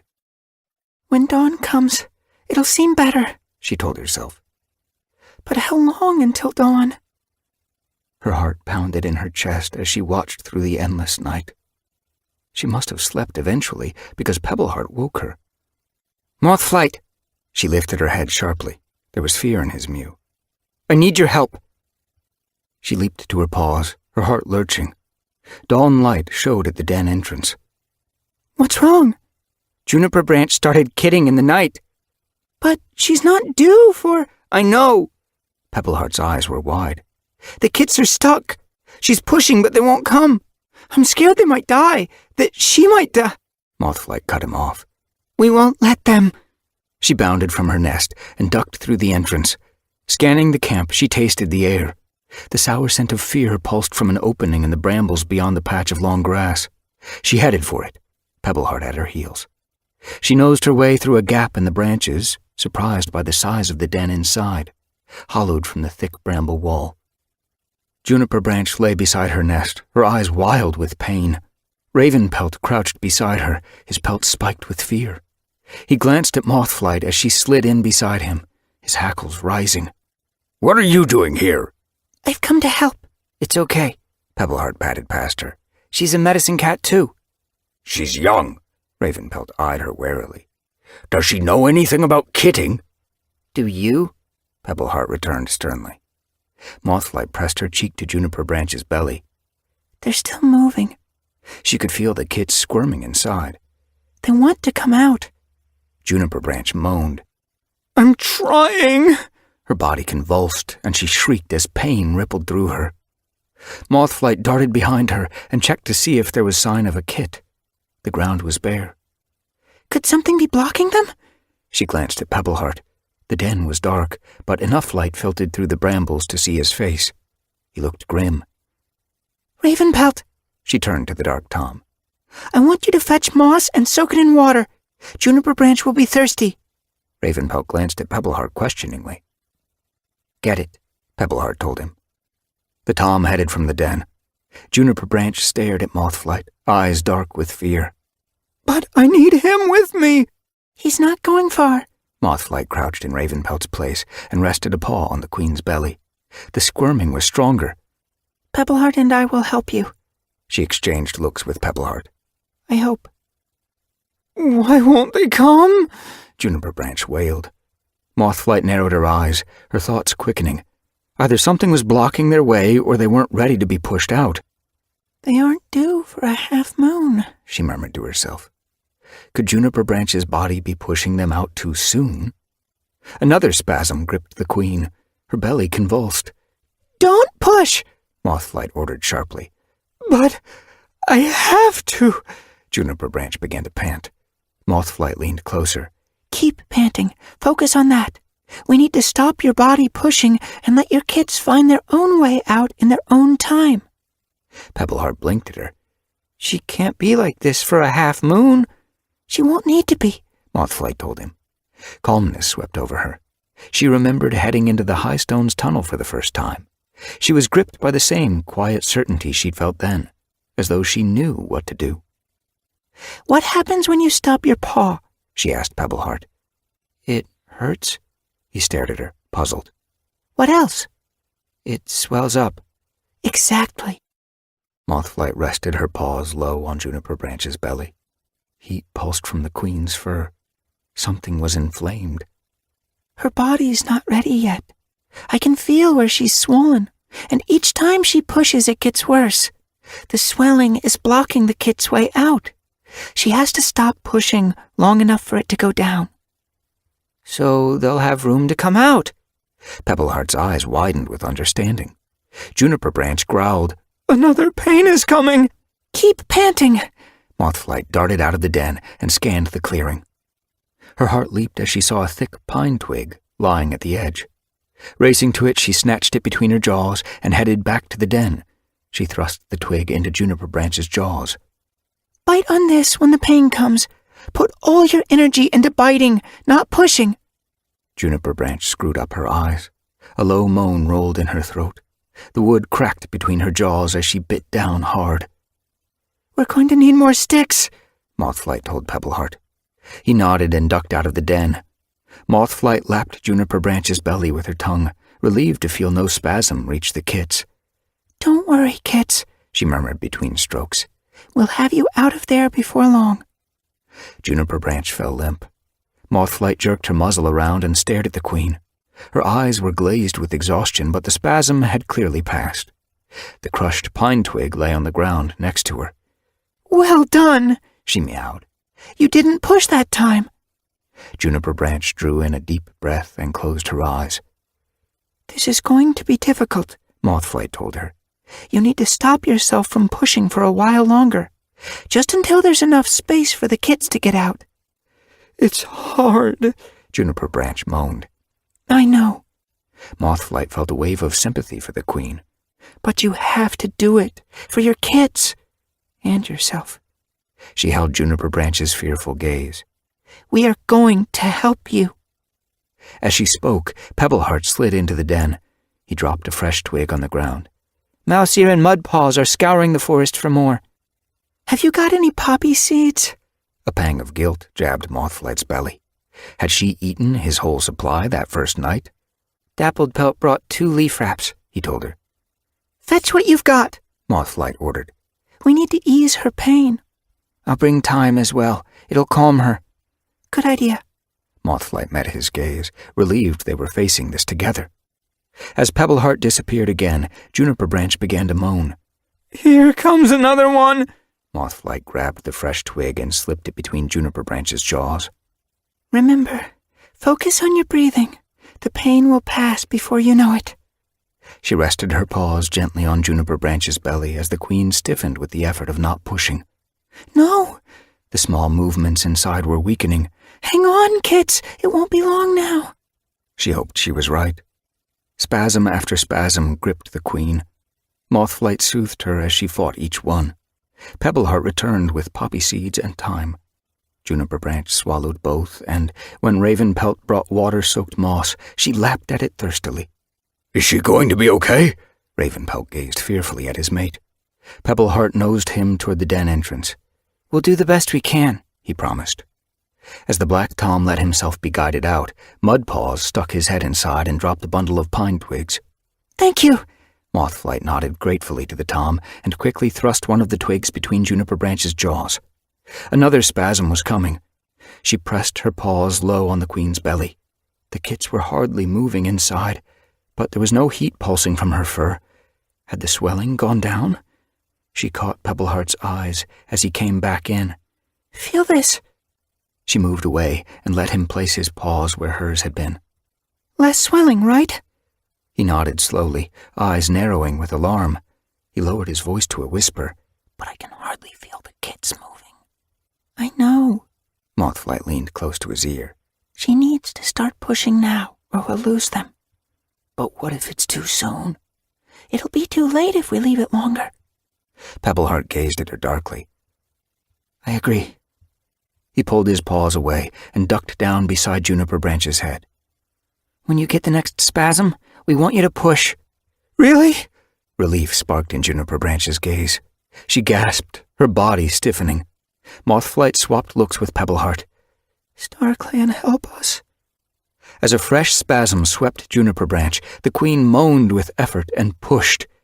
Mothflight placed her paws on the queen's belly and felt her bear down. Pebbleheart crouched at the queen's tail. I see something coming! Excitement edged his mew. Keep pushing! Mothflight urged. Juniper Branch's moan turned to a growl as she gritted her teeth with effort. Pebbleheart gasped. It's here! Mothflight darted to his side and stared at the tiny shape beside the queen's tail. A membrane covered it, and Mothflight instinctively reached out and sliced it open with a claw. Fluid spilled out as the wet kit struggled free, mewling as it gulped its first breath. Juniper Branch lifted her head, straining to see. Mothflight grabbed the kit by its scruff and placed it beside her muzzle. As she reached to lick it, her eyes shining with joy, another spasm seized her. Push! Mothflight told her sharply. She rested her paws on Juniper Branch's belly once more, feeling it convulse. Another one! Pebbleheart's mew was jubilant. Mothflight rushed to see. He'd split open the membrane by the time she reached it. A purr throbbed in her throat as the kit wriggled and mewled. Lifting it gently, she placed it beside the first. How many more? Juniper Branch asked. Mothflight ran her paw over the queen's belly, feeling movement inside. Another one, at least. As she spoke, Juniper Branch jerked with pain. She shuddered, panting as she pushed. It's coming, Pebbleheart urged. Juniper Branch pushed again, yowling. The kit squealed and wriggled blindly beside her cheek. I think it's the last one. Mothflight glanced at Pebbleheart as Juniper Branch fell limp. The movement inside her belly had stopped. We did it! The Shadow Clan medicine cat was staring down, his eyes dark. What's wrong? Mothflight darted to his side. It was a she-kit, he mewed softly. The kit lay on her split membrane, motionless. Mothflight's heart lurched as she stared at the limp body. She thought of Emberkit, who'd died moments after he'd been born. StarClan, help it. She reached out a paw and touched the lifeless kit's pelt. She was smaller than her litter mates, her pale gray fur slick beneath Mothflight's pad. She leaned down and sniffed her tiny muzzle. She's not breathing, she whispered. Like Drizzle. Pebbleheart blinked at her. What do you mean? Mothflight touched a paw to the tiny kit's ribs. She might have water inside her chest. Pebbleheart looked confused. Do you know how to help her? Mothflight rolled the kit onto her back and placed her paws on her chest. I think so, but she's so small. The kit felt as fragile as a sparrow. How hard dare she push? She began to pump, gently at first, and then, as she felt the easy resilience of the kit beneath her paws, harder. What's happening? Juniper Branch was reaching her muzzle around to see, her eyes wide. Take care of the other two, Pebbleheart told her. We'll take care of this one. Is it dead? The Queen's mew was thick with fear. We don't know. Pebbleheart moved, blocking the Queen's view as Mothflight kept working on the kit. What are you doing to it? Alarm edged Juniper Branch's mew. She tried to struggle to her paws, but fell back, weak with exhaustion. Ravenpelt darted into the den. What's going on? Mothflight didn't look at the Black Tom, but kept pumping the kit's chest. Am I doing the right thing? Was Half Moon watching? Breathe. Please breathe. Fear sparked beneath her pelt. Ravenpelt shouldered his way past Pebbleheart. What are you doing? He stared at Mothflight, his eyes round with horror. As he spoke, the kit jerked, and water bubbled at her lips. Mothflight flipped her over quickly and began to massage her back as the kit spewed up liquid. Then it mewled, a loud, desperate mewl. Mothflight sat back on her haunches, joy lighting her like sunshine. Trembling, she met Pebbleheart's gaze. You saved her. Pebbleheart's eyes shone. The kit flailed its paws and mewled again. I think she wants her mother. Mothflight backed away and let Ravenpelt scoop the kit up by her scruff. He placed it beside the others and gazed proudly at Juniper Branch. They're beautiful. Mothflight suddenly realized how weary she was. Juniper Branch must be exhausted. We should get her into her nest, she murmured to Pebbleheart. I'll see to that, Pebbleheart told her. You look worn out. Mothflight blinked at him gratefully. I am. Her gaze drifted to Juniper Branch and Ravenpelt. They were gazing at their kit and then each other, with eyes warm with love. Mothflight's heart twisted, grief stabbing her so suddenly it took her breath away. She and Micah would never share such joy. Weak with sorrow, she heaved herself onto her paws and padded out of the den. Behind her the kit mewled while Ravenpelt and Juniper Branch purred. The happiness Mothflight had felt as the kit had come to life beneath her paws disappeared like mist in the wind. Oh, Micah, I miss you so much. Loss hollowed her heart once more. She longed to stop grieving, but how could she? She could never have the life she'd planned with Micah. Only emptiness and long days alone. She felt as though all her dreams had died with him.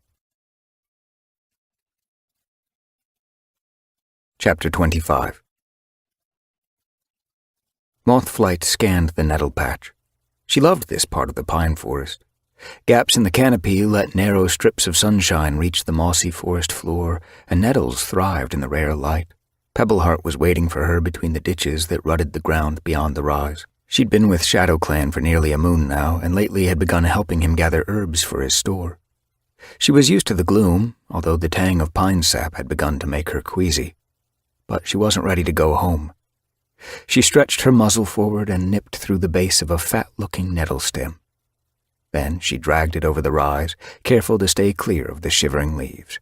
I think we have enough. Pebbleheart stepped out of the way as she neared the ditch, leaving room for her to drop it over the edge. It landed on top of the others and began to wilt slowly into the muddy water. Are the ones we soaked yesterday finished? She asked. Pebbleheart leaped the next ditch and reached his paw into the next. Yes, he called over his shoulder. No sting left. Mothflight shook out her fur. I wonder if drying the nettles would get rid of the sting. Drying herbs is easy on the moor. Pebbleheart hauled up a dripping stem and laid it on the ground. There's plenty of wind and sunshine up there. It's too damp to dry herbs here. How are you going to get through Leaf Bear without a store of dried herbs? Dappled Pelt asked me the same question last night.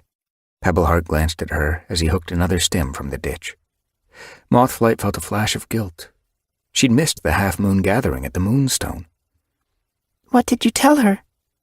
I asked if she could dry some herbs for ShadowClan. She realized that he was looking at her hopefully. Would you dry some too, when you return to the moor? There was a question in his eyes. Do you want me to leave? Pebbleheart must have seen worry darken her gaze. I mean, when you're ready. Will I ever be ready? The ShadowClan cats asked nothing of her. They brought her prey and dipped their heads respectfully and talked about everyday things, like how the prey was running, or how soon Greenleaf was coming this year. Being among them was easy. Her own clanmates would be more inquisitive. They'd ask about Micah, and they'd expect her to return to her medicine cat duties. Mothflight's belly tightened. She wasn't ready to look after anyone yet. When she didn't answer, Pebbleheart glanced down at the nettle stems. We missed you at the Moonstone last night. I wanted to come with you. She had.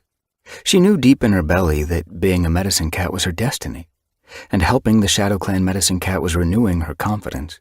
She had a sense of purpose once more, and satisfaction in her work had distracted her from her grief. Since Juniper Branch had kidded, she'd kept a close eye on the kits. She'd taken Pebbleheart to the edge of the oak forest to gather boards to make sure that Juniper Branch had enough milk for them. But she'd felt so weary in the past moon. She crept, exhausted, to her nest every night. The thought of the long trek to High Stones had been daunting. And if she was being honest with herself, perhaps she wasn't ready to see Micah among the StarClan cats. That means he's really gone. I was tired. I understand. Pebbleheart's gaze flickered over her belly. Had he noticed that her days of resting, eating prey, which other cats had caught, had begun to show in her swollen flanks? Perhaps it was time she pulled herself together and went back to her clan. Her grief had lost the raw power that had silenced her for days at a time, but she still woke trembling in the night, her longing for Micah so strong that her heart roared in her ears. I'm not going to stop being a medicine cat, she reassured him. I didn't think you would. He began to straighten the nettle stems. The other medicine cats know that, don't they? Of course. He plucked a stringy old grass stem from the edge of the ditch and threaded it under the bundle he'd made.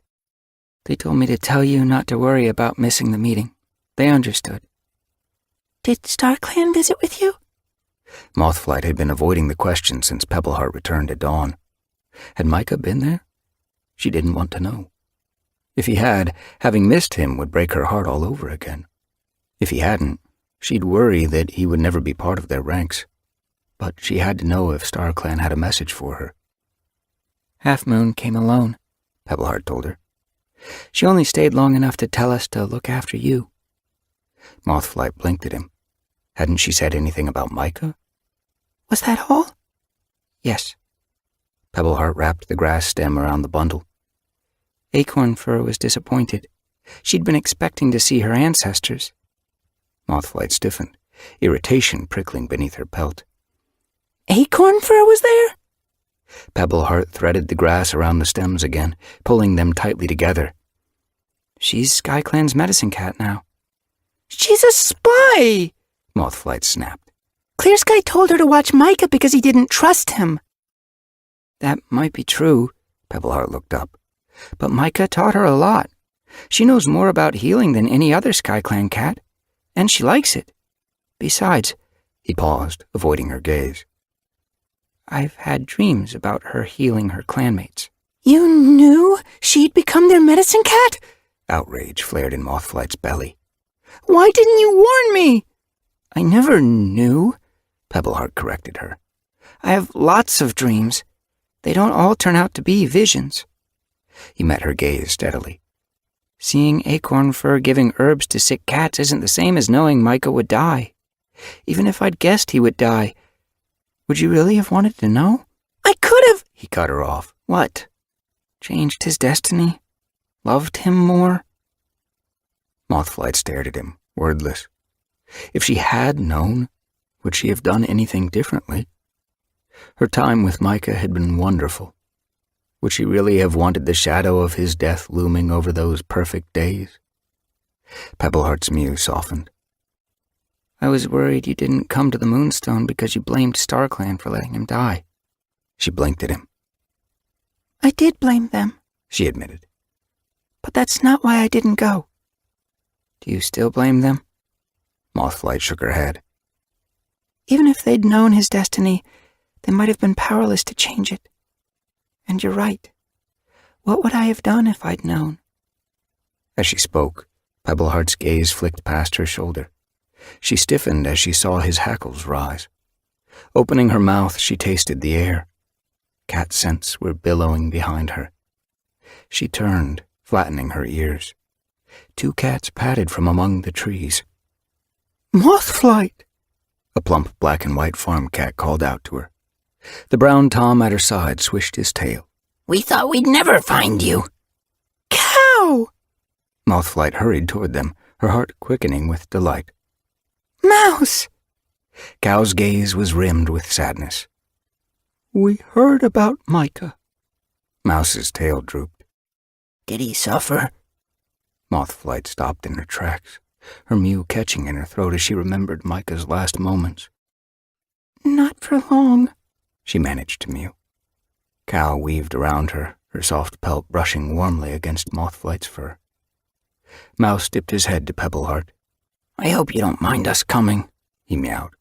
We crossed the moor looking for Micah. A cat named Gorsefur told us about the accident. Cow held Mothflight's gaze, her eyes brimming with sadness. He said you were with him at the end. Mothflight wondered for a moment if they blamed her for taking Micah away. But Cow wrapped her tail over Mothflight's spine, her gaze warm with sympathy. It must have been hard for you. At least I was with him. Her throat tightened as she remembered. She swallowed back grief, noticing their dusty pelts. You must be tired. It's a long journey from the farm. Pebbleheart padded forward. Come back to the camp and rest. He glanced at the bunch of stems. I need to get these back before they start to rot. Cow stared at the sodden bundle.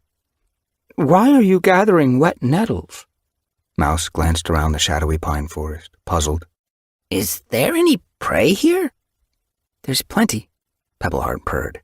I'm collecting nettles in case one of my clanmates gets sick. Cow blinked. Will stinging them help?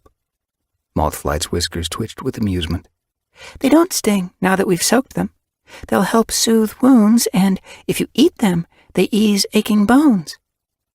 You seem a lot smarter than when we first met. Cow winked at Pebbleheart. She tried to cross a field while the farm dog was herding sheep. Mothflight purred, remembering. Micah saved me. Cow caught her eye. You must miss him. I do, she answered huskily. We were mates. Cow pressed her muzzle to Mothflight's cheek. Pebbleheart flicked his tail toward brambles showing among the pines. The camp's not far. He picked up one end of the grass stem between his teeth and began to drag the nettle bundle across the forest floor. Mouse hurried to grab the trailing end. Cow fell in beside Mothflight. How long since Micah died? A moon, Mothflight told her softly. They walked on, sharing their grief in silence. As they neared the camp, Ravenpelt padded from the entrance, tasting the air. His gaze flashed toward them, narrowing as he saw Mouse and Cow. Mothflight hurried to meet him. They're friends, she explained. They lived on the same farm as Micah. Tall Shadow slid out of camp, her nose twitching. Do we have visitors? Cow dipped her head to the Shadow Clan leader. We came to see Mothflight. Come in and share some prey, Tall Shadow told her. It's running well at the moment. There's more than we can eat. She led Cow into camp, the scent of fresh kill heavy in the air. Mothflight and Ravenpelt followed at her heels, while Mouse and Pebbleheart dragged the nettles after them. 3 kits looked up from the long grass where Juniper Branch was resting. The biggest, a black Tom with an orange tail, blinked at them. Look, Dusknose! He nudged the she-kit beside him. Visitors! He dashed across the clearing. Dusknose, a black and orange tortoiseshell, followed. Who are you? she called to Cow. Are you a clan cat? Another tomkit hurried after them, his dappled brown pelt perfectly camouflaged against the shady forest floor. Mothflight purred. This is Cow, she explained. She and Mouse were friends of Micah. I'm Dangling Leaf. The orange-tailed Tom scrambled to a halt in front of Cow. I'm Dusknose, his sister mewed. The dappled brown Tom stopped beside them. I'm Shadepelt. Dangling Leaf tipped his head. Do you know Micah's dead? He asked Cow. Mothflight flinched, but Cow returned his inquisitive gaze steadily. Yes. Dusknose nudged her brother. You can't ask questions like that, Dangling Leaf. It's rude. Ravenpelt says we can ask anything we like, Dangling Leaf mewed back. Shadepelt sniffed. He also says we have to know when to be quiet or we'll never be good hunters. He blinked at Mothflight. Do you mind us talking about Micah? Mothflight ignored the sadness pricking in her chest. No. It wouldn't change anything to pretend Micah had never existed. It wouldn't hurt any less.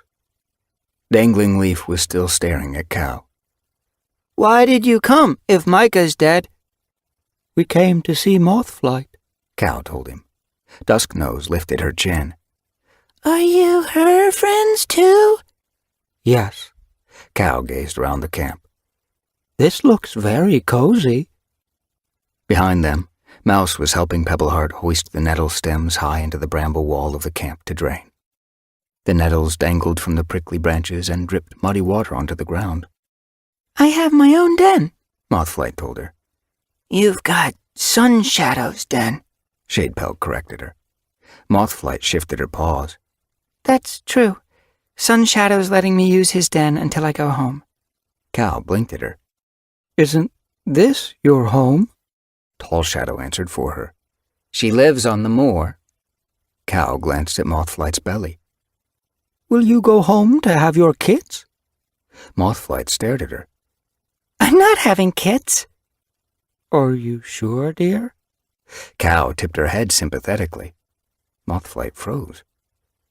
Could I be having kits? Surely she'd know. Then she remembered. Her tiredness. Her queasiness. She glanced at Tall Shadow, shock pulsing through her pelt. The Shadow Clan leader dropped her gaze. Pebbleheart padded closer, his ears twitching. We thought you knew. Mothflight's paws seemed to root into the ground. The camp swam around her. I didn't think. Her mind whirled. I've never had kits before. She thought that her easy life in Shadow Clan was making her fat. Tall Shadow blinked. We thought you were happy to have something left of Micah. Micah's kits. Mothflight's heart seemed to turn in her chest. She was carrying Micah's kits. Cow purred loudly. They'll be as handsome and brave as their father. Kits. Growing inside her. I can't.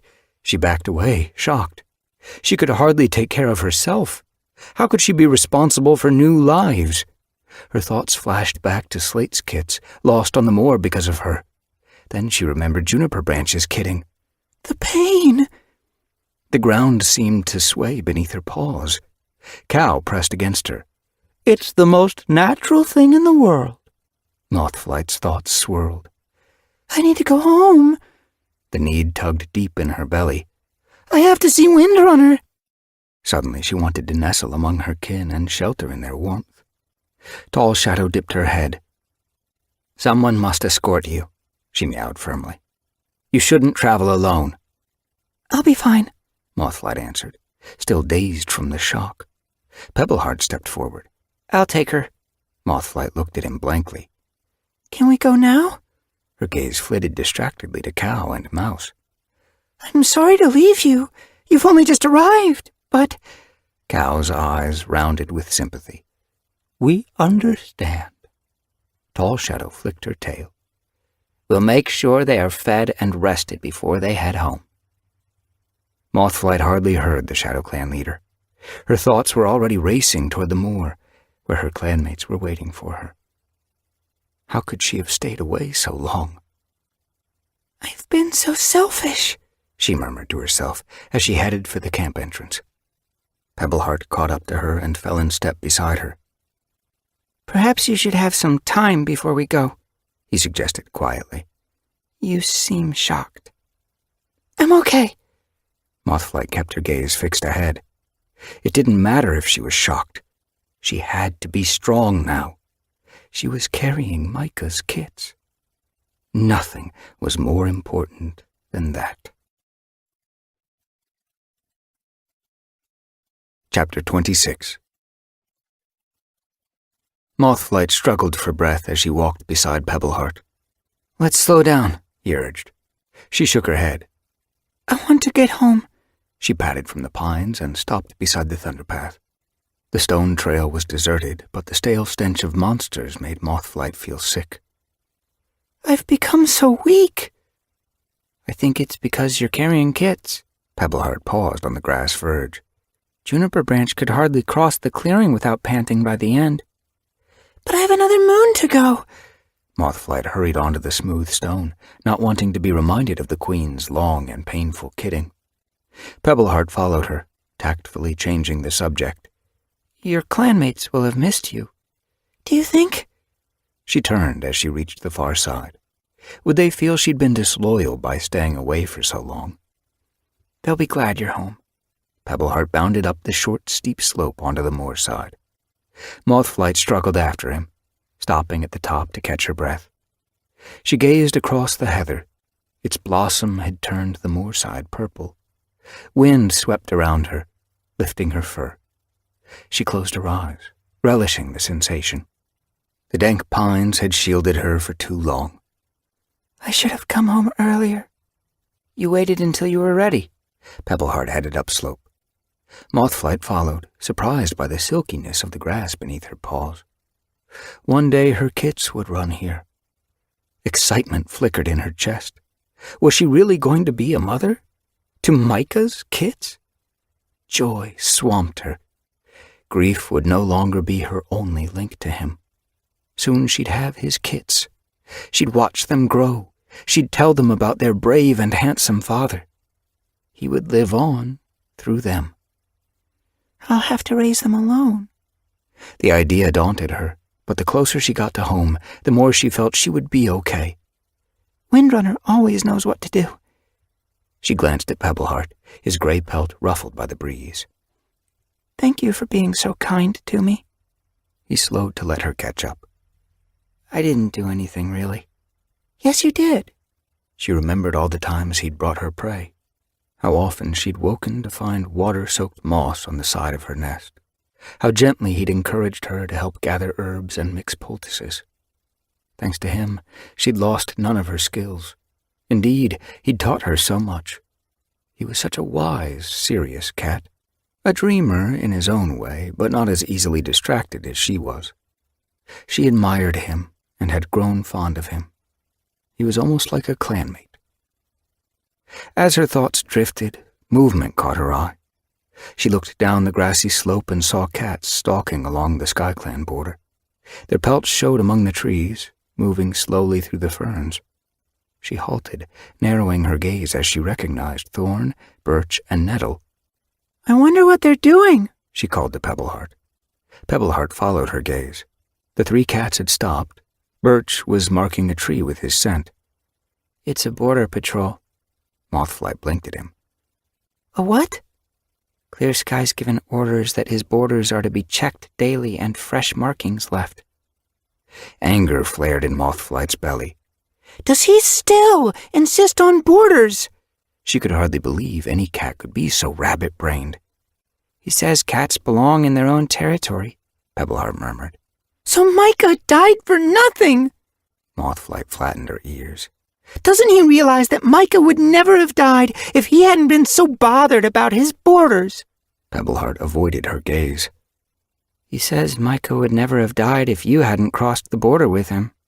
Mothflight trembled with fury. "How dare he!" "Don't let it upset you," Pebbleheart begged. "If Clear Sky wants to fuss about his borders, then let him. His gaze slid past her. She jerked her muzzle around, following it, and saw Willowtail and Eaglefeather watching the SkyClan patrol from a distant, rocky outcrop. Don't they have anything better to do? She snapped. They should be feeding their clan, not watching boarders. She broke into a trot, heading for the hollow. Pebbleheart hurried after her. Let Windrunner worry about it, he told her. You're a medicine cat, not a hunter. Boarders aren't your problem. As he spoke, a gray and white pelt showed against the heather upslope. Mothflight recognized it at once. Swift Minnow! The sight of her clanmate distracted her from her anger. Swift Minnow squinted at them, lifting her tail suddenly and breaking into a run. Mothflight, is that you? She sprinted toward them, meowing happily, and skidded to a halt a tail length away. She stared, her eyes rounding as she saw Mothflight's swollen flanks. You're expecting kits! Joy lit up her gaze. Are they Micah's? Yes, Mothflight purred. We were beginning to think you were never coming home. Swift Minnow cast an anxious glance toward the hollow. I needed time to grieve, Mothflight explained. The heather rustled behind Swift Minnow as Slate padded out. She pricked her ears as she saw Mothflight. You're back! Mothflight felt a rush of happiness. The grieving queen looked well, her eyes brighter than they'd been in moons. How's Whitetail? She called. Have Silverstripe and Blackear been behaving themselves? They're all fine. Slate hurried toward them. You'd hardly recognize them. They've grown so much. She slowed, her ears pricking. You're expecting. Swift Minnow plucked at the grass excitedly. They're Micah's kits, she told her friend. Slate wove around Mothflight, purring happily. Have you come home for good? I want my kids to grow up on the moor, Mothflight told her. Hurry up! Swift Minnow ducked into the heather. Let's get back to camp. Mothflight noticed Pebbleheart hesitate. I'll go home, now that I know you're safe, he meowed shyly. Are you sure? Mothflight gazed at him fondly. Yeah. He flicked his tail and began to head downslope.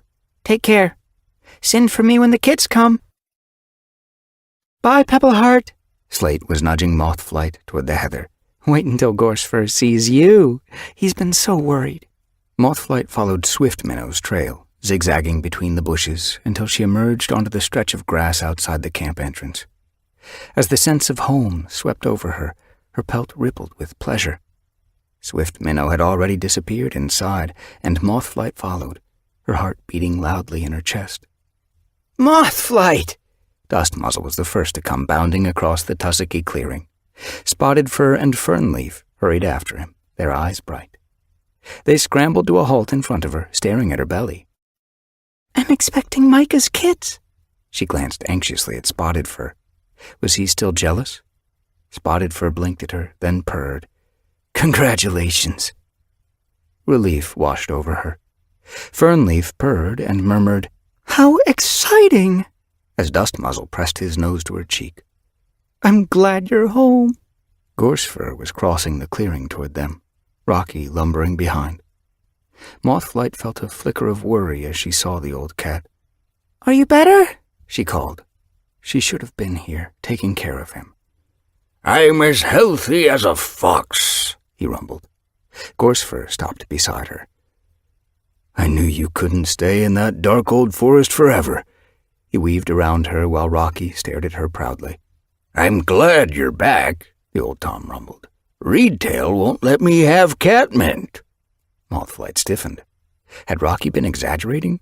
Was he still sick? Do you need some? Rocky glanced at his paws. I don't need it, but sometimes I get a sore throat and a little catmint always makes me feel better. Reedtail was stalking toward them, his ears pricked. The only reason you get a sore throat is from snoring so loudly. He padded past the old Tom and greeted Mothflight with a nod.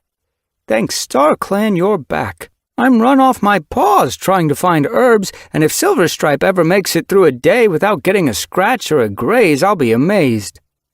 Mothflight's whiskers twitched with amusement. Where are the kits? She gasped as she saw 3 young cats bounding toward her. She recognized their pelts, but they were so big. Silverstripe! Blackear! They looked old enough to hunt. Whitetail, you've grown so handsome. The gray and white kit had his father's broad shoulders and Slate's soft amber gaze. Blackear's handsome, too, Silverstripe told her proudly. Of course he is. Mothflight looked admiringly at Blackear before purring at Silverstripe. And you're as beautiful as your mother. Who cares if I'm beautiful? Silverstripe stuck her nose in the air. Beauty doesn't help with hunting, and I'm going to be the best hunter in WindClan. I can believe it. Mothflight nosed her way through her clanmates and headed across the clearing. How's my den? I hope no rain's gotten in. My herbs should be good and dry by now, although I need to pick fresh ones. Cloudspot says fresh herbs work better. Reedtail fell in beside her. I've been using your den, he confessed. It seemed best since I was being medicine cat while you were away. Mothflight caught his eye, gratitude flooding her. Thank you so much, she mewed earnestly. I'm sorry I left you responsible for everything. I just couldn't face...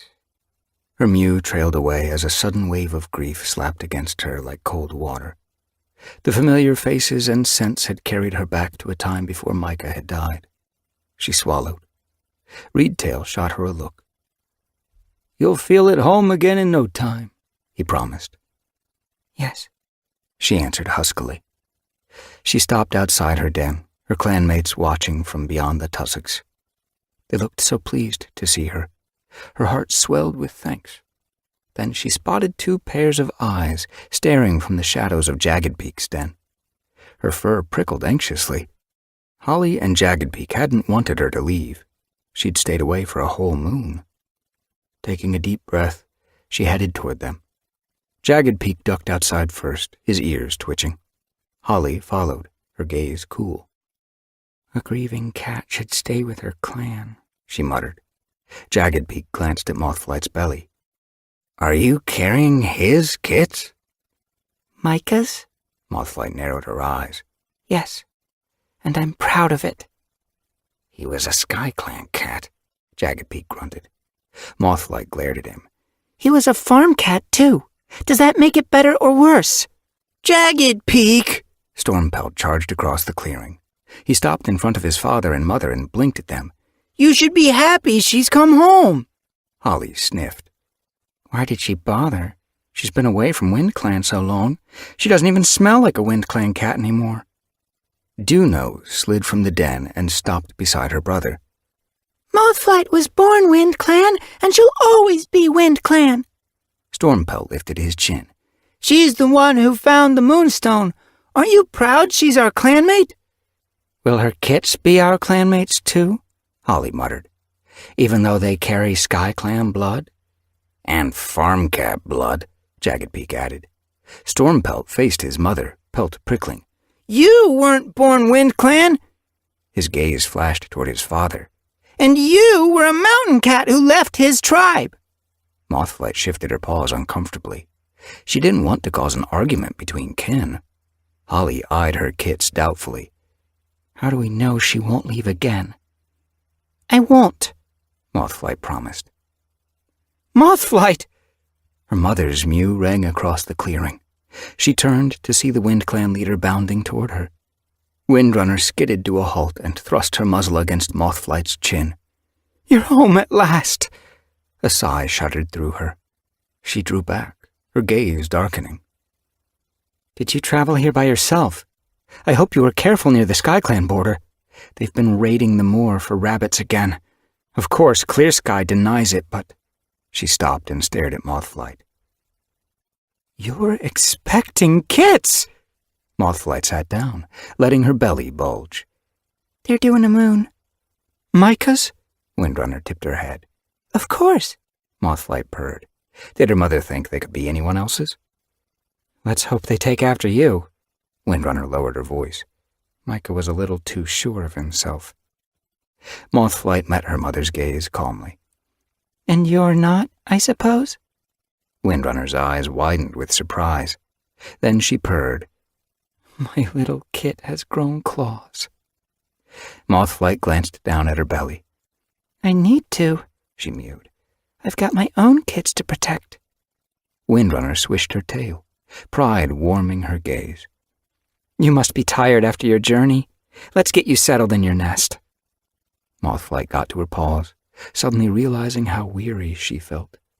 She snatched a look at Jagged Peak and Holly, hoping that they'd be less prickly once they saw that she was here to stay. They avoided her gaze, their pelts ruffled. Windrunner nudged her toward her den.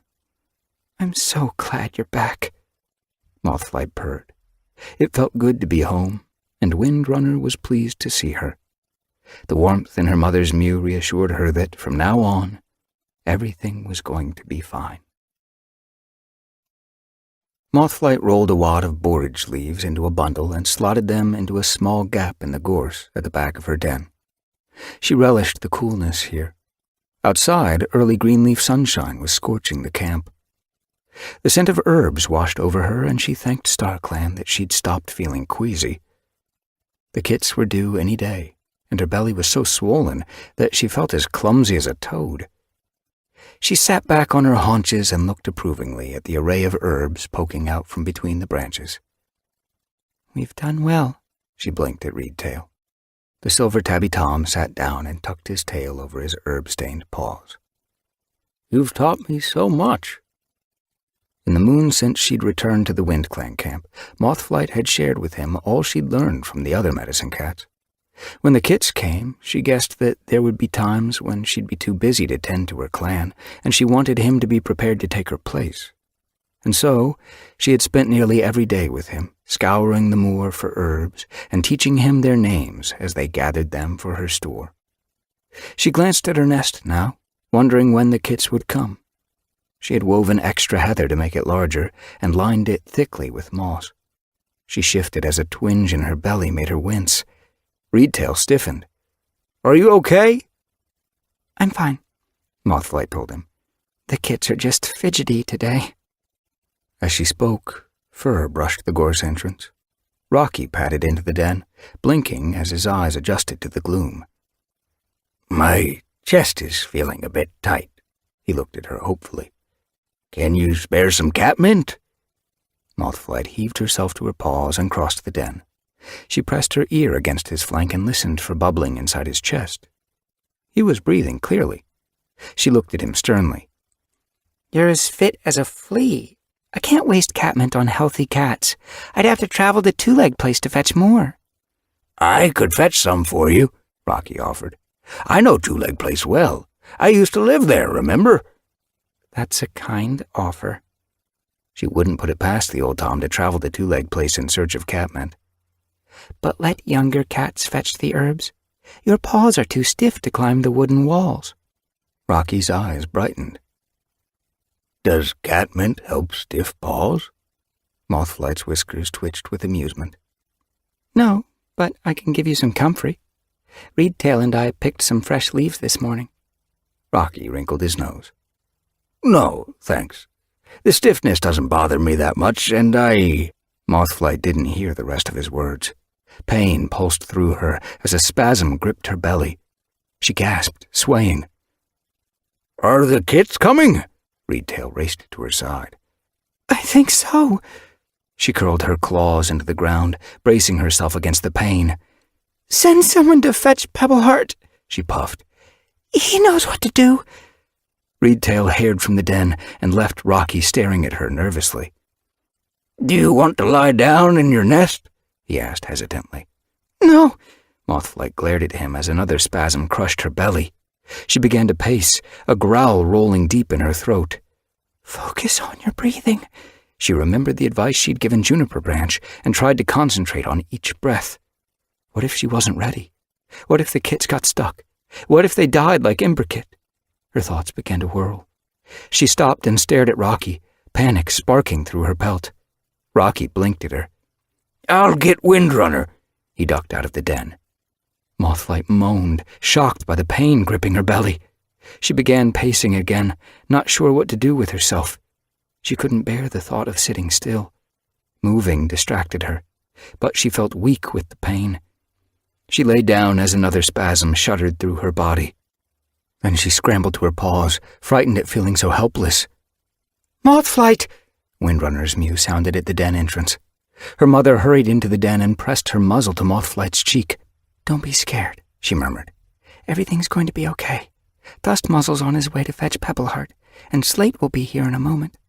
We're going to look after you until Pebbleheart arrives. Mothflight leaned against her mother, relief swamping her. I don't know what to do, she whimpered. Just keep pacing until you need to lie down. Windrunner drew away and looked into Mothflight's eyes. You're not the first cat to have kits. You will be fine. But it hurts. Mothflight was startled by the intensity of the pain. Windrunner's eyes glistened with sympathy. You won't remember it afterward, I promise. That doesn't help me now, Mothflight snapped back. Another spasm was coming. She closed her eyes as it swept over her. When it had passed, she gazed blearily at her mother. How long will it take? Not long, Windrunner soothed. Not long at all. Paw steps sounded at the den entrance, and Slate hurried into the den. How's she doing? She asked Windrunner. The Wind Clan leader shot her an anxious look. The kits will be here before Pebbleheart, she breathed. Mothflight stiffened as she heard her mother. How do you know? Slate didn't give Windrunner time to answer. Are the spasms that close together? She turned to Mothflight. Lie down and let me feel your belly. Wincing as another spasm pulsed through her, Mothflight lay down. She growled with pain, hardly feeling Slate's paws on her belly. Slate nodded briskly. Your kits feel strong. I think they're eager to come out and meet you. Pain scorched through Mothflight, stronger than before. Windrunner! She reached a paw toward her mother. It won't be long now. Windrunner crouched beside her. I need a stick to bite on, Mothflight panted as she fought the urge to yowl with pain. I'll get you one. Slate ducked out of the den. She returned a few moments later with a tough heather stem. Mothflight took it from her, relieved as she bit down hard with the next spasm. The wood crunched between her jaws, and she moaned as her belly convulsed with such power that she thought she would die. Micah! She focused her thoughts on him, determined to stay strong. The image of his steady gaze shone in her thoughts. He seemed to be silently urging her on. Groaning, she pushed with all her strength. Here's the first kit! Slate ducked behind her and lifted a small, squirming bundle. Mothflight blinked at it, surprised, and spat out the stick. Is it okay? It's a he, and he's fine. Slate laid the Tom kit beside Mothflight's muzzle. His warm scent filled Mothflight's nose, and she nuzzled him, her heart swelling as he squirmed against her cheek. Her body convulsed again. Another one! Slate sounded jubilant. As a spasm seized her once more, the world seemed to blur around Mothflight. She was aware only of pain and the muted voices of Windrunner and Slate. In her mind, Micah's green gaze glowed steady and strong. The heady scent of her new kits washed her muzzle, and then, suddenly, the pain stopped. 4 kits. Windrunner's proud mew broke through the fog. Mothflight turned her head, blinking, and saw 4 squirming bundles beside her. Instinctively, she pulled them close to her belly, reaching down to lap them dry. 2 of the kits had yellow splotches on their soft white pelts. One was striped yellow all over, just like his father. His fur. She looked up at her mother. It's the same color as Micah's.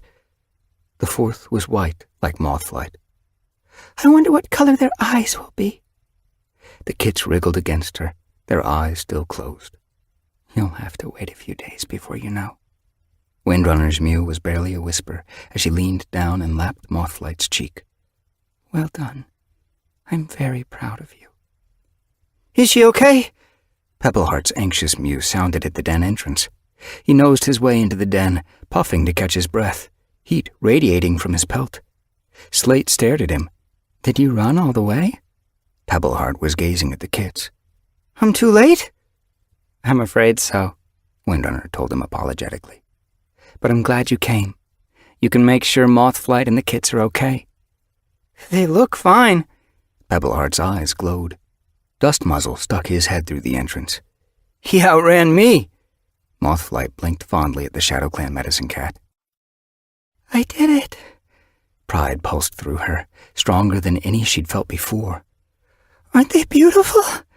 She hugged the kits closer, joy washing over her as she felt them warm against her belly. Micah's green gaze flashed once more in her mind. Thank you, Micah. They're lovely, Pebbleheart agreed. He leaned down and sniffed them. They seem strong and healthy. Windrunner tipped her head, her eyes glittering with worry. Will you stay tonight, just in case? Of course, Pebbleheart promised. And I've spoken to Dappledpelt and Cloudspots. They've agreed to visit WindClan regularly in case anyone is injured or sick while Mothflight's recovering. Mothflight lifted her head. That's kind, but there's no need. I've shared everything I know with Reedtail. He'll be able to look after WindClan. Pebbleheart blinked. You've been busy. I just wanted to be prepared. Mothflight suddenly realized that, for the past moon, she'd been thinking about the future again. The grief that had dragged her into helpless despair after Micah's death had finally eased as she planned a new life around her kits.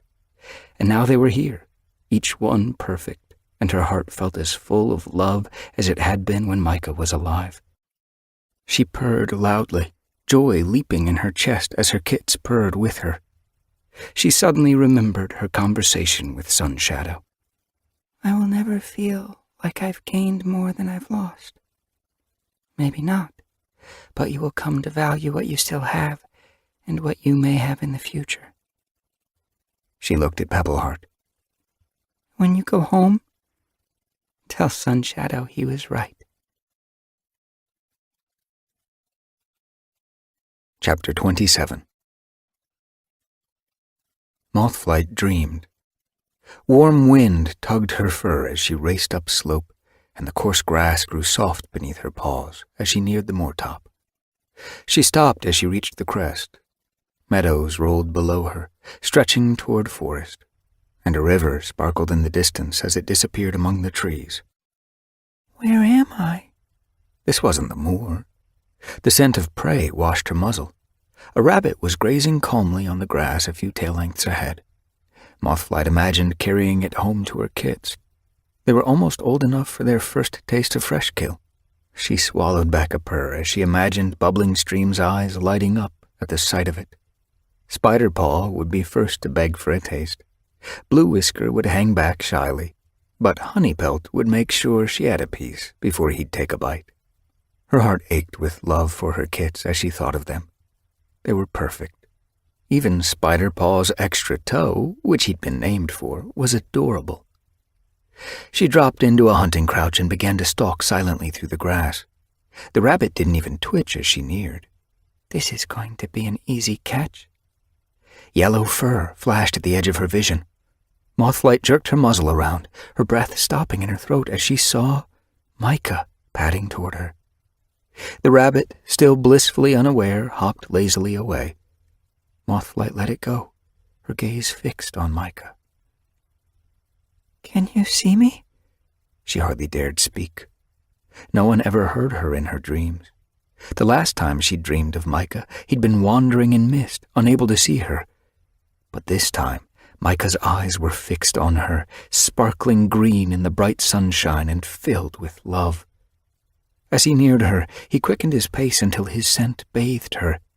She closed her eyes, her heart pounding. Was she really going to speak with him? His whiskers grazed her cheek as he reached her. I have missed you so much. His words were soft in her ear. She purred, rubbing her cheek fiercely against his. I thought I'd die without you. I'm glad you didn't. He drew away and looked at her, his eyes shining. I've seen the kits. I've watched you with them. You are a wonderful mother. Joy surged beneath her pelt. Aren't they gorgeous? They remind me so much of you. Honeypelt even washes his paws the same way you did. Keep an eye on Blue Whisker, he fretted. She's so shy. Don't let the others push her around. They won't, Mothflight promised. They're protective of her, especially Spiderpaw. He won't let Slate's kits near her because she's scared of them. Micah frowned. They haven't hurt her, have they? Mothflight purred. No, of course not. But she can't understand why such big cats act like kits. I keep telling her they're still kits. I don't think she believes she'll be that big too in a few moons. Micah's green gaze darkened. I wish I were there. Grief edged his mew. It caught hold of Mothflight, twisting her heart. So do I. She hadn't felt anger since she'd left ShadowClan's camp, but rage flared in her belly now. It's not fair. Why did you have to die? In a dumb accident. Micah sighed and rested his muzzle against hers. It was my destiny. She pulled away, blinking at him. Did you know all along? No, but I see that our destinies were only ever meant to cross for a short time. His eyes glistened with love. Aren't we lucky they did? Now you have our kids. But I want you too. Mothflight couldn't push away her resentment. Micah gazed at her gravely. You must travel alone from here on. This is your path, but I will always be with you. Her vision swam with grief.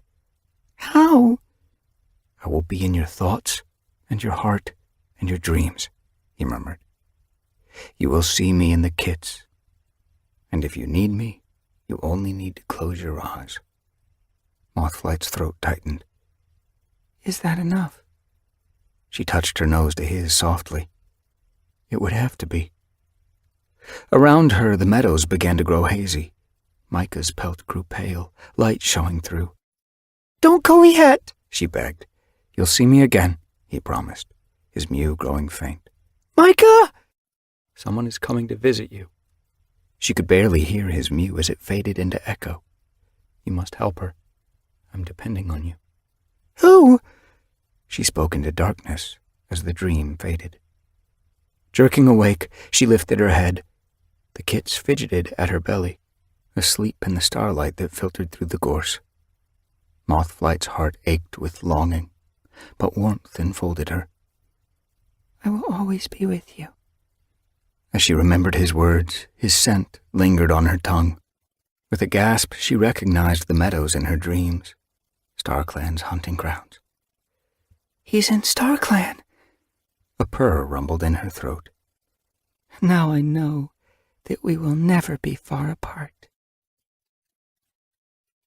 Go faster!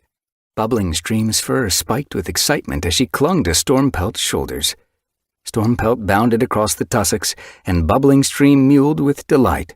Be careful! Mothflight watched with wide eyes from the sunny patch of grass outside her den. Beside her, Slate purred. She'll be fine, she reassured Mothflight. She's only a moon old, Mothflight worried. Aren't badger rides dangerous? Blue Whisker nestled tighter against her belly. I don't ever want a badger ride, she breathed, staring in alarm at her sister as she bobbed on Stormpelt's back. Mothflight tucked her tail over Blue Whisker, relieved that at least one kit was staying close. Spiderpaw was crouching in the sandy hollow. Silverstripe crouched beside him, while Black-Ear paced in front, advising him on his stance. Hindquarters lower, the black and white Tom Kit told him. And keep your tail still or the prey will hear you coming. Silverstripe fidgeted impatiently. Can we jump yet? She begged. Not until you've got the perfect crouch, Black-Ear told her sternly. Is this right? Spiderpaw pressed his chin closer to the ground and stared fiercely ahead. Quite good, Black-Ear conceded. Pull your hind paws in tighter, or your takeoff will be clumsy. Where's Honeypelt? Alarm flashed through Mothflight. She scanned the camp, relief swamping her as she caught sight of his yellow pelt as he burrowed under the heather wall on the far side of the camp. Whitetail was beside him, squeezing under the branches. Mothflight frowned. Keeping an eye on 4 kits seemed far more exhausting than it should be. What are those two doing? Whitetail promised to show him all the secret ways out of camp, Slate told her. I hope he's not thinking of sneaking out. Mothflight remembered hauling Silverstripe out of the rabbit hole all those moons ago. How had she been so calm? Dread gouged at her belly as she imagined one of her own kits stuck on the moor and wailing for help. She pushed the thought away. She wasn't going to let her kits out of her sight. She felt a wave of gratitude toward her clanmates. Among them, someone was always keeping an eye on Bubbling Stream, Honeypelt, Spiderpaw, and Blue Whisker. Even Holly, who was watching Bubbling Stream now, her eyes narrow with disapproval, always knew where they were and what they were up to. Reedtail nosed his way out of the den that Eagle Feather and Dew Nose had hollowed from the heather wall of the camp. They had grown too big to share Jagged Peak and Holly's den and had moved into their own with Stormpelt. Reedtail padded across the clearing and paused in front of Mothflight.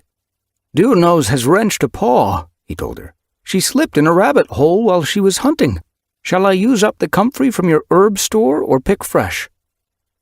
"Use what we've got for now, and pick some fresh later," Mothflight told him. He nodded and ducked into the gorse den behind her. Reedtail had been busy taking care of the clan's cuts and sprains over the past moon. Mothflight had tried to keep an eye on her clanmate's well-being, but every time she left the den to check how a scratch was healing or a sore belly was responding to the chervil Reedtail had given, one of her kits would start mewling with hunger or squeal for help as they climbed the den wall and got stuck among the branches. It seemed that the moment she set paw in the clearing, a desperate wail would call her back. "You need to be tougher," Slate had told her many times. "Let them wail. They're safe in camp. They'll survive while you check on your clanmates." But Mothflight couldn't relax. "They've lost their father." She couldn't bear for them to be without their mother as well. "They have a whole clan to raise them," Slate had insisted. "I don't want to be like you," Mothflight had thought. She ignored the truth that Silverpelt, Blackear, and Whitetail had grown into happy young cats despite their grieving mother. The clan had indeed raised them, giving Slate's kits all that kits ever needed: warmth, kindness, food, and protection. "My kits are special," Mothflight told herself. "No other cat can give them the love that I can." And so she let Reedtail care for the clan and told herself that in another half-moon she'd be ready to return to her duties as medicine cat. Slate nudged her from her thoughts with a paw. "Look!" Windrunner and Jagged Peak had padded into camp. Dapplepelt and Acorn Fur walked between the WindClan cats, glancing at each other with puzzled looks. Windrunner's expression was grim. Jagged Peak's ears twitched uneasily. Mothflight sat up, alarmed. Gently moving Blue Whisker aside, she got to her paws. What were Dapplepelt and Acorn Fur doing here, and why were Windrunner and Jagged Peak escorting them like prisoners? She crossed the clearing, meeting Windrunner among the tussocks. "Is something wrong?" Her mother's eyes were dark.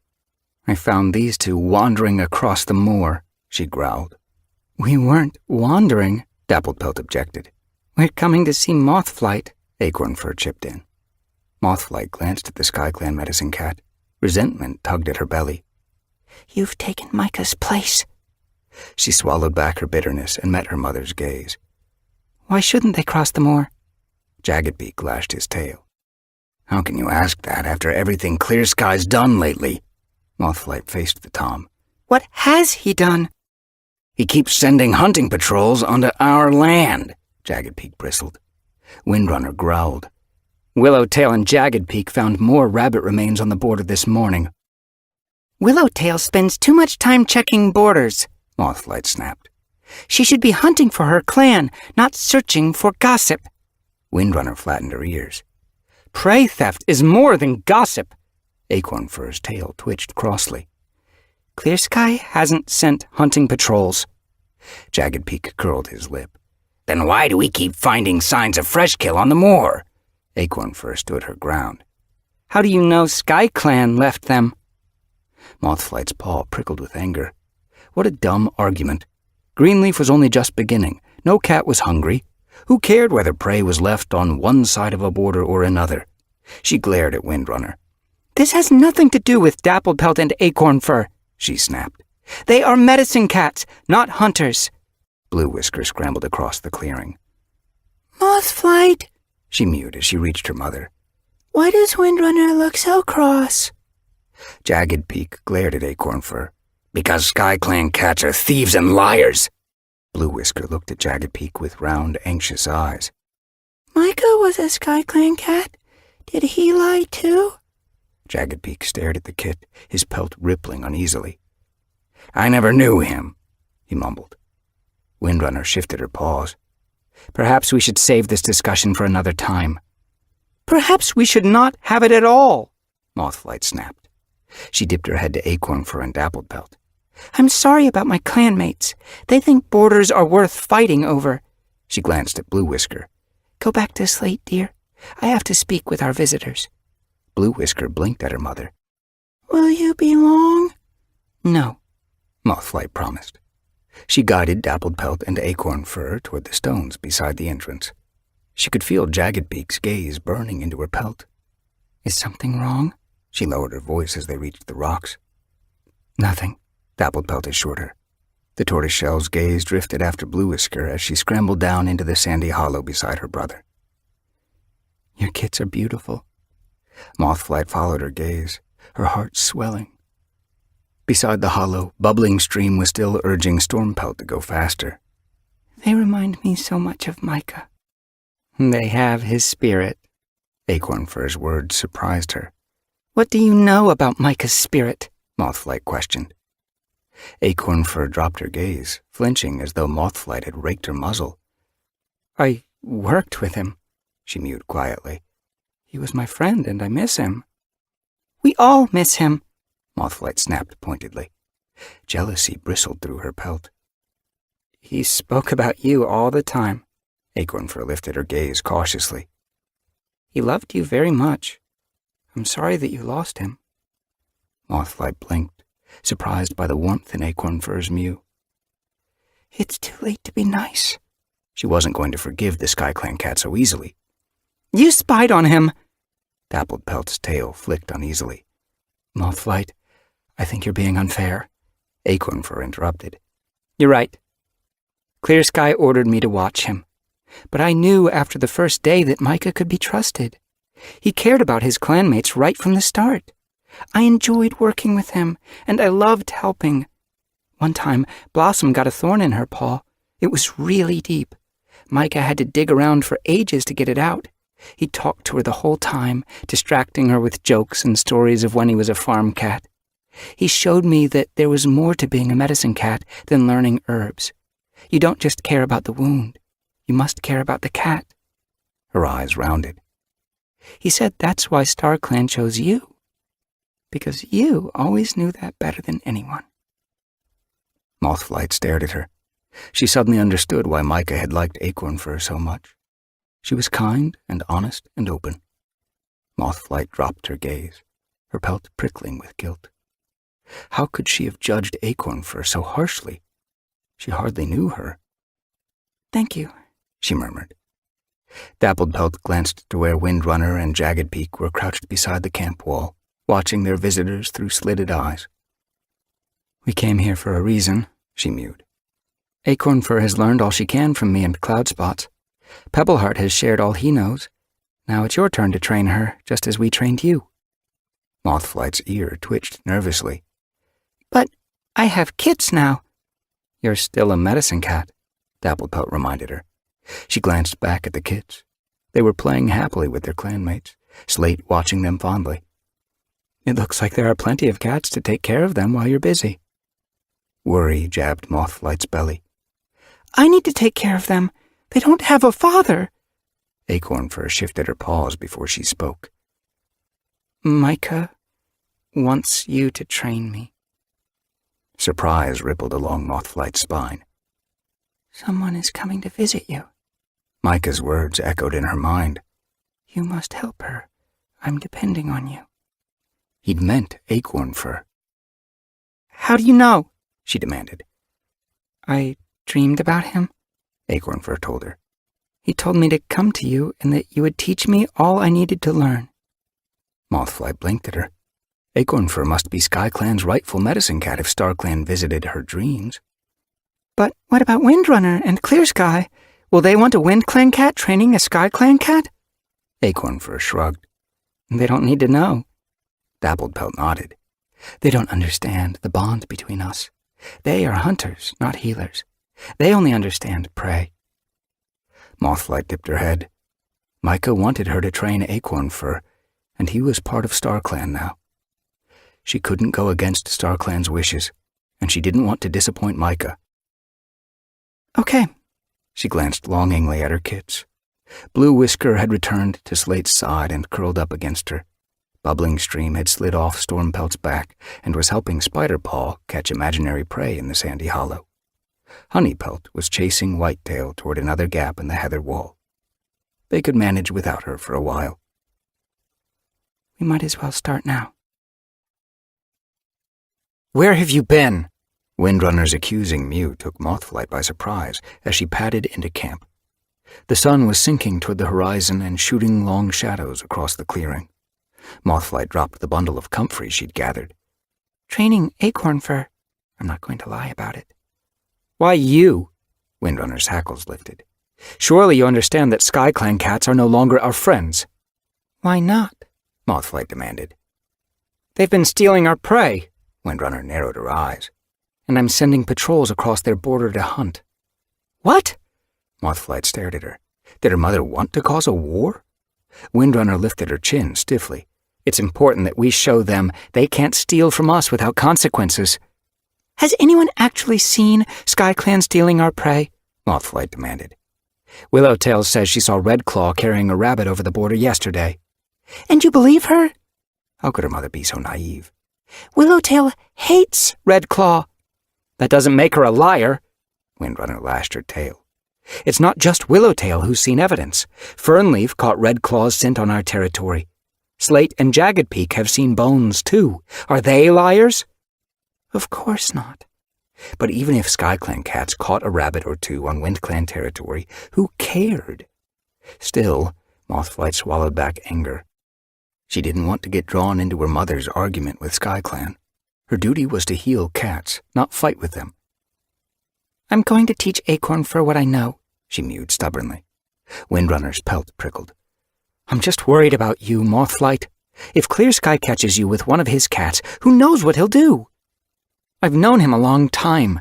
He's capable of more cruelty than you can imagine. Then it's important that his medicine cat is well trained, Mothflight argued.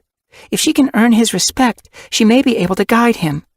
No one has ever managed to guide Clear Sky before, Windrunner pointed out. Acorn Fur has StarClan on her side. They want me to train her. They spoke to you? Micah did, Mothflight told her. He spoke to Acorn Fur too. Micah's not StarClan. Mothflight's throat tightened. He is now. Windrunner gazed at her helplessly. Then you're going to keep on training her? Yes. Mothflight scooped up the comfrey and headed for her den. If Micah wanted her to train Acorn Fur, then nothing would stop her. As the days lengthened, Mothflight kept her word. Each afternoon, she'd leave Slate in charge of her kits and slip out of camp. She was aware of Windrunner's gaze following her, dark with worry. But she ignored it, racing to the patch of grass on the moorside where she met Acorn Fur. This afternoon, clouds hid the sun and a thin drizzle misted the moor. Mothflight fluffed out her pelt, hoping Slate would keep the kits in the den. The air was warm, but a wet pelt could mean a chill. She was getting used to being away from them, but she enjoyed their welcome each time she returned home, when they'd clamber over her, purring and begging for badger rides or a game of chase-tail. She blinked away raindrops and scanned the moorside. There was no sign of Acorn Fur and no scent either. She glanced at the darkening sky, wondering whether, with the sun hidden, the SkyClan medicine cat had lost track of time. Acorn Fur was a quick learner, just as Micah had said, and she seemed to have a deep understanding of suffering as well as a burning need to ease it. Teaching such a willing apprentice had been fulfilling, and, in going over her knowledge in such depth, Mothflight had renewed her own delight in her healing skills. Was it time she relieved Reedtail of some of his duties? She frowned. She already felt that she spent too much time away from her kits. She gazed toward the forest, impatience fizzing beneath her pelt. Where are you? It wasn't like Acorn Fur to be late. She was usually pacing the hillside, waiting by the time Mothflight arrived. Unease jabbed her belly. Perhaps Acorn Fur couldn't come. Her fur tingled with worry. Had Clear Sky found out about their meetings? He can't stop her from learning. She headed down slope as the rain thickened, heading for the SkyClan border. Does he think his wishes are more important than StarClan's? Anger pulsed through her paws as she crossed the wet grass. The pungent scent of SkyClan markers washed her muzzle as she neared the ferns that edged the trees. She pushed through the dripping fronds, padding into the shelter of the woods. She glanced around, wondering where SkyClan's camp lay. She had to know where Acorn Fur was. If Clear Sky was stopping her, someone needed to explain to the rabbit-brained leader how important it was for his medicine cat to learn everything she could. Sniffing the ground, she smelled paw prints and began to follow them.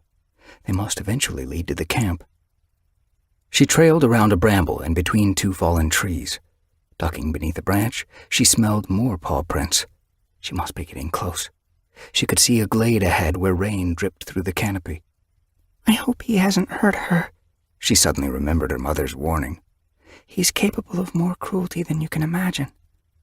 Mothflight pushed the words away. She wasn't going to be bullied. She had StarClan on her side. As she slid through a clump of ferns, a hiss made her freeze. Tortoiseshell fur flashed at the corner of her vision. Something hard slammed into her flank and knocked her sprawling to the ground. Panic flared beneath Mothflight's pelt as she scrambled to her paws. The scent of a SkyClan she-cat filled the air. Jerking around, she saw Sparrowfur glaring at her, hackles raised. What are you doing on SkyClan land? The tortoiseshell's eyes flashed with suspicion. I'm Mothflight, she growled. I know who you are, the tortoiseshell returned. Then you know that I'm a medicine cat. I can walk where I please. No one walks in this forest without Clear Sky's permission, Sparrowfur growled. Since when? Since he said so. Frustration surged in Mothflight's belly. I've come to find Acorn Fur. Perhaps if she explained that she was worried about her clanmate, Sparrowfur would understand. Acorn Fur is in camp, doing what she's supposed to do. Which is, she demanded, taking care of her clanmates. But I haven't finished training her. Sparrowfur's tail swished ominously. She's had all the training she's going to get. Mothflight didn't understand. Don't you want her to be the best medicine cat she can be? Just because Clear Sky was a rabbit brain didn't mean his whole clan had to act dumb. What I want doesn't matter, Sparrowfur snarled. Clear Sky is my leader. I follow his orders, and his orders are that no cat should cross our border, especially not a Wind Clan cat. Fury scorched Mothflight's belly. I'm not here to hunt. StarClan ordered me to train Acorn Fur, and that's what I'm going to do. She headed past Sparrowfur. The SkyClan she-cat dodged ahead of her. She glared at the tortoiseshell angrily. Get out of my way! I have to— She stopped, surprised to see worry clouding Sparrowfur's gaze. You have to leave. Lowering her voice, Sparrowfur glanced nervously over her shoulder. Why? Clear Sky will rip you to shreds if you reach the camp, she warned. And then he'll rip me to shreds for letting you. Mothflight halted. He hasn't hurt Acorn Fur, has he? No. Sparrowfur looked indignant. But he's angry that she's been sneaking onto Wind Clan land to train with you. How can he prove that we don't cross the border if she trails SkyClan scent all over the moor side? But you do cross the border, Mothflight accused. Willowtail's seen you. She hasn't seen me, Sparrowfur snapped. SkyClan cats don't hunt on other clans' land, not like Wind Clan. We found Jagged Peak's fur caught on a bramble this morning, and fresh kill blood less than a tail length away. Mothflight growled under her breath. Windrunner must have sent him to teach Clear Sky a lesson. She'd only made the situation worse. But I'm a medicine cat, she insisted. We need to be able to travel in each other's territory. How else will I get catmint from Two-Leg Place? And how can Acorn Fur get to the Moonstone without crossing the moor? That's not my problem. Sparrowfur began to guide Mothflight toward the border. What if something happens to Acorn Fur and you need my help?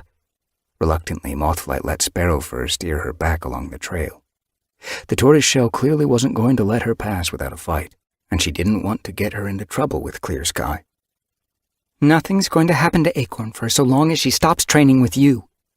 Mothflight blinked at the tortoiseshell as they reached the border. This is the dumbest decision ever. Sparrowfur flicked her tail toward the moor. Just go home. Mothflight saw doubt in her gaze. You think he's wrong, don't you? Sparrowfur looked away. He's my leader, she growled, and stalked back into the forest. Blood roared in Mothflight's ears. If the clan started guarding their territory like this, how could the medicine cats share their knowledge? Half Moon's word rang in her mind. Every clan's destiny depends on you, though they don't know it yet. Why didn't Clear Sky understand? His medicine cat had to go where she was needed. There will come a time when they will listen to you and you alone. I can tell you this, but it's up to you to earn their respect. How? Helplessness swamped Mothflight. She had to persuade Windrunner and Clear Sky that cats' lives were more important than borders. Star Clan, what can I do? Chapter 28. Mothflight threaded among the rustling bracken stems, following her clanmates into Four Trees, where the full moon blanched the clearing. The scents of River Clan and Thunder Clan swirled on the warm evening breeze. She scanned the cats below, recognizing Thunder and River Ripple moving among the gathered cats, dipping their heads in greeting, while their clanmates clustered in groups, heads close as they shared gossip. Silverstripe and Blackear stampeded past Mothflight, Whitetail leading, their tails flapping excitedly. It was their first full moon gathering. They'd been restless all day, excited at the thoughts of seeing new faces and smelling new scents. "Slow down!" Slate hurried at their heels, her fur rippling anxiously along her spine as her kits burst into the clearing. Eyes flashed in the moonlight as muzzles jerked around, clearly surprised by the commotion. Slate dodged in front of Whitetail, hissing sternly, "Calm down. I don't want River Clan and Thunder Clan thinking I raised a pack of foxes." As the bracken thinned around her, Mothflight's thoughts flashed to her own kits back in camp. Rocky had promised to watch them and make sure they were tucked in their nest by the time she returned. Spotted Fur and Holly had also stayed behind with Eagle Feather, Fernleaf, Reedtail, and Stormpelt. With border tensions running high, Windrunner had not wanted to leave the camp unguarded, and for once, Mothflight was grateful for her mother's caution. Not that she believed SkyClan would attack, but if a stray dog or a hungry fox found their way into camp, she knew her kits would be well protected. This was her first gathering in moons, and the first time she'd see the other medicine cats together since the last time she'd traveled to the Moonstone with Micah. She quickened her pace, falling in beside Dustmuzzle. Her clanmates flanked them, moving wordlessly through the bracken. There was tension in their hunched shoulders and flicking tails as they neared the bottom of the slope. Windrunner led the way into the clearing, her eyes narrowed. Mothflight knew that her mother had come to settle scores, and anxiety wormed in her belly. Please let her remember the full moon truce. She glanced at the brambly slope at the other side of the clearing, looking for signs of SkyClan. But Clear Sky hadn't arrived yet, and the woods beyond were eerily silent. Mothflight! Following Dustmuzzle from the bracken, she recognized Dappledpelt's mew. The River Clan medicine cat was hurrying toward her, Cloudspots at her heels. As Dustmuzzle followed Windrunner into the throng of cats, Dappledpelt stopped in front of Mothflight. Her eyes shone. "How are the kids?" "They're well," Mothflight told her. In the moon since they'd been born, they'd grown more boisterous each day.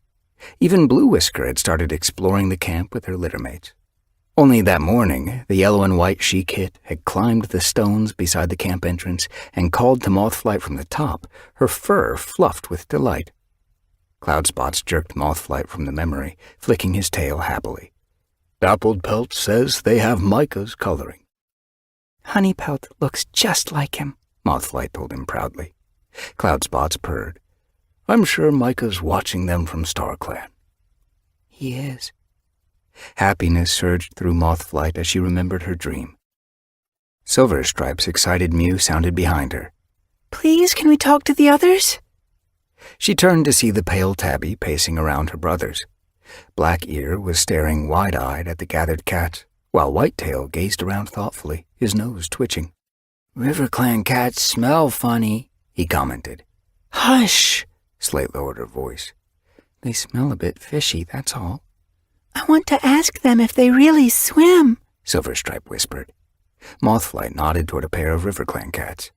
"Go and talk to Drizzle."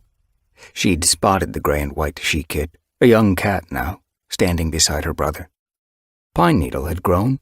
His shoulders were broader, and his black pelt was as sleek as an otter's. He stared around the clearing, his eyes round. Mothflight wondered if it was his first gathering, too. Silver Stripe patted impatiently around Slate. "Can we?" she begged. But Black Ear was already crossing the clearing toward the young River Clan cats. Slate's ears twitched. "Of course." Silver Stripe hared after her brother, Whitetail at her heels. "Don't forget to be polite," Slate called after them. Dappled Pelt watched the young cats race away. Grey Wing would have been proud of them. Slate blinked at her sadly. "He always wanted kids of his own," she murmured. "I just wish he'd had a chance to watch them grow up." Mothflight swept her tail along Slate's spine. "He's probably watching them right now, just like Micah watches over our kids." Windrunner's angry mew rang across the clearing. She faced Thunder, her eyes flashing accusingly in the moonlight. "I knew you'd defend him!" River Ripple patted between the two leaders. "We should wait and let Clear Sky speak for himself." Windrunner scowled. "We've heard enough lies from him." As she spoke, grass swished at the top of the hollow. Lithe bodies swarmed down the far slope. "Clear Sky?" Mothflight stiffened. Would Windrunner manage to keep her temper? Would she openly accuse the Sky Clan leader of sending hunting patrols onto their land? And what would happen when Clear Sky accused her in return? Shadow Clan's scent washed over her, and she recognized Tall Shadow's pelt, hardly more than a shadow in the long grass. Dappled Pelt eyed Mothflight anxiously. "Are there still hunting disputes between Wind Clan and Sky Clan?" "Yes." Mothflight's pelt prickled. "Clear Sky has banned any cat from crossing his borders." Cloudspots blinked. "How will you fetch catmint from Two-Leg Place?" Dappled Pelt didn't give her a chance to answer. "What about Acorn Fur? Did you finish training her?" Mothflight dropped her gaze guiltily. "I tried, but Clear Sky won't let her leave, and I can't get past the border to see her." She watched the Shadow Clan cats weave among the waiting cats, greeting them with nods and flicks of their tail. Murmured gossip hummed in the evening air. Shattered Ice gazed grimly at Mudpaws. "Clear Sky's patrolling his borders again." "Pebble Heart was turned away when he tried to gather borage," Juniper Branch told Milkweed. Mothflight saw Pelts ripple with apprehension. Milkweed glanced nervously toward the bramble-covered slope where Sky Clan usually made its entrance. Dawn Mist moved closer to Drizzle and Pine Needle. Pebbleheart reached the medicine cats, his eyes round with worry. "I thought the prey dispute would have blown over by now, but it's gotten worse." Mothflight's ears twitched uneasily. "Clear Sky has stopped me from training Acorn Fur," she told him. "He won't let any cat cross his border. He's been sending hunting patrols onto our land again." Pebbleheart's gaze darkened. "Sparrowfur and Acornfur both say that Clear Sky hasn't sent hunting patrols onto our land, but Willowtail swears she's seen Redclaw taking Wind Clan prey across the border." Mothflight glanced at Willowtail. The pale tabby stood in a circle of ThunderClan and RiverClan cats, her eyes flashing with malice as she talked. Mothflight's belly tightened. Why was she so determined to stir up trouble? She lowered her voice. "Windrunners started sending hunting patrols onto SkyClan land to teach Clear Sky a lesson." Pebbleheart's tail twitched. "This needs to stop now before it gets serious." He glanced up the slope hopefully. "Perhaps when Clear Sky arrives we can talk some sense into him and Windrunner." Mothflight's heart lurched. "Do you think they're ready to listen to us?" She glanced at Cloudspots and Dapplepelt. How much influence did any of them have over their leaders? Cloudspots swished his tail. "We speak for StarClan." Dapplepelt frowned. "From what I've heard, Clear Sky has no time for StarClan." Pebbleheart glanced at the stars, sparkling high overhead. "They're his ancestors as well as ours." "We should hold the meeting without him!" Windrunner's angry mew rang once more across the clearing. As Mothflight turned, the WindClan leader shouldered her way through the crowd and leaped onto the great rock. Windrunner glared at Thunder, River Ripple, and Tall Shadow. "Why should we show him respect by waiting when he shows us none by being late?" She lashed her tail, her brown pelt pale in the moonlight. "He probably won't come at all. That's how little he values us. Tall Shadow weaved past Juniper Branch and Milkweed, glancing at Sun Shadow before jumping up beside Windrunner. River Ripple followed slowly, his pelt ruffled. Thunder hesitated, checking the Sky Clan slope once more before leaping onto the rock. Windrunner's gaze swept the clans as the cats crowded closer and raised their muzzles to their leaders. We must treat Clear Sky as he has treated us, she yelled.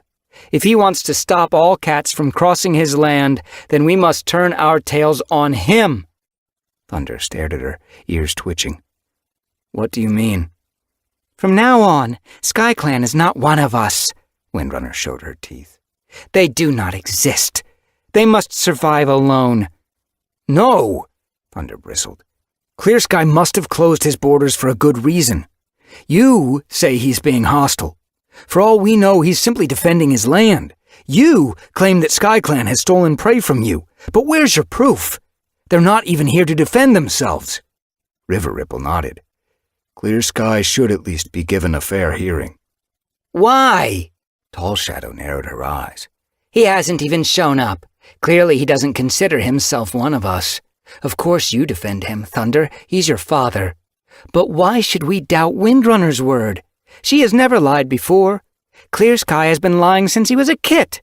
Have you forgotten his treachery to Grey Wing? He started the great battle. We have been patient with him long enough. We will be stronger without Sky Clan. Stronger without Sky Clan? Outrage surged in Mothflight's belly. Didn't these cats realize that banishing a clan would be like pulling a woven twig from a nest? Each twig made it strong. Once you began to unravel it, the whole nest might collapse. We cannot turn our tails on another clan. She was shocked to hear her own voice ring loudly across the clearing. Eyes flashed toward her. Dappled Pelt lifted her chin. We came from the mountains together.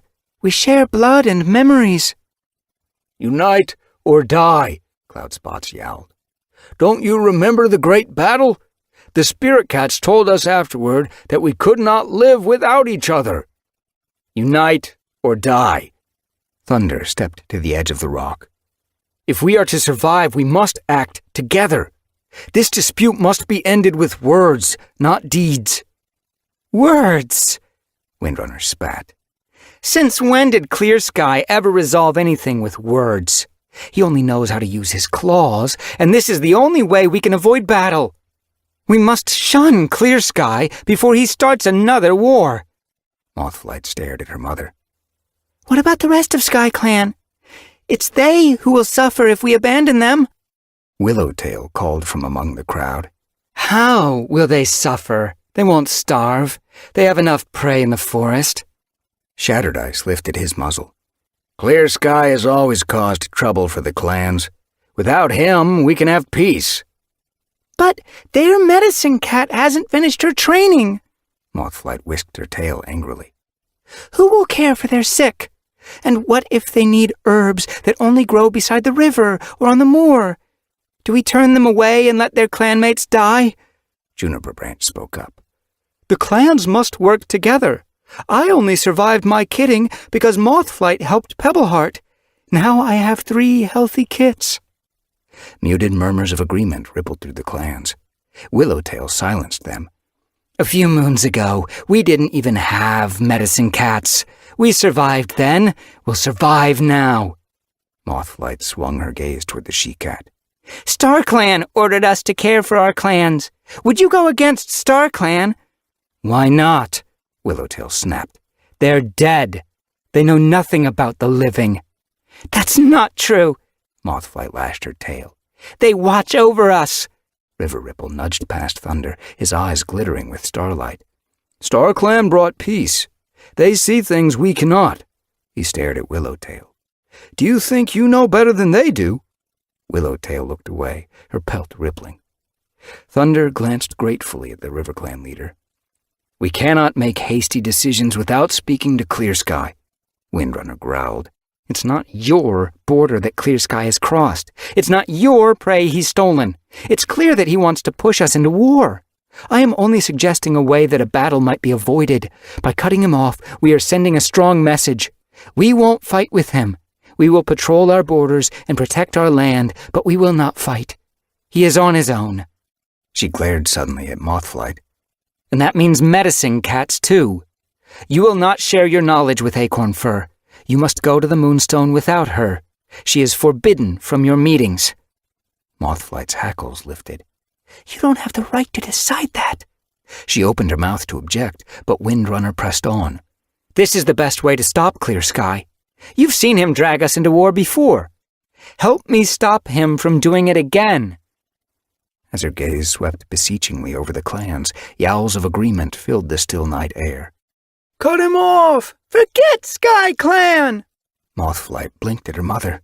Was she really going to deprive SkyClan of help and healing? What would StarClan say? She glanced around her clanmates, disappointment weighing in her chest.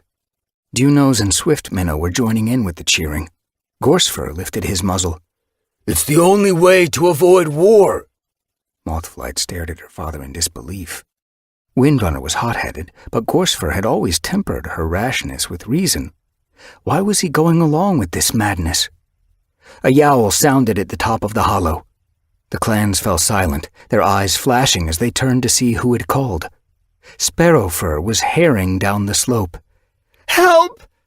The gathered cats parted and let her race to the center. The tortoiseshell gazed around, her eyes wide with horror. "Where's Mothflight? Pebbleheart?" She scanned the clans desperately. Mothflight pushed her way through the cats, Pebbleheart at her heels. "What's happened?" Sparrowfur stared at her. "Tiny Branch is hurt. He got his paw trapped. There was a fox. We fought it off, but Tiny Branch—" Dapplepelt burst from the crowd. "Was he bitten?" Sparrowfur nodded, her eyes wild. "It's bad. We've carried him back to camp, but he's unconscious." "Fox bites cause infection." Cloudspots nosed his way past Dapplepelt. "They must be treated at once." Sparrowfur was trembling. "Acorn Fur can't stop the bleeding." Mothflight's heart lurched. Tiny Branch was less than 6 moons old. If the blood loss didn't kill him, the shock might. "Come on!" She began to race for the side of the hollow. Windrunner's snarl made her stop. "Where are you going?" "I have to help Tiny Branch." She skidded to a halt and glared at Windrunner. "I told you, Sky Clan is on their own." Windrunner's eyes blazed with fury. "You decided that," Mothflight hissed. "I'm a medicine cat. I won't stand by and let cats die." Shocked mews sounded around her. "She can't go. She must." "What about the kids?" "That's Clear Sky's problem." Shattered Ice blocked her path. "Clear Sky must learn that he can't push the other clans around." Mothflight flexed her claws. "Get out of my way." A low growl rumbled behind her. Dust Muzzle stalked past and faced Shattered Ice. "Let her pass. Tiny Branch shouldn't have to pay for his father's mistakes." He looked meaningfully at Thunder. Thunder dropped his gaze. "Let her go, Shattered Ice." Shattered Ice glared at Thunder, hackles raised. "You're not my leader." "But I am." River Ripple stepped forward. "Let her pass." Growling, Shattered Ice backed away. Mothflight glanced at Dust Muzzle. "Thank you."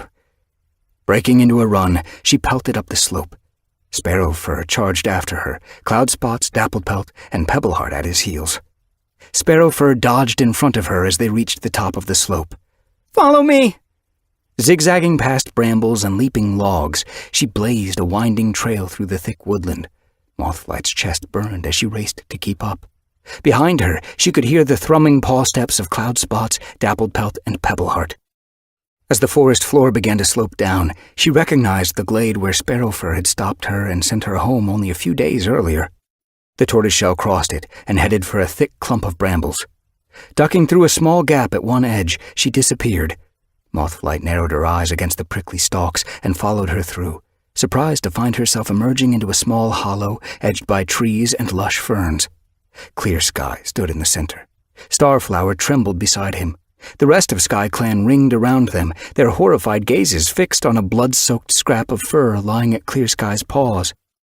"Tiny Branch." Mothflight scrambled to a halt and crouched beside the kit. She could hear her own heart pounding in her ears as she swiftly scanned his body. There were deep teeth wounds on his flank. His hind paw was twisted and bloody, as though it had been yanked from a thorn bush. His eyes were closed, flickering slightly. His muzzle was clumped with dried blood. She smelled the sharp tang of horsetail and marigold rising from Tiny Branch's wound. Dried green pulp showed on his bloody fur. Acorn Fur had clearly been trying to treat him for some time. Mothflight glanced at Clear Sky. Where's Acorn Fur? She went to find cobwebs. Clear Sky's mew was tight. Mothflight pictured the SkyClan medicine cat struggling alone to help Tiny Branch. Sympathy pricked at her heart. She wasn't trained to deal with injuries as bad as this. She must be terrified. She should have sent for help sooner. Clear Sky's tail twitched. SkyClan doesn't ask for help unless there's no choice. Did you stop her? Mothflight angrily swallowed back the words. Picking a fight with Clear Sky wouldn't help Tiny Branch. Starflower didn't wrench her gaze from her kit. Will he be okay? Mothflight didn't answer. Where's her herb store? Clear Sky stared at her blankly. I don't think she has one. Redclaw stepped forward. She's been gathering herbs for a while, he told his leader. Mothflight turned to the dark red Tom. Where are they? Redclaw began to lead the way to a short, steep slope where the roots of an oak snaked into the earth. As Mothflight straightened to follow, she felt Dappled Pelt's nose on her shoulder. I'll go with him. Bring every herb she's got, Mothflight told her. She glanced at Pebbleheart. What can we do? She wasn't sure which wound to treat first. Pebbleheart crouched beside Tiny Branch while Cloudspot shooed the clan backward, making room on the kit's other side. Pebbleheart pressed his paws on the brightest wound, where blood was still welling. We need to stop this bleeding first. It's the worst injury. Mothflight slipped her paws under his. I'll press the blood back while you check the rest of him. Warmth oozed under her pads. Fear flashed beneath her pelt, but she ignored it. Cloudspot sniffed Tiny Branch's mangled hind paw. This needs wet nettles to take down the swelling. Mothflight looked toward the slope, relieved to see Dappled Pelt hurrying back, a wad of leaves in her jaws. Are there any nettles in there? Mothflight asked as Dappled Pelt dropped the herbs beside her. No. Dappled Pelt began to sort through the pile. It's mainly chervil and borage. Mothflight stiffened, frustration flaring through her. If only she'd been allowed to finish training Acorn Fur, her store would be fully stocked. She avoided Clear Sky's gaze, swallowing back anger. Tiny Branch is his kit. This wasn't the time to argue about borders. There's some time here, Dappled Pelt mewed hopefully. Mothflight frowned at the unconscious kit. He can't chew anything. We could put a sprig under his tongue, Pebbleheart suggested. That's better than nothing. Mothflight pressed harder on the wound as Pebbleheart slipped a claw between Tiny Branch's lips and very gently levered his jaws open. Alarm sparked in her belly. The kit's breath was so weak she could hardly feel his flank move. He was as limp as dead prey. She watched, her mouth dry, as Pebbleheart slid a time stalk beneath the kit's tongue. You're here! Acorn Fur burst into camp. Mothflight saw relief glistening in the SkyClan medicine cat's gaze. Cobwebs swathed her forepaws, and she hurried over and peeled them off. Pebbleheart took them from her and began stuffing shreds into the bloodiest wound. He nodded to Acorn Fur. Put your paws here. As she pressed the cobwebs deep into the bloody flesh, Pebbleheart ripped the remaining wad into two and gave one half to Cloudspot's. Between them, they wrapped every graze and bite they could see. Mothflight leaned down and listened to Tiny Branch's chest. There was no bubbling inside, but his heart was fluttering like a trapped bird, weak with exhaustion. Her belly tightened. She glanced at Starflower. The golden tabby she-cat must have seen the despair in her gaze. She recoiled, pressing her muzzle into Clear Sky's shoulder. Clear Sky's dark gaze swept the medicine cats, then fixed on Mothflight. He'll live, won't he? Tiny Branch suddenly whimpered. His eyes flickered open for a moment. Then he jerked and fell still. Clear Sky stared at him, his mouth open. Mothflight pressed her ear to Tiny Branch's chest once again. Nothing. Her thoughts raced to her own kits. Were they safely tucked up with Rocky? What if a fox had gotten into the camp? What if one of them had wandered alone onto the moor? Panic tugged at her belly. She needed to see them. She had to know they were okay. But first she had to tell Clear Sky. His son was dead. She looked at the SkyClan leader, pity twisting her heart. I'm so sorry, His eyes clouded. Pain flared in their blue depths. Mothflight was startled to see the tough clan leader sway on his paws. Starflower rocked beside him, her nose buried deep in his pelt. Their clanmates began to move around them. Blossom tugged a clump of damp moss from between the roots of a tree and carried it to Tiny Branch's body. Gently she began to wipe the blood from his fur. Thorn and Quickwater pressed against Starflower, supporting her as Clear Sky stepped away and crouched beside their dead kit. He rested his nose softly on the kit's head. "I should have been there, my son. I should have saved you." Mothflight glanced at Acorn Fur. The Sky Clan medicine cat was staring bleakly at her leader. Mothflight got to her paws and pressed her nose to the brown she-cat's cheek. "I don't think any of us could have saved him," she murmured. "If only I'd had more cobwebs in my den," she mewed thickly. Pebbleheart straightened. "It would have taken more than cobwebs. He's with StarClan now." Dappletail gazed sympathetically at Acorn Fur. "You did all you could." The tugging in Mothflight's belly grew stronger. "I have to see my kits." Guilt flashed through her as Clear Sky jerked up his nose and stared at her. "I'm sorry." She began to apologize, but he cut her off. "Go to them," he growled hoarsely. She backed toward the entrance, grief tearing at her heart. "I wish we could have come straight away." Clear Sky's gaze hardened. "Why didn't you?" Mothflight froze. She felt the anxious gazes of the other medicine cats flashed toward her. Sparrowfur stepped forward. "Windrunner didn't want her to come," she mumbled. "She said that SkyClan was on its own." Clear Sky straightened, the muscles in his broad shoulders rippling. Starflower padded forward shakily. "She was going to let a kit die?" "It's not that simple." Fear flashed through Mothflight. She only wanted peace. "You need to speak with Windrunner." Starflower's green eyes brimmed with pain. She turned away. Clear Sky blinked at Mothflight. "You should go," he growled. "Your kits need you." Her heart pounding, Mothflight turned and raced out of camp. The scent of Tiny Branch's blood lingered on her tongue. "My kits." She had to know they were safe. She hared through the forest, her paws skidding on fallen leaves as she swerved among the brambles and ferns. She broke from the forest and pelted onto the moor. She needed to smell her kits and feel their warmth against her muzzle. Her gaze fixed on the distant hollow. She pushed against the coarse grass, racing breathlessly upslope. Bursting into camp, she bounded over the moonlit tussocks and ducked into her den. Rocky lifted his head sleepily and blinked at her. The kits were curled against his belly.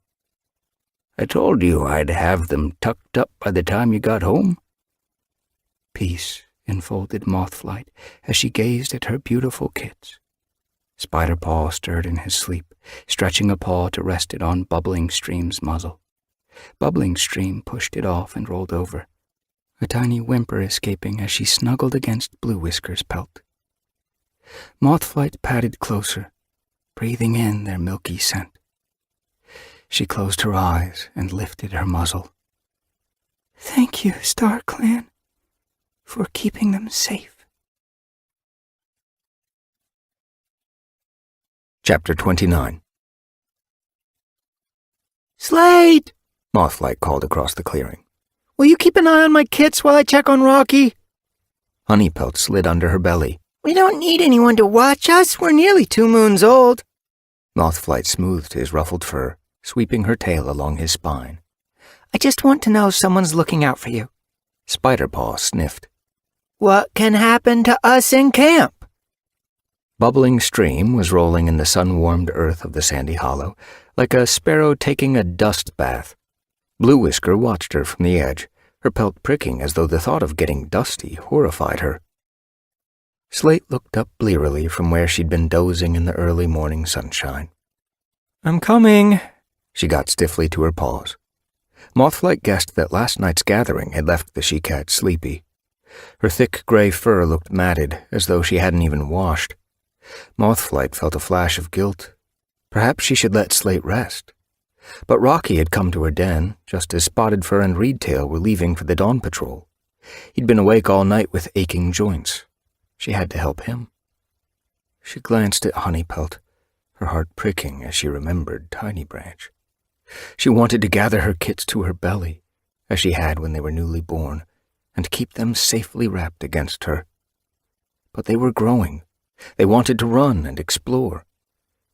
Rocky needs me more right now. Fighting to save Tiny Branch's life had reminded her how important her duties were to her clan. Leaders talked of border patrols and battles. Medicine cats were the ones who had to heal the wounds afterward. Unease itched beneath her pelt. Could she have saved Tiny Branch? What if Clear Sky had let Acorn Fur call her sooner? What if Windrunner hadn't delayed her at Four Trees? What if I knew more? There was so much to be learned. She was determined to devote her life to her skill. It would help every cat. Mothflight? She half heard Spiderpaw's mew. She looked up as he repeated her name. Mothflight! He was plucking at the grass outside their den. Why can't we go on to the moor? Mothflight blinked at him, still half lost in her thoughts. What, dear? Why can't we go on to the moor? Spiderpaw repeated crossly. There are buzzards out there that might carry you off, Mothflight reminded him. and foxes and two-legged dogs. It's not safe until you're big enough to run or fight. Honeypelt dropped into an attack pounce, wriggled his hindquarters, and leaped onto his brother. We can fight! He squeaked as Spiderpaw struggled beneath him. They rolled, wrestling across the grass. Be careful! Mothflight flinched as she saw Spiderpaw's unsheathed claws. When you're play fighting, remember to pull in your claws. Slate was padding across the clearing, her shoulders drooping. She looks so tired. Mothflight frowned. I hope she doesn't fall asleep while I'm gone. She glanced around the camp, hoping to find another cat willing to watch her kids while she tended to Rocky. But the clearing was deserted. Windrunner had assigned patrols for the day. Gorsefur had taken Stormpelt, Dewsnose, and Swiftminnow to flush out rabbits from their burrows on the moortop. Dustmuzzle and Fernleaf had led a patrol toward the gorge to find lapwings, while Jagged Peak and Holly had gone to gather heather for new nests. Only StarClan knew where Willowtail was. The pale tabby hardly seemed to be in camp at all these days. Spotted Fur and Reedtail were sharing prey at the far end of the camp. Mothflight blinked at them hopefully, but they were deep in conversation, lying in the long grass, relaxing after their dawn patrol. Windrunner lay stretched on the rocks beside the entrance. Mothflight narrowed her eyes. There was no way she was asking her mother for help. They hadn't spoken since the gathering the night before. Slate would have to do. Mothflight watched the gray she-cat settle awkwardly beside the sandy hollow. Call me if you need me, Mothflight told her, hoping she wouldn't. She ducked into her den and pulled a wad of comfrey from her herb store. She'd gathered it yesterday, and it was nicely wilted. It would be easy to wrap around Rocky's stiff joints. She'd gather more later and line Rocky's nest. She was about to grab the bundle between her jaws when she hesitated. Glancing back at her stores, she grabbed a few extra leaves and rolled them up with the comfrey. Then she padded into the sunshine and crossed the tussocks to Rocky's den. She was pleased that her clanmates had woven a shelter for the old Tom. Holly was an expert at threading gorse and brambles into roofs and walls. Mothflight had been dimly aware of the building work while she'd nursed her kits. She'd heard Holly's mew issuing instructions and ordering her clanmates to find more stems and sprigs for the den. She'd even made sure any gaps had been filled with moss and leaves, so that, as Mothflight padded inside, shadow swept her sun-warmed pelt. Rocky blinked at her through the gloom. Mothflight. His mew was tight. He must be in a lot of pain. I'm sorry I've been so long. Mothflight dropped the comfrey guiltily beside his nest. I had to find someone to watch my kits. Rocky grunted. I wish I could watch them for you. You can, once these herbs start to make you feel better. She unrolled the bundle and hooked out the extra leaves she'd tucked among them. Eat these.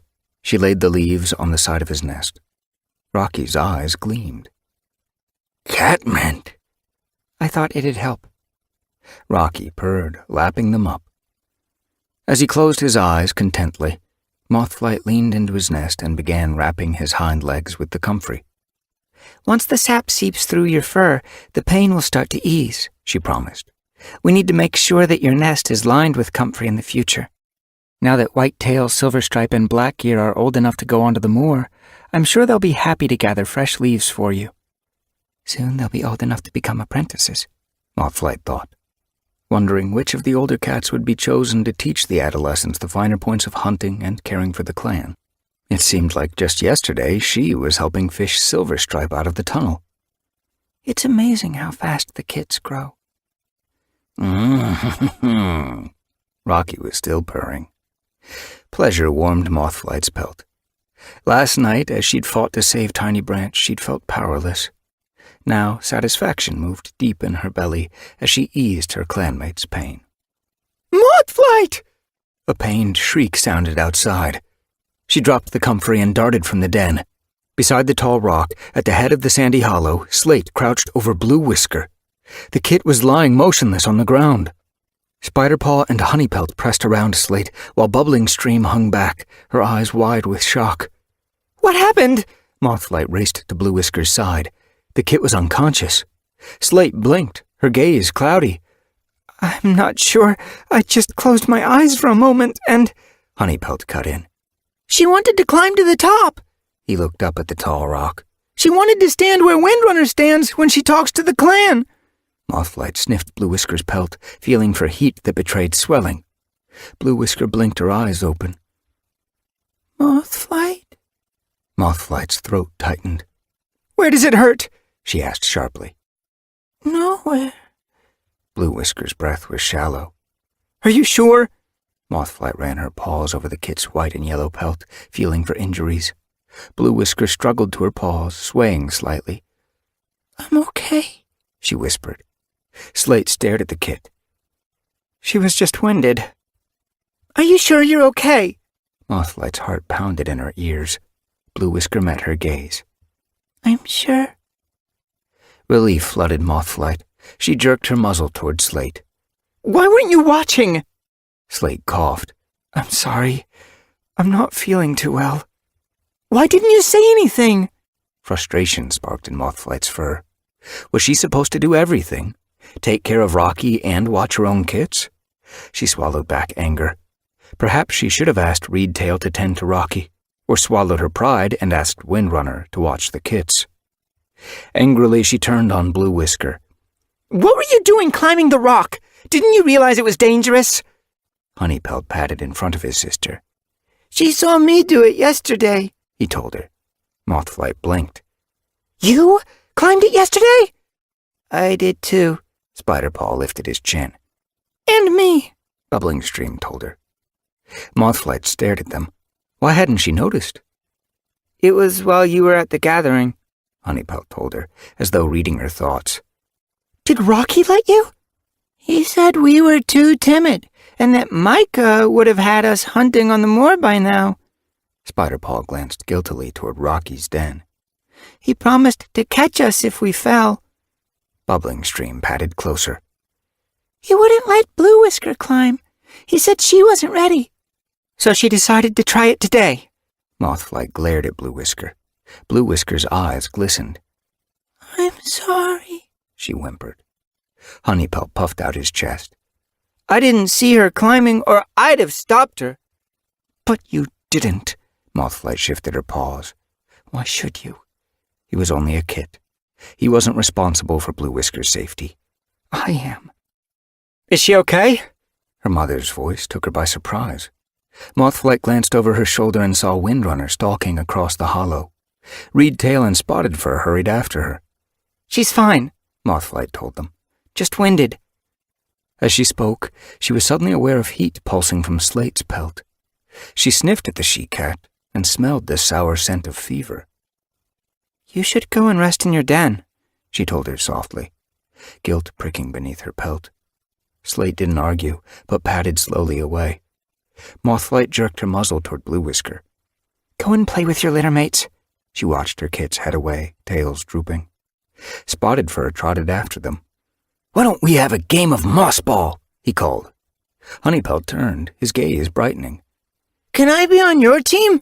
I want to be on Spotted Fur's team. Bubbling Stream raced toward the Golden Tom and clambered onto his shoulders. Spiderpaw glanced at Blue Whisker. You can be on my team, he purred. We'll beat them easily. Mothflight dragged her gaze away, gratitude soothing the tension in her belly. Thank you, Spotted Fur. Reedtail's mew pierced her thoughts. He was watching Slate disappear into her den. What's wrong with her? I think she's caught a chill, Mothflight guessed, still distracted by her kits. I'll check on her, Reedtail offered. Mothflight flicked her tail toward Rocky's den. Will you finish putting comfrey on Rocky's joints first? I've given him catmint to lift his spirits, but he's still in a lot of pain. Of course.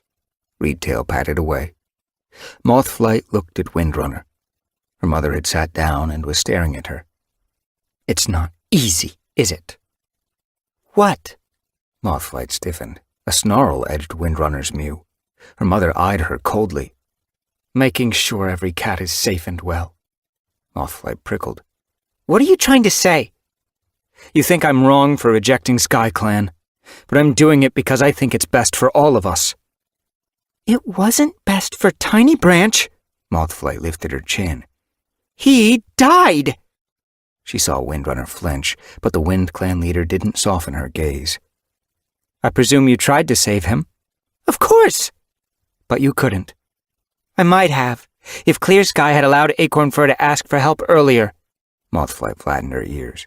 Or if you hadn't tried to stop us from going to help. Really?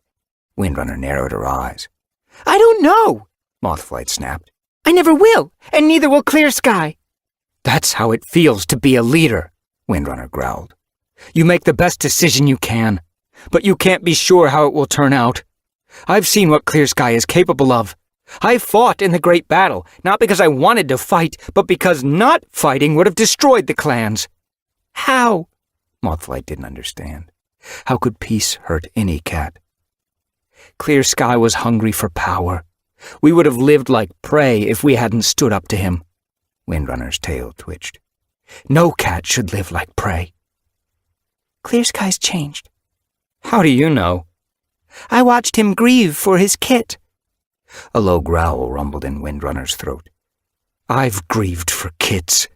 Do you think it's softened me? Mothflight glared at her mother. I wish it had. Windrunner thrust her muzzle forward, rage blazing in her yellow eyes. Every decision I make is for the good of the clan. You may think I'm wrong, but never dare to question me again. Mothflight ducked just in time to avoid her mother's lashing tail as the Wind Clan leader turned and stalked away. Mothflight watched her go, her belly hollow. How could Windrunner stand by her decision to shun SkyClan? A kit had died. She curled her claws into the sandy earth. I'd do the same again and again. A leader might let a cat die, but I'm not a leader. I'm a medicine cat. She glanced across the clearing and guessed that Reedtail must still be dressing Rocky's aching joints. She'd see to Slate herself. She padded toward the she-cat's den and ducked inside. Slate was alone, lying in her nest, eyes closed. Mothflight leaned close, shocked by how much heat pulsed from the she-cat's pelt. Slate's eyes flickered open, then she coughed. Jerking, she struggled to her paws, the cough taking hold of her and shaking her body. Mothflight reached out a paw to steady the she-cat as she rocked. How had Slate grown so ill so quickly? Mothflight widened her eyes, adjusting to the gloomy den, and saw stains darkening the moss beneath Slate's chin. Blood. Mothflight backed away, heart lurching. Fur brushed the gorse entrance, and she turned to see Reedtail slide in. That cough sounds bad. The Tom blinked at her, stiffening as he read her gaze. What is it? Red cough, Mothflight breathed. Reedtail glanced at Slate, stiffening. Do you have any bark left from when Rock... Mothflight didn't let him finish. Her thoughts were whirling. The sap dried up and flaked off a moon ago. She needs fresh. But how do we get it? I'll go. But it's in SkyClan territory. So? Mothflight looked at him. Last night I tried to save Tiny Branch's life. But he died. I know he died. Mothlight snapped. But Clear Sky saw us trying to save his kit. That must count for something, even to a clan leader. Bitterness rose in her throat. She pushed past Reedtail. Look after Slate. I'll be back as soon as I can. She raced from the den and charged across the tussocks. Mothflight! Spotted Fur called from outside her den. She skidded to a halt, impatience burning in her paws. What? Honeypelt and Bubbling Stream were wrestling on the grass while Blue Whisker and Spiderpaw poked through the freshly stocked prey pile. Gorsefur, Stormpelt, Dewknose, Fernleaf, and Swiftminnow were back in camp.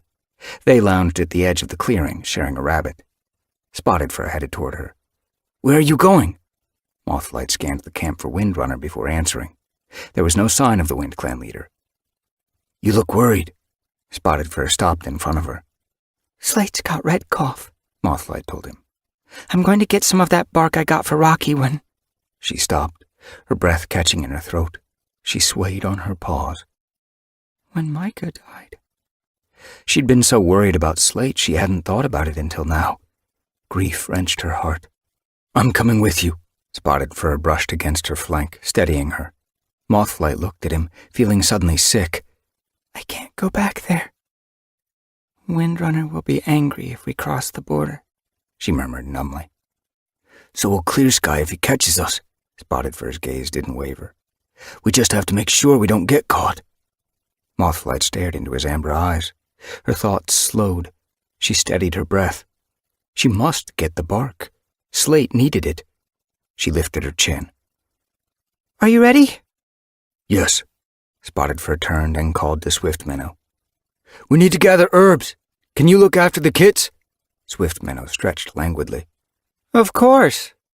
Gorsefur clambered to his paws, kicking the remains of the rabbit toward Stormpelt. I'll watch them, he offered.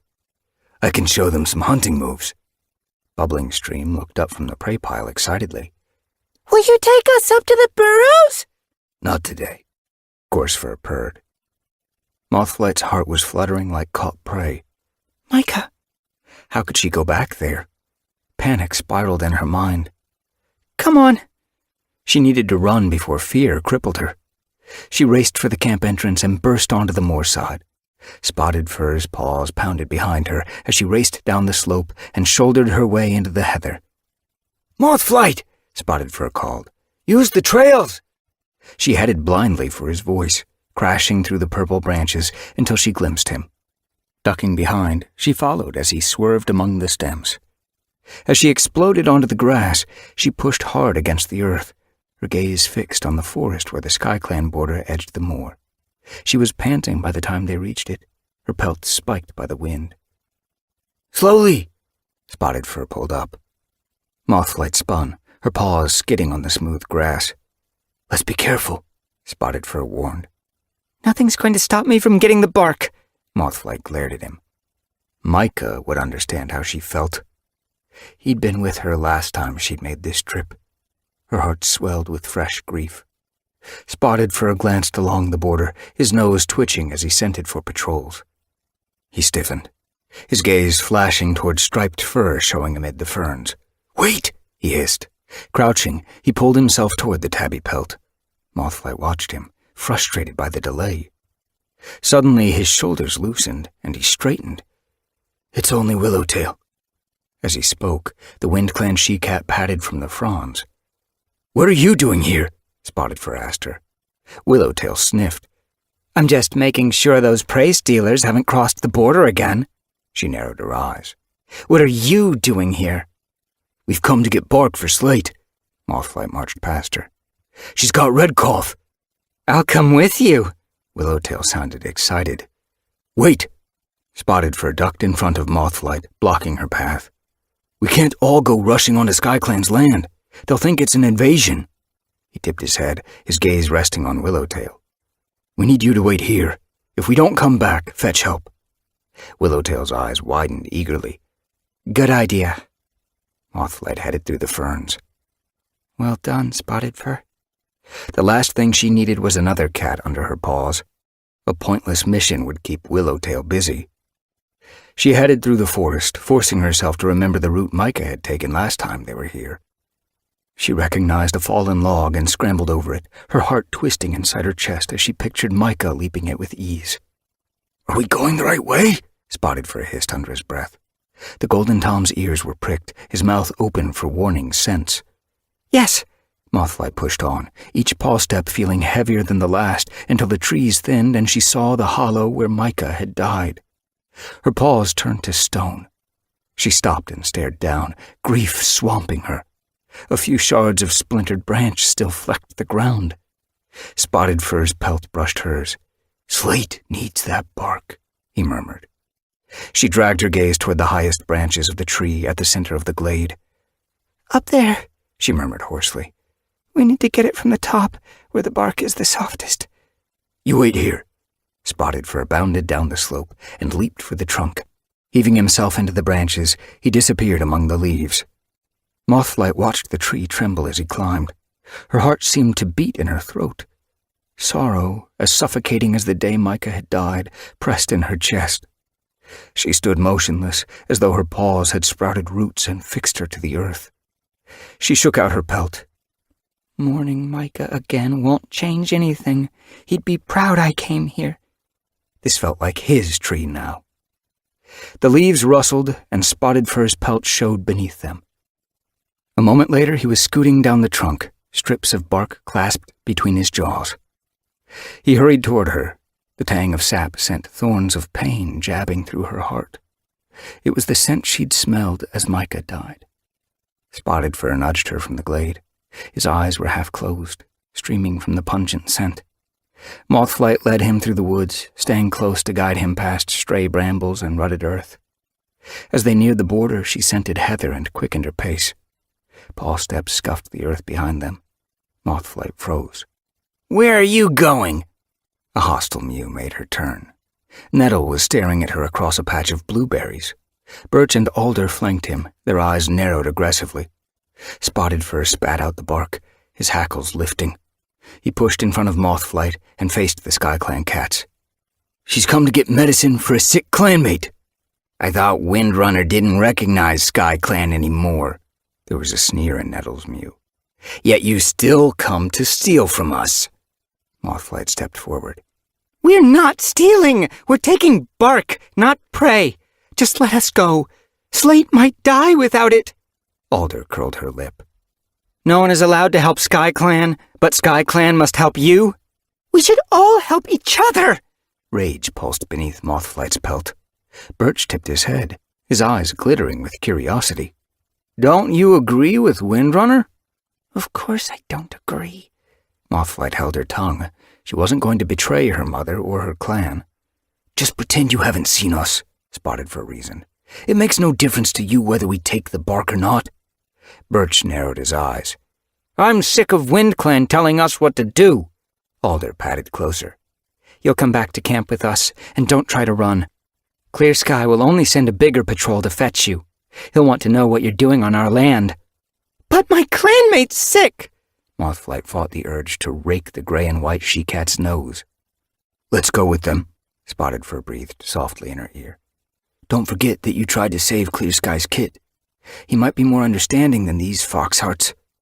Nettle glared at him. Stop whispering and get moving. The SkyClan cats fell in beside them and began to herd them deeper into the forest. Mothflight glanced at the bark left behind on the forest floor. Its precious sap would be leaking into the earth. But if she explained everything to Clear Sky as quickly as she could, there might be enough left to take back to Slate. She quickened her pace. You seem to be in a hurry, Alder snarled. I just want to sort this out and get home, she snapped back. She spotted the bramble barrier on the slope ahead. Birch had to break into a run to duck through the gap before her. As she emerged into the hollow, faces turned to stare. Sparrowfur got to her paws. Blossom blinked from the shadow of a yew. Mothflight's gaze flashed toward the earth where Tiny Branch had died last night. Leaves had been scattered over it, but dark bloodstains still showed between. She felt suddenly weary, her paws as heavy as stone. All she wanted was to help the cats around her, but every paw step seemed to lead her into another nettle patch. Clear Sky's in his den. Alder jerked her nose across the clearing. Spotted Fur can wait here while you speak to him. She steered Mothflight up the short, steep slope and through the trees beyond. Clear sky? She paused and called into the shadows. The Sky Clan leader padded slowly out. Mothflight blinked. Clear Sky's eyes were hollow. His pelt was matted and slicked against his broad frame. He looked as though he'd been dragged from a river. Starflower followed him. Grief glistened still fresh in her eyes. She stared blankly at Mothflight. What's she doing here? We found her on our land, Alder told the she-cat. She was with a clanmate. Clear Sky padded closer, confusion clouding his stricken gaze. No cat is allowed on Sky Clan land, he mumbled. I had to come, Mothflight told him. I need bark from the tree where Micah died. It's to cure a sick clanmate. She's got red cough. She might die. She waited for Clear Sky to understand, but he only stared at her. No cat is allowed on Sky Clan land, he repeated. I need the bark. Mothflight glared at him. I know you're grieving, and I hate to disturb you. We don't want to disturb you. We just want to take the bark and go. No. Clear Sky slowly lifted his head, his gaze clearing. Last night, you tried to save Tiny Branch, and I will always be grateful for that. But if Windrunner hadn't tried to stop you from coming, my kit might still be alive. Windrunner has to realize that there are consequences for her actions. She has to admit her mistake. Cold fear rippled along Mothflight's spine. There was darkness in the Sky Clan leader's words. He is capable of more cruelty than you can imagine. What are you going to do? To you? His ear twitched. Nothing. Mothflight heard paw steps. Pelts moved at the edge of her vision. She smelled the scents of alder and redclaw as they closed in behind her. Clear Sky went on. You will simply be our guest until Windrunner comes to fetch you. She won't come here. Panic flashed through Mothflight. She can't come here. It's not safe. She must. Clear Sky sat down heavily. She has accused us of stealing prey. She has stolen prey herself. And why? Mothflight stared at him. Did he expect an answer? He went on. She has listened to the word of a rogue and believed it over the word of a mountain cat. He glanced at Starflower. It's hardly surprising. Windrunner was a rogue herself once. What are you talking about? Mothflight felt lost. What rogue? Willowtail. Mothflight shifted her paws uneasily. What do you mean? I've been talking to Redclaw, Clear Sky told her. He and Willowtail go back a long way. Willowtail has been lying for moons. She's been spreading half-truths and stirring up trouble just to settle scores that have nothing to do with the clans. Mothflight shifted her paws nervously. She had no idea if what Clear Sky was saying was true, but she could see a way out. Why don't I go and tell Windrunner this? I can take the bark back with me. No, Clear Sky snarled. You will stay here until Windrunner comes to me, admits her mistake, and banishes Willowtail from her clan. She'll never do that. The words burst out before Mothflight could stop them. Windrunner was far too proud to come groveling to Clear Sky, and too proud to banish Willowtail. By banishing Willowtail, Windrunner would be admitting she had made a mistake by letting the she-cat join her clan. It simply wasn't something Windrunner would do. She will, Clear Sky meowed. We just have to wait. How long are you going to keep me prisoner? Mothflight snarled. Her thoughts skipped from Slate to her kids. How dare he keep her from them? They needed her. For as long as it takes. Mothflight glared at the Sky Clan leader. You can't do this! His tail twitched menacingly. This is my territory, he growled.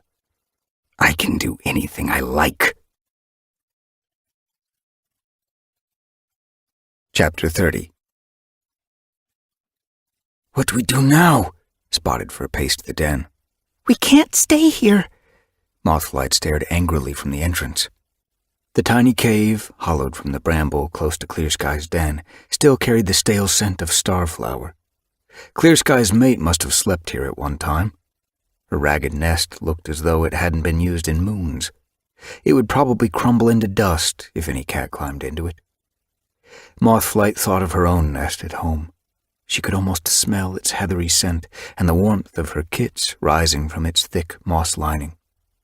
Anxiety twisted in her heart. And what about Slate? She needed the bark. We have to escape. How? Spotted Fur jerked his muzzle toward Alder, who sat as still as a rock a few tail lengths from the entrance. We could burrow through the back, Mothflight suggested. Spotted Fur grunted, glancing at the prickly stems, so thickly woven that no light filtered through. If we had paws made of wood, Mothflight whisked her tail crossly. Why do clan leaders make life so difficult? Spotted Fur blinked at her. Who knows? Mothflight tipped her head. Do you think Willowtail has been stirring up trouble? She asked. Slate and Jagged Peak have seen the bones too. Spotted Fur shrugged. But she is usually the first one to make accusations. He frowned. And she's the only one who's actually seen SkyClan stealing prey. If she is really as bad as Clear Sky says, she could have planted the bones. Planted the bones? It seemed crazy to Mothflight. She crouched and drew her paws tightly under her. Doesn't she realize that she might cause a battle? Perhaps that's what she wants. Spotted Fur stared at her grimly. No! Mothflight refused to believe it. Why would any cat want to cause suffering? Spotted Fur didn't answer. His gaze flicked back toward Alder. The gray and white she-cat still hadn't moved. Even SkyClan cats have to eat, surely. If she goes, another cat will take her place. Mothflight wondered how long they'd been here. The sun glimmered through the distant branches, low enough to show through the den entrance. Her kits would start wondering where she was. Yearning tugged in her belly, as sharp as hunger. Do you think Willowtail has realized that we're not coming back? She's probably on her way to camp now. Mothflight stiffened. I hope not. How would Windrunner react to news that her daughter had gone missing in SkyClan territory? What if she sends a patrol looking for us? Isn't that what Clear Sky wants? He wants her to apologize. Mothflight stared at him, dread worming beneath her pelt. Doesn't he know Windrunner at all? She remembered her mother's warning. You may think I'm wrong, but never dare to question me again. She was far too stubborn ever to apologize to Clear Sky. Spotted Fur's ears twitched. Do you think she'll fight him? Of course she'll fight him. But she says she wants peace between the clans. Not enough to admit she was wrong. We need to get to her before Willowtail does. We can explain why Clear Sky's so mad. Spotted Fur began pacing again. Perhaps I can distract Alder, and you can make a run for it. Or you could distract Alder, and I could make a run. Paw steps cut him off. He jerked his muzzle toward the entrance. Mothflight followed his gaze, her heart quickening as she saw Acorn Fur approach Alder. The SkyClan medicine cat held dripping moss between her jaws. She dipped her head to Alder, who nodded toward the den. Thanks, StarClan, you're here. Mothflight hurried to meet Acorn Fur as she padded inside.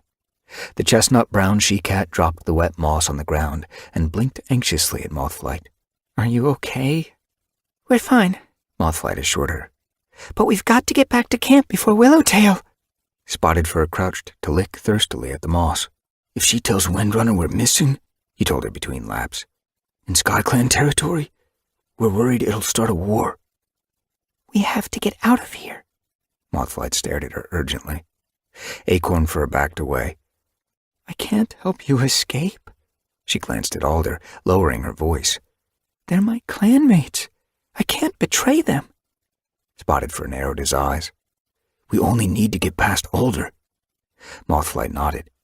I can pretend I'm ill, and you can fetch Alder, and Spotted Fur can slip out while she's... No! Acorn Fur looked stricken. I want to help. But when Alder sees you're okay and Spotted Fur's gone, she'll think I tricked you. Mothflight interrupted. Acorn Fur stiffened. She knows that you trained me.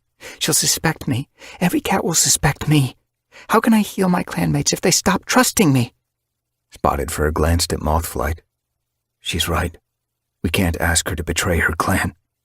Mothflight's thoughts flashed to her kits. They'd be terrified if Willowtail raced into camp telling everyone that she and Spotted Fur had gone missing in SkyClan territory. Her heart began to pound. You could fetch the others. She blinked at Acorn Fur. The others? Acorn Fur echoed. The other medicine cats, Mothflight explained. Bring them here. They can reason with Clear Sky. Acorn Fur tipped her head. It might work. Spotted Fur shrugged. It's worth trying. Go now. Mothflight nosed Acorn Fur toward the entrance. She lowered her voice as Alder turned, ears pricking. Run as fast as you can. Take care, Spotted Fur murmured under his breath as Acorn Fur trotted past Alder and disappeared down the slope. Mothflight blinked at him. Do you think she'll bring them in time? Spotted Fur's tail twitched. Even if she could, I'm not sure Clear Sky will listen to medicine cats. He has to. Mothflight began pacing again. Too much was at stake. Slate needed the bark. Her kits needed to know she was safe, and Windrunner... She flinched from the thought. What if the Wind Clan leader chose war? No cat should live like prey. Mothflight, Spotted Fur's mew was soft in her ear. She met his gaze, surprised to see warmth there. What? I just wanted to tell you how sorry I am. Sorry? She didn't understand. About Micah, he murmured. About him dying. I know I was jealous when you brought him back from Highstones with you. I always thought I'd be your mate. Mothflight shifted her paws uneasily. This probably isn't the best time, Spotted Fur told her quickly. But it's so hard to get you alone these days. You're either with your kits or busy with your medicine cat duties. I just wanted you to know that I understand how much you loved Micah, and I'm glad you got to spend time with him before he died. And the kits... His mew trailed away. Mothflight saw sadness in his gaze. Thank you, she mumbled self-consciously.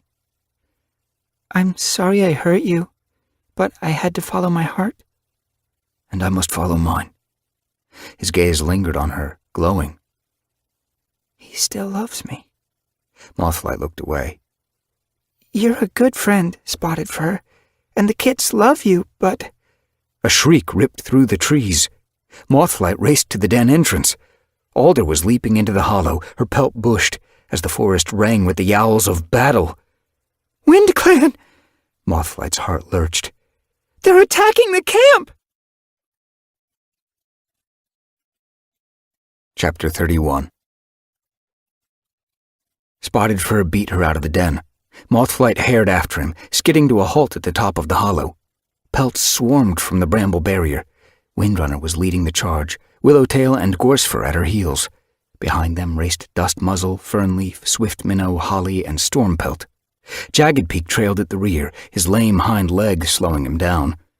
Starflower yowled, her eyes blazing, and dragged her kits, Dewpetal and Flowerfoot, beneath a yew at the edge of the clearing. She crouched in front of them, eyes slitted, a low growl rumbling in her throat. SkyClan cats streamed from their dens and met the invaders with outstretched claws.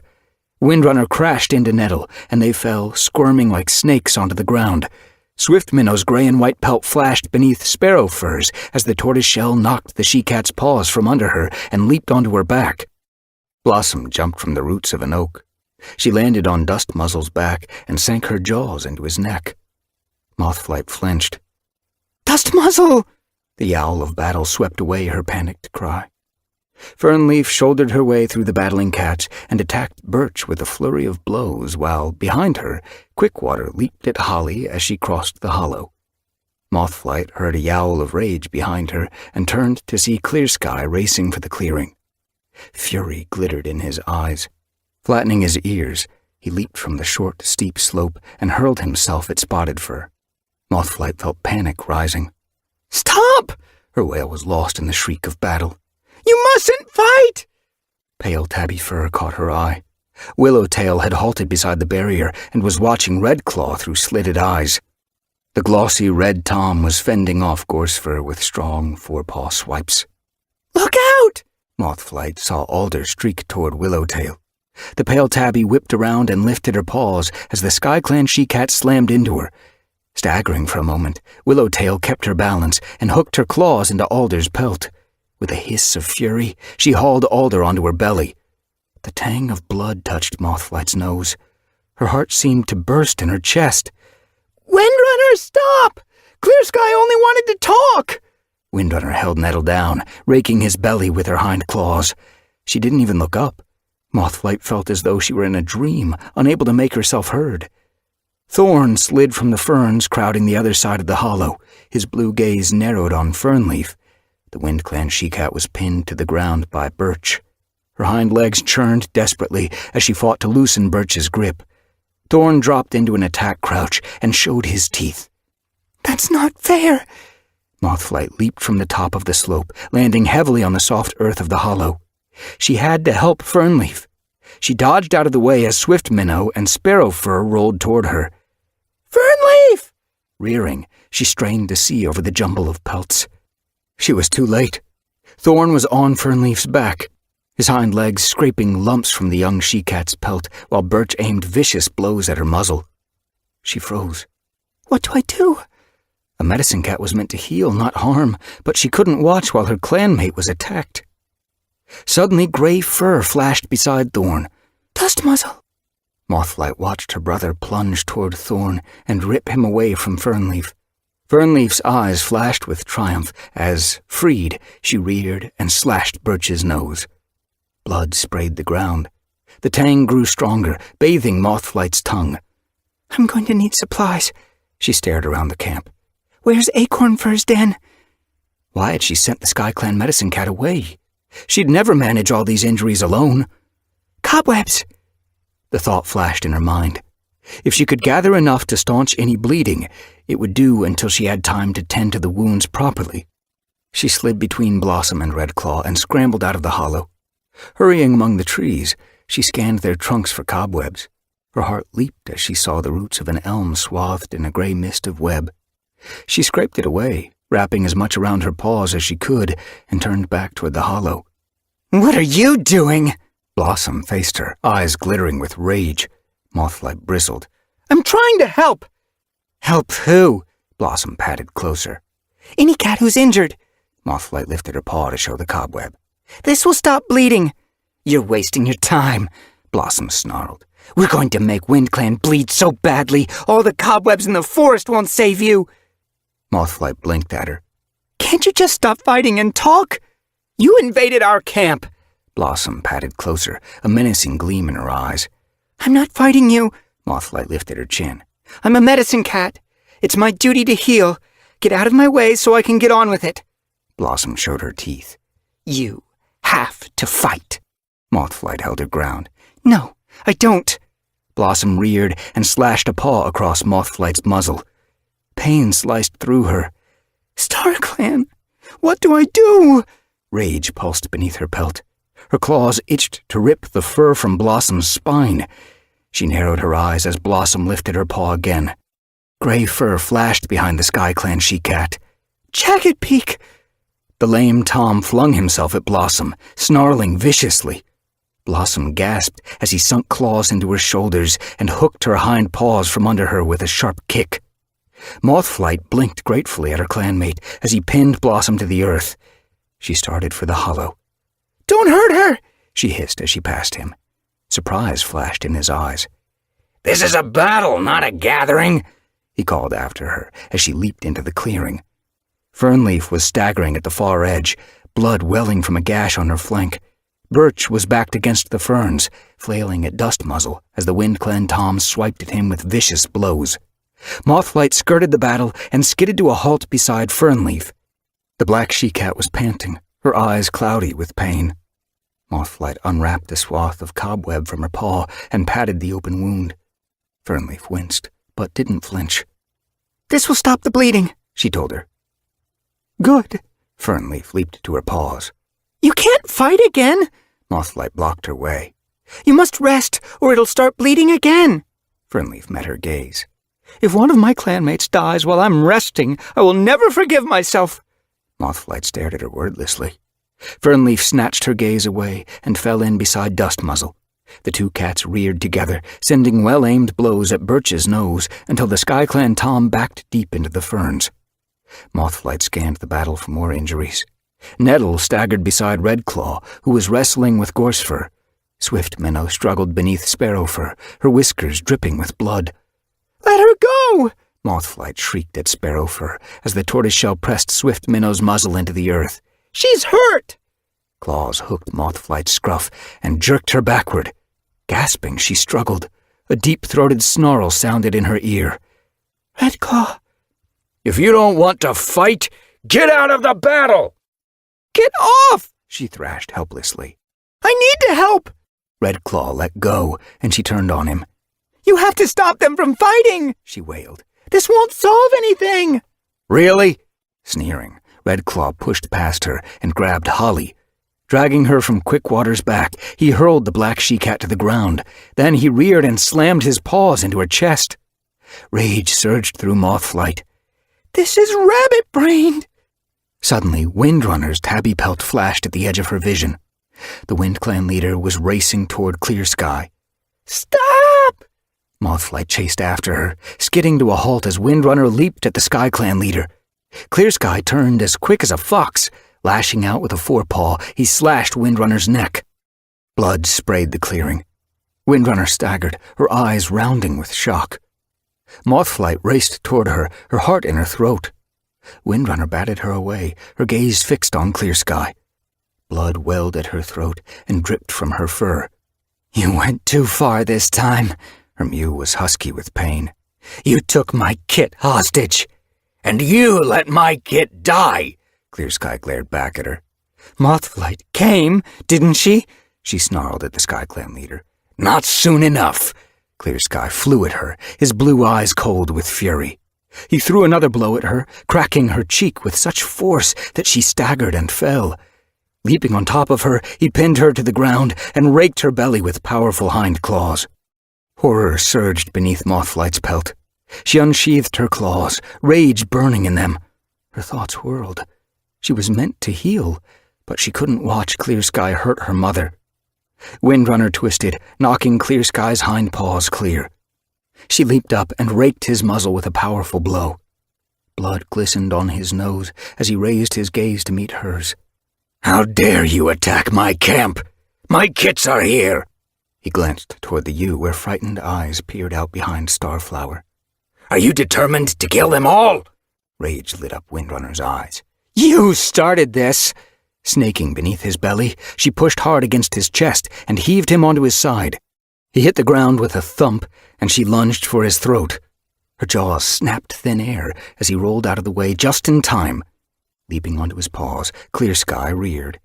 Windrunner lifted her forepaws to meet his, but he was quicker and threw a blow at her cheek. She lurched backward, unbalanced. Her hind paw slid over a root.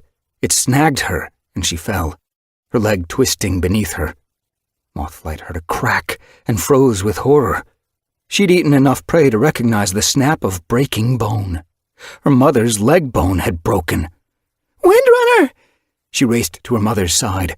Windrunner groaned, her eyes rolling with agony. At the sound of her groan, Dust Muzzle and Gorsefur glanced over from the far side of the clearing. They were driving Nettle backward toward a birch trunk. As their attention slipped, the Sky Clan Tom lashed out. He lunged low and clamped his jaws around Gorsefur's paw. Dust Muzzle's gaze darted away from Windrunner, and he sliced his claws across Nettle's ears.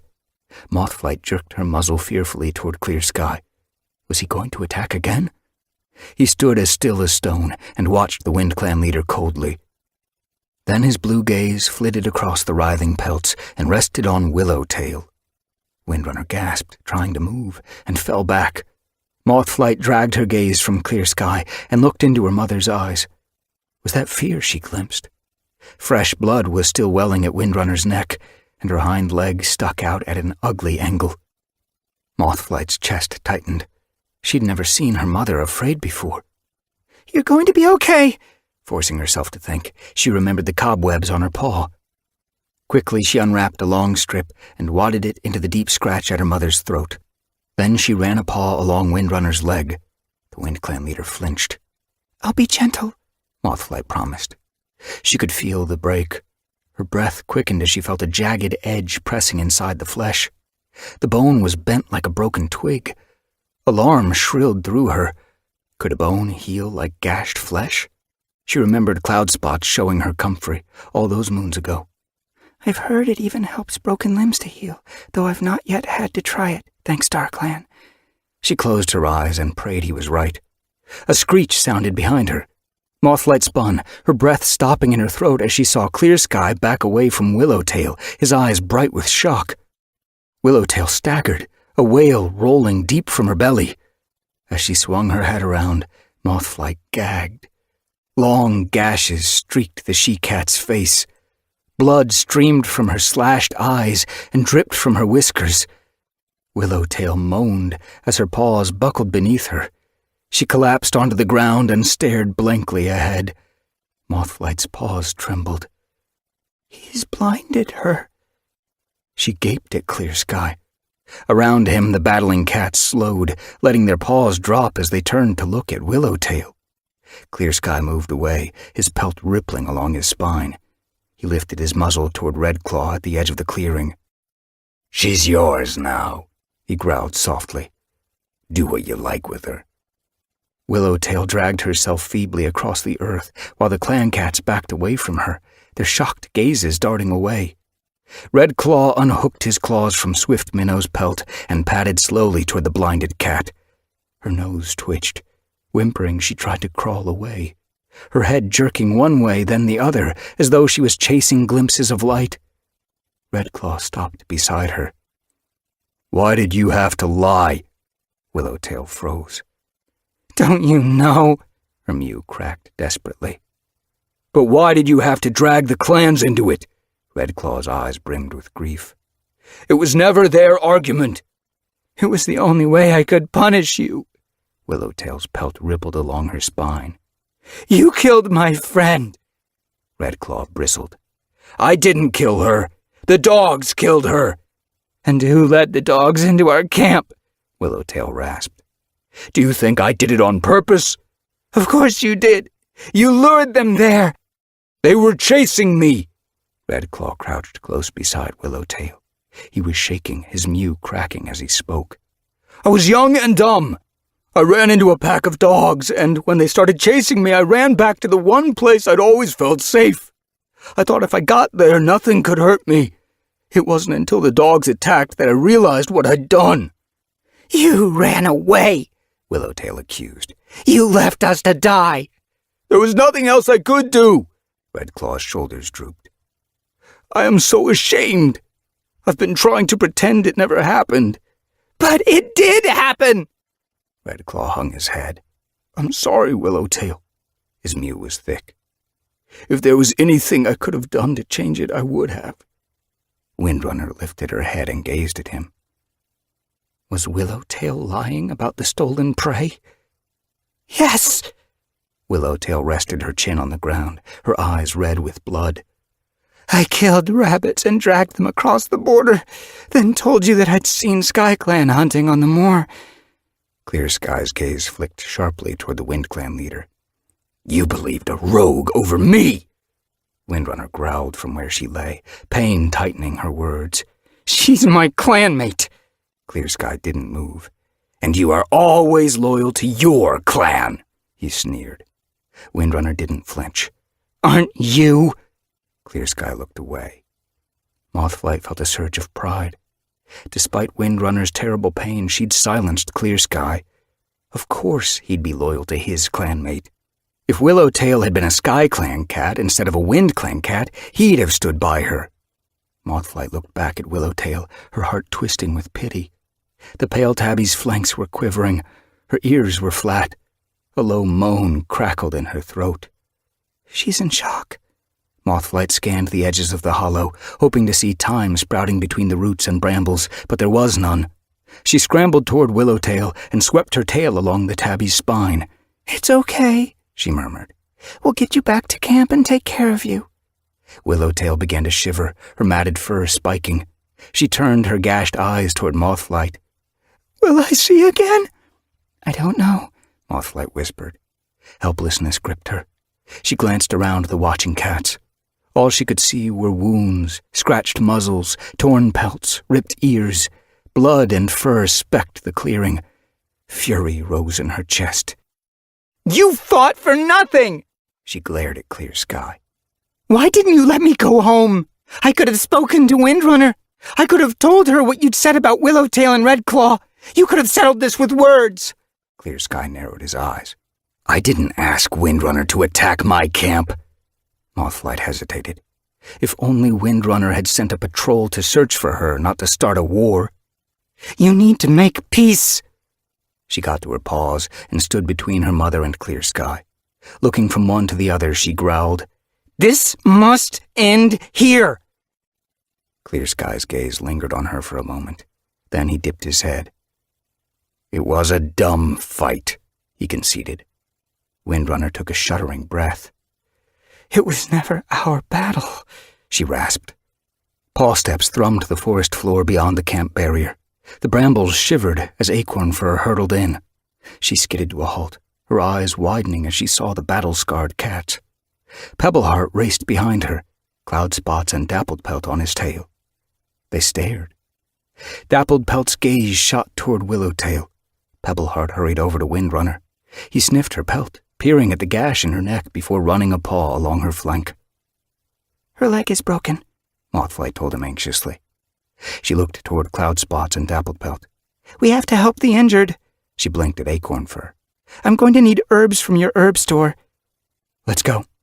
Dappled Pelt was already climbing the steep bank. Acorn Fur ran after her. Cloud Spots whisked his tail. I'll gather fresh dock and marigold. He ducked out of camp. Gorse Fur hurried across the clearing, his anxious gaze fixed on Windrunner. Is she okay? She's broken her leg, Mothflight told him. Broken it? Gorse Fur's gaze darkened. Will it heal? Pebbleheart answered for her. Yes, if we wrap it with comfrey. He leaped over Windrunner and began tugging tough shoots that sprouted from the base of the oak. But first, we need to make a support for it. Gorse Fur hurried to help. The bone's twisted out of line. Mothflight felt sick as she remembered the jagged shape beneath her mother's flesh. We can straighten it. Pebbleheart snapped a stiff shoot from the trunk. He showed it to Gorse Fur. We need more like these, he ordered. Gorse Fur nodded and hopped over the roots, his eyes scanning the bark. Mothflight glanced at Willowtail. What can we do to help her? She mewed desperately. Pebbleheart's gaze darkened as he saw the she-cat. She looked like fresh prey, crumpled on the ground, blood soaking into the earth around her. I think it's too late, he whispered. Redclaw dropped beside Willowtail, his eyes wide with horror. Pebbleheart padded to the tabby's side. He pressed his ear to her flank. Lifting his head slowly, he shook it, his gaze grim. She's dead. Swift Minnow limped closer, her eyes glistening with grief. Jagged Peak glared at Clear Sky. Windrunner caught the lame Tom's eye. What's done is done, she croaked. All we can do now is bury her. Dappled Pelt appeared at the top of the slope, a wad of leaves in her jaws. Acorn Fur leaped past her, carrying cobwebs. The brambles rattled as Cloud Spots returned with Marigold, Doc, and Time.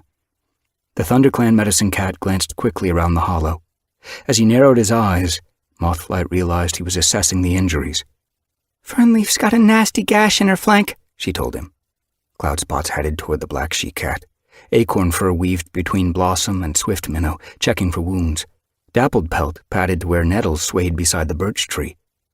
Within moments, the three medicine cats were treating the injured, crouching to chew poultices, wrapping bloody paws in cobweb, lapping sap into scratches. Fur brushed Mothflight's flank. Gorse Fur was standing beside her, a bundle of oak shoots between his jaws. He dropped them and crouched beside Windrunner. Mothflight will have you well in no time, he promised softly. Pebbleheart jumped down the slope and laid a wad of lush leaves at Mothflight's paws. I found comfrey, he glanced at Windrunner. You're going to need something to bite on. He picked the thickest shoot from the pile Gorse Fur had dropped and slid it between her jaws. Unable to speak, she blinked at him questioningly. We have to straighten the bone before we can wrap it. He reached toward a clump of straggly grass and tugged out a few tough strands. Then he nodded to Mothflight. Put your paws at the top of her leg and, when I give the signal, press down. Mothflight obeyed, resting her pads on Windrunner's fur. Heat pulsed from her injured leg. Pebbleheart gripped Windrunner's hind paw between his jaws. Flicking his gaze toward Mothflight, he gave a tiny nod. Then he tugged. As Mothflight pressed down, she felt the bone move and heard the stick crunch between her mother's jaws. An agonized groan sounded deep in Windrunner's throat. Stiffening, Mothflight jerked around and lapped her mother's cheek fiercely. "It's over now," she soothed, suddenly feeling more like a mother than a kit. Gorsefur was staring at her, his eyes round with horror. "You hurt her!" "We had to." Pebbleheart let go of Windrunner's leg and ran his paw over the break. He blinked at Mothflight. "What do you think?" Mothflight was trembling. She reached out a paw and ran it nervously over her mother's fur. The jagged lump had gone. "You've straightened it." Relief rushed over her. She purred at Gorsefur. "Hopefully it can mend properly now." "We have to wrap it so it can heal." Pebbleheart hooked up 2 of the shoots and laid them either side of Windrunner's leg. He laid several more above and below. Then he wrapped comfrey thickly around them. Mothflight realized what he was doing and grabbed one of the tough stems of grass. Threading it under her mother's leg, she wound it around the comfrey and the shoots, like bundling soaked nettles. Before long, Windrunner's leg was tightly encased in comfrey, held straight by the shoots. Mothflight blinked at Windrunner. "How does it feel?" Windrunner stared back at her, pain showing in her eyes. "Not bad," she lied. "I've got poppy seeds in my den," Mothflight told her. "They'll help with the pain." She suddenly remembered her kits. Who was looking after them? Were they okay? They'd be frightened, wondering where she was. Her heart lurched. She'd been so caught up with the battle and the wounded, she hadn't even thought about them. Guilt washed over her. "Mothflight?" Pebbleheart was staring at her, frowning. Had he seen her gaze darken? "What's the matter?" "My kids," she whispered urgently. "I don't know who's looking after them." Pebbleheart blinked sympathetically. "We can manage here." He nodded toward Dappled Pelt, Cloud Spots, and Acorn Fur, who were still tending to injured cats. "Go home, dear kits. I won't leave Windrunner's side until she's safely back in camp." Mothflight stared at him, her emotions whirling. Could she really abandon her mother and her clanmates? "Go," Pebbleheart urged. "While your thoughts are with your kits, you'll be of little use here." She backed away, a chill sweeping her. Was that true? She shook out her fur. "Who cares?" Right now, Honeypelt, Spiderpaw, Bubbling Stream, and Blue Whisker might be wailing for her. Turning away, she hared out of the SkyClan camp and headed for the moor. Chapter 32. Mothflight stirred in her sleep, dreaming. She blinked open her eyes into a vision of the moor side. A flame-pelted Tom stood below a starless sky. Mothflight recognized him at once. She'd dreamed of his meeting with StarClan while she'd been with ShadowClan. A brown and white tabby she-cat lay on the wind-rippled grass beside him, so still that Mothflight wondered if she was dead. A third cat twitched her ears, scanning the mists that swirled around them. Mothflight patted closer. She knew that the other cats could not see or hear her. "I am here to watch." The brown and white tabby sneezed suddenly and scrabbled to her paws. She glanced at the flame-pelted Tom as though looking for reassurance. He rested his tail tip on her shoulder, and as he did so, a gray and white Tom padded from the mist. Droplets sparkled on his pelt like stars. "Is this a spirit cat?" The gray and white cat exchanged words with the flame-pelted Tom. Mothflight didn't even strain to hear. She knew she'd pick up nothing but the whispering of wind in her ears. Then the spirit cat touched his nose to the tabby's. The she-cat jerked with pain. Mothflight narrowed her eyes. She'd seen this before. The cat was receiving the agonizing blessing of StarClan. She worked her paws deeper into the coarse grass, her pelt pricking with curiosity as more cats appeared from the mist. A dark gray Tom touched the brown and white tabby, and the tabby shuddered again. Then an older white and tabby she-cat stepped forward. "They must be related." Their markings were similar, and the look that passed between them glistened with affection. "Are they mother and kit?" Mothflight's thoughts flicked to Windrunner. In the 2 days since the battle, her mother seemed to have grown worse, not better. A moan of pain jerked her attention back to her dream. As the older cat touched noses, the young tabby stiffened and jerked, clenching her teeth. She swayed on her paws, but held her ground until the older cat withdrew and began fiercely lapping her cheek, as though sorry for the pain she'd caused. They must be mother and kit. The young tabby closed her eyes, seeming to relish the moment. Then the old tabby turned and headed into the mist. The young tabby watched her go, eyes desperate with grief. She opened her mouth to yowl. The Mothflight could not hear the words. She guessed that the tabby was begging her mother not to leave. Grief stabbed at Mothflight's heart, so sharp it jerked her awake. She blinked her eyes open. Her den was shady and cool. Through the entrance she could see sunshine scorching the clearing. Windrunner lay beside her on a bed of moss and heather, her broken leg jutting over the edge. Mothflight leaned close. The Wind Clan leader felt hotter than ever. What can I do? Over the past 2 days, Windrunner had struggled into consciousness less and less often, sleeping most of the time now. Perhaps it was a blessing. It saved her from the pain. Perhaps it was her body's way of healing. But if that was true, why was Windrunner's fever worsening? Perhaps I'm giving her too many poppy seeds? Maybe she needs to feel the pain to fight it. Mothflight frowned.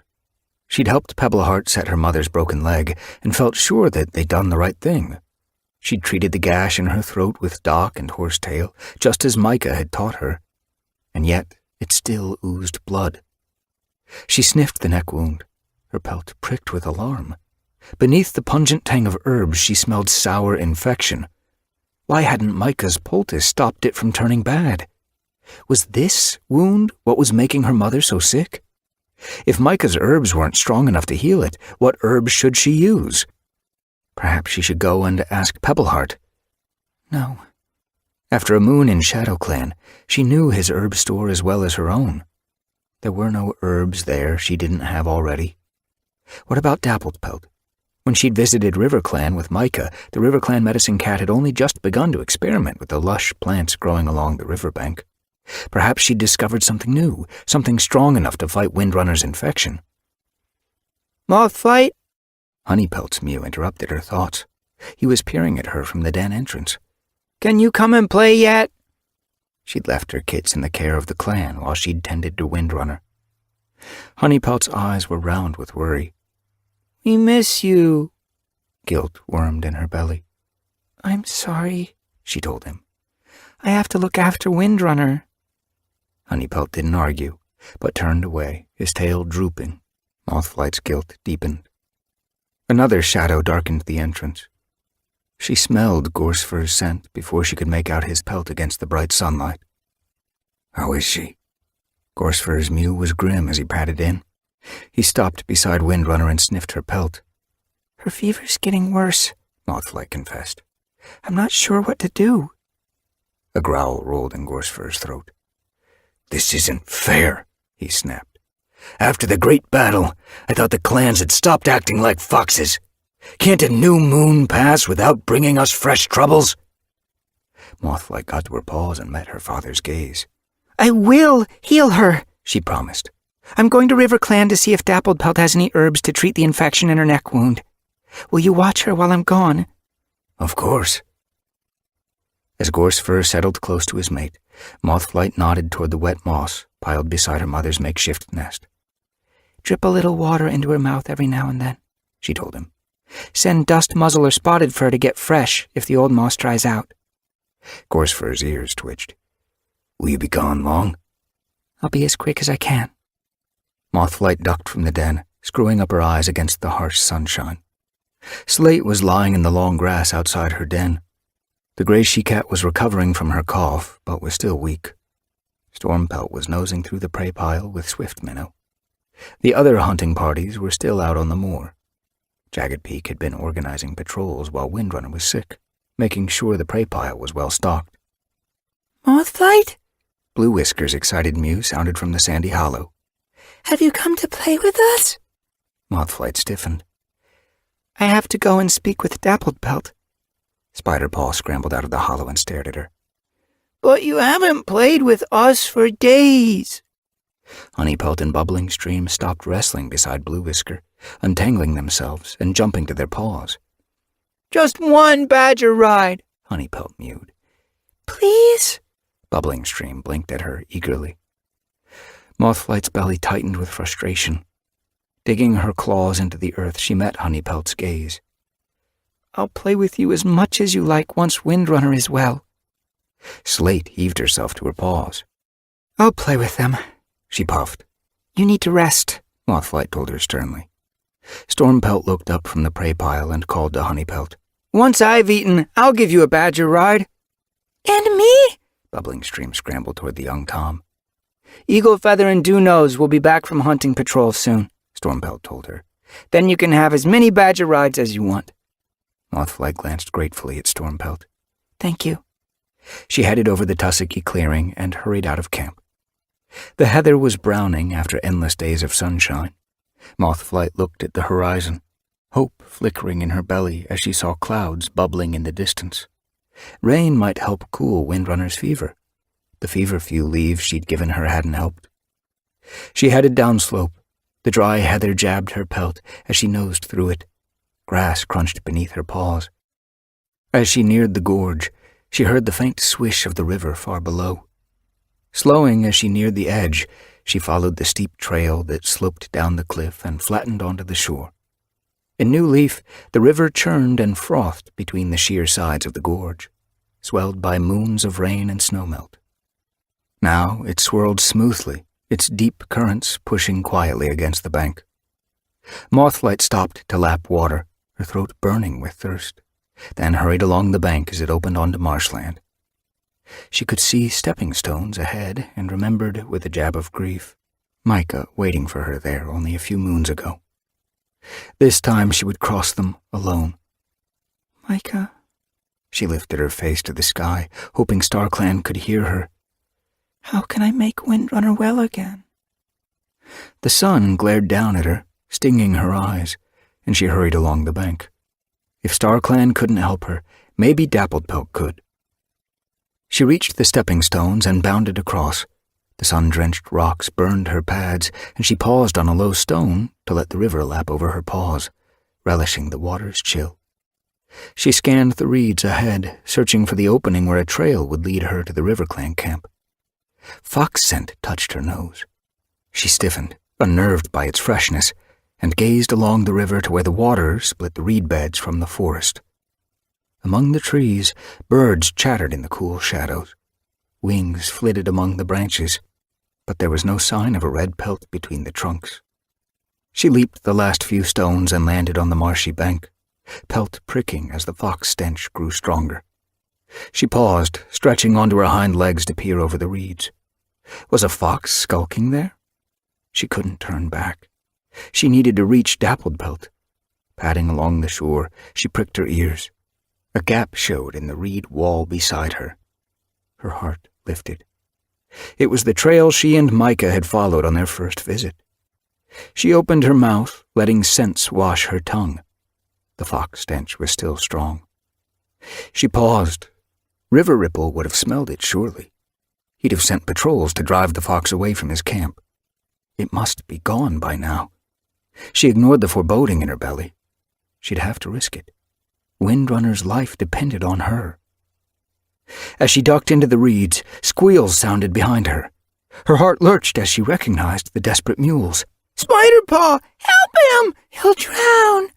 She turned and saw Honeypelt, Bubbling Stream, and Blue Whisker clustered on a stepping stone in the middle of the river. They huddled, fur bushed, and stared at the water flowing away from them. Mothflight followed their gaze, horror sparking through her fur. Her heart lurched as a paw jutted from the water, disappearing again as the current swept it onward. Lightning seemed to jolt through her. She pelted toward the stepping stones, ignoring the surprised squeals of Honeypelt and Bubbling Stream. Mothflight! Spiderpaw fell in! She had already plunged into the water. The chill of it took her breath. Gulping, she struggled for the surface and flailed desperately toward the tiny whirlpool, which was all she could see of Spiderpaw. The current grabbed her and spun her, dragging at her fur. Fighting to keep her muzzle above water, she kicked fiercely with her legs, trying to steer herself toward Spiderpaw. The river dragged her down, sucking at her pelt. As water closed over her head, she blinked open her eyes. panic sending her thoughts spiraling into terror. Spider-Paw! Mothflight forced herself to focus, straining to see through the stinging water. It clouded around her and dragged her downstream. She kicked out determinedly, pushing herself upward until her head broke the surface long enough to take a desperate gulp. The squeals of bubbling stream, honeypelt, and blue whisker seemed far away. She could hardly hear them as water gurgled in her ears. Reeds blurred at the edge of her vision as the river swept her under again. Prepared this time, she struck out with her hind legs and scanned the murky water. A pale shape showed ahead, white fur in the spinning current. Spider-Paw! Blood roared in her ears, and she flailed, trying to swim. She shot forward, closing the gap between her and Spider-Paw. Reaching out with a forepaw, she felt fur snag between her claws. She grabbed it and fought once more for the surface. She broke into fresh air, a bundle flailing against her chest. Its scent filled her nose. It was definitely Spider-Paw. Churning her hind paws, she managed to keep her head above water. Dizzy with fear and disorientated by the swirling river, she looked for the bank, her heart sinking as she saw it across a vast stretch of water. I can make it. Gritting her teeth, she steered herself toward it, fear sparking through every hair as the struggling bundle in her claws grew limp. Grunting with effort, she tried to heave Spider-Paw above the surface. Lift your head, she ordered sharply. Breathe! She shook her paw, desperately trying to rouse him as she struggled closer to the bank. His muzzle dragged through the water. Is he dead? Her hind paws hit stones, and she scrabbled to find her footing as the riverbed rose to meet them. Limping, she dragged Spider-Paw from the water and laid him on the pebbly shore. Panic scorched beneath her pelt as she stared at his bedraggled body. His muzzle lolled to one side. His paws flopped onto the stones. Spider-Paw! Her mind clouded with dread. Her paws froze beneath her. Mothflight, a distant voice sounded in her ears. Remember what Dappled Pelt did. Micah? Mothflight gazed numbly around as she recognized his calm mew. Remember Drizzle? Of course. Pushing fear away, Mothflight lifted her forepaws and rested them on Spider-Paw's white chest. She began pumping, her thoughts clearing. Juniper Branch's kit. She'd done this before. Spider-Paw was much stronger. Breathe, she growled, pumping harder. Spider-Paw jerked suddenly beneath her paws and coughed up water. She rolled him quickly onto his side and massaged his flank. Then she glanced upstream. The river had carried her far from the stepping stones. She'd climbed out beside the reed beds on RiverClan's side. She narrowed her eyes, searching for honeypelt, bubbling stream, and blue whisker. The stepping stones were empty. Her pelt spiked with fear as fox scent touched her nose. Hurry! She nosed Spider-Paw up. We have to find your littermates and get out of here. Hardly daring to look around, she grabbed Spider-Paw's scruff and picked him up. He churned his paws indignantly as she carried him along the bank toward the stepping stones. Where are they? She scanned the far shore, her gaze flitting over the water and toward the reed beds. Her heart lifted. 3 shapes crouched at the water's edge, shadowed by the reeds. They'd crossed the stepping stones and were waiting for her on this side of the river. She raced toward them, scrambling to a halt and dropping Spider-Paw beside Honeypelt. Fox stench still soured the air. Come on, she began to herd them toward the stepping stones. We have to get out of here. Alone, she had been willing to risk meeting the fox, but her kits would be easy prey for it. She had to get them out of danger. As they reached the crossing, she darted in front. Wait on the shore, she told them. I'll carry you across one at a time. She wasn't going to let another kit fall in. Snatching Blue Whisker by the scruff, she bounded across the stones and dropped her on the far shore. Racing back, she scanned the reed beds, her heart pounding as she looked for flashes of red fur among the stems. There was no sign of Fox, only its stench heavy in the air. She grabbed Spider-Paw and carried him, dangling, across the river. Bounding back, she thanked Dappled Pelt silently for the many trips across the stepping stones. Her paws seemed to find the rocks without her looking. She picked up Bubbling Stream and turned, grit cracking beneath her paws. Leaping over the stones a 3rd time, she set Bubbling Stream down beside Blue Whisker and turned back for Honeypelt. The yellow kit was already halfway across the stones. Mothflight froze, her eyes widening with fear. I'm okay. Honeypelt paused and met her gaze. Hardly breathing, Mothflight watched him bound onto the next stone. His paws skidded on the rock, but he kept his balance and leaped for the next. 2 more stones and he reached the shore. Mothflight stared at him, anger churning beside pride in her belly. Why did you come here? She snapped. It's not safe. Blue Whisker stared at her with round eyes. But you came here, she mewed anxiously. I know how to take care of myself. Mothflight jerked her gaze toward Spiderpaw. I can cross the river without falling in. Spiderpaw looked tiny, his wet pelt slicked against his bones. He blinked at her, his green eyes glittering with guilt. Mothflight's heart twisted. She'd nearly lost him. She pressed her muzzle against his cheek, then began lapping the water from his fur. Honeypelt nudged her flank. Shouldn't we go? He mewed. I can smell fox. Mothflight blinked at him. Then she glanced toward the reed beds.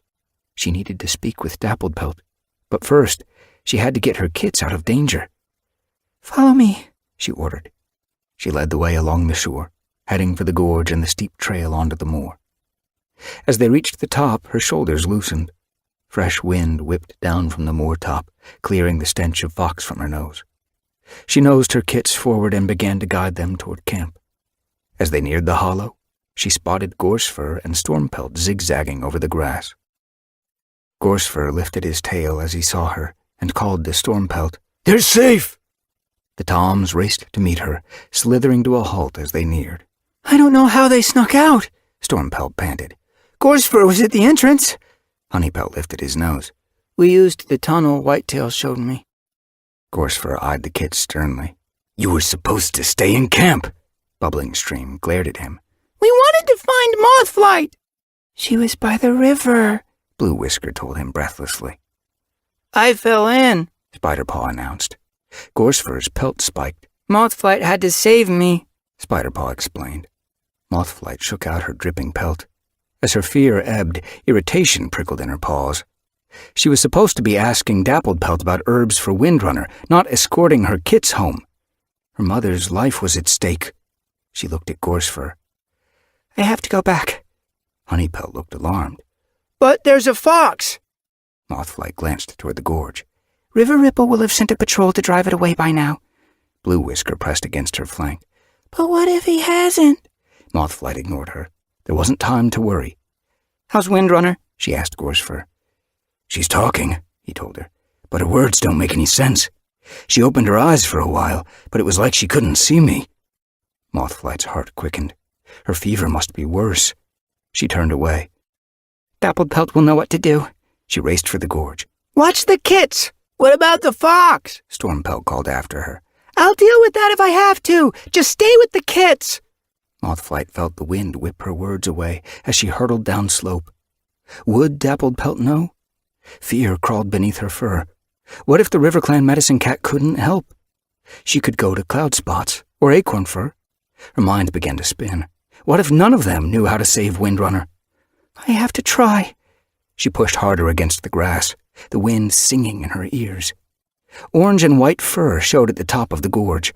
Mothflight slowed, narrowing her eyes. Dappledpelt! The tortoiseshell she-cat was padding toward her. Mothflight raced to meet her. Dappledpelt's eyes shone with relief as Mothflight skidded to a halt in front of her. I smelled your scent beside the river. I was coming to see you. Mothflight caught her breath. There's been a fox hunting on our land, Dappledpelt told her. I was worried it'd hurt you. I smelled it, Mothflight told her. River Ripple sent out patrols to chase it off. Dappledpelt flicked her tail. Why did you want to see me? Windrunner's sick, Mothflight told her. I think it's an infection in her neck wound. I've tried Doc and Horsetail, but the wound smells sour and she has a fever. Do you have any herbs I could try? Dappledpelt frowned. It sounds as though the infection's gone too deep for poultices. She meowed gravely. I don't know any herbs that can fight it from inside. Fur lifted along Mothflight's spine. Then there's nothing I can do? She glanced toward the forest, not waiting for an answer. Perhaps Cloudspots will know. Dappledpelt followed her gaze, her eyes dark. Perhaps. She didn't sound convinced. Windrunner's fate might be for StarClan to decide. No! What if nothing could save Windrunner? Helplessness swamped Mothflight, the ground seeming to shift beneath her paws. There must be something I can do. I'm a healer. Dappledpelt dropped her gaze. Some wounds cannot be healed. Mothflight's thoughts spun. She stared desperately at Dappledpelt, but the tortoiseshell was avoiding her gaze.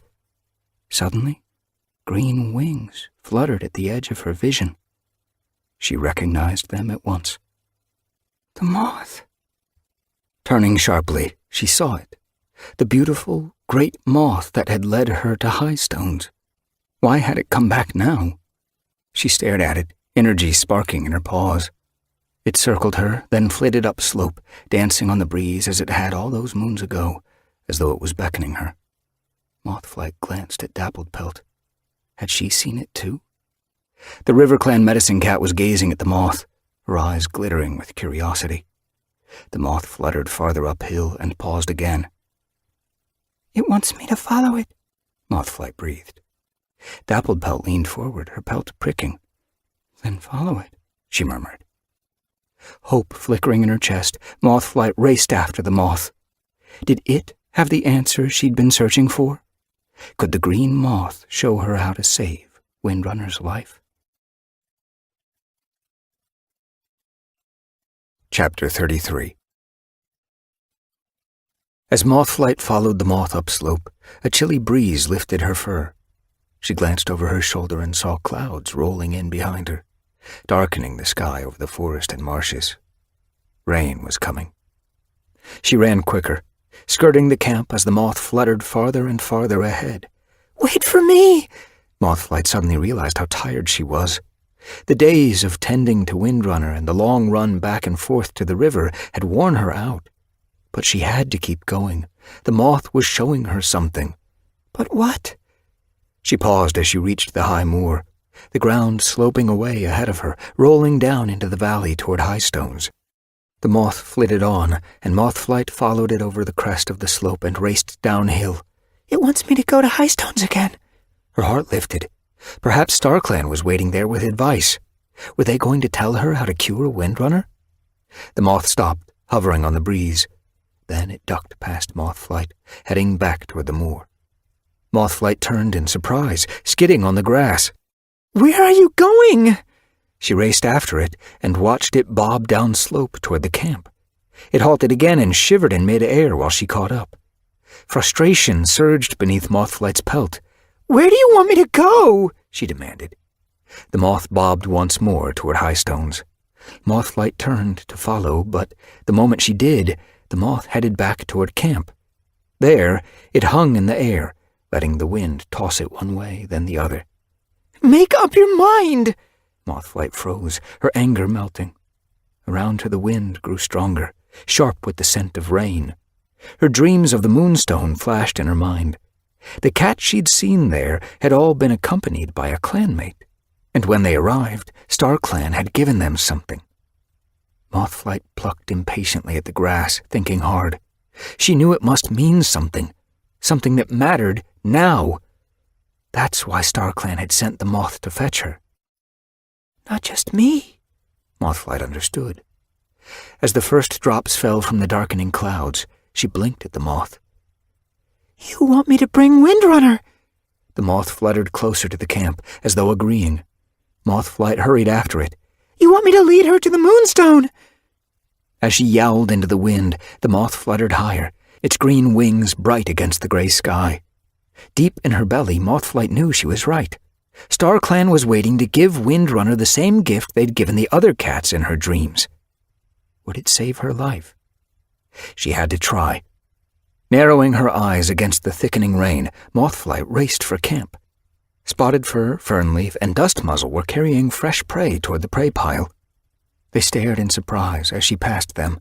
Swift Minnow was nosing slate toward the shelter of the camp wall, while Reedtail slid into Rocky's den, a wad of comfrey in his jaws. Black Ear sat proudly beneath the tall rock, ignoring the rain battering his muzzle. A freshly killed rabbit lay beside him.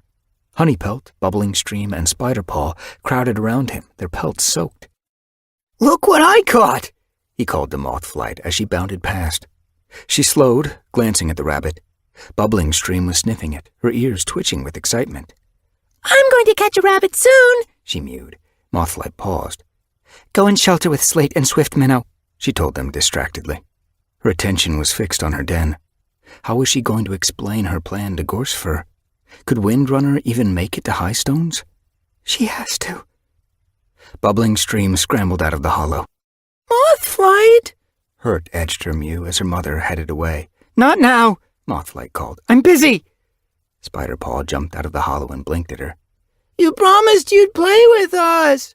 Shouldn't you be taking care of your kits? Jagged Peak patted from the shelter of the gorse, his eyes narrow with interest, while Holly watched from the shadow behind. Mothflight ignored him. She slid into her den. I've had a sign from StarClan, she told Gorsefur. Her father was crouched beside Windrunner. He jerked around, his pelt pricking nervously. Is she going to be okay? I have to take her to the Moonstone. Mothflight tried to catch her breath. Highstones! Gorsefur leaped up, eyes blazing. She can't travel! He swung his nose toward Windrunner. She lay sprawled on the bed of heather, her comfrey-wrapped leg jutting awkwardly. Her eyes were half closed, whites showing through the slits. Mothflight stiffened, fear stabbing her heart. Was Windrunner dead? She ducked down beside the WindClan leader, relieved to feel her mother's flanks tremble. Her breath was fast. Heat pulsed from her pelt. I'll mix her some herbs to give her strength for the journey. Mothflight hurried to her store, plucking leaves from between the gorse stems. No, Gorsefur growled. You're not taking her anywhere. Mothflight shredded a pawful of feverfew and ripped nettle, catmint, and coltsfoot onto the pile. She sprinkled poppy seeds over it, hoping they'd ease her mother's pain without making her sleepy. She had to do everything she could to get Windrunner to the Moonstone. Gorsefur's breath billowed over her ears. Did you hear me? Mothflight looked at him. I can't sit and watch her die. You can't take her out there to die. Gorsefur's pelt spiked with fury. If she's going to die, she should be with her clan. If I can get her to the Moonstone, she won't die. Mothflight glared at her father. StarClan is guiding me. I know it. A shadow moved at the den entrance. Jagged Peak slid in, his pelt wet with rain. Have you spoken with StarClan? Mothflight met his gaze. In my dreams, yes. And they told you to take Windrunner to the Moonstone? Jagged Peak tipped his head. Not exactly, Mothflight snapped. But I know that's what they meant. Jagged Peak narrowed his eyes. You think that's what they meant? Mothflight growled. I know it!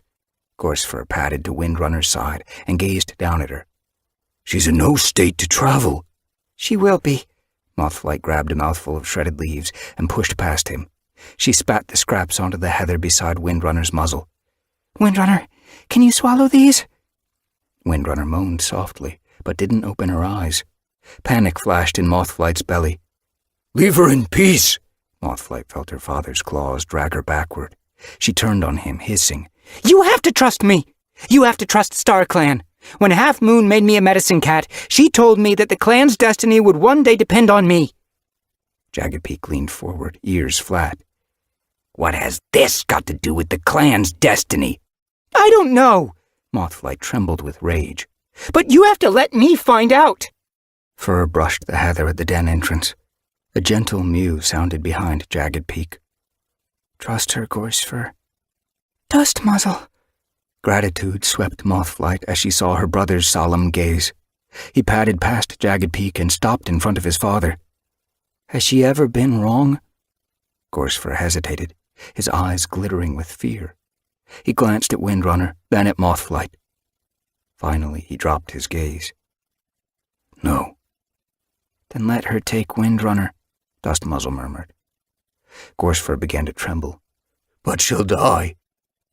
Don't be frightened, Gorsefur. Windrunner's parched mew sounded from the heather. Mothflight jerked around to see her mother blinking up at them. Gorsefur turned beside her. Windrunner went on. Every cat must die, but I won't go without a fight. I am WindClan's leader, and I must show I have courage. It will give my clan courage. I will go to the Moonstone with Mothflight. Mothflight's heart leaped. She trusts me. Jagged Peak stared at the WindClan leader, his eyes round with surprise. But you're too weak. I'll find the strength. Windrunner's eyes were clouded with pain. Eat these. Mothflight nosed the shredded leaves closer, and Windrunner turned her head to lap them from the heather. She swallowed and gazed into Mothflight's eyes. I am proud of you, Mothflight. You are ready to fight for what you believe in. Joy washed through Mothflight's pelt. Windrunner struggled onto her 3 good paws, grunting with pain as her broken leg trailed on the ground, held stiff by the swaths of comfrey. At once Mothflight ducked down beside her and eased the wrappings enough for her to tuck her hind paw beneath her. Limping on 3 legs, Windrunner headed past Jagged Peak. Gorsefur hurried after her. "I'm coming with you!" Windrunner swung her head around. "No!" Gorsefur blinked at her, clearly shocked. "But—" She cut him off. "If I don't make it back, WindClan will need you." She glanced at Jagged Peak. Gorsefur will be the next leader. Limping out of the den, she left Gorsefur gazing after her. Mothflight's paws trembled as she saw the helpless grief on her father's face. I'll make sure she comes home, she promised desperately. Please, StarClan, save her. She followed her mother into the clearing. Rain battered her face. It pounded the clearing and pooled among the tussocks. The wide, dark sky glowered over the camp. She felt fur brush her flank as Dust Muzzle stopped beside her. "We're coming with you," he beckoned to Spotted Fur with a flick of his tail. Spotted Fur looked up from the mouse he was eating beside the drenched prey pile, his eyes rounded questioningly. "We're taking Windrunner to the Moonstone," Dust Muzzle called. Spotted Fur leaped to his paws and hurried to join them. "Can she walk that far?" His gaze followed Windrunner. She was padding clumsily through the tussocks. Holly darted out from the shelter of the gorse. She's too ill to leave camp. Swift Minnow stared after her leader. "Windrunner, come back!" Where's she going? Stormpelt stopped, Spiderpaw clinging to his broad shoulders. Honeypelt and Bubbling Stream stood beside him, their ears pricked. Mothflight blinked at Stormpelt. I'm taking her to the Moonstone. "You've only just got back," Honeypelt mewed. Spiderpaw shook the rain from his pelt. Stay with us. Mothflight avoided their gaze. I can't, my loves. I have to save Windrunner. Her heart seemed to crack inside her chest. Gorsefur padded from the medicine den. His gaze swept the watching cats. "This is something Windrunner must do," he nodded to Mothflight. "StarClan has called her, and she must go." Mothflight raced back to her father and pressed her cheek against his. I'll take care of her, she whispered before pulling away and heading after Windrunner. Mothflight! Blue Whisker's mew sounded beside the heather wall. Mothflight turned to see her kit cowering from the rain. Her wet pelt clung to her tiny frame. She stared at her mother anxiously. Are you leaving again? Mothflight hurried to her kit and snatched her up by her scruff. Bounding across the tussocks, she dropped her at the entrance to Rocky's den and nosed her inside. "Keep her warm and dry while I'm gone," her mew echoed into the heather cave. Reedtail stuck his head out. I'm taking Windrunner to the Moonstone, Mothflight told him. Take care of the clan. I'll be back as soon as I can. Mothflight! Blue Whisker's plaintive mew sounded from the shadows. Rocky's rumbling purr answered her. She'll be back soon. Mothflight turned away, sorrow weighing like a stone in her belly.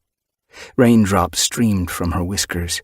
I'm sorry, kits. I have to do this. Spotted Fur and Dust Muzzle had already reached Windrunner. They walked on either side, pressing their shoulders against hers to support her. Mothflight hurried after them, catching up as they reached the camp entrance. Outside, the rain streaked the moorside, whipped by the wind. Windrunner's face was stiff with pain, her eyes firmly fixed ahead. Mothflight slid into the lead, choosing the easiest path to the moor top.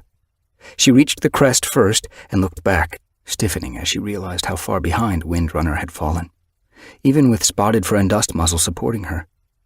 She glanced at the sky, wishing the clouds would clear. She'd been rabbit-brained to hope for rain. Where's the sun? Was it slipping toward High Stones yet? They must get there before the moon rose. In her dreams, the Moonstone had blazed with moonlight when the other cats had met StarClan. Windrunner must be there when it did. What if the clouds didn't clear? What if moonlight couldn't touch the stone? Her pelt spiked. She pushed away the thought. Just get her there. She beckoned Dust Muzzle to hurry, flicking her tail urgently. He gazed at her pleadingly. She knew he was doing his best. They couldn't risk pushing Windrunner too hard, but they had to get there tonight. Mothflight guessed that her mother couldn't survive another day's raging fever.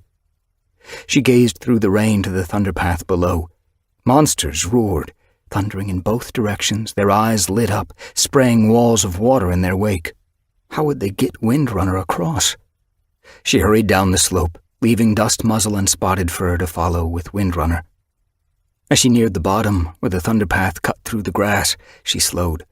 Monster stench stung her eyes and burned her throat. The ground trembled beneath her paws. She watched the gaps between monsters, trying to judge whether there would be enough time to get Windrunner between them. When she glanced back, her heart sank. Spotted Fur and Dust Muzzle were still near the top of the slope. She'll never be fast enough. Heart racing, she pelted toward them, circling as she reached them. Windrunner hardly seemed to focus her gaze. Mothflight thrust her muzzle close, smelling the rank stench of infection in her mother's breath. Then she saw blood seeping from the wound in her neck. Rain dripped from her fur, reddened by her blood. I should have brought cobwebs. Mothflight cursed herself for being so dumb. How's she doing? She asked Dust Muzzle. Windrunner paused and lifted her gaze hazily. I'm doing okay, she rasped. It was strange for Mothflight to see her mother so weak. She'd always seemed stronger than any cat. Dust Muzzle exchanged a look with Mothflight. She saw fear flash in his eyes as he glimpsed the busy thunderpath. We'll never get her across there. We have to, Mothflight told him. Spotted Fur narrowed his eyes. If we get the timing right, we could just do it. Mothflight looked at him hopefully. We might have to stop in the middle, he added. Stop in the middle? Mothflight could hardly believe her ears. Dust Muzzle was following Spotted Fur's gaze. There's a narrow channel where the monsters pass each other. If they don't touch each other, they won't touch us. Mothflight's belly twisted with fear as she realized they'd have to try. It was their only chance. Okay. She turned toward the thunderpath and headed slowly toward it. She could hear her mother's breathing as she struggled to keep up. Windrunner was fighting for every breath. Her injured hind paw was tucked beneath her. Mothflight couldn't imagine the pain that compelled her to keep it from trailing along the ground. She fixed her thoughts ahead before fear could overwhelm her. We're going to do this! As they neared the thunderpath, she began to judge the gaps between the monsters once more. As the rain grew heavier, the monsters seemed to slow, the gaps between them widening. Come on! They had to cross while the rain was at its heaviest. She crouched at the edge of the black stone, screwing up her eyes as a monster hurtled past. Filthy water arced like a wave over her back and sprayed Spotted Fur, Dust Muzzle, and Windrunner as they caught up. Give me a moment to catch my breath, Windrunner growled. She slumped as Dust Muzzle stepped away, her flanks heaving. Mothflight leaned close to her muzzle. I hope I can be as brave as you one day. Windrunner lifted her gaze. You already are. Let's go! Dust Muzzle nosed Mothflight away, pressing hard against Windrunner. A wide gap had opened between two monsters. This was their chance. Mothflight hopped onto the thunderpath, pausing to make sure Windrunner was following. Spotted Fur and Dust Muzzle half carried the Wind Clan leader onto the stone. Windrunner fought to find her paws. I can do this, she hissed through gritted teeth. Shaking the toms away, she limped forward. Mothflight turned to face the oncoming monster. It pounded toward them, its eyes flaring. Another monster hurtled toward them from the other direction. Wait here! Spotted Fur screeched, throwing himself against Windrunner. Mothflight ducked into her mother. Dust Muzzle pressed against them. Mothflight screwed up her eyes, and her heart seemed to burst as the two monsters screamed past on either side. Foul water drenched her pelt as the ground shook beneath her paws. Move! Dust Muzzle's order was sharp. Mothflight opened her eyes and saw that the way to the far side was clear. Windrunner straightened with a groan of pain and hobbled toward the verge. Spotted Fur pushed his shoulder beneath her and urged her on. The roar of another monster screamed in Mothflight's ears. She turned her head, blinded by the glare of its eyes. Don't look! Run! Dust Muzzle shoved her forward, and she stumbled over the edge of the thunderpath, collapsing onto the muddy grass beyond as the paw of a monster whisked past her tail. The wind from its passing tugged her dripping fur. Windrunner! She looked around, fear shrilling through her. Windrunner was lying on the grass a tail length ahead. Spotted Fur half-cradled her against his belly. He struggled from beneath her. I fell, he grunted, shaking rainwater from his fur. Dust Muzzle hurried to help Windrunner to her paws. Mothflight was on his heels. Are you okay? She sniffed her mother's broken leg. The swaths of comfrey were hanging from it loosely. Windrunner flinched as she touched it with her nose. Mothflight looked into her mother's eyes, seeing agony spark in their amber depths. Then she looked back at the thunderpath. Monsters streaked back and forth, picking up speed as the rain began to ease. The gaps closed between them. There was no way back now. They had to keep going. Can you do this? She searched Windrunner's gaze, praying she'd say yes. Windrunner nodded and struggled to her paws. Dust Muzzle and Spotted Fur flanked her. Mothflight blinked through the rain, scanning the meadows ahead. Perhaps she'd find some poppy seeds along the way, anything to ease her mother's suffering. They crossed the sodden fields slowly. Mud clung to their paws as they skirted meadows and squeezed beneath hedgerows. Every few steps, Mothflight glanced up at high stones, hoping each time that they'd loom larger. But it seemed that with each paw step, the great dark cliffs were moving farther away. We'll never make it. Staring at the ground, Mothflight trudged on. She could hear Windrunner swallowing back gasps of agony. Rain thrummed her pelt as the fields around them darkened. She focused on the mud clogging her paws as she tried to block the fear churning in her belly. She flattened her ears against the pained growling of Windrunner. Was I wrong? Doubt sliced into her thoughts. What if she'd misunderstood her dreams? What if the moth had nothing to do with StarClan? Moths and butterflies danced across the heather all greenleaf. Why was this one special? She lifted her head, blinking at Spotted Fur and Dust Muzzle as they helped Windrunner squeeze beneath a hedge.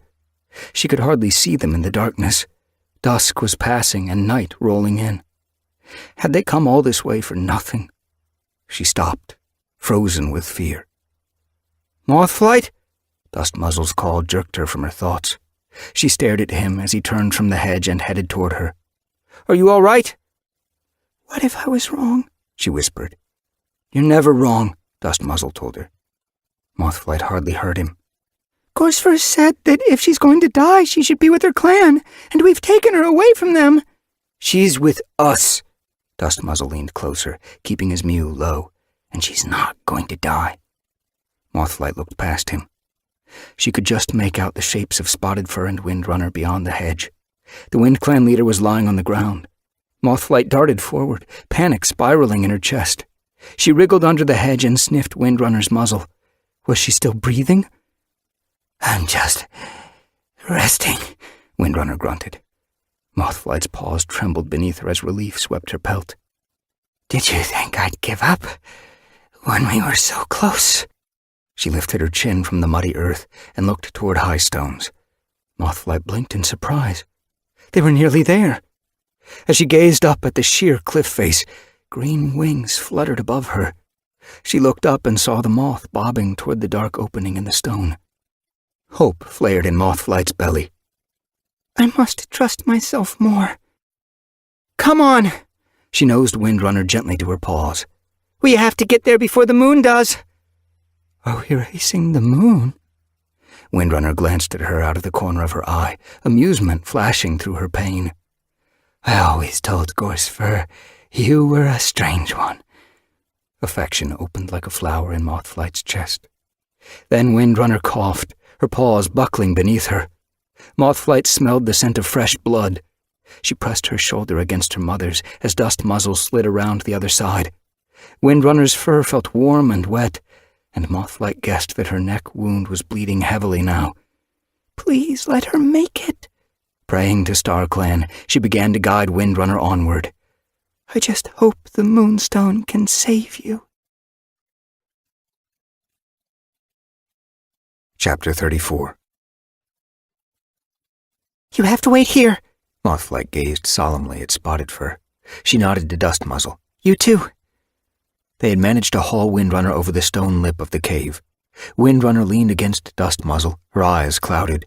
She murmured under her breath, "Where's Gorsfer? Tell him I'm coming." Mothflight glanced at her mother anxiously. Windrunner was clearly lost in a feverish world of pain. Dust Muzzle peered into the darkness at the back of the cave. "Where's the Moonstone?" "It's down a tunnel," Mothflight told him. "Can you get her there alone?" "I must." She was their medicine cat. She alone must guide her mother to StarClan. Spotted Fur shifted his paws uneasily. "We could help her there and then leave." Mothflight hesitated. Windrunner was exhausted. "Do I really have the strength to help her through the tunnel?" Outside, the clouds were clearing, revealing the night sky. Stars stretched to the distant moor. "So much depends on me." Spotted Fur and Dust Muzzle were hunters, moor runners who fed the clan. "My bond with StarClan is special." Her belly hardened. She met Spotted Fur's gaze. "I must do this alone." Sliding between Windrunner and Dust Muzzle, she staggered as she took Windrunner's weight. "Come on," she whispered, hoping her mother could hear her. Windrunner padded forward unsteadily. Mothflight pressed her paws hard against the stone, trying to keep her balance as she steered the WindClan leader toward the back of the cave. As darkness swallowed them, she became sharply aware of her mother's rasping breath and the scuffing of their paws as they limped together into the tunnel. The air grew cold, swirling around them like freezing water. The tunnel sloped beneath Mothflight's paws. The dank scent of stone was masked by the iron tang of Windrunner's blood. A droplet smacked the tunnel floor. Mothflight felt it spray her paws. Another drop fell, the sound ringing around the stone walls. Mothflight pushed on faster, heaving her mother forward with every step. "Don't die." Her heart quickened. Windrunner's dripping blood spattered her fur. Ignoring the fear that was tightening like bindweed around her heart, she focused on moving forward, letting her whiskers brush the cave wall where she could, carefully following the twisting tunnel deeper into the earth. Every sense was fixed ahead, every thought willing Windrunner on. "You can do it." Her mother's breath was growing uneven, a few short breaths, followed by the desperate drawing in of air. Mothflight swallowed. Each breath sounded like Windrunner's last. Mothflight smelled fresh air. It felt warm on her nose after the icy chill of the tunnel. The cave! They'd made it. A few more steps, and the walls opened into the Moonstone cavern. Soft starlight filtered through the hole in the roof. The Moonstone rose, still and dark from the middle of the cave floor. Grunting with effort, Mothflight heaved her mother forward and let her collapse against it. Windrunner gasped as she fell, then lay still. Mothflight backed away, heart pounding. Her mother didn't move. "Windrunner?" Mothflight's paws felt rooted to the stone. She stared, terror clutching her chest. Was it too late? Suddenly the Moonstone blazed into white fire. Mothflight flinched, screwing up her eyes. Through a slitted gaze, she saw moonlight flooding through the hole in the roof. She strained to see her mother and could just make out her body, a dark shadow against the glittering stone. "Please move." Desperately, she willed Windrunner to twitch an ear or move a paw. "Show me you're alive." A soft mew sounded beside her ear. "Everything will be fine." Mothflight froze as she recognized the mew. Her breath stopped in her throat as she smelled a familiar scent. "Micah!" Fur brushed hers, and she snapped her head around, meeting his gaze a muzzle length from hers. Micah blinked slowly at her, his pelt sparkling with starlight. His warmth seemed to melt into her, and she realized suddenly how cold and wet she was. She softened against him, letting herself lean into the familiar curve of his flank. He pressed his cheek against hers. "You've done so well." His mew was thick with love. Joy flared in her chest. "Will Windrunner be okay?" "You've done all that you can," he breathed. "Now she belongs to StarClan." She stiffened. "Belongs to StarClan?" Was she dead? Micah's breath stirred her ear fur. One day you will gather the scattered petals of the blazing star, but not yet. She drew away from him and stared into his green gaze. What do you mean? He blinked at her. Just watch, he whispered. He turned his head toward the moonstone. Mothflight followed his gaze. Around the shimmering rock, pelts were appearing, sparkling as though stars were woven into the fur. StarClan had come. Greywing stepped from among the ranks of starry cats and stopped beside Windrunner. He turned to Mothflight. You are more like your mother than you imagine, he told her gently. It took courage to bring her here, and strength. More than you knew you had. He dipped his head. But it also took something even your mother does not share. You are special, Mothflight. You can see what is hidden from ordinary cats. You can read signs and understand their meaning. Mothflight glanced at her mother, slumped against the rock. Wasn't Greywing going to heal Windrunner? Don't waste time! Greywing's gaze didn't waver. You must understand the importance of this skill. Any cat can follow a moth. Impatience prickled through Mothflight's fur. Few cats would understand which moth will lead their clan to safety, Greywing told her. I haven't led my clan anywhere. Mothflight's heart began to quicken. She looked for Micah. He wasn't behind her anymore. She glimpsed his pelt among the other spirit cats. I only brought you Windrunner. You're going to save her, right? We can't save this life. His words echoed from the walls, ringing in Mothflight's ears. She stared at him, feeling sick. But you have to! Greywing stepped back while StarClan moved at the edges of the cave, forming a glittering ring around the blazing moonstone. Mothflight's heart seemed to stop. Don't let her die! We can only give her our gift. Greywing leaned down and touched his nose to Windrunner's head as she lay against the rock. Windrunner, with this life, I give you the determination to bring unity to all the clans. Windrunner suddenly jerked, as though sharp teeth had seized her body. She shuddered, her fur bushing. As Greywing stepped away, the Wind Clan leader lifted her head and blinked. She staggered to her paws and stood unsteadily, staring at the circle of star-flecked cats. Mothflight wanted to race forward and press her muzzle to her mother's cheek, but her paws felt frozen, her body too stiff to move. She watched helplessly as another cat stepped forward. Mothflight recognized Petal from her first meeting with StarClan. The she-cat leaned toward Windrunner, who blinked at her, confused. With this life, Petal told her, may you learn to love friendship and loyalty above all things. She touched her nose to Windrunner's, and Windrunner trembled, her ears flattening. Please don't hurt her, Mothflight called. She's suffered so much already. Micah's gaze flashed toward her, soft with sympathy. Mothflight stared at him pleadingly. He blinked slowly, as though reassuring her again that everything would be fine. Windrunner swayed on her paws as Petal drew away. Her eyes sparked with fear as Turtletail took Petal's place. She recoiled, tucking her broken leg tighter beneath her.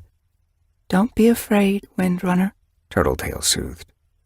We are giving you a gift for all the clans.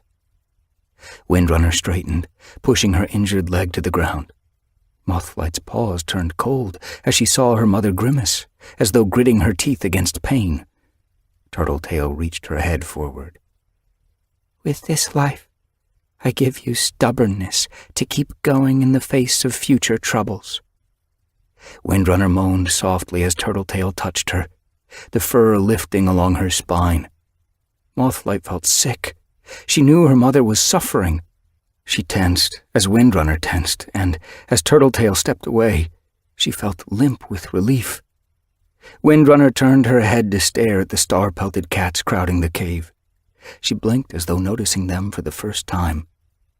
Then her eyes widened as a gray tom padded toward her. Her ears twitched. What are you doing here?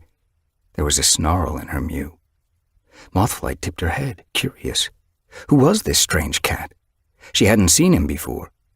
The Tom dipped his head as he stopped in front of Windrunner.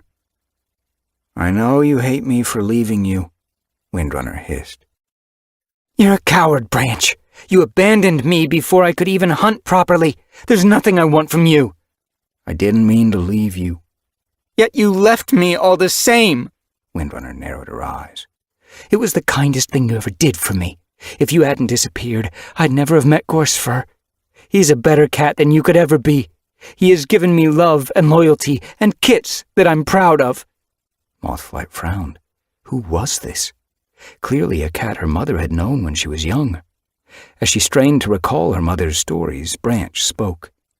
"You deserve a cat like Gorsefur far more than you deserved me." He leaned forward and touched his nose to her head. "With this life, I give you the confidence to open your heart to other cats. I give you trust." Windrunner jerked again, trembling as his touch sent pain searing through her.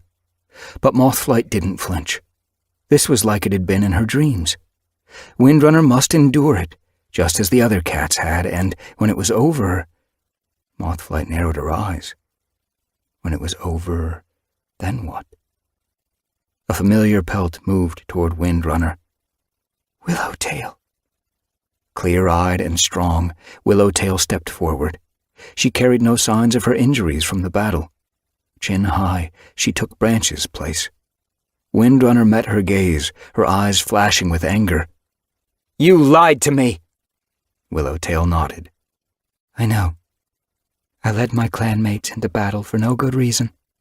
As she leaned forward, Windrunner began to duck away. I'm sorry. Windrunner paused and met Willowtail's touch with her nose. With this life, said Willowtail, I give your heart the grace to forgive all cats, however weak or wrong they may be. Windrunner hardly flinched. Only her tail tip shivered. As Willowtail stepped away, a kit took her place. Mothflight's heart swelled with joy as she recognized Morning Whisker. As the she-kit padded forward, Windrunner blinked. Her eyes clouded. Morning Whisker? Disbelief edged her mew. Morning Whisker purred loudly. Hi, Windrunner. Windrunner thrust her muzzle forward to greet her, but Morning Whisker backed away. Not yet. The she-kit gazed at Windrunner, joy shining in her eyes. Windrunner's tail trembled. Are you happy? Are you well? Morning Whisker glanced fondly toward her starry clanmates. Yes. Half Moon and Grey Wing have taught me how to hunt. You hunt? Windrunner sounded surprised. We hunt and warm our pelts in sunshine and share tongues just like you. A delighted purr throbbed in Windrunner's throat. Then she paused. Is Emberkit with you? Morning Whisker blinked slowly at her mother and then, without answering, reached up and touched her nose. With this life, I give you resilience to keep going whatever troubles life brings. As she finished, Windrunner's pelt bushed. She stiffened, her claws scraping stone as she braced herself against the pain of her kit's gift. Then her shoulders loosened, and Morning Whisker backed away into the shadows. Emberkit took her place. Mothflight leaned forward, her heart pounding. What must it be like to meet a kit you'd never had chance to know in life? Emberkit. Windrunner's mew was thick with emotion. Hello, Windrunner. Emberkit stared at his mother with round, star-specked eyes. It is so good to see you. As Windrunner's gaze flicked over the young Tom kit's fluffy pelt, Mothflight swallowed back a purr of pleasure. I wish I could have stayed with you longer, Emberkit told his mother softly. But I'm happy to be with StarClan. There are moors for me to play on. One day I'll show them to you. Before Windrunner could answer, Emberkit reached up and touched his nose to her muzzle. With this life, I give you love. This time, Windrunner did not flinch with pain. Her pelt smoothed. Closing her eyes, she swayed softly. She grew still as Emberkit drew away, her eyes closed, as though lost in a dream. Half Moon took the Tom Kit's place, waiting patiently for Windrunner to drift back into the moment. When at last Windrunner opened her eyes, she tipped her head as though confused. "Who are you?" "Half Moon." The slender white she-cat's dark green gaze reflected the shimmering moonstone. "Are you Stone Teller?" Windrunner dipped her head. Greywing and Jagged Peak have spoken of you often. Mothflight, too. I am honored to meet you. "You are the first," Half Moon told her solemnly. "May you carry StarClan in your heart, always." "The first?" Windrunner narrowed her eyes. Half Moon stretched her muzzle forward and touched noses with the Wind Clan leader. As she did, a jolt seemed to race through Windrunner. Mothflight stiffened as her mother jerked wildly. Her paws buckled beneath her, and she collapsed to the floor. "No!" Heart-bursting, Mothflight darted to her mother's side. Windrunner lay like dead prey on the stone, her flanks still. No breath stirred the cold air. "You killed her!" She glared accusingly at Half Moon. "I brought her here to be saved." Half Moon blinked calmly and stepped away. "Have faith, Mothflight." Mothflight's mind whirled. Have faith? In what? They were meant to stop Windrunner from dying. She stared around the starry cats, appalled at the joy lighting their eyes. Didn't they realize what they'd done? Why had they brought her here? Had they wanted Windrunner to die? Desperate with grief and rage, Mothflight buried her nose in Windrunner's pelt. How was she going to tell Gorsefur that his mate had died, far from her clan and the moor? Suddenly, Windrunner moved. Mothflight jerked her nose up, shock sparking through every hair. She stared as her mother pushed herself lightly to her paws. Windrunner lifted her chin and shook the comfrey from her hind leg. The once bloody fur around her throat was clean and soft. Her injured paw pressed against the stone, as strong as the others. Mothflight shivered, her thoughts spinning. Had her mother joined StarClan? She scanned her pelt for sparks of starlight, but saw only plain brown fur. "I don't understand." She stared at Half Moon. "Remember your dreams," the white she-cat told her. "Those cats didn't die." Mothflight's fur prickled with hope. Half Moon dipped her head to Windrunner. "You are the first of the stars that will rise." The prophecy. "We will split the sky, and later stars will rise." Half Moon went on. "We have given you the gift we will give all leaders, the gift of 9 lives. From now on you shall be known as Wind Star." Joy flooded like starlight beneath Mothflight's pelt. She remembered her vision of the gray she-cat in the ditch. Suddenly it made sense. Windrunner could die 8 times and still come back to life. Around her, StarClan began to chant, their voices echoing around the shimmering walls of the cave. "Wind Star! Wind Star! Wind Star!" Chapter 35. "Mothflight!" Bubbling Stream paced in front of her mother, her stumpy tail fluffed with excitement. "Whitetail says I can go hunting with him in Stormpelt." Mothflight was lying in the morning sunshine outside her den. She gazed sympathetically at her kit. "You're too little." "He says he won't let any buzzards get me," Bubbling Stream argued. "Stormpelt's taking Whitetail out to teach him hunting techniques," Mothflight argued. "How can he learn anything if he's protecting you from buzzards?" Bubbling Stream scowled and stomped away. Blue Whisker hurried to meet her littermate. "I told you she'd say no." Mothflight flicked her gaze past her kits to the sandy clearing below the tall rock. Wind Star stood at the head, Gorsefur beside her, while the clan milled around her. She was assigning patrols for the day. The bright morning sunshine gleamed on her pelt. As she paced, the Wind Clan leader showed no sign of a limp. At her neck, there wasn't even a scar where the gash had been. Jagged Peak nosed his way through his clanmates and stopped in front of her. "Can I hunt the moortop burrows?" Windstar shook her head. "We've hunted there too much this Greenleaf. There'll be no rabbits left. Take Holly to the Shadow Clan border and see what's running there." She nodded toward Dust Muzzle. "I want you to train Silverstripe. She's fast, but her stalking needs work." Silverstripe pricked her ears. Can we hunt lapwings? She asked Stormpelt excitedly. Stormpelt padded toward the young she-cat. "Lapwings are hard to catch," he told her. "Let's start with mice." Blackear pushed past his sister. Can you train me as well? Windstar cut in. "Spotted Fur can train you." Blackear lifted his tail happily as Windstar turned to Spotted Fur. "Show him the borders and the best places to scent mark," she ordered. Spotted Fur puffed out his chest proudly as Windstar turned to Swift Minnow.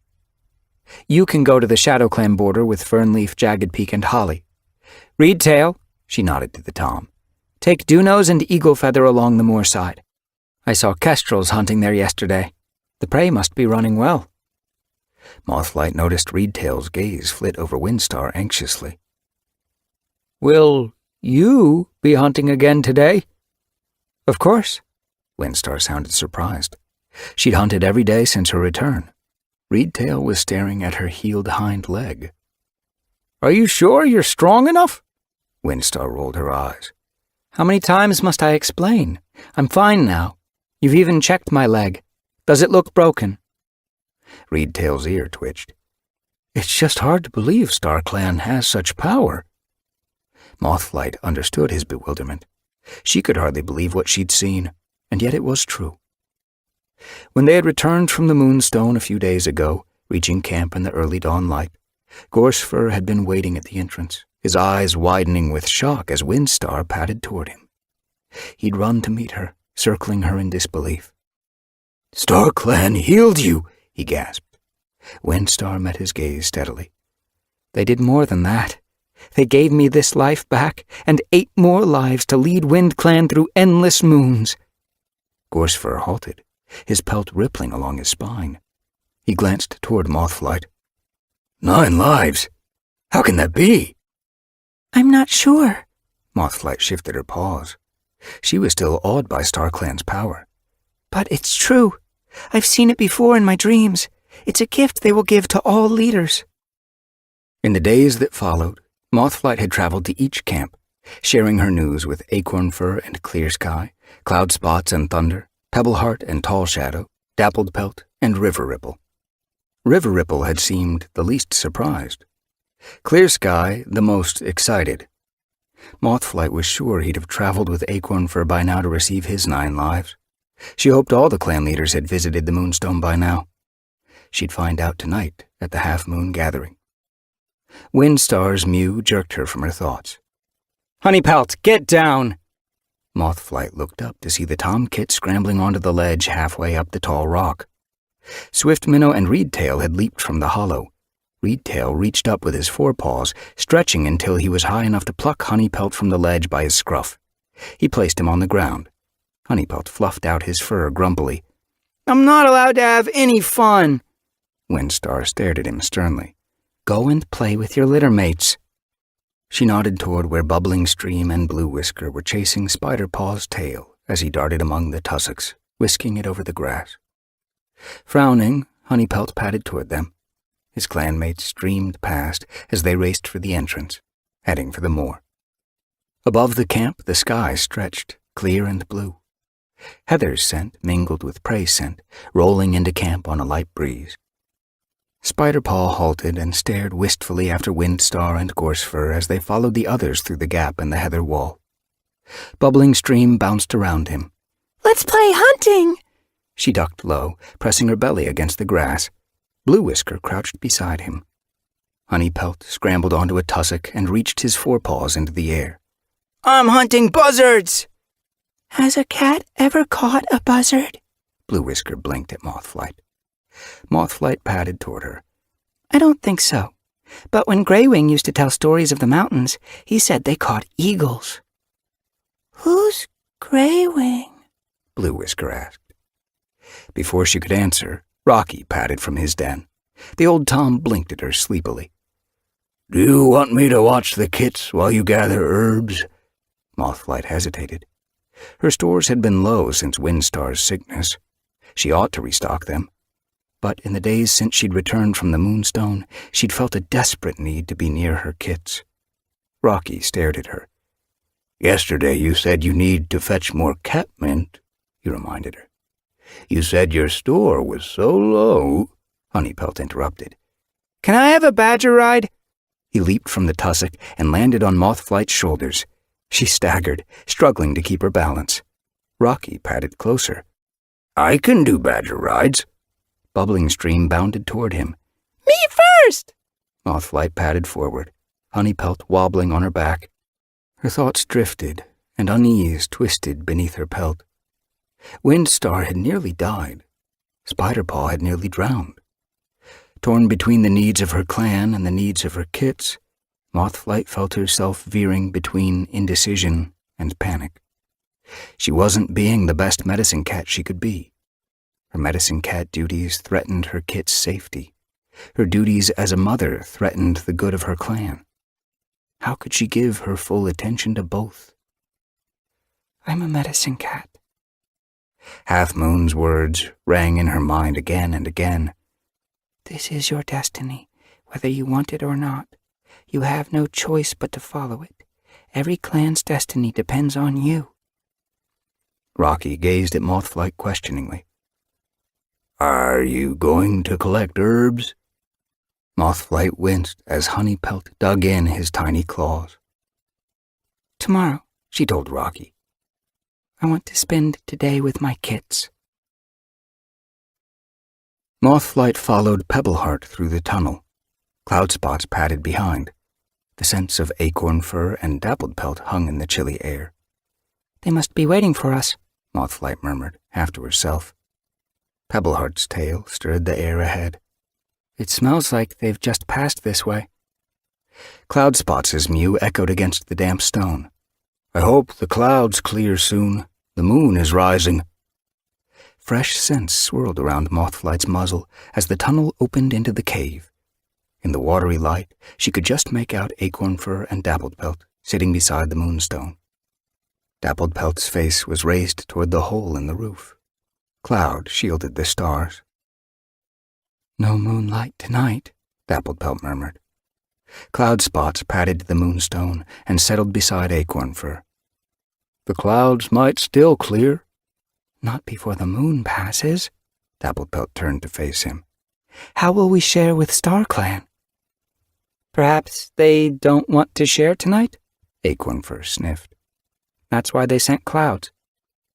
Mothflight padded across the cold stone and sat down a little way from the others. Her heart felt heavy, her paws weary.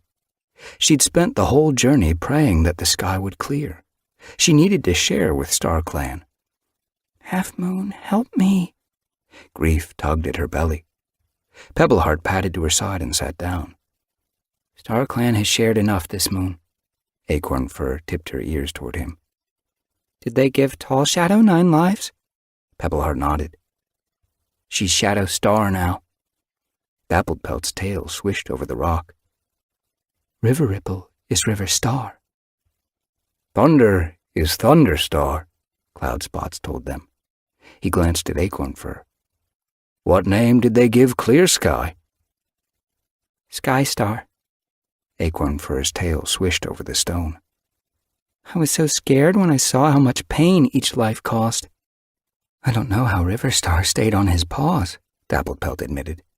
Mothflight gazed blankly at the moonstone, only half listening. She wanted to reach out and touch the dark stone. Perhaps StarClan would share even without moonlight. Did they really heal Windstar's leg? Mothflight suddenly realized Cloudspots was speaking to her. She shook out her pelt, trying to focus. It's like it was never broken. I wish I could bring Sun Shadow here, Pebbleheart commented sadly. Mothflight jerked her muzzle toward him. Is Sun Shadow sick? He's had red cough, Pebbleheart told her. He's over the worst of it, but he's taking a while to get his strength back. Dappled Pelt leaned forward. Do you think the moonstone heals any cat? Mothflight stared at the rock, surprised how dull it was without moonlight. The moonstone doesn't do anything except let us share with StarClan. It's StarClan that heals. Acorn Fur dipped her head. Then let's pray they heal Sunshadow. Cloudspots and Dapplepelt murmured in agreement. Pebbleheart glanced at Mothflight. How is the rest of your clan? Have they recovered from their battle injuries? Stormpelt's ear tip will always be torn, Mothflight told him, but I think he's secretly proud of his scars. Acorn Fur snorted. Redclaw's the same. He asked me not to treat the scratch on his muzzle. I told him not to be silly. What if it got infected? She purred suddenly, her eyes glistening with affection. I didn't realize Redclaw was such a kind cat. He's changed since the battle. I think making peace with Willowtail has softened him. A teasing glint flashed in Dapplepelt's gaze. You sound like you're in love. Acorn Fur looked away shyly. We have been getting close, she admitted. We've even talked about sharing a nest. Cloudspots purred. It looks like Mothflight won't be the only medicine cat with kits. No! Mothflight stiffened, surprised at the harshness of her mew. Pebbleheart blinked at her. Dapplepelt and Cloudspots narrowed their eyes. What's wrong? Acorn Fur tipped her head uneasily. Mothflight's throat tightened. Grief swelled in her chest. Are you worried I'll lose him like you lost Micah? Acorn Fur pressed. You were unlucky. Not all relationships end like that. I mean, I'm sorry yours did, but it doesn't mean Redclaw will. Mothflight glared at her. You don't understand. The walls echoed the sharpness of her voice. The fear and uncertainty that had nagged at her since Windstar had been hurt hit her like an icy blast of wind. She gripped the stone with her claws, bracing herself against the emotion sweeping over her. No medicine cat should have kits. They shouldn't even take a mate. Acorn Fur stared at her. But you did. Mothflight's mouth dried as she gazed back at the SkyClan cat. I was wrong. Her mew cracked. What do you mean? Pebbleheart's eyes rounded with worry. I can't be a mother and a medicine cat. Mothflight sobbed. Spiderpaw nearly drowned. I pulled him from the river. He wasn't breathing. She stared at the others wildly. I was so scared. I didn't know what to do. A medicine cat can't be like that. But you saved him, Pebbleheart pointed out. Micah saved him, Mothflight confessed. He spoke to me and told me what to do. I was frozen with terror. If Micah hadn't told me what to do, I would have watched my kit die. Her flanks heaved as her breathing quickened. She felt Pebbleheart's tail smoothing her spiked fur, but she went on. I spend half my time terrified that my kits might die while I'm looking after my clan, and the other half terrified a clanmate might die while I'm looking after my kits. StarClan sent me a sign that let me save Windstar. But what if they'd sent it earlier, while I was rescuing Spiderpaw? I would have missed it. Windstar could be dead. And we'd have never discovered that leaders should have 9 lives. Cloudspots lifted his chin. StarClan would have sent another sign. They'd have made sure you saw it. You don't know that. We can't risk it. Mothflight's eyes grew hot as she glared at Acorn Fur. You can't have kits with Redclaw. You mustn't even share his nest. You must live only for your clan. It's the only way to stay strong. Acorn Fur's eyes flashed angrily in the darkness. That's easy for you to say. You've had a mate. You've got kits. Mothflight shifted her paws, the stone walls pressing in around her. I can't do it anymore. Pebbleheart stiffened beside her. Are you going to stop being a medicine cat? No. Mothflight gasped as sorrow plunged thorn-sharp claws deep into her heart. Being a medicine cat is my destiny. It's what I was always supposed to be. The clans depend on me. Half Moon told me. Pebbleheart's eyes glowed darkly in the half-light. What are you going to do? The earth seemed to tremble beneath Mothflight's paws. The pain she'd felt at Micah's death seemed to open in her chest, pouring out grief sharper than any she could imagine. I'm going to give up my kids. Chapter 36. The oaks are so big! Honeypelt's breathless mew echoed across the shadowy fore-trees clearing. He gazed up through the branches. The sky was turning purple as the sun sank below the distant horizon. Stars began to show, glimmering among the leaves. Blue Whisker huddled closer to Mothflight. Can we go home now? Mothflight's throat tightened. Words dried on her tongue. She couldn't answer. Instead, she called to Spiderpaw, who was scrambling over an ancient oak root. Stay close! He glanced over his shoulder. But I want to explore. Honeypelt marched toward his brother, Bubbling Stream at his heels. Mothflight said to come back. Blue Whisker started to shiver. I'm cold. It won't be long now. Mothflight scanned the slopes of the fore-trees hollow. Were they coming? Pebbleheart, Dappledpelt, Acornfur, and Cloudspots had arranged everything. They'd spoken to their leaders and brought news that each clan would accept one of Mothflight's kits. Are you sure that you don't want them to stay together? Acornfur had asked when she'd visited the Wind Clan camp the day before. No, Mothflight had been certain. I want one kit to go to each clan. She hadn't explained more. She knew she was doing the right thing. But if they stay together, they'll be able to look after each other, Acornfur had reasoned. I'm sure their new clans will look after them well enough. Mothflight hadn't met Acornfur's gaze. It was hard enough to stop her mew from trembling. Acornfur didn't press her. Clear Sky and Starflower are thrilled to be taking Honeypelt. They still miss Tiny Branch, and Honeypelt will be a comfort to them. Mothflight? Blue Whisker's mew jerked her back to the moment. The she-kit was gazing through the branches. Her white and yellow pelt glowed in the dusky light. Is that where StarClan lives? In the sky?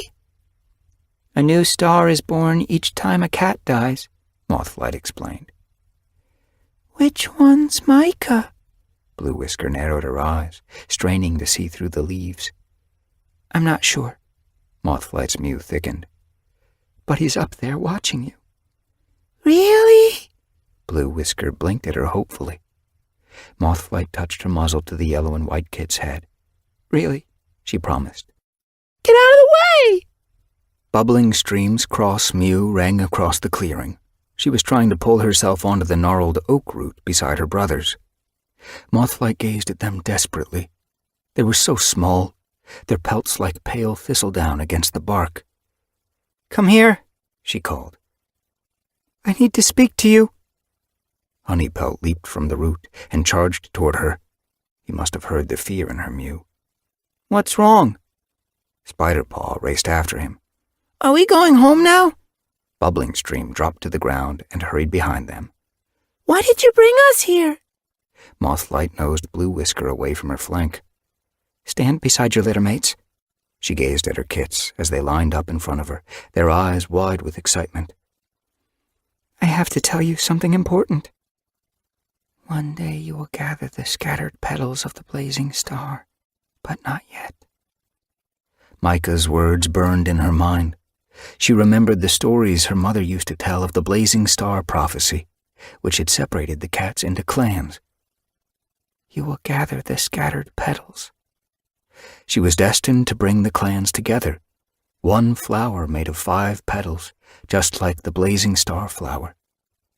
But not yet. She would bring the petals together, but first she must scatter them. Her bloodline must flow into each clan. She blinked solemnly at her kits. The leaders of the clans are coming here tonight. Why? Spiderpaw pricked his ears. Blue Whisker shrank back. Do we have to meet them? Mothflight didn't answer. She forced herself to go on. They are coming here to meet you. They want you to go live with them as part of their clans. Each of you will go to a different clan.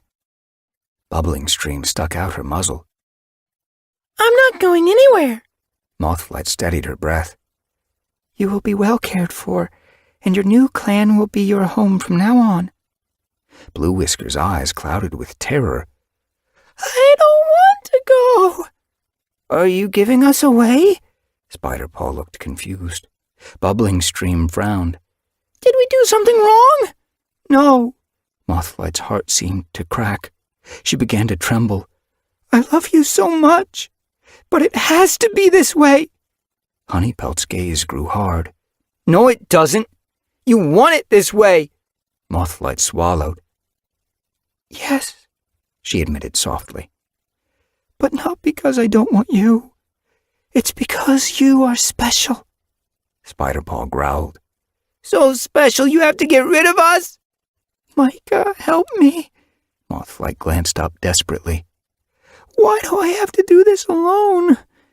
She straightened, determined to be strong. Your father spoke to me, she began. He told me that one day I would gather the scattered petals of the blazing star.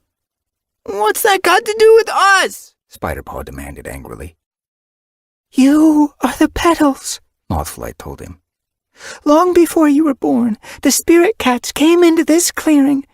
Spirit cats? Bubbling Stream looked anxiously over her shoulder. Are they with us now? Blue Whisker blinked into the shadows. We're alone, Mothflight soothed. But they used to come here, before I found the Moonstone, before the clans existed. It was the spirit cats who told us to split into 5 clans, like the petals of the blazing star flower. The cats had grown jealous. They all wanted land. They fought over who owned the forest and the moor. Many died. So we divided the land fairly among us and became the clans. But the clans still fight each other, Spider-Paw pointed out. That's how Windstar got hurt. Mothflight nodded. That is why you must each join a clan. You are littermates. Your bond is strong. One day when you are grown up, that bond will make the clans into one family once more. You are the petals of the blazing star. Honeypelt narrowed his eyes thoughtfully. So, we won't fight anymore? Exactly. Pride warmed Mothflight's pelt. Bubbling Stream looked unconvinced. Why do we have to join new clans? Why can't Stormpelt and Eaglefeather and Doonose? Spider-Paw glanced at his sister. Because we're special. Blue Whisker stared at Mothflight. I don't want to be special. Mothflight hesitated. Her mind whirled back to the moor, all those moons ago. She remembered her father's words. Dust Muzzle will make a fine hunter one day, but Mothflight is special. How little she'd understood. She thrust her muzzle close to Blue Whisker, her heart twisting. I need you to be brave, little one. I'm asking you to do something very hard. I know you're scared, but you will be safe. ThunderClan cats are kind. You'll love the forest. It's full of beautiful plants, and it's warmer than the moor. The wind whispers high in the trees, so you'll never feel lonely, and the clan will raise you as its own. But I want you to raise me. Blue Whisker's breath warmed Mothflight's cheek. The pain in her heart was almost too much to bear, but she forced herself not to tremble. Honeypelt nosed between them. Come on, Blue Whisker. It'll be exciting. You'll see Mothflight at gatherings, and the rest of us won't be far away. He looked at Mothflight. Which clan will I go to? Sky Clan, Mothflight told him. You see, Honeypelt blinked at Blue Whisker. I'll be living in the same forest as you, and Bubbling Stream or Spider-Paw will be in River Clan. Spider-Paw is going to live with River Clan, Mothflight told him. Spider-Paw's eyes widened with horror. I'll have to eat fish and swim. Honeypelt nudged him. At least next time you fall in the river you won't half drown. Spider-Paw tipped his head thoughtfully. Mothflight was still watching Blue Whisker. She had guessed that her shyest kit would take it hardest. But Blue Whisker's eyes were sparkling with curiosity. Do ThunderClan cats climb trees? I don't know, Mothflight confessed. Blue Whisker's gaze drifted upward. I've always wondered what it's like to look down on everything like a bird. Honeypelt flicked his tail encouragingly. I bet Thunderstar's always climbing trees. It's probably the first thing he'll teach you. Bubbling Stream was staring up the slope, where darkness swallowed the forest. I'll be going to Shadow Clan. She sounded uncertain. Mothflight's thoughts flicked back to the moon she'd spent there. It's peaceful in the pine forest, and Juniper Branch's kits are only 2 moons older than you. You'll have someone to play with. You'll have to eat frogs, Spiderpaw snorted. That's even worse than fish. Bubbling Stream ignored him. Are Shadow Clan kits allowed out of camp? They're probably allowed to roam anywhere they like, Honeypelt told her. Buzzards can't hunt in forests. Mothflight blinked at him gratefully. He sounded so much like his father, so optimistic and ready to take on any challenge. She purred. I will miss you all so much. Blue Whisker brushed her muzzle along Mothflight's jaw. Spiderpaw weaved around her legs. Bubbling Stream clambered onto her back. One last badger ride. Mothflight began to lumber heavily across the clearing, making Bubbling Stream sway on her shoulders until the kit mewed with delight. Honeypelt trotted beside her.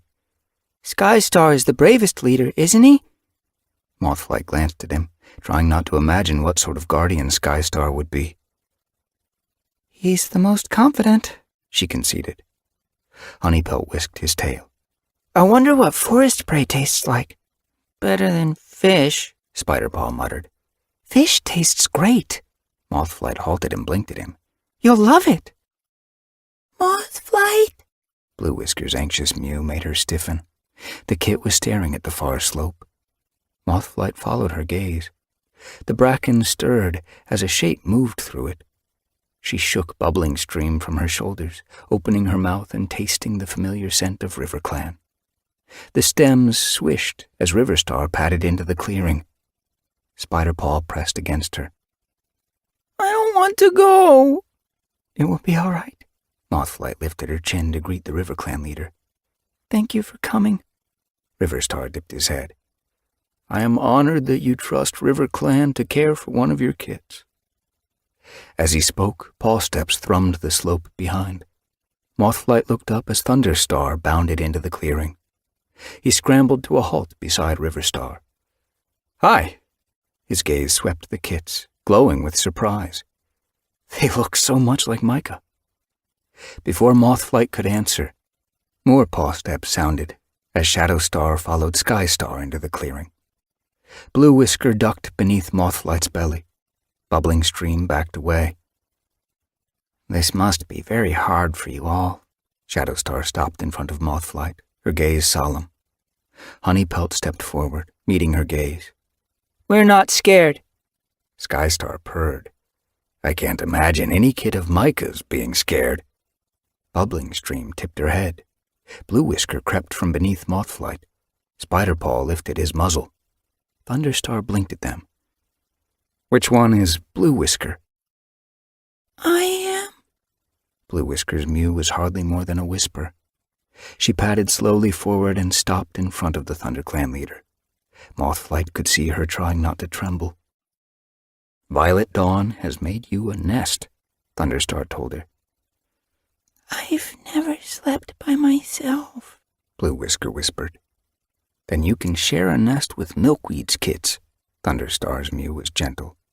They're not much older than you, although Milkweed says they fidget like rabbits in a burrow.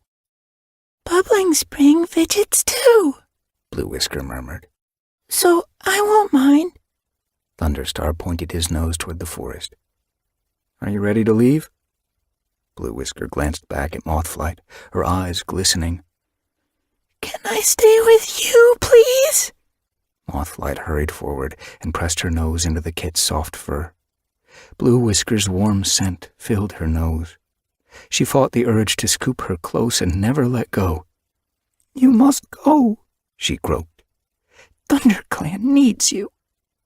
Blue Whisker turned away, her tail down, and began to follow Thunderstar from the clearing. Bubbling Stream padded toward Shadowstar. I'm supposed to come with you. Shadowstar blinked at her.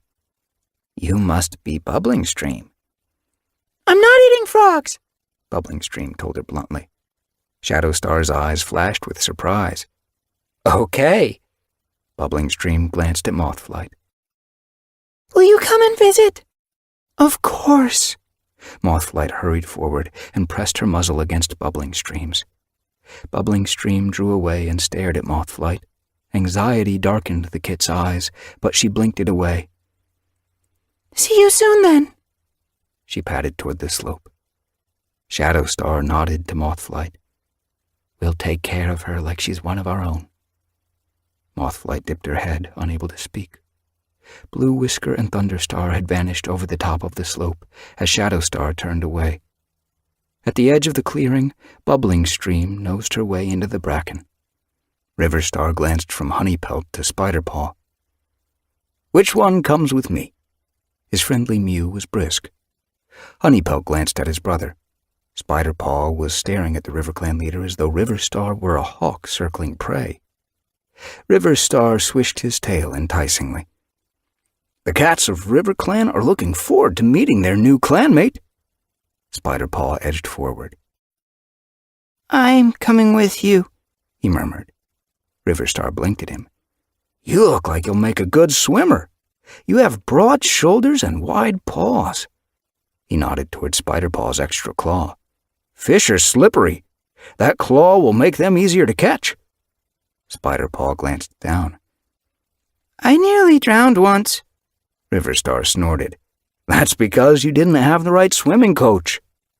He began to head toward the slope. I haven't lost an apprentice yet. You're in safe paws. Spiderpaw blinked at Mothflight. Do I really have to go?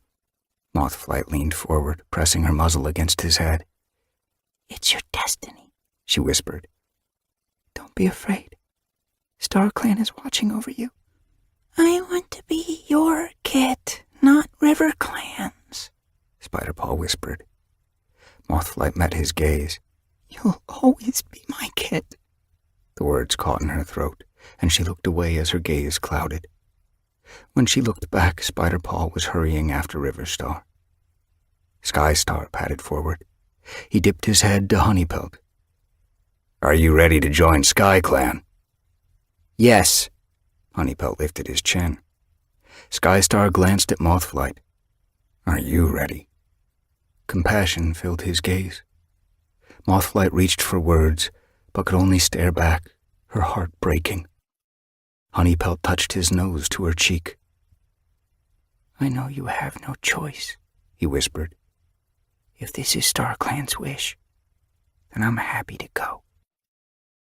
Your father will be as proud of you as I am, Mothflight croaked. Don't be sad. Honeypelt pressed his muzzle deeper.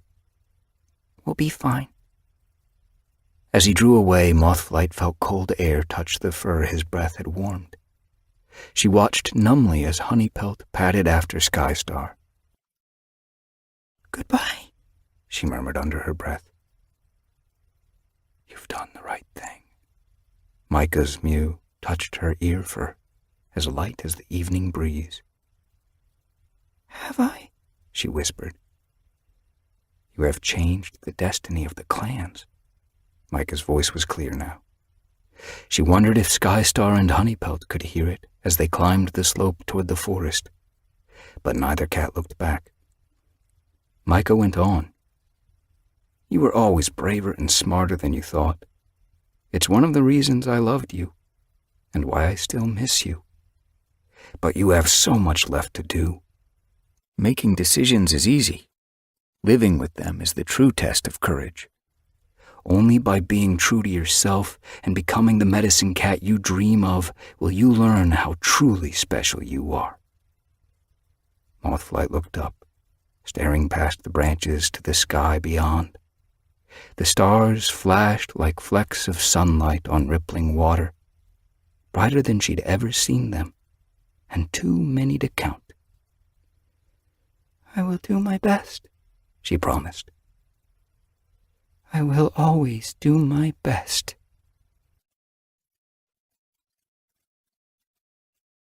Chapter 37. Mothflight fluffed out her fur against the chilly air of the Moonstone Cavern and looked up. Stars glittered beyond the hole in the roof. Moonlight spilled over the rim. As she waited for it to reach the Moonstone, she listened to the other medicine cats talk. I'm glad the clouds cleared in time, Pebbleheart mewed. Clouds never last long when it's this breezy, Dapplepelt answered. The wind has been tugging at my whiskers all day. It brought down the first fall of leaves in the forest, Cloudspots told them. Acorn Fur shivered. I'm not ready for Leaf Bear. That's a few moons away yet, Pebbleheart reassured her. Mothflight's thoughts drifted from their idle chatter, her mind sifting through everything they'd told her on the journey here. In the moon since she'd given Honeypelt, Bubbling Stream, Blue Whisker, and Spider Paw away, her heart had felt like a heavy, cracked stone in her chest. She'd curled into her empty nest each night, feeling their absence in the cold moss around her, and each morning she'd awoken expecting to feel their soft pelts nestling against her, but feeling nothing but the twitching of her own paws. How is Blue Whisker? She'd asked Cloudspots as she met him at the Windclam border. Cloudspots had told her that Blue Whisker was eating well and had made friends already with Milkweed's kids. She and Shivering Rose are inseparable. Acorn Fur had purred as she told Mothflight that Honeypelt was following Skystar around camp, asking endless questions. Skystar enjoys it, the chestnut she-cat had reassured her. His eyes light up whenever Honeypelt darts in front of him, begging to know something new. He seems impressed by Honeypelt's eagerness to learn. How's Bubbling Stream? Mothflight had asked Pebbleheart as they'd crossed a dusky meadow. She's leading Dangling Leaf, Dusknose, and Shadepelt on expeditions outside camp. Mothflight's belly had tightened with worry. Are they safe in the forest by themselves? Someone always tracks them, Pebbleheart had promised her. Mouseear followed them through a nettle patch yesterday. They all came home with stung noses and pads. Mothflight's heart had quickened with alarm. Is Bubbling Stream all right? I had plenty of fresh stock in my store, Pebbleheart had told her gently. Besides, every kit gets stung eventually. Mouseear should have known better than to walk through a nettle patch, but he said he didn't want to let them out of his sight. Mothflight had felt reassured and hurried to catch up with Dapplepelt. Is Spider Paw settling into RiverClan? He can swim already. There had been a hint of pride in Dapplepelt's mew. Not by himself, surely. Alarm flashed through Mothflight's pelt. Kids never swim by themselves, Dapplepelt promised her. Not until they're strong enough to ride the currents. Mothflight's thoughts had flashed back to her swim with Spider Paw. She'd felt helpless against the buffeting of the water. She couldn't imagine Spider Paw ever being strong enough to survive it. He'll be swimming like a fish before long. Dapplepelt must have guessed Mothflight's anxiety. It's just like running through a gale. She'd glanced sideways. You've never been knocked off your paws by the wind, have you? No. Mothflight had been unconvinced, but she had to trust RiverClan. Dapplepelt gently changed the subject. Drizzle and Pine Needle think Spider Paw's great. He's been teaching them how to play moss ball. He's a great jumper. Drizzle can never get the moss past him. Mothflight pictured Spider Paw now as she gazed at the Moonstone. She could imagine him charging around the RiverClan camp as he'd done in the Hollow. Her heart ached. Did her kits miss her? They sounded happy in their new homes. Happier than with me? Guilt pricked her paws. She wanted them to be happy, and yet she hoped they still kept a place for her in their hearts. Acorn Fur's mew cut into her thoughts.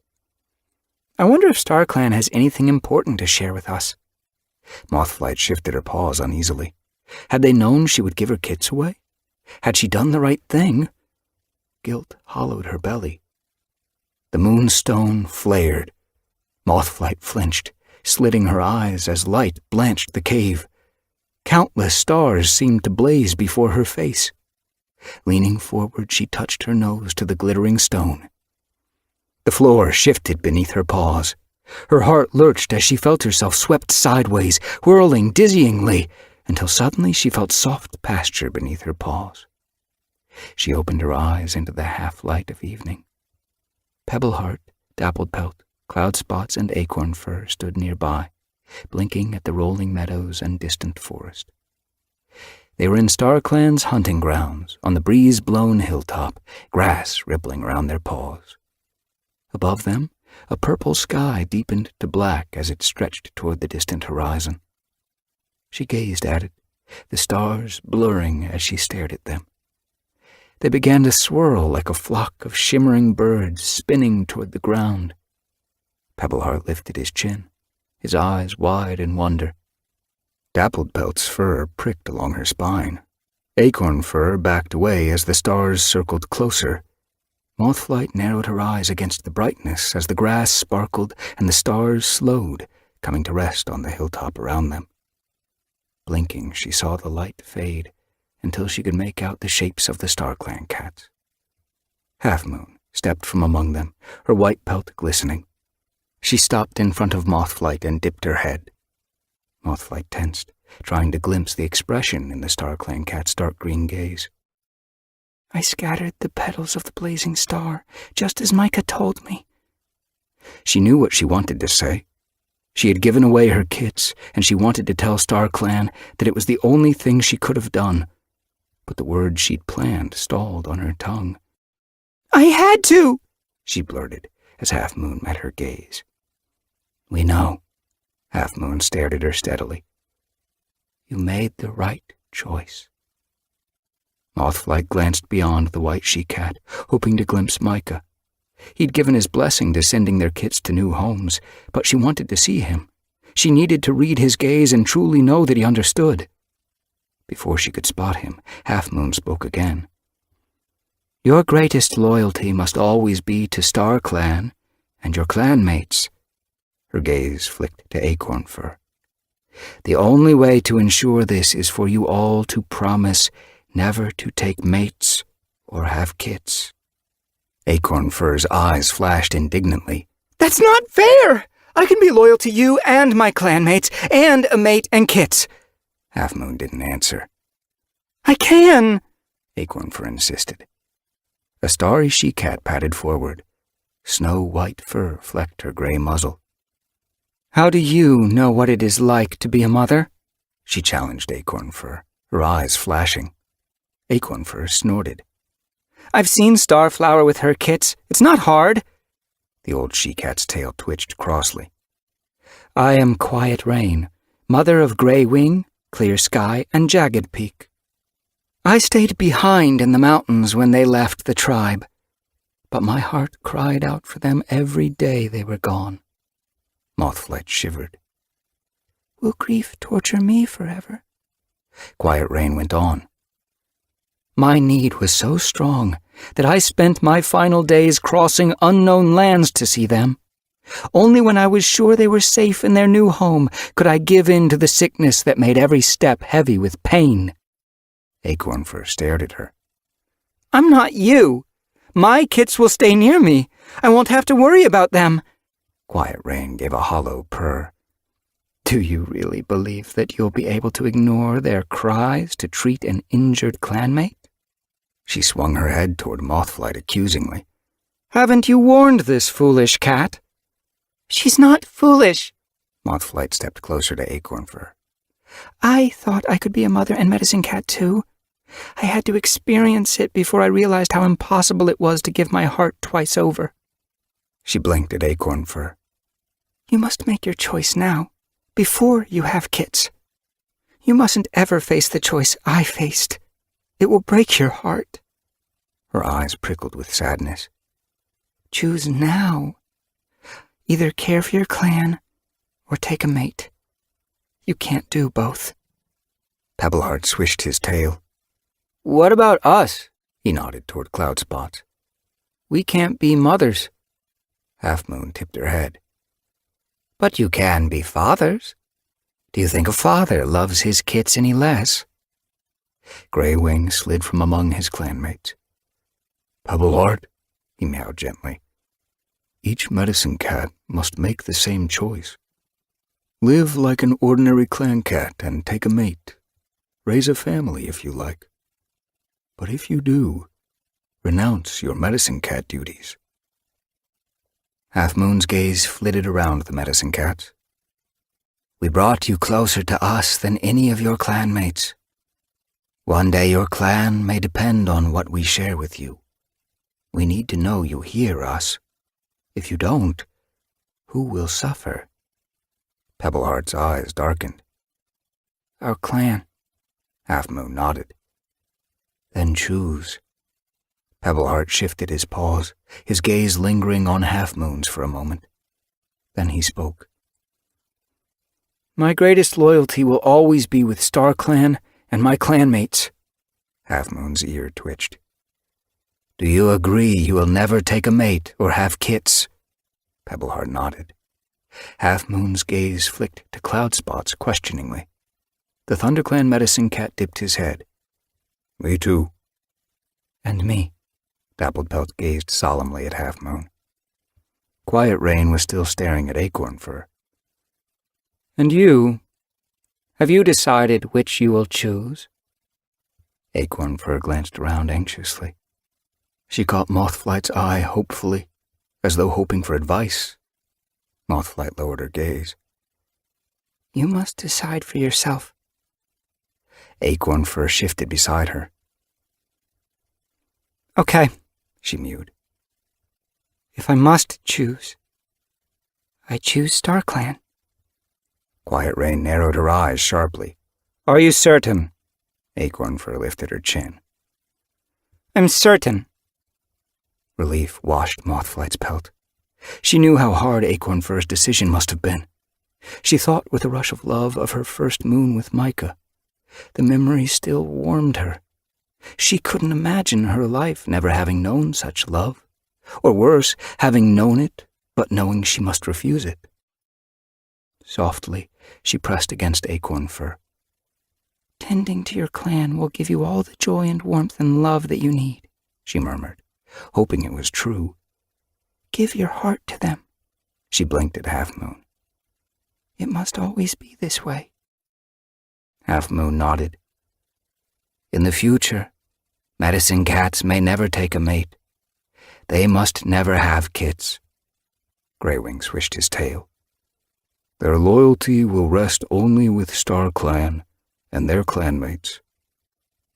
Around them, StarClan murmured with approval, their mews echoing beneath the starless sky. Watching them, Mothflight caught sight of Micah at last. His gaze was fixed on her, brimming with affection. She returned it, her heart twisting with sorrow. I'm sorry, my love, but while I live, I must give you up. She had sent her kits away so she could be the best medicine cat she could be.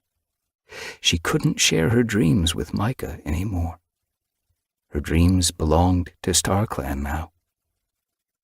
Every hair in her pelt, every beat of her heart, every breath belonged to them. This is MacLeod Andrews. We hope you have enjoyed this unabridged production of Warriors Super Edition, Mothflight's Vision, by Aaron Hunter, presented by HarperCollins and Harper Audio. This program was produced by Mosaic Audio. The director was Andrew Meisner.